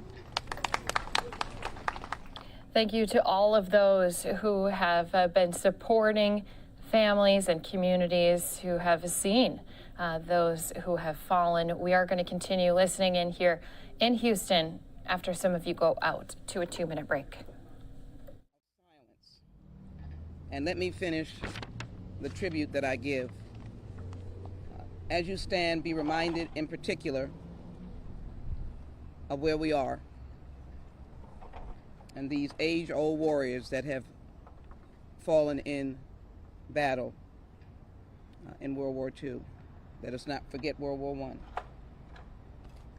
Be reminded of those who are in cemeteries across America, the huge numbers of those who have been in what I now call wars, fighting for freedom and democracy, who put on their uniform unselfishly.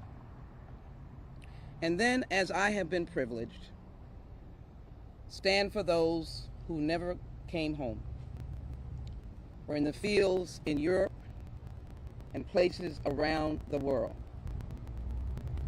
Normandy comes to mind because I was privileged to be at Normandy for any number of their commemorations. And beyond the speeches, the most moving and without a doubt striking call to freedom was the little white crosses that you've heard me speak of, row after row after row. Where they fell is where they are. But they fell in battle for freedom. And then I want to wake you up, for I've just, around midnight, arrived back from Uvalde, where I stood and hugged children and parents with children, and spoke to families who had lost two in a family. I watched little girls, little boys, 14, 11, 10, stand, not with the laughter that we expect on a playground, or the joy of receiving a gift, but with tears in their eyes.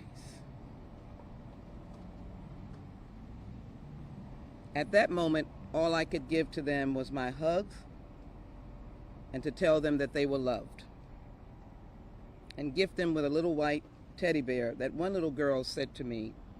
She was so sad.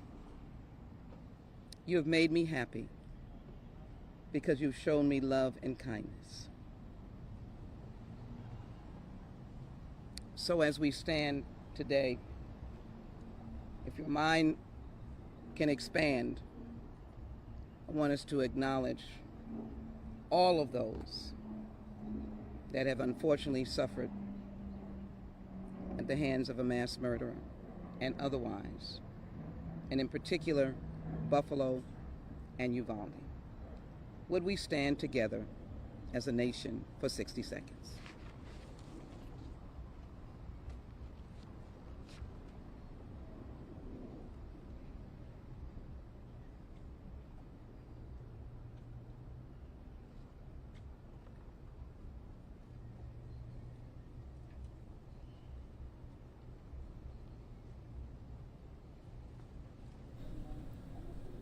Good morning, and thanks again to everyone who is here with us on a new hour of Live Now from Fox.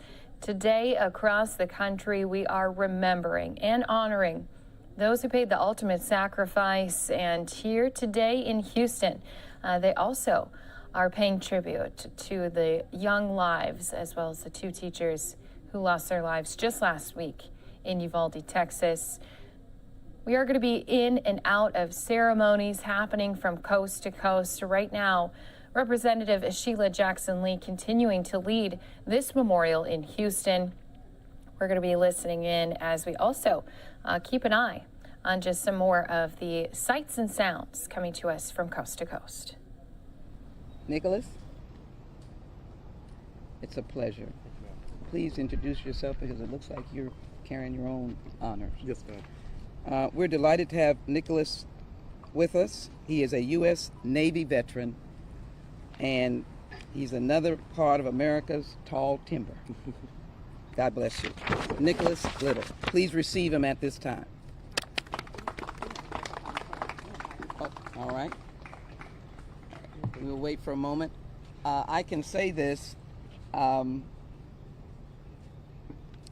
We're outdoors, so electricity is far and difficult. But what I thought of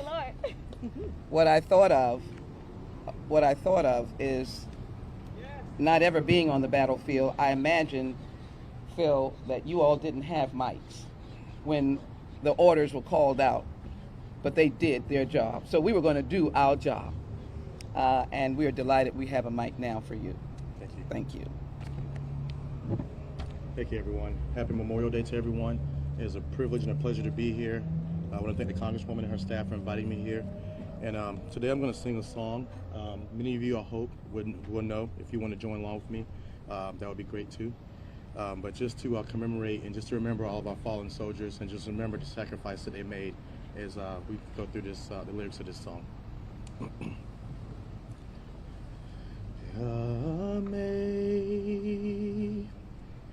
Amazing grace,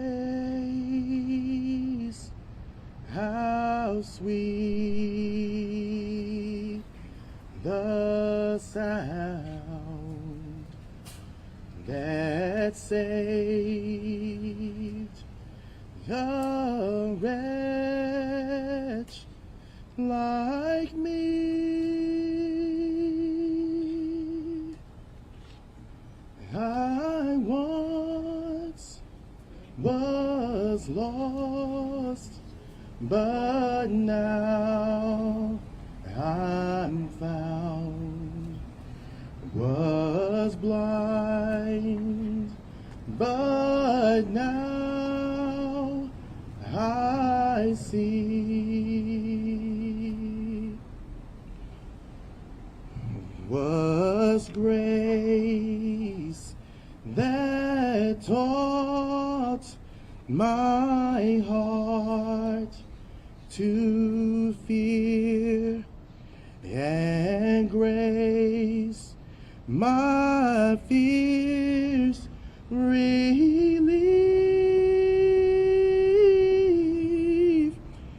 How precious did, I'm sorry y'all, this is an emotional moment for me. Did the grace appear the hour I first believed? Amazing grace, how sweet the sound that has saved a wretch like me. I once was lost, but now I'm found. Was blind, but now I see. Thank you. Amen.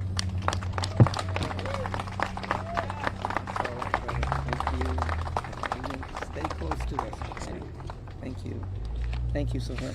You can do better than that. Give him a very big hand.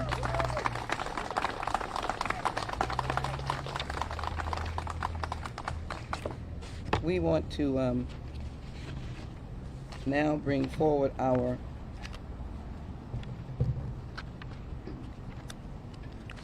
very special speaker, and I'm going to call Mr. Demby forward to introduce our speaker today. Let's just take some thoughts of it. I will at least get to call his name, and that is Major Jason A. Sanchez, a friend, but also has a stupendous record of service to this nation. Thanks. Major Sanchez was born and raised in the California Bay Area. He joined the United States Army in 2003. His first duty station was the 11th Armory Cavalry Regiment Black Horse at the National Training Center in Fort Irving, California. He served as the opposing force commander, executing force-on-force maneuver against rotation brigades. Following the deployment, Major Chancellor joined the Institution Army. He was assigned the United States Army Soldier Support Institution at Fort Jackson. He served as the training developer and instructor for the Finance Management Basis Officer Leader course and Finance Management Captain Career course. He graduated from the Industry Office Basis course, Finance Management Captain Career course, and Commander and General Staff Officer course. He was awarded and decorated the Bronze Star medals, the military medals, 2 awards, the Army Commendation Medal, 3 awards, Joint Service Achievement Medal, the National Defense Service Medal, the Iraqi Freedom Medal, the Global War on Terrorism Expedition Medal, Global War on Terrorist Medal Honor, Combat Infantry Badge, Expert Infantry Badge, and Parachute Badge. Now I present you Major Jason A. Sanchez.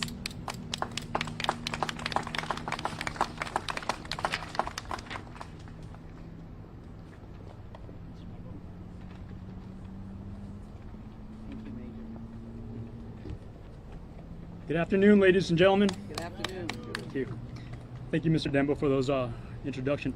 Congresswoman Lee and fellow Houstonians, on behalf of the U.S. Army Recruiting Command, I'm honored to be here at the 15th Annual Memorial Day celebration. Memorial Day is a day of national awareness and solemn reverence.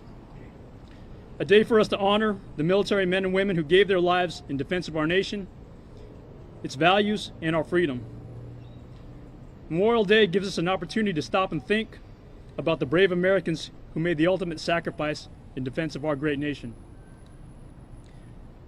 Memorial Day was observed first after the Civil War and called Decoration Day, because families typically remembered their loved ones by decorating grave sites with flowers and flags.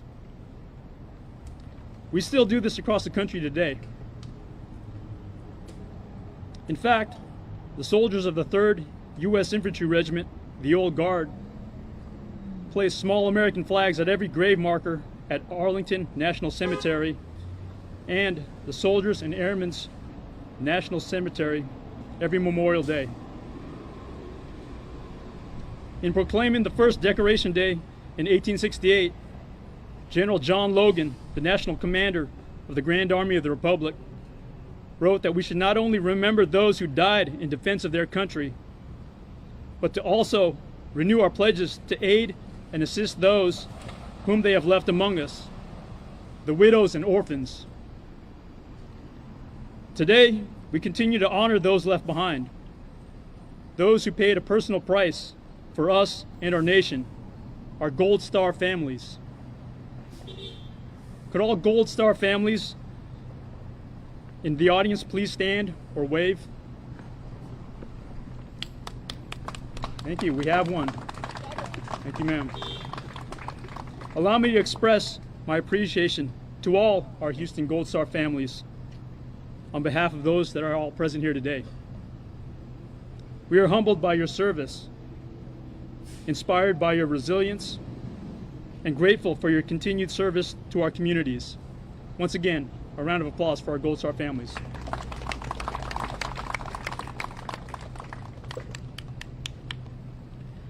This year we commemorate the 47th anniversary of the end of the Vietnam War.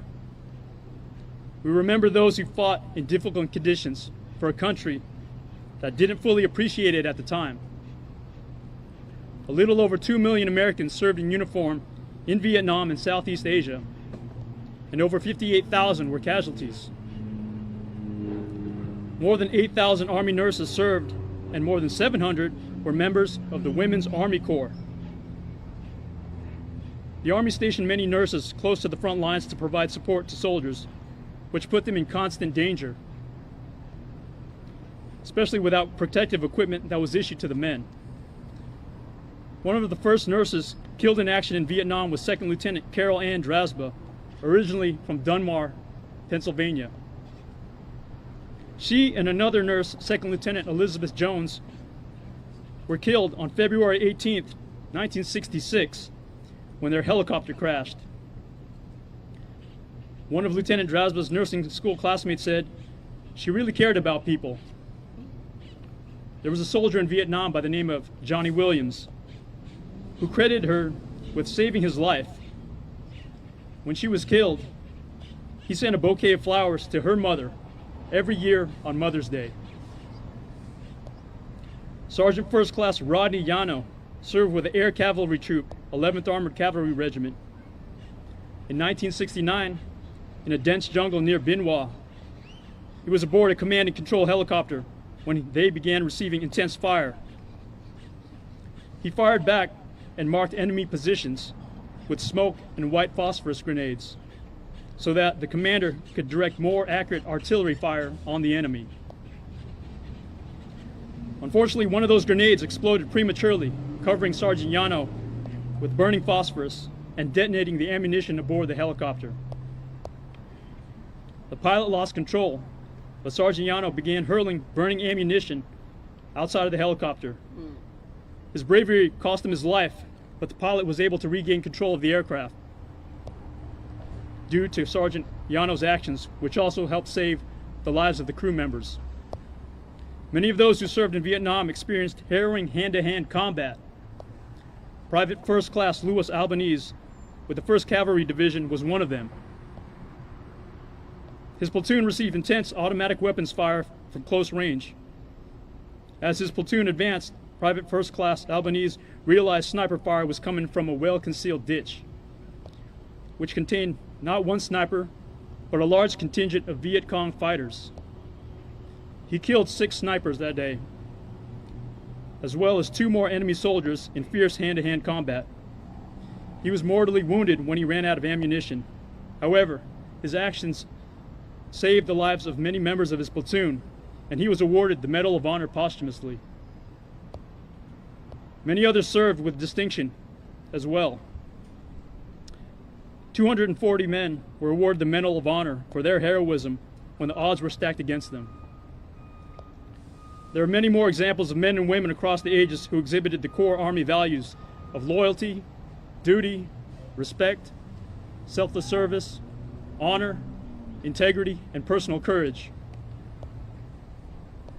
These values continue to serve as a guide for the force, and in our diversity, they provide us a sense of common unity.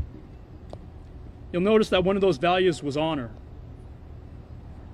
And while we normally think of the value as behaving in an honorable way, we also honor those who lost their lives during conflict, and we honor those who have passed away in the years since. Ever since 8 members of the Lexington militia lost their lives in the first battle of the American Revolution, nearly 1.2 million service members, soldiers, sailors, airmen, Marines, and Coast Guardsmen have made the ultimate sacrifice. We are reminded that the world remains a very dangerous place and that our service members are in harm's way across the globe. In the Army, we consider our greatest asset to be our people. Our all-volunteer Army is a credit to Americans of all races, genders, and creeds, and our common commitment to defense and love of country binds us together and unifies us. That goes to the heart of what it means to be an American. This Memorial Day, I hope we can remember the link that we have with all generations that have gone before us, who have selflessly served our country and paid the ultimate price. Do any of you know a Gold Star or surviving family? If you do, let them know that you remember their soldier and are grateful for their service and what they gave to our country. Memorial Day is a time to honor our commitment to never forget those who served and sacrificed for America. And today, we do that once again. Thank you for remembering these heroes and their selfless service.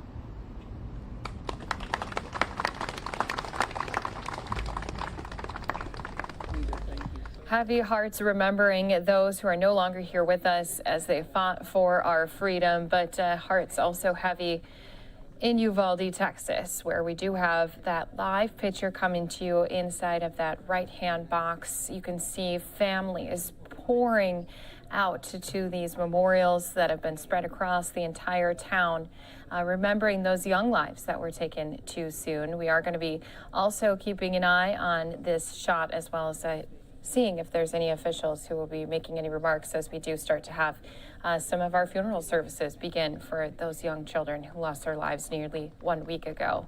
Those two teachers as well.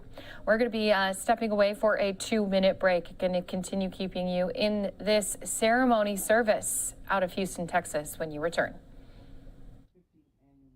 Day ceremony. Sergeant Blackman, can you come and stand with us? Yes, ma'am.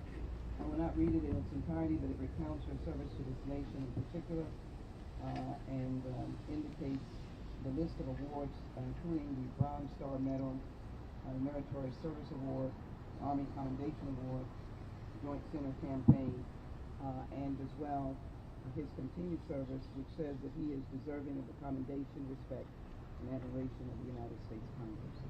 We are honored to present this to you. Thank you, Congressman.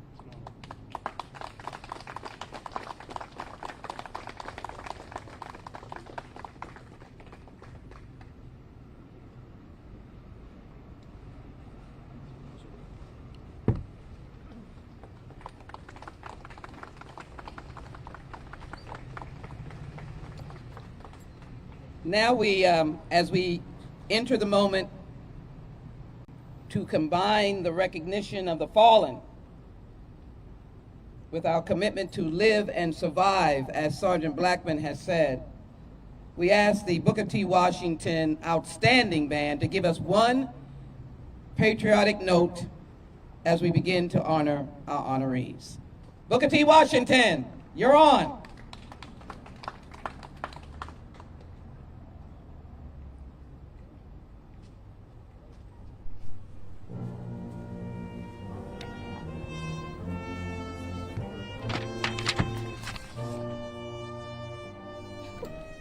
And thank you again to all of our viewers who are here with us on this Memorial Day. We do appreciate each and every single one of you here as we continue to show you sights and sounds from across our country as everyone is paying tribute to those who really paid the ultimate sacrifice fighting for us to all have freedom. So thank you to those who served, and maybe those of you who are still thinking about possibly serving as well. We are live here in Uvalde, Texas, in that lower right-hand box where there are just families and families and families pouring out here on this Monday, nearly 1 week after that tragic shooting taking place in Uvalde, where 19 children as well as 2 teachers' lives were taken too early. You can just see the amount of flowers and balloons and stuffed animals and memorabilia all being piled around this fountain, where we do have those 21 crosses also surrounding this area. So this is going to be something we'll stay on top of here today for you on Live Now from Fox, just as we have ever since that shooting incident did happen just last week on Tuesday. There are already funeral services that are being held for some of those who lost their lives just last week. Thank you again so much for being here with us. I'm Christy Larson. I do want to show you yet another piece happening right now. We do have Speaker Pelosi. She is handing out awards as well as speaking during a Memorial Day service. Plus, we do have President Biden and First Lady Jill Biden. They are walking through here. This is actually just a little bit of tape playback from a few moments ago, but let's go ahead and see what we can listen into here on Live Now from Fox.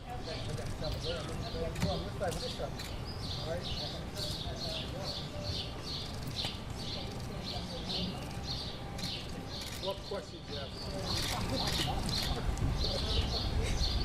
Like, some behind the president, some behind the first lady. Yeah. It's a sequel from the original. ready? Yep.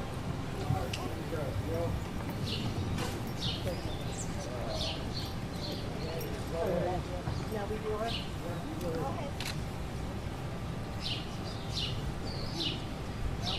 Tell you what, you put it on top of the next pile. How about that?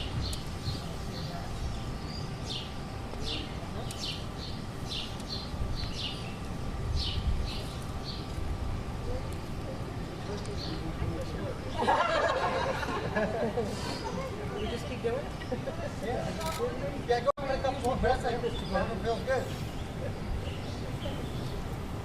You're the big guy, Oh, he did.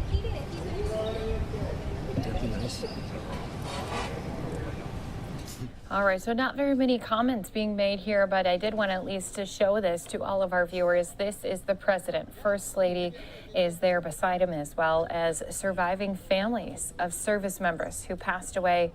They are planting trees during this small ceremony here together. A magnolia tree going to be placed in honor of those who lost their lives. These families going to be carrying on their legacies. This is happening right here on the South Lawn, just outside of the White House. You can see the president and first lady. This is really close to their hearts, as they've also lost a child, but they have said time and time again just how much they appreciate these families still showing their support to those who are still serving. Let's listen in here for a moment. Yep. Yep.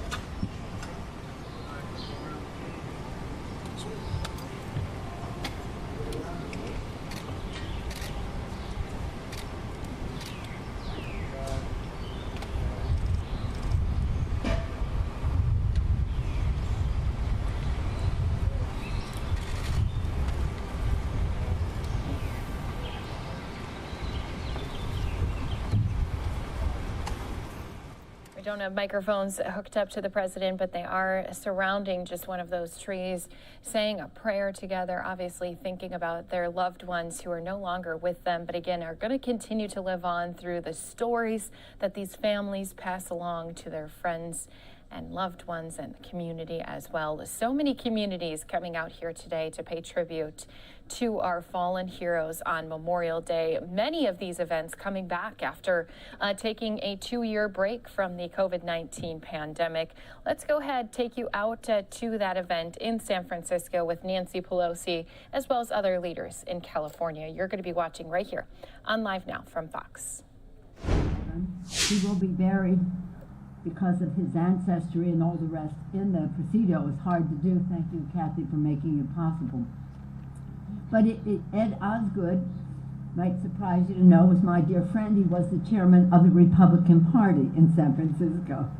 But even though we had our differences party-wise, we were united in our patriotism of our country, especially Ed, who served in World War II and was really a source of great pride to all of us, a great patriot.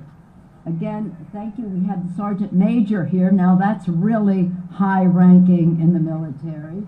Thank you, Sergeant Major, for being with us today.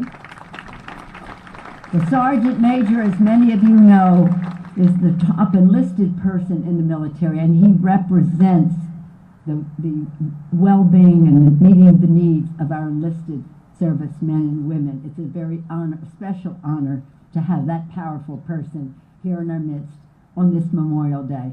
But none of us prouder than to have each and every one of you, for what you represent, for what your families have contributed, for what your presence here and the beautiful diversity of it all. And Ken said other countries. I see the Consul General of Italy. I saw the representative of the French government here.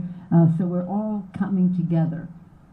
President Lincoln, to close with him, he said we should be unifying, strengthening our union by the better angels of our nation. Our nature, the better angels of our nature. So let us strive as we go forward to, again, honor our men and women in uniform by forming a more perfect union using the better angels of our nature. Happy Memorial Day to all of you. It's an honor to be with you. Thank you so much.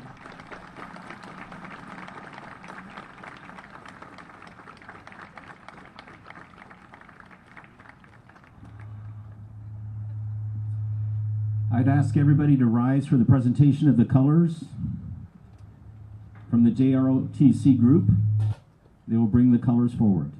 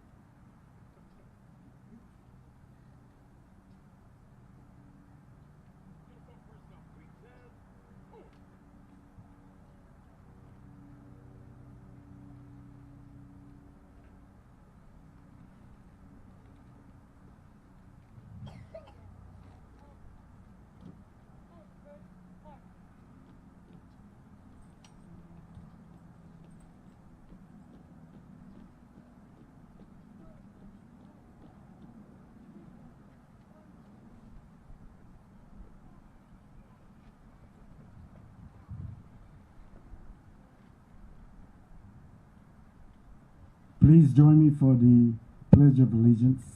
Military personnel, please render proper hand salute or place your right hand across your heart.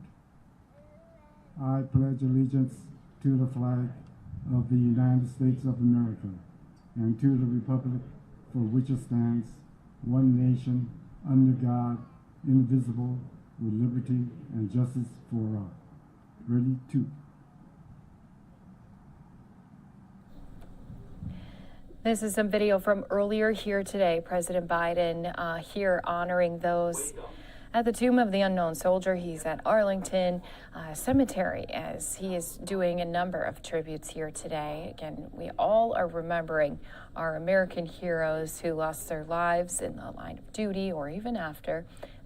Here in Arlington is just one of many of the ceremonies we've been watching here throughout the morning. I do want to continue to take us into more ceremonies, so let's go ahead, take us out to Wisconsin, where we did have yet another national cemetery honoring and paying tribute to our heroes. And Chaplain Robert Allen, thank you very much. Thank you for joining us on this solemn day as we honor our men and women buried on these hallowed grounds. Their families and those prisoners of war are missing in action who never made it home. It's okay to have the barbecue today. It's okay to toss the baseball around in the backyard. But we need to remember why we're here and why we commemorate this day. It's for those men and women that never made it home, that did what the rest of us wish we were brave enough to do or would be brave enough to do in the moment. I was walking up here today and I walked past section 49, site 179A. It's right down the hill here. That's where Michelle Whitmer's buried. 20 years old, gave her life in 2004. Buried right down the hill here. She made the sacrifice. She didn't just talk about it, she did it. That's why we're here today, to remember those men and women that made that ultimate sacrifice. Please join me in welcoming the Assistant Director of Wood National Cemetery, Antonio Henderson.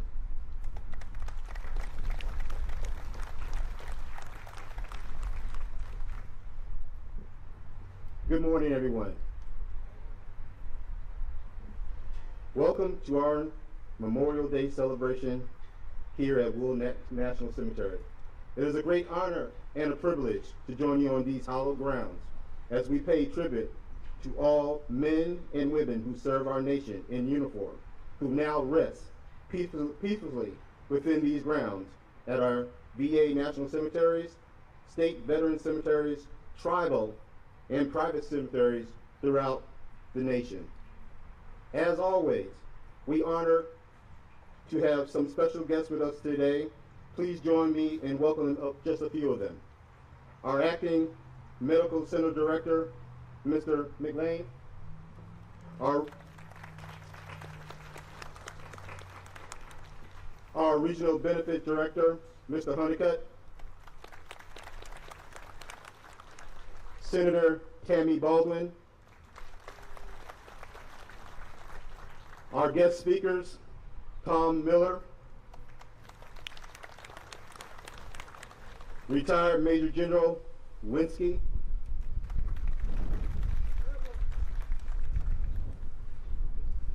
I also would like to thank Wood National Cemetery Memorial Day Committee, who really makes this event possible.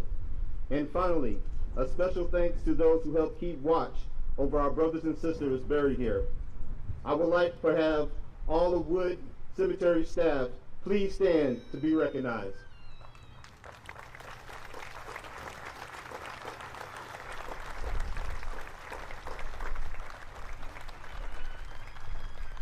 Memorial Day provides an especially important date in our nation's annual calendar of commemoration for those who fell in battle. It is an opportunity to express both mourning and meaning at a time of both remembering and honoring. As a nation, we must keep the same promise that those who serve kept to one another, that their lives will not be forgotten, and their sacrifice will not be in vain. We must show our loyalty and compassion to the families of the fallen who so value America that they place their lives above all else in defense of the nation. We must pay homage to the ideal they served, fought, and died for, and never forget the sacrifice that they made. We are assembled at this place of honor, a place of learning, fellowship, and healing. As much as our hearts desire it, we know we can never fulfill or repay the debt we owe to our servicemen and women and the families, but we must try. What is left to us as a nation and a community is to ensure that our veterans and their families receive every ounce of honor, recognition they deserve, along with the full access of benefits that they have earned.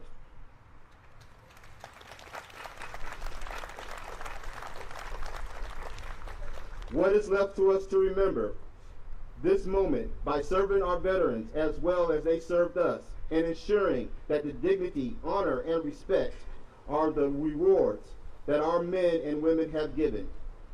To those who have defended this nation in the past, to the men, women serving today, and those who will serve in the future, we offer our hundred sincere gratitude. In President Lincoln's second inaugural address, he used these words, which represent the motto today of the National Cemetery Administration, solidifying the government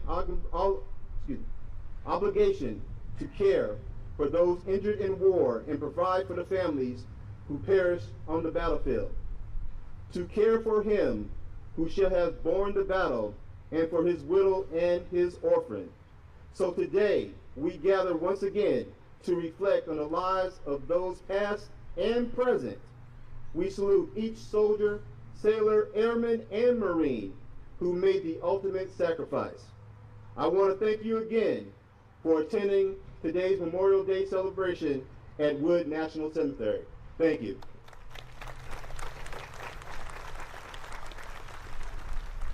Thank you, Mr. Henderson. And most importantly, thank you for joining a long line of distinguished Americans who care for our veterans buried here. A few years ago, I did a feature on the men and women walking around here who care for the cemetery. They are here before it's light in the morning. They are here after it's dark in the evening to take care of our heroes who are buried here. So thank you so much for that. I also want to recognize Milwaukee County Sheriff Ernell Lucas, who is back here. He is a proud American.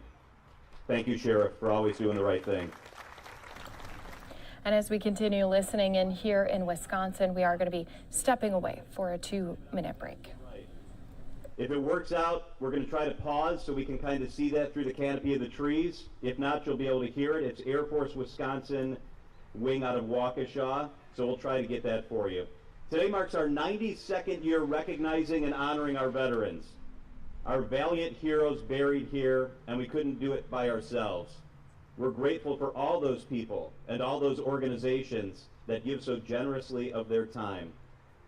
We'd especially like to thank the Milwaukee American Legion Band and Erica Breitbarth, Bugles Across America, Young Marines, the American Red Cross, the Commemorative Air Force, Wisconsin Wing Flyover, volunteers who came out here to help park and direct, Clement J. Zablocki VA Medical Center Grounds and Transportation Department, the Medical Center Police Department, the Medical Center Chaplain Service, Wisconsin Vietnam Veterans Chapter 1, VFW Post 5373 in Ozaukee County, Sierra Canvick and Hannah Morell are American Sign Language interpreters, the Memorial Day Service Committee that makes this ceremony possible, and all the others that helped.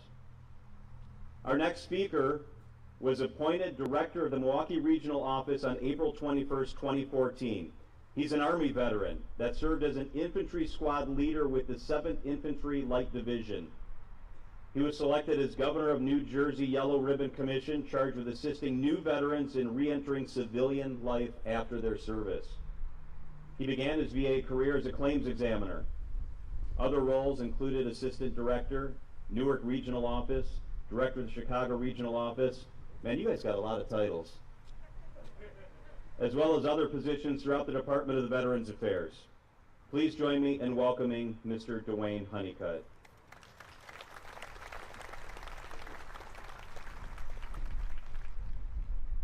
Good morning, everyone. I would like to welcome all of you on this very special day. Each year our nation takes the time to pause and remember those in uniform that gave the ultimate sacrifice for the freedoms which we all exercise today. It is important to also remember those veterans that have passed on due to conditions experienced during their service, maybe many years after. Their sacrifice is no less.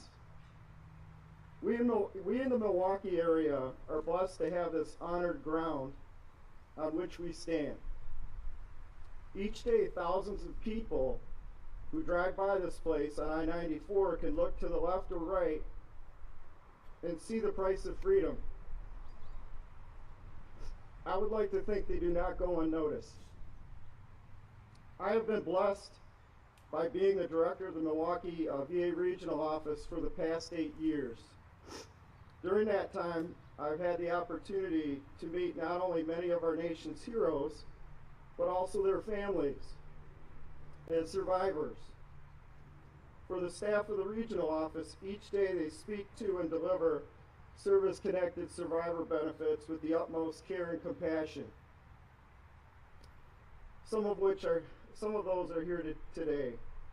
Unfortunately, events beyond our control, COVID, made holding this ceremony on this scale impossible for the past 2 years. I hope that you will take a look around and see what is truly a very special event, for a day filled with honor and memories not to be forgotten. From having lived and experienced Memorial Day ceremonies in 5 different states during my VA career, this event has no rival.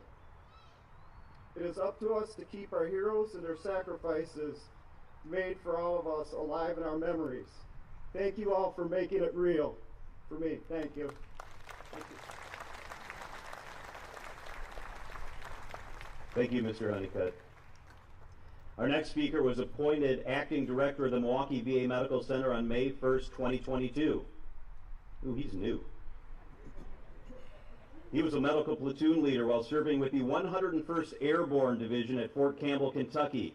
He deployed with the 101st in 1990 for Operations Desert Shield and Desert Storm, and with the 3rd Area Support Medical Battalion in 2003 for Operation Iraqi Freedom. He retired from the Army in 2007.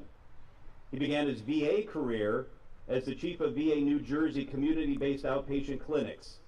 He became the Associate Director for VA New Jersey Lyons Campus. He was selected as the Assistant Director for Clement J. Zablocki VA Medical Center in October 2012, and in May of this year was assigned as the Acting Director. Please join me in welcoming Mr. James McLean.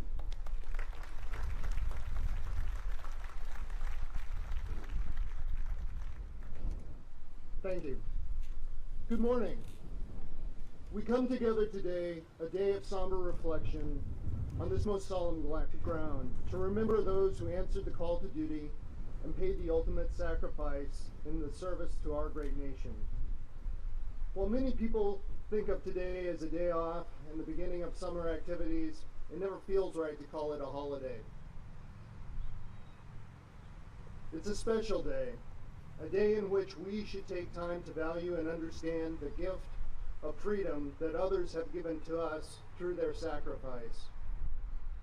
I'm honored to spend my morning with so many people from our community, but first and foremost, I want to give a truly heartfelt welcome to those veterans, family members, and friends who are grieving the loss of their loved ones. By reading the gravestones, we come to understand that the cost of our nation's conflicts is paid for with the lives of our young men and women. Their loss is one of unfulfilled dreams. There really are no words that take away the painful sting of loss, but do know, on this day and always, we grieve with you. We help each other by sharing this burden, and most importantly, we remember all of our heroes, and we remember they are more than just names on a gravestone. They were someone's son, daughter, husband, wife, mother, father, grandparent. Together, we honor our fallen. For those buried here, we may never forget their names, and we may never forget their sacrifices. Thank you for joining us today, and thank you for helping us remember that today is more than just a holiday.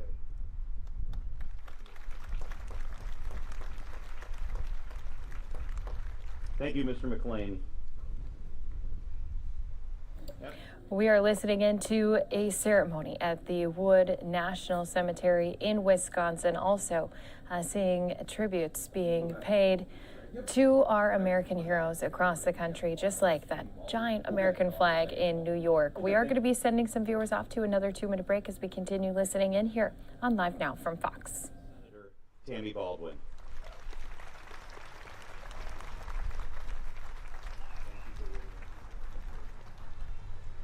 Well, good morning, everybody. I want to start by providing a special thank you to the leadership here at Wood National Cemetery, and also to the employees and former employees. Thank you for your hard work on behalf of the finest among us. I'm also honored to join my fellow speakers. Thank you for all you do for our veterans and their families. I am grateful for the opportunity to be back here again in Milwaukee for this Memorial Day ceremony. Most of all, to the families and friends of our fallen, it is an honor to share this day with you.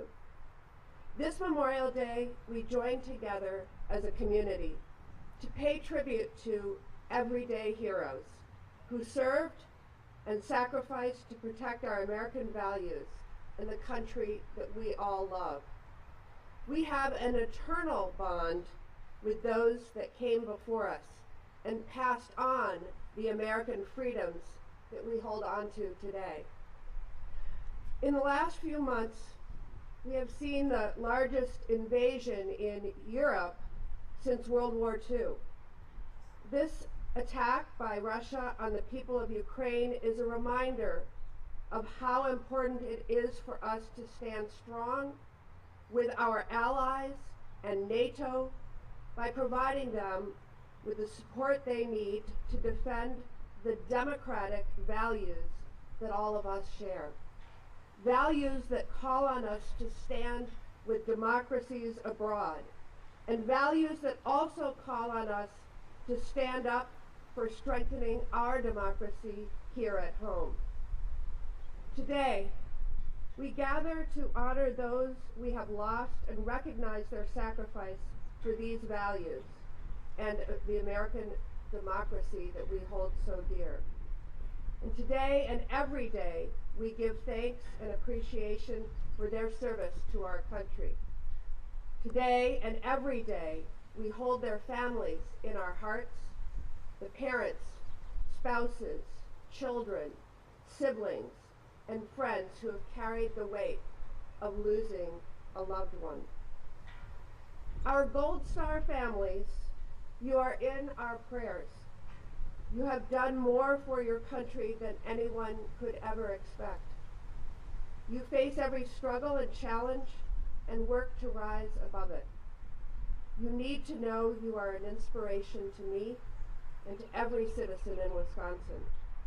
We are standing with you always. To our Blue Star families, you are shining examples that we have a shared responsibility to support our military families who serve and sacrifice here at home.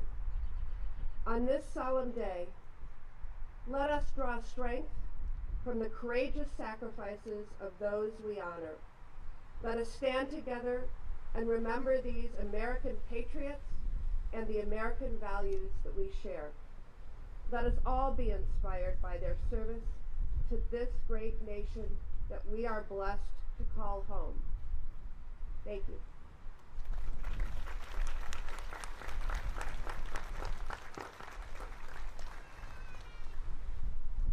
Thank you, Senator Baldwin. Ladies and gentlemen, while today we honor those men and women who have served our country and died, there's a much deeper meaning in all we do. So many people leave their mark on this world, and when they pass, we owe it to them for all they did and saw, that their stories and their sacrifices not be forgotten. We honor them today. We tell their stories today and always, so that they are not forgotten, so that history can never be forgotten. Philosopher George Santayana was credited with saying, "Those who cannot remember the past are condemned to repeat it."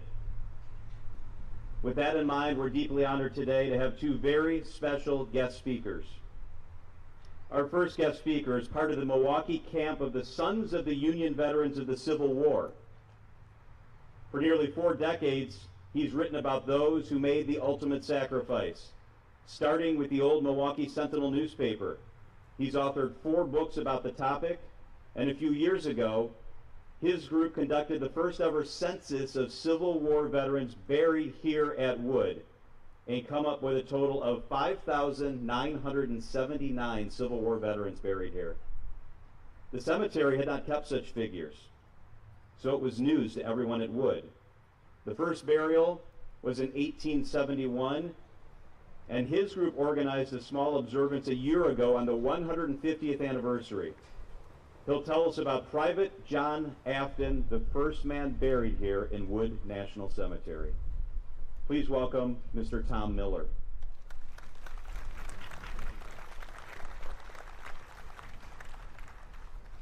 Thank you. My group is the C. Cape Higher Badger Camp number 1. We have been a Milwaukee patriotic institution since 1901. John Afton is buried over across the freeway. A little hard to see once the leaves came out, but he's near the clump of big trees across the freeway. His gravestone has his first unit, which was the 1st Michigan Infantry. But his record as a patient at the Milwaukee Soldiers' Home shows he later was in a 2nd unit, the 7th Michigan Cavalry. His work there began in February 1863. He was wounded and captured at Gettysburg. John Afton was part of a brigade of 4 Michigan cavalry regiments. The brigade was led by a 23-year-old brigadier general whose name is very familiar to all of us. He was George Armstrong Custer. Last year, my camp honored John Afton on the 150th anniversary of his death. He was an old soldier, born in 1808, and thus in his 50s at Gettysburg, and aged 62 or 63 when he died here in Milwaukee. We tracked down family in his native Grand Rapids, Michigan, and a dozen of them attended, including a grandson with 5 G's in front of grandson. He was 12 years old. Because of COVID, It was a small and private event, but it was very profound and meaningful. The famous cavalry charge led by George Armstrong Custer is in any book about Gettysburg, and here is part of the dramatic reading that we gave to his family at the event. The 7th Cavalry leader, Colonel Mann, waved them forward. Suddenly, Custer appeared at the head of the regiment.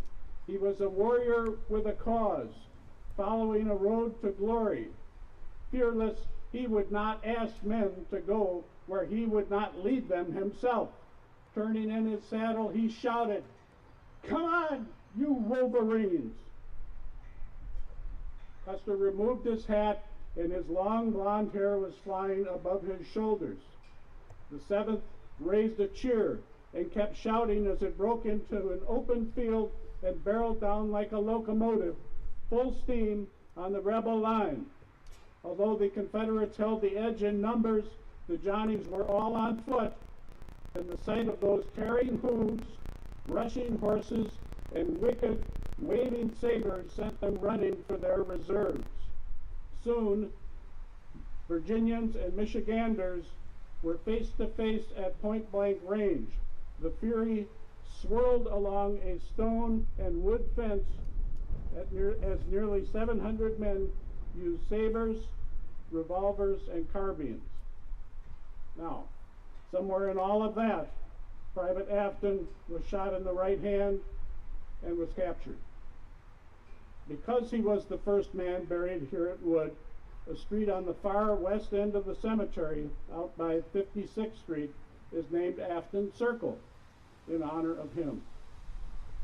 Deep research in various databases led to another discovery. One other man buried here at Wood was right there with Afton, right there with Custer.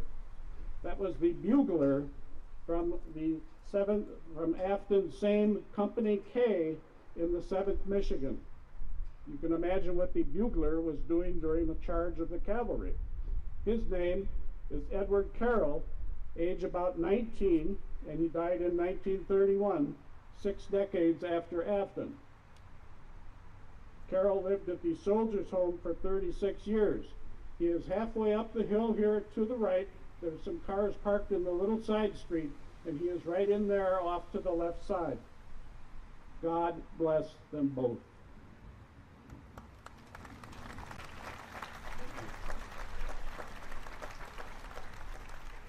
Thank you, Mr. Miller.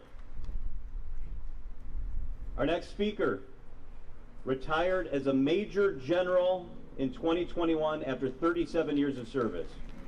All right, here come our airplanes.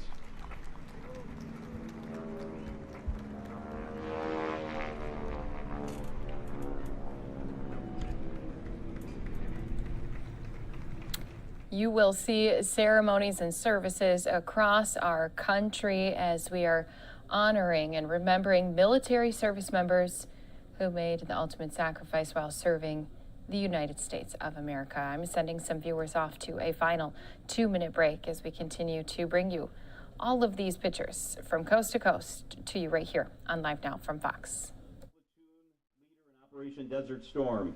And since 9/11, he served on multiple combat deployments to Iraq, Afghanistan, and other places around the globe.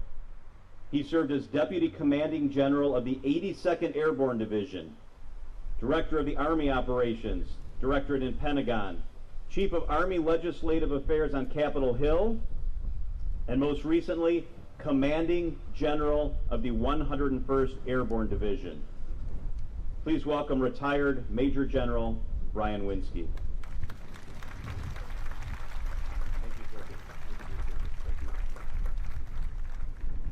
Well, hey, to all our distinguished guests here, thank you for your leadership, all you do for veterans, those that have served, all you do to maintain this beautiful cemetery where we honor our fallen.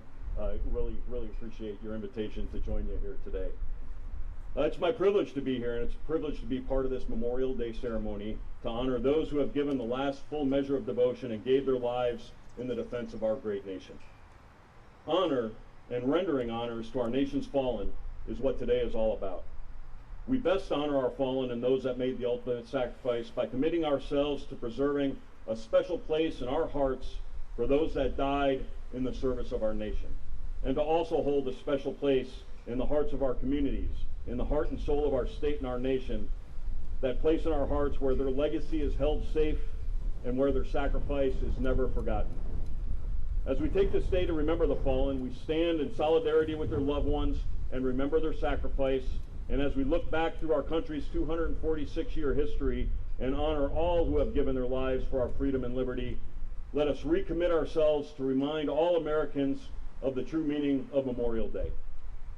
You know, the last time I was in Wisconsin over Memorial Day, I was still serving. I was in the 82nd at the time. It was about 5 years ago when we commemorated the 100th anniversary of the United States entry into World War I. And as we gather on this Memorial Day, on this hallowed ground where scores of Red Arrow 32nd Division World War I veterans are buried, and as we gaze across these beautiful rows of solemn tablets marking the resting place of veterans of every war we have fought, we are again reminded of the true cost of war. For as we all know, on the 11th hour of the 11th day of the 11th month in 1918, the battlefields of war-torn Europe finally fell silent as years of unfathomable destruction came to an end. But unfortunately, that silence was short-lived. In the intervening years, we witnessed World War II, the Korean War, the Vietnam War, the Cold War, Grenada, Lebanon, Panama, Desert Storm, Somalia, Afghanistan, Iraq, Syria, and other contingency areas, some of which continues this very day. Over 650,000 service members were killed in those conflicts since the war to end all wars concluded. In every case, whenever freedom was threatened, gallant men and women have stepped up and fought those wars, and that is one of the many things that makes America truly exceptional. The generations of patriots who epitomized honor and dedicated themselves to the defense of the United States. And I want to recognize all the veterans here today, especially the Vietnam veterans. It seems like that's the biggest contingent. Proud former service members who fought an unpopular war, no question.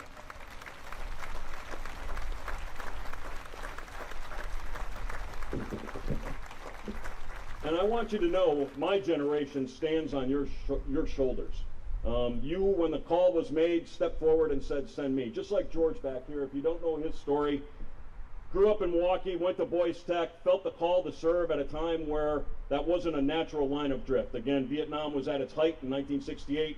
He steps up, volunteers like all of our Vietnam veterans did here, or when they were drafted, they didn't shirk it, they stepped up and said, send me. And like George, fought like hell for their comrades, for the mission in an unpopular war. Yeah. And George was a combat medic, a young combat medic, a young paratrooper who was in an infantry battalion in Tam Key in the Central Highlands and tough fighting areas. And thank goodness that he carries the tradition of that service, as you all do. Again, thank you so much for all of our veterans. You know, Tom Brokaw probably had it right when he said the World War II generation was the greatest generation. Their youth was in the Depression. They led our country out of that. They fought and won World War II, defeating Imperial Japan, Nazi Germany, Fascist Italy, and built this country into the envy of the world. But every generation of veterans are the greatest of their generation, no question. And again, hats off to all of our veterans.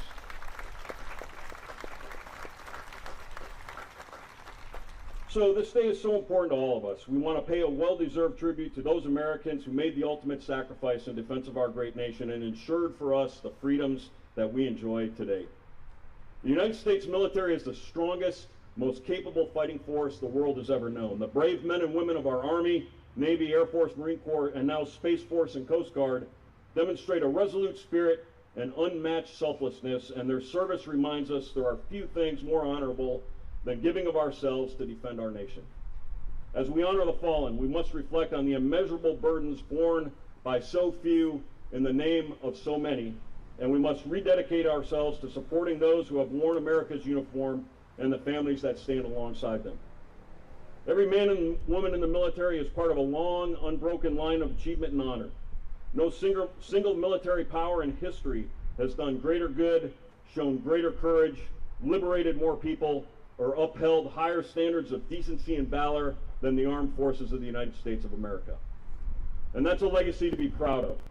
And those who contributed to it, especially those that were killed or are still missing, can never be taken for granted. This day belongs to all of them and the generations of patriots who came before us. It's therefore fitting that we pause as a nation on this day to recognize their service and sacrifices, for as we all know, a nation which forgets its defenders will itself soon be forgotten. We best honor them by living lives that they would be proud of. America must ensure that the freedoms the fallen helped to preserve and the nation they fought to defend is safe and secure for future generations of Americans. Looking forward, no one wants war, especially those who have fought and know firsthand the searing experiences of combat. The most effective way to deter war is to maintain a strong and highly capable military, and our first Commander-in-Chief, President Washington, said it best: to be prepared for war is the most effectual means of preserving peace, and that's what we all want. Ever since Lexington and Concord, nearly 1.2 million service members have made the ultimate sacrifice. It's our sacred duty to ensure they're not lost to history. Even as we preserve and cherish their memory, we must remember, too, that there's more than 185,000 service members deployed over 100 different countries across the globe, all as willing as their forefathers and their forebears to fight for and sacrifice to ensure the freedoms and security of this great nation and our great people. Thank you again for the invitation to join you today to honor those who have served our great nation in uniform and are gone now, but never forgotten. For all veterans here, you hear it a million times, and I know you're incredibly grateful, but I want to thank you for your service. And for those that may not have served in uniform, I want to thank you for all that you do for your community, for Wisconsin, and for our nation. For what we veterans want more than anything else is for our service and sacrifice and their sacrifices to be worth it. We veterans will all day, one day, join their ranks. And we pray that we, like them, are laid to rest surrounded by comrades who might be strangers, but are people of honor, who shared that incredible commitment to have served to protect our country and our way of life, knowing full well they may be giving their life in the defense of this great country. Again, as I wrap up, I want to thank you again and thank you for honoring our fallen and all that you do for our veterans and those that continue to serve. May God bless our veterans. May God bless all who wear the uniform. May God bless the families and comrades of the fallen. And may God continue to bless Wisconsin and the United States of America. Thank you.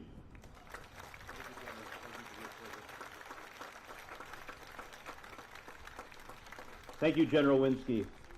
Thank you for being here with us today. It's kind of become an annual tradition around here. Our American Legion Band is going to play the Armed Services Medley. If you're able, please stand, wave, give a shout out as your service song is played.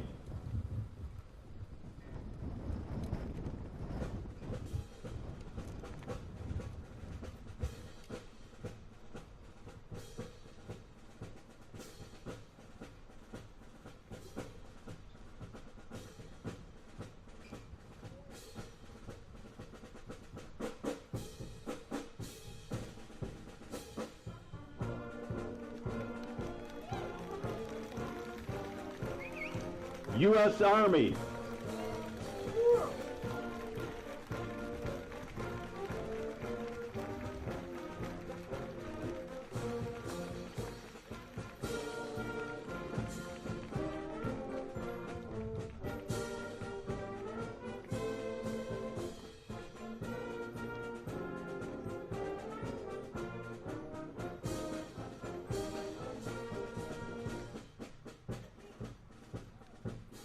The Marine Corps.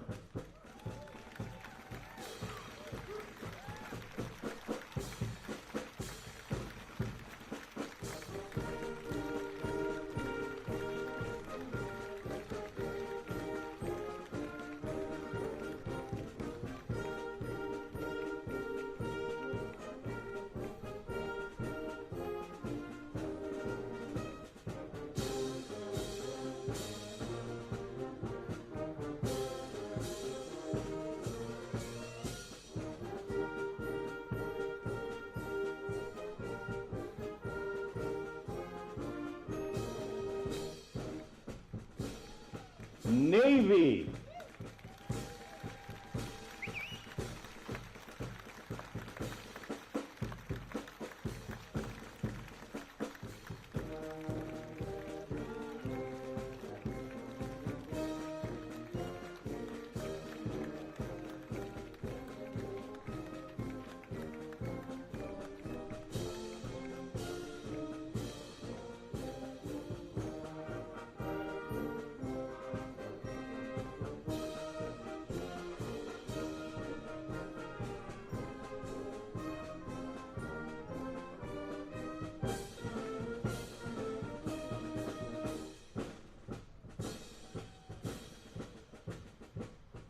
Air Force.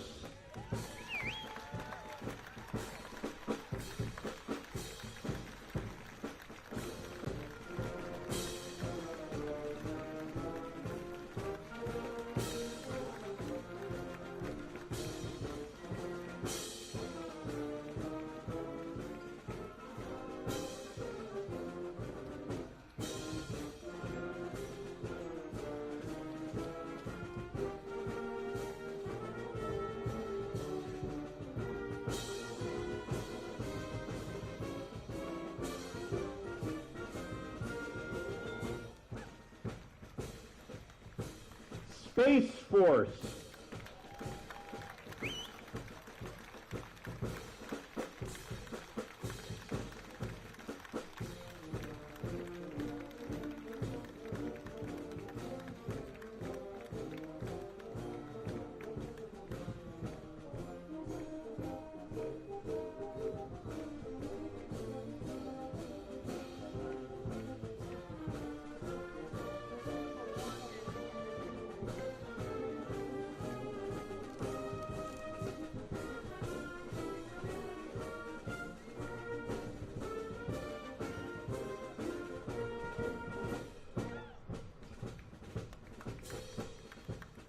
Coast Guard.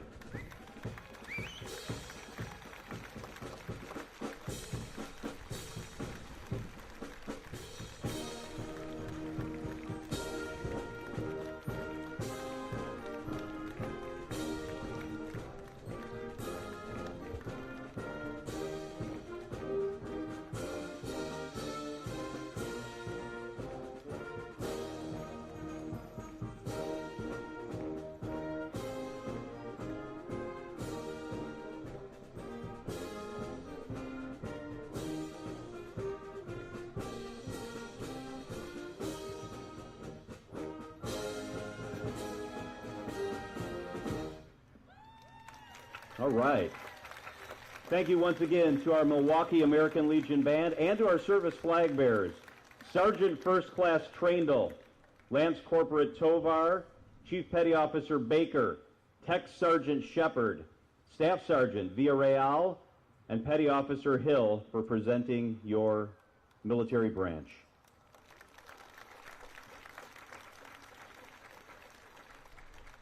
Please welcome my friend George Banda as we continue our tributes with the presentation of the wreaths.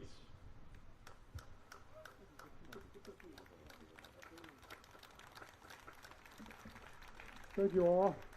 I don't know about you, but it's been such a long time since we've been able to get together like this for such a wonderful and solemn ceremony.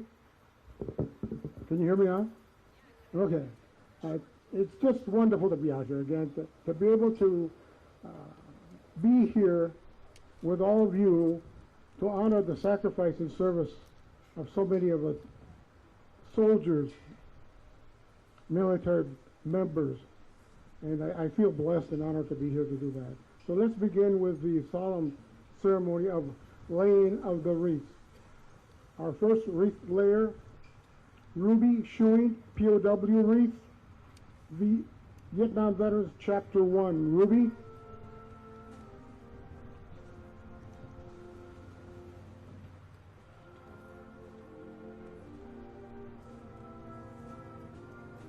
Vietnam Chapter 1, Jim Cizek, U.S. Army.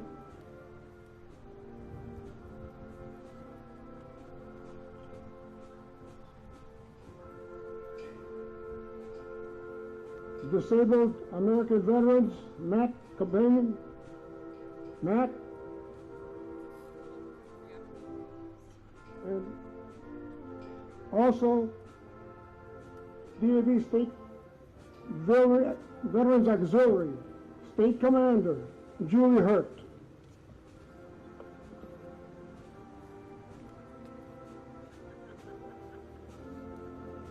Milwaukee County Chapter 818 Military Order of the Purple Heart, Lupe Renteria Marine, Leon House, also Marine Corps.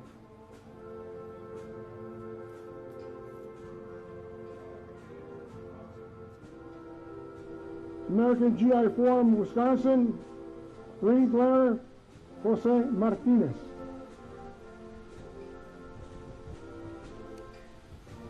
Daughters of the American Revolution, Diane Schultz and Carla Franken.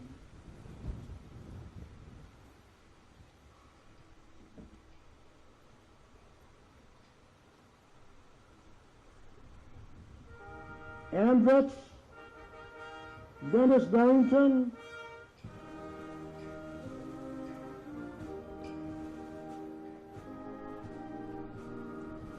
Milwaukee County Veterans Service Officer, Rick Flowers. Rick.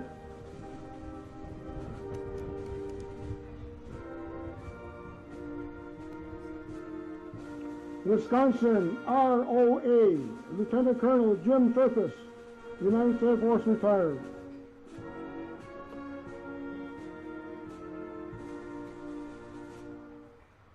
Badger Detachment, Marine Corps League, Major Jim Pelkey.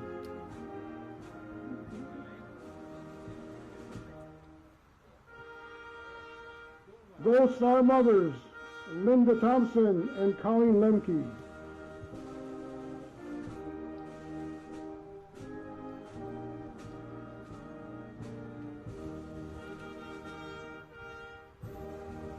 Milwaukee Women's Post 448, Marcia Cunningham, Navy, retired.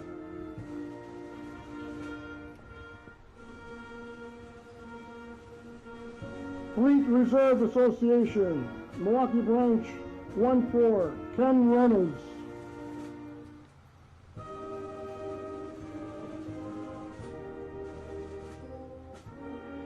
Vietnam Veterans of America, Chapter 324, Dennis Sheminsky.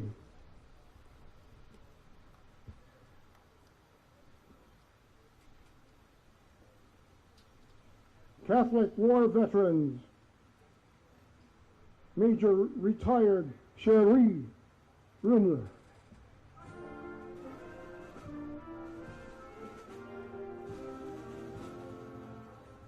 Jewish War Veterans, Ron Lowe.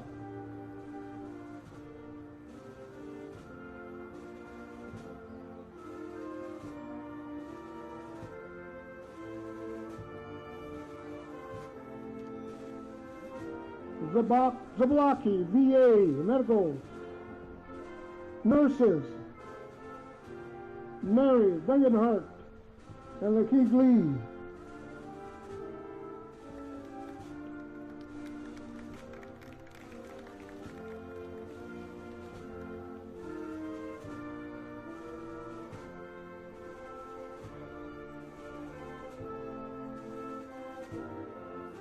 Senator Tammy Baldwin.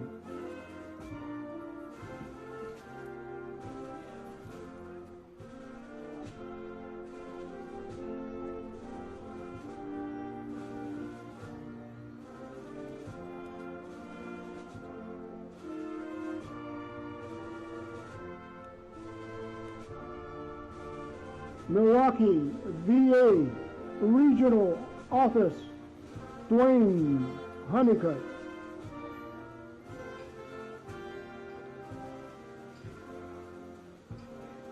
Zablocki VA Medical Center, James McLean.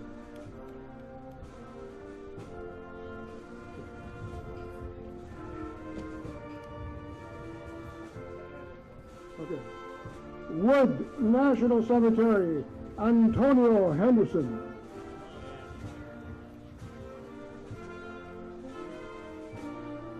Wood National Cemetery, Memorial Day Service, Richard Schwartz and Virginia Schwartz.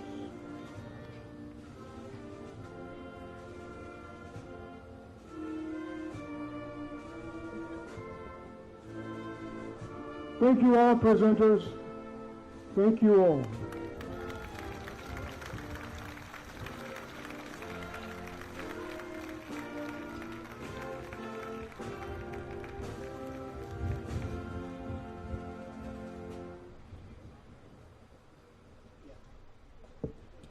Thank you, George. Thank you, presenters. When men and women...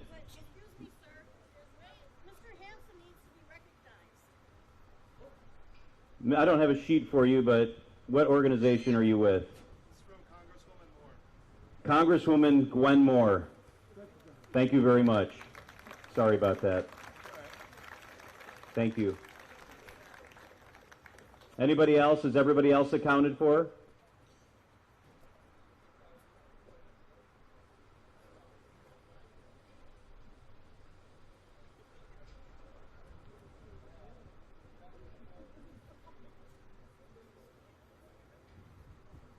Thank you. When men and women leave their families to serve in war, their only wish really is to return home to their family. For some who pay the ultimate sacrifice, we know too painfully that doesn't always happen. Many others become prisoners of war or missing in action and still remain unaccounted for. Please direct your attention to our Soldiers and Sailors Memorial. It's over here to your right. As Mike Malloy, First Lieutenant, Army Vietnam, reads the names of those Wisconsin POWs and missing in action who never returned from Vietnam.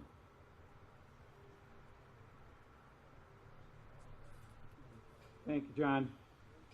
As each name is read, a black balloon will be released.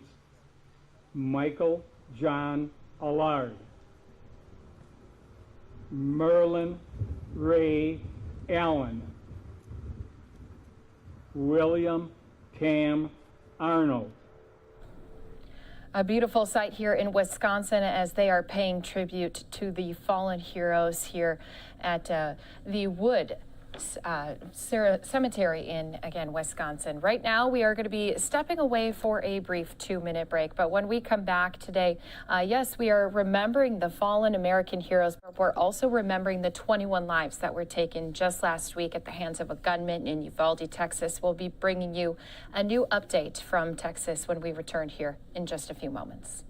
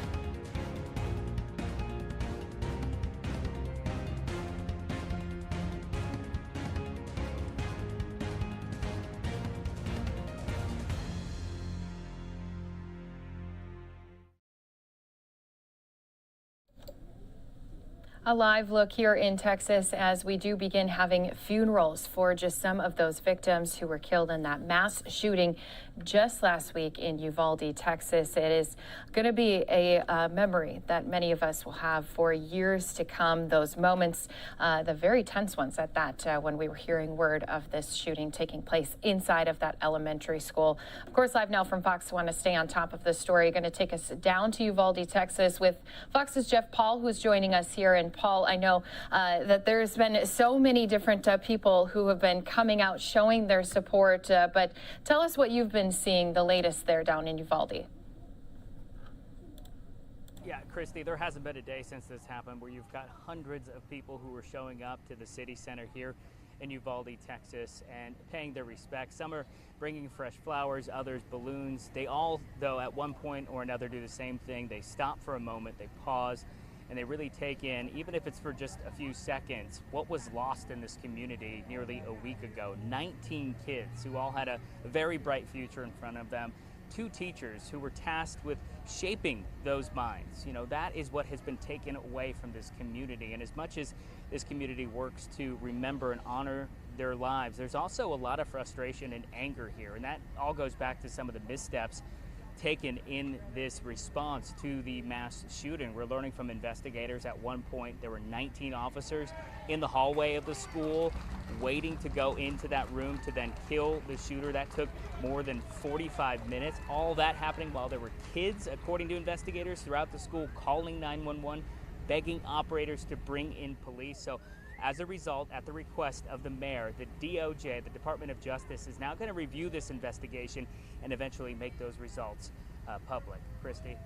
Yeah, it was such a shock to us all when we were getting the details of that timeline laid out. And unfortunately, like you said, so many calls from within that classroom begging for help. Now there's been word about possibly taking that elementary school down. What kind of things have you been hearing from community members as far as destroying that elementary school?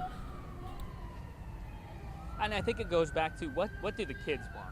What do the most important people want? Because they're the ones who are going to have to go back in about 3 months and go back to those grounds. It's going to be hard enough for them to get back into a classroom in general, let alone the same classroom that will bring back memories of arguably the worst day of their lives. So that is already being floated out there, knocking the school down, building up a new one. We'll see where that goes. They've got about 3 months to figure out what they're going to do when it comes to that, Christy. And I know, too, we're starting to see some funeral services happening for these victims. Any that you guys are going to be following while you're down there in Uvalde?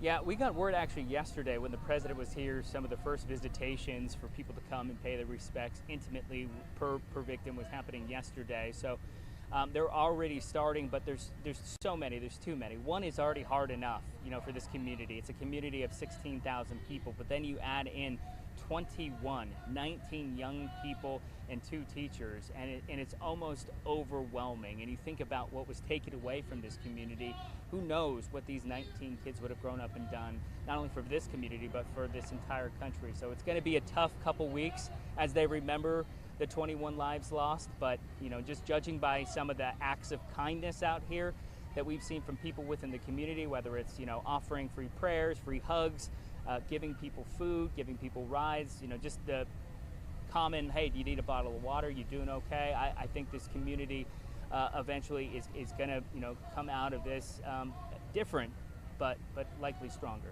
Christy? Yes, it seems like, unfortunately, we do come out stronger every time this happens, but it is continuing to happen. So thank you so much for this update, especially as we are seeing so many people behind you. And I've been showing a couple shots, too, of just all the memorials around that area where people are paying their tributes to those young lives and also those 2 teachers. So thanks again to Fox's Jeff Paul, who's here with us on Live Now from Fox. We can hope that people can continue to show their support in any way that they can. Christy. And don't forget, when it comes to the latest updates from Texas, we're giving you all of the stories from, no matter if they're down in Texas or even people reaching out across the country. Live Now from Fox going to continue to bring those stories to you here. I do want to let our viewers know we're going to step away for another 2-minute break. When we return, going to be bringing you a story of courage and compassion, as well as some urgent aid being given to those in need. This time we're talking about to those in need from the war in Ukraine. We'll give you much more again coming up here in just 2 minutes.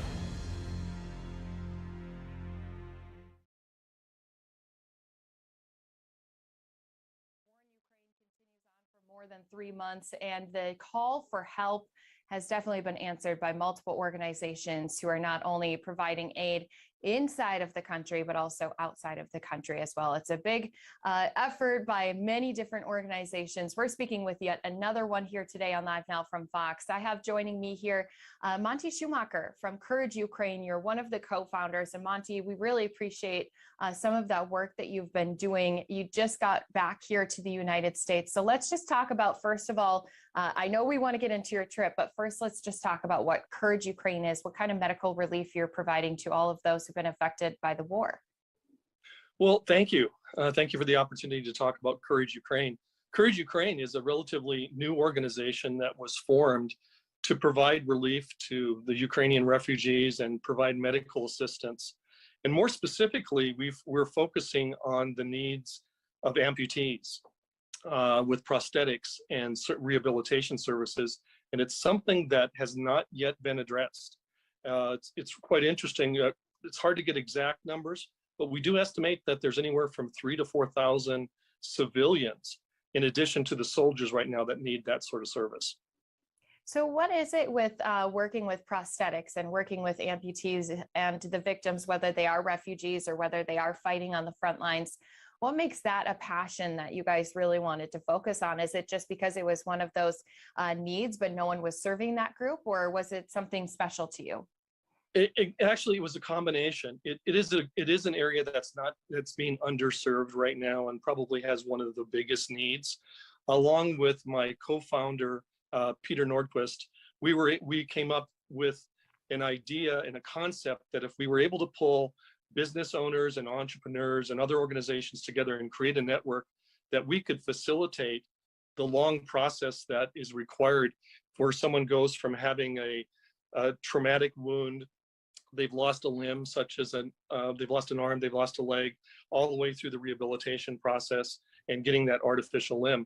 Unfortunately, when the war began in February in Ukraine, the production of prosthetics and artificial limbs ceased because one of the key components is titanium. And a lot of the components for the manufacture went to the production of materials for the war.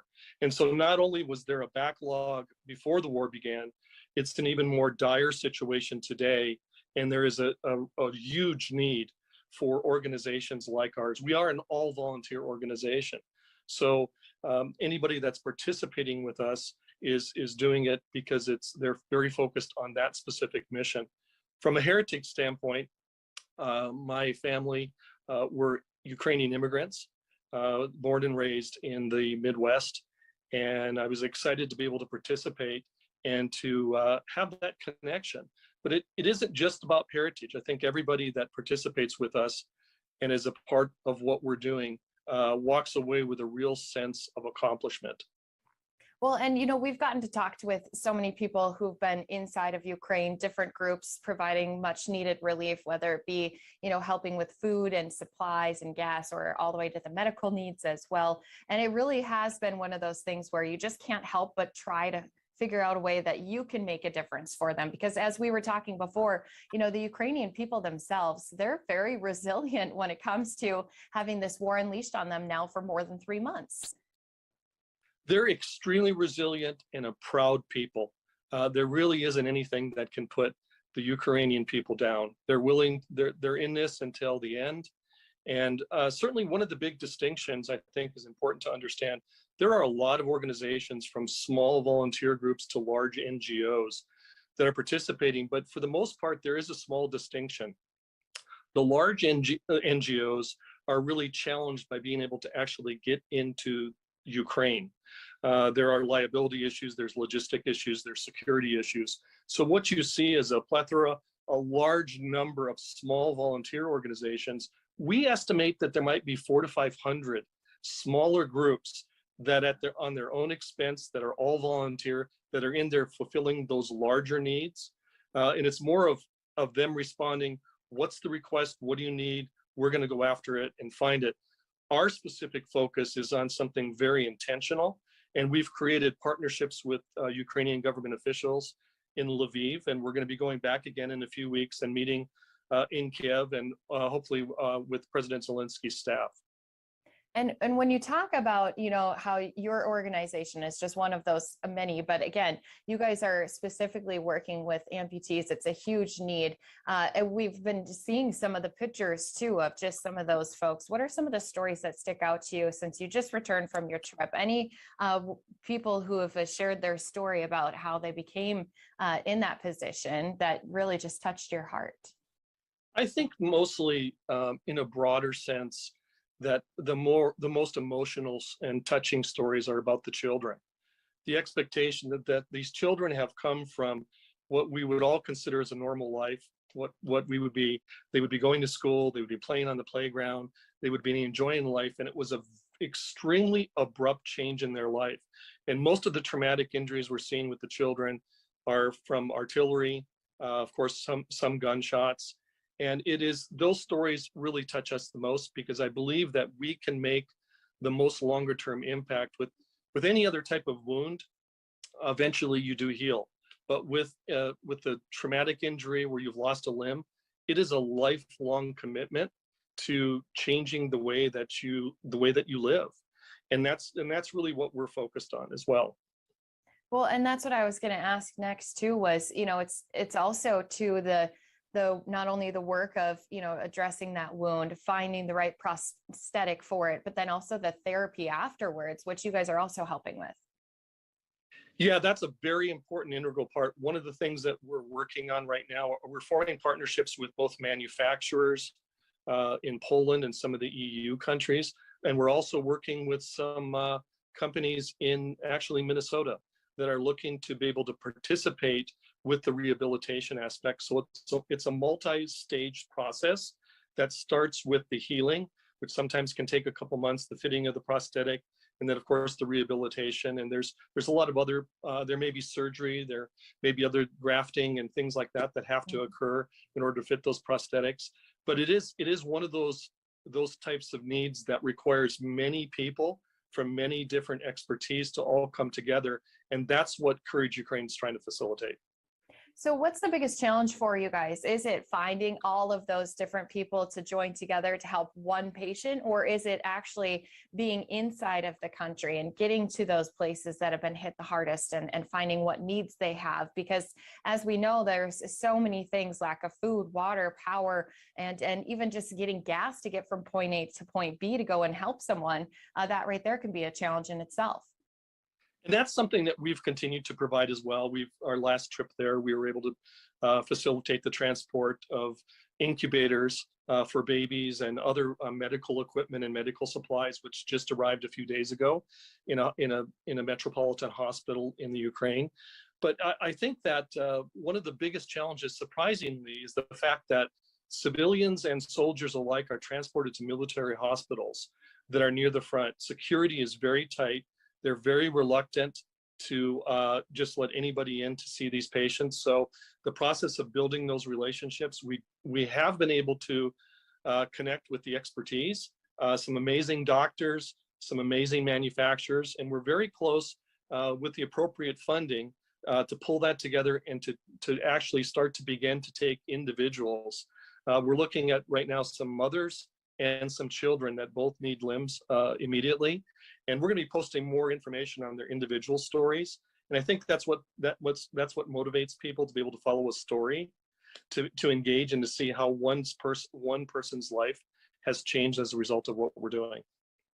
And is that something then you would encourage viewers? You feel like you're sitting at home, you haven't found the best way that you can help other than by donating to these organizations, but you guys have already been there, you've made the connections, you know who needs the help, and it's just a matter of also finding the funding to go along with it. Is that what you would tell our viewers at home watching to do, is to support Courage Ukraine in any way they can? It doesn't have to be volunteering and going on the front lines. Absolutely. And they can find us on Facebook. We recently launched a social media presence where we shared some of those stories. But I would say that one of the distinctions between us and many of the other NGOs, where you might make a small donation and it might go to some bandages or maybe combat gear or whatever it might be, we're going to provide you with a specific connection to a story and to an individual that you're going to be able to follow, and you're going to be able to see the progress of where that money is going. And maybe I can just add one more time that we're an all volunteer organization. All the CEOs and business owners that are participating with us are all doing it at their own expense. It's just so wonderful to hear, you know, that you guys have so many people who are willing to drop whatever they've been involved with and really come to this place together to answer the call and this need, as you said, that hasn't really been addressed by any other groups, especially when you have young children who, as you mentioned, you know, were just maybe in their school classroom, or maybe were outside in their apartment building nearby and they got hit with something. I think that's where a lot of people kind of struggle, is they see the images coming from Ukraine, and it's just the matter of, you know, they still have to live past that moment. You know, they have to continue on because they still have a future ahead of them. And that's exactly right, Christy. It is something that is going to be ongoing once the war ends, and it will end one day.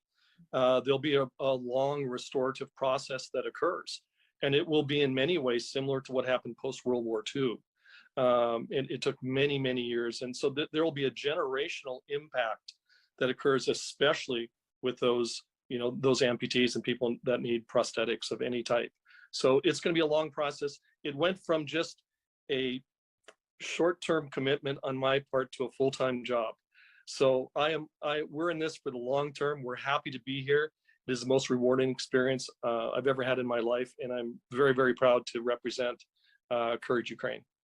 I was going to ask, you know, what does these next few weeks look like? And you just kind of answered it right there. There's not really a stop for you, or for, I'm sure, a lot of your other volunteers, as to, okay, by this time I'm going to be done volunteering, because there's still going to be a lot of needs out there past the war. Yeah, we try to grab and you see some of our volunteers, we try to grab our moments here and there. I'm taking a very short break now to visit with family and visit with my wife. And I'm back. I'm back again. We've got meetings with government officials in Ukraine. We've got some more transportation of medical equipment and supplies. And of course, we're going to be going to meet more patients that we're going to be helping and building those relationships with the doctors in some of those medical hospitals. Yeah, it's just so many people that you guys are impacting. I'm sure that it goes even beyond what you guys are seeing too. I'm sure that they've been sharing their story with others, and just knowing that there's groups out there who are willing to continue to come in and day out and answer their calls of whatever need it may be. I'm sure that too just helps with their resiliency, know that they have so much support from around the world right here in Ukraine helping them. And I'm especially impressed with what's going on in the United States and the outpouring of support and donations that have occurred. If it wasn't for the participation of individuals and doing what they can, the Ukrainians would have even a much more difficult time than they're already having. The latest statistics I received in the last few days is that there are 50 to 100 soldiers that are dying on the Eastern Front daily. This is from President Zelensky's staff. And so it is a very, very difficult situation, and it changes hourly, hour by hour, and day by day. And so maybe sometimes people's attention span wanes a little bit, and there are certainly other things that are happening in the world, but understand right now the need is at its very peak, and it's going to continue like this for some time. So anything we all can do to help is going to make a big difference. Right. Well, we know that Courage Ukraine making a big difference, and hopefully there will be people out there who will help support, continue your mission that you guys are working with all of those refugees, those who have lost some limbs due to this war and violence. So we do thank you for all the work that you guys have been doing. Any final thoughts, words that you want to leave our viewers with? I think that really covers it. If you can keep this mission and the other missions that these small groups are participating in your heart and on the top of your mind, it does make a difference. What you're doing is one of the major components and will contribute to the success of the Ukrainian people. And if they're successful, and I know they will be, it affects us all. Yes, I know everyone says it, Slavy Ukraini. So I know that that's something that everyone continues to just feel so deep in their heart is those words that there will be victory to Ukraine here. And we certainly say there's a huge part that everyone in the world is playing when it comes to supporting Ukrainians. You guys are definitely doing so. So Monty Schumacher again with Courage Ukraine, we do thank you so much for your time and everything that you've been doing for the people, and wish you the best moving forward as you're going to be returning to those much needed hit hard areas and helping amputees and helping get those prosthetics to those most in need. Thank you very much, Christy, for the time. Have a great day. Courage Ukraine, we are going to continue to listen in to more of these sights and sounds coming to us from across the country. Thank you again to everyone who's been here supporting us on Live Now from Fox. Don't forget, if you want to stay up to date on the top stories happening across the country right here, all you have to do is follow us on social media platforms, and you can just continue to stay updated on the latest.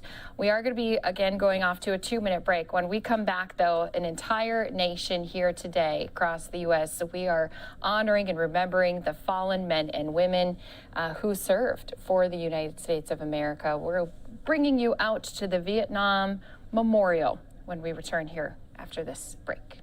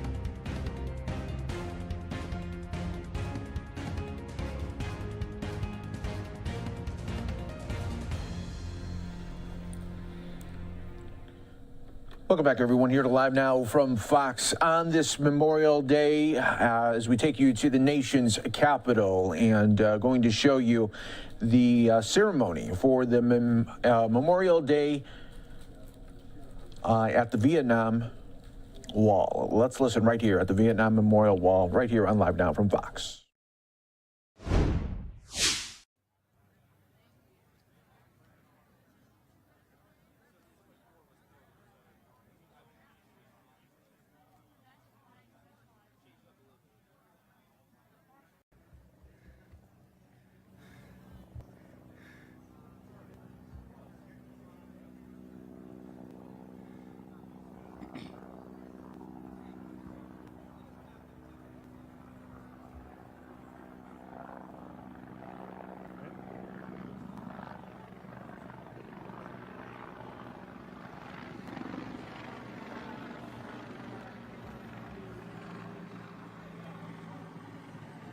We can thank the Park Service for the flyby.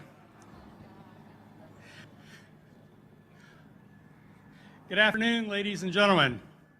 My name is Jim Knotts, and I'm President and CEO of the Vietnam Veterans Memorial Fund, and it's my pleasure to welcome you here today to our Memorial Day ceremony at the Wall. This is the day that we honor and remember those veterans we have lost who were serving our country. Before I begin, I'd like to recognize some of our guests here today. First, all of our Vietnam veterans, welcome home.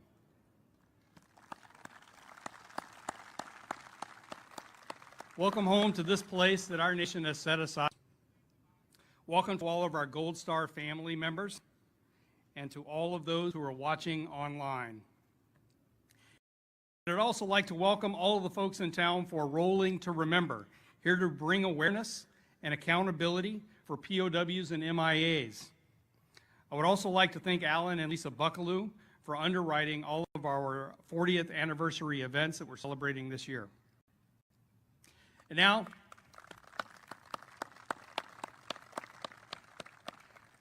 to begin our ceremony, I'd like to introduce our chaplain to provide today's invocation.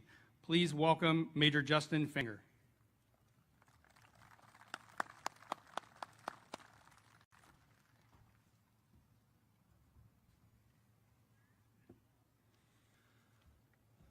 Not too long ago, I invite you to stand up. Let that breeze hit you a little bit. Not too long ago, we brought a group of soldiers to welcome those coming into our national capital region on the honor flight. A Vietnam veteran looked at me and he said, "We could have used this 50 years ago," not knowing what to say. I said, "I'm sorry." That's why we're here now. Today we connect with the grief. We connect with the loss. Today we enter into this day of memory and memorial. In the here and now, sharing stories, bringing comfort, bearing the light in the darkness of grief. That God remind us of our ability to bring hope. Remind us that these names on the walls, these soldiers are never far from us because we carry them in our heart. And it beats every single day for them. That they are woven into the fabric of our nation, into the very being of our lives. Today we show up for them, we show up for each other. That God give us courage and hope, living a life worthy of their sacrifice.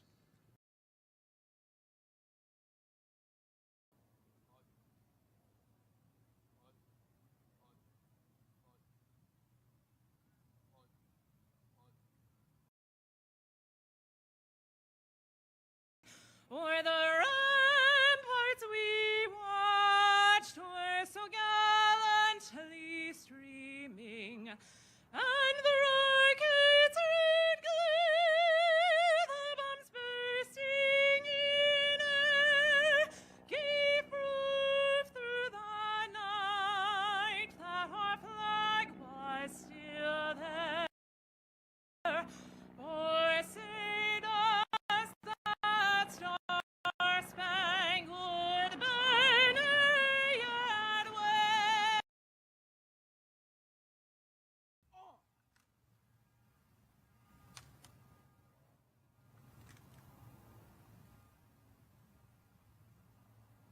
Colors turn, march.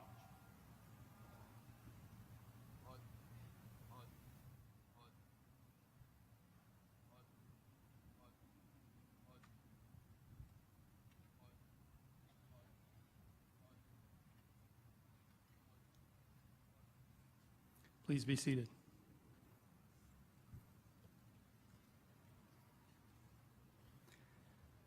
This month marked the 47th year since the last American casualties in the Vietnam War.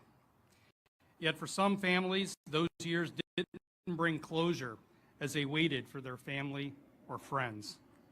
I call your attention to our empty chair here as a symbol of the 1,584 Americans who still remain missing or unaccounted for from the Vietnam War. Yet in remembering them, we must all recognize that we shall not rest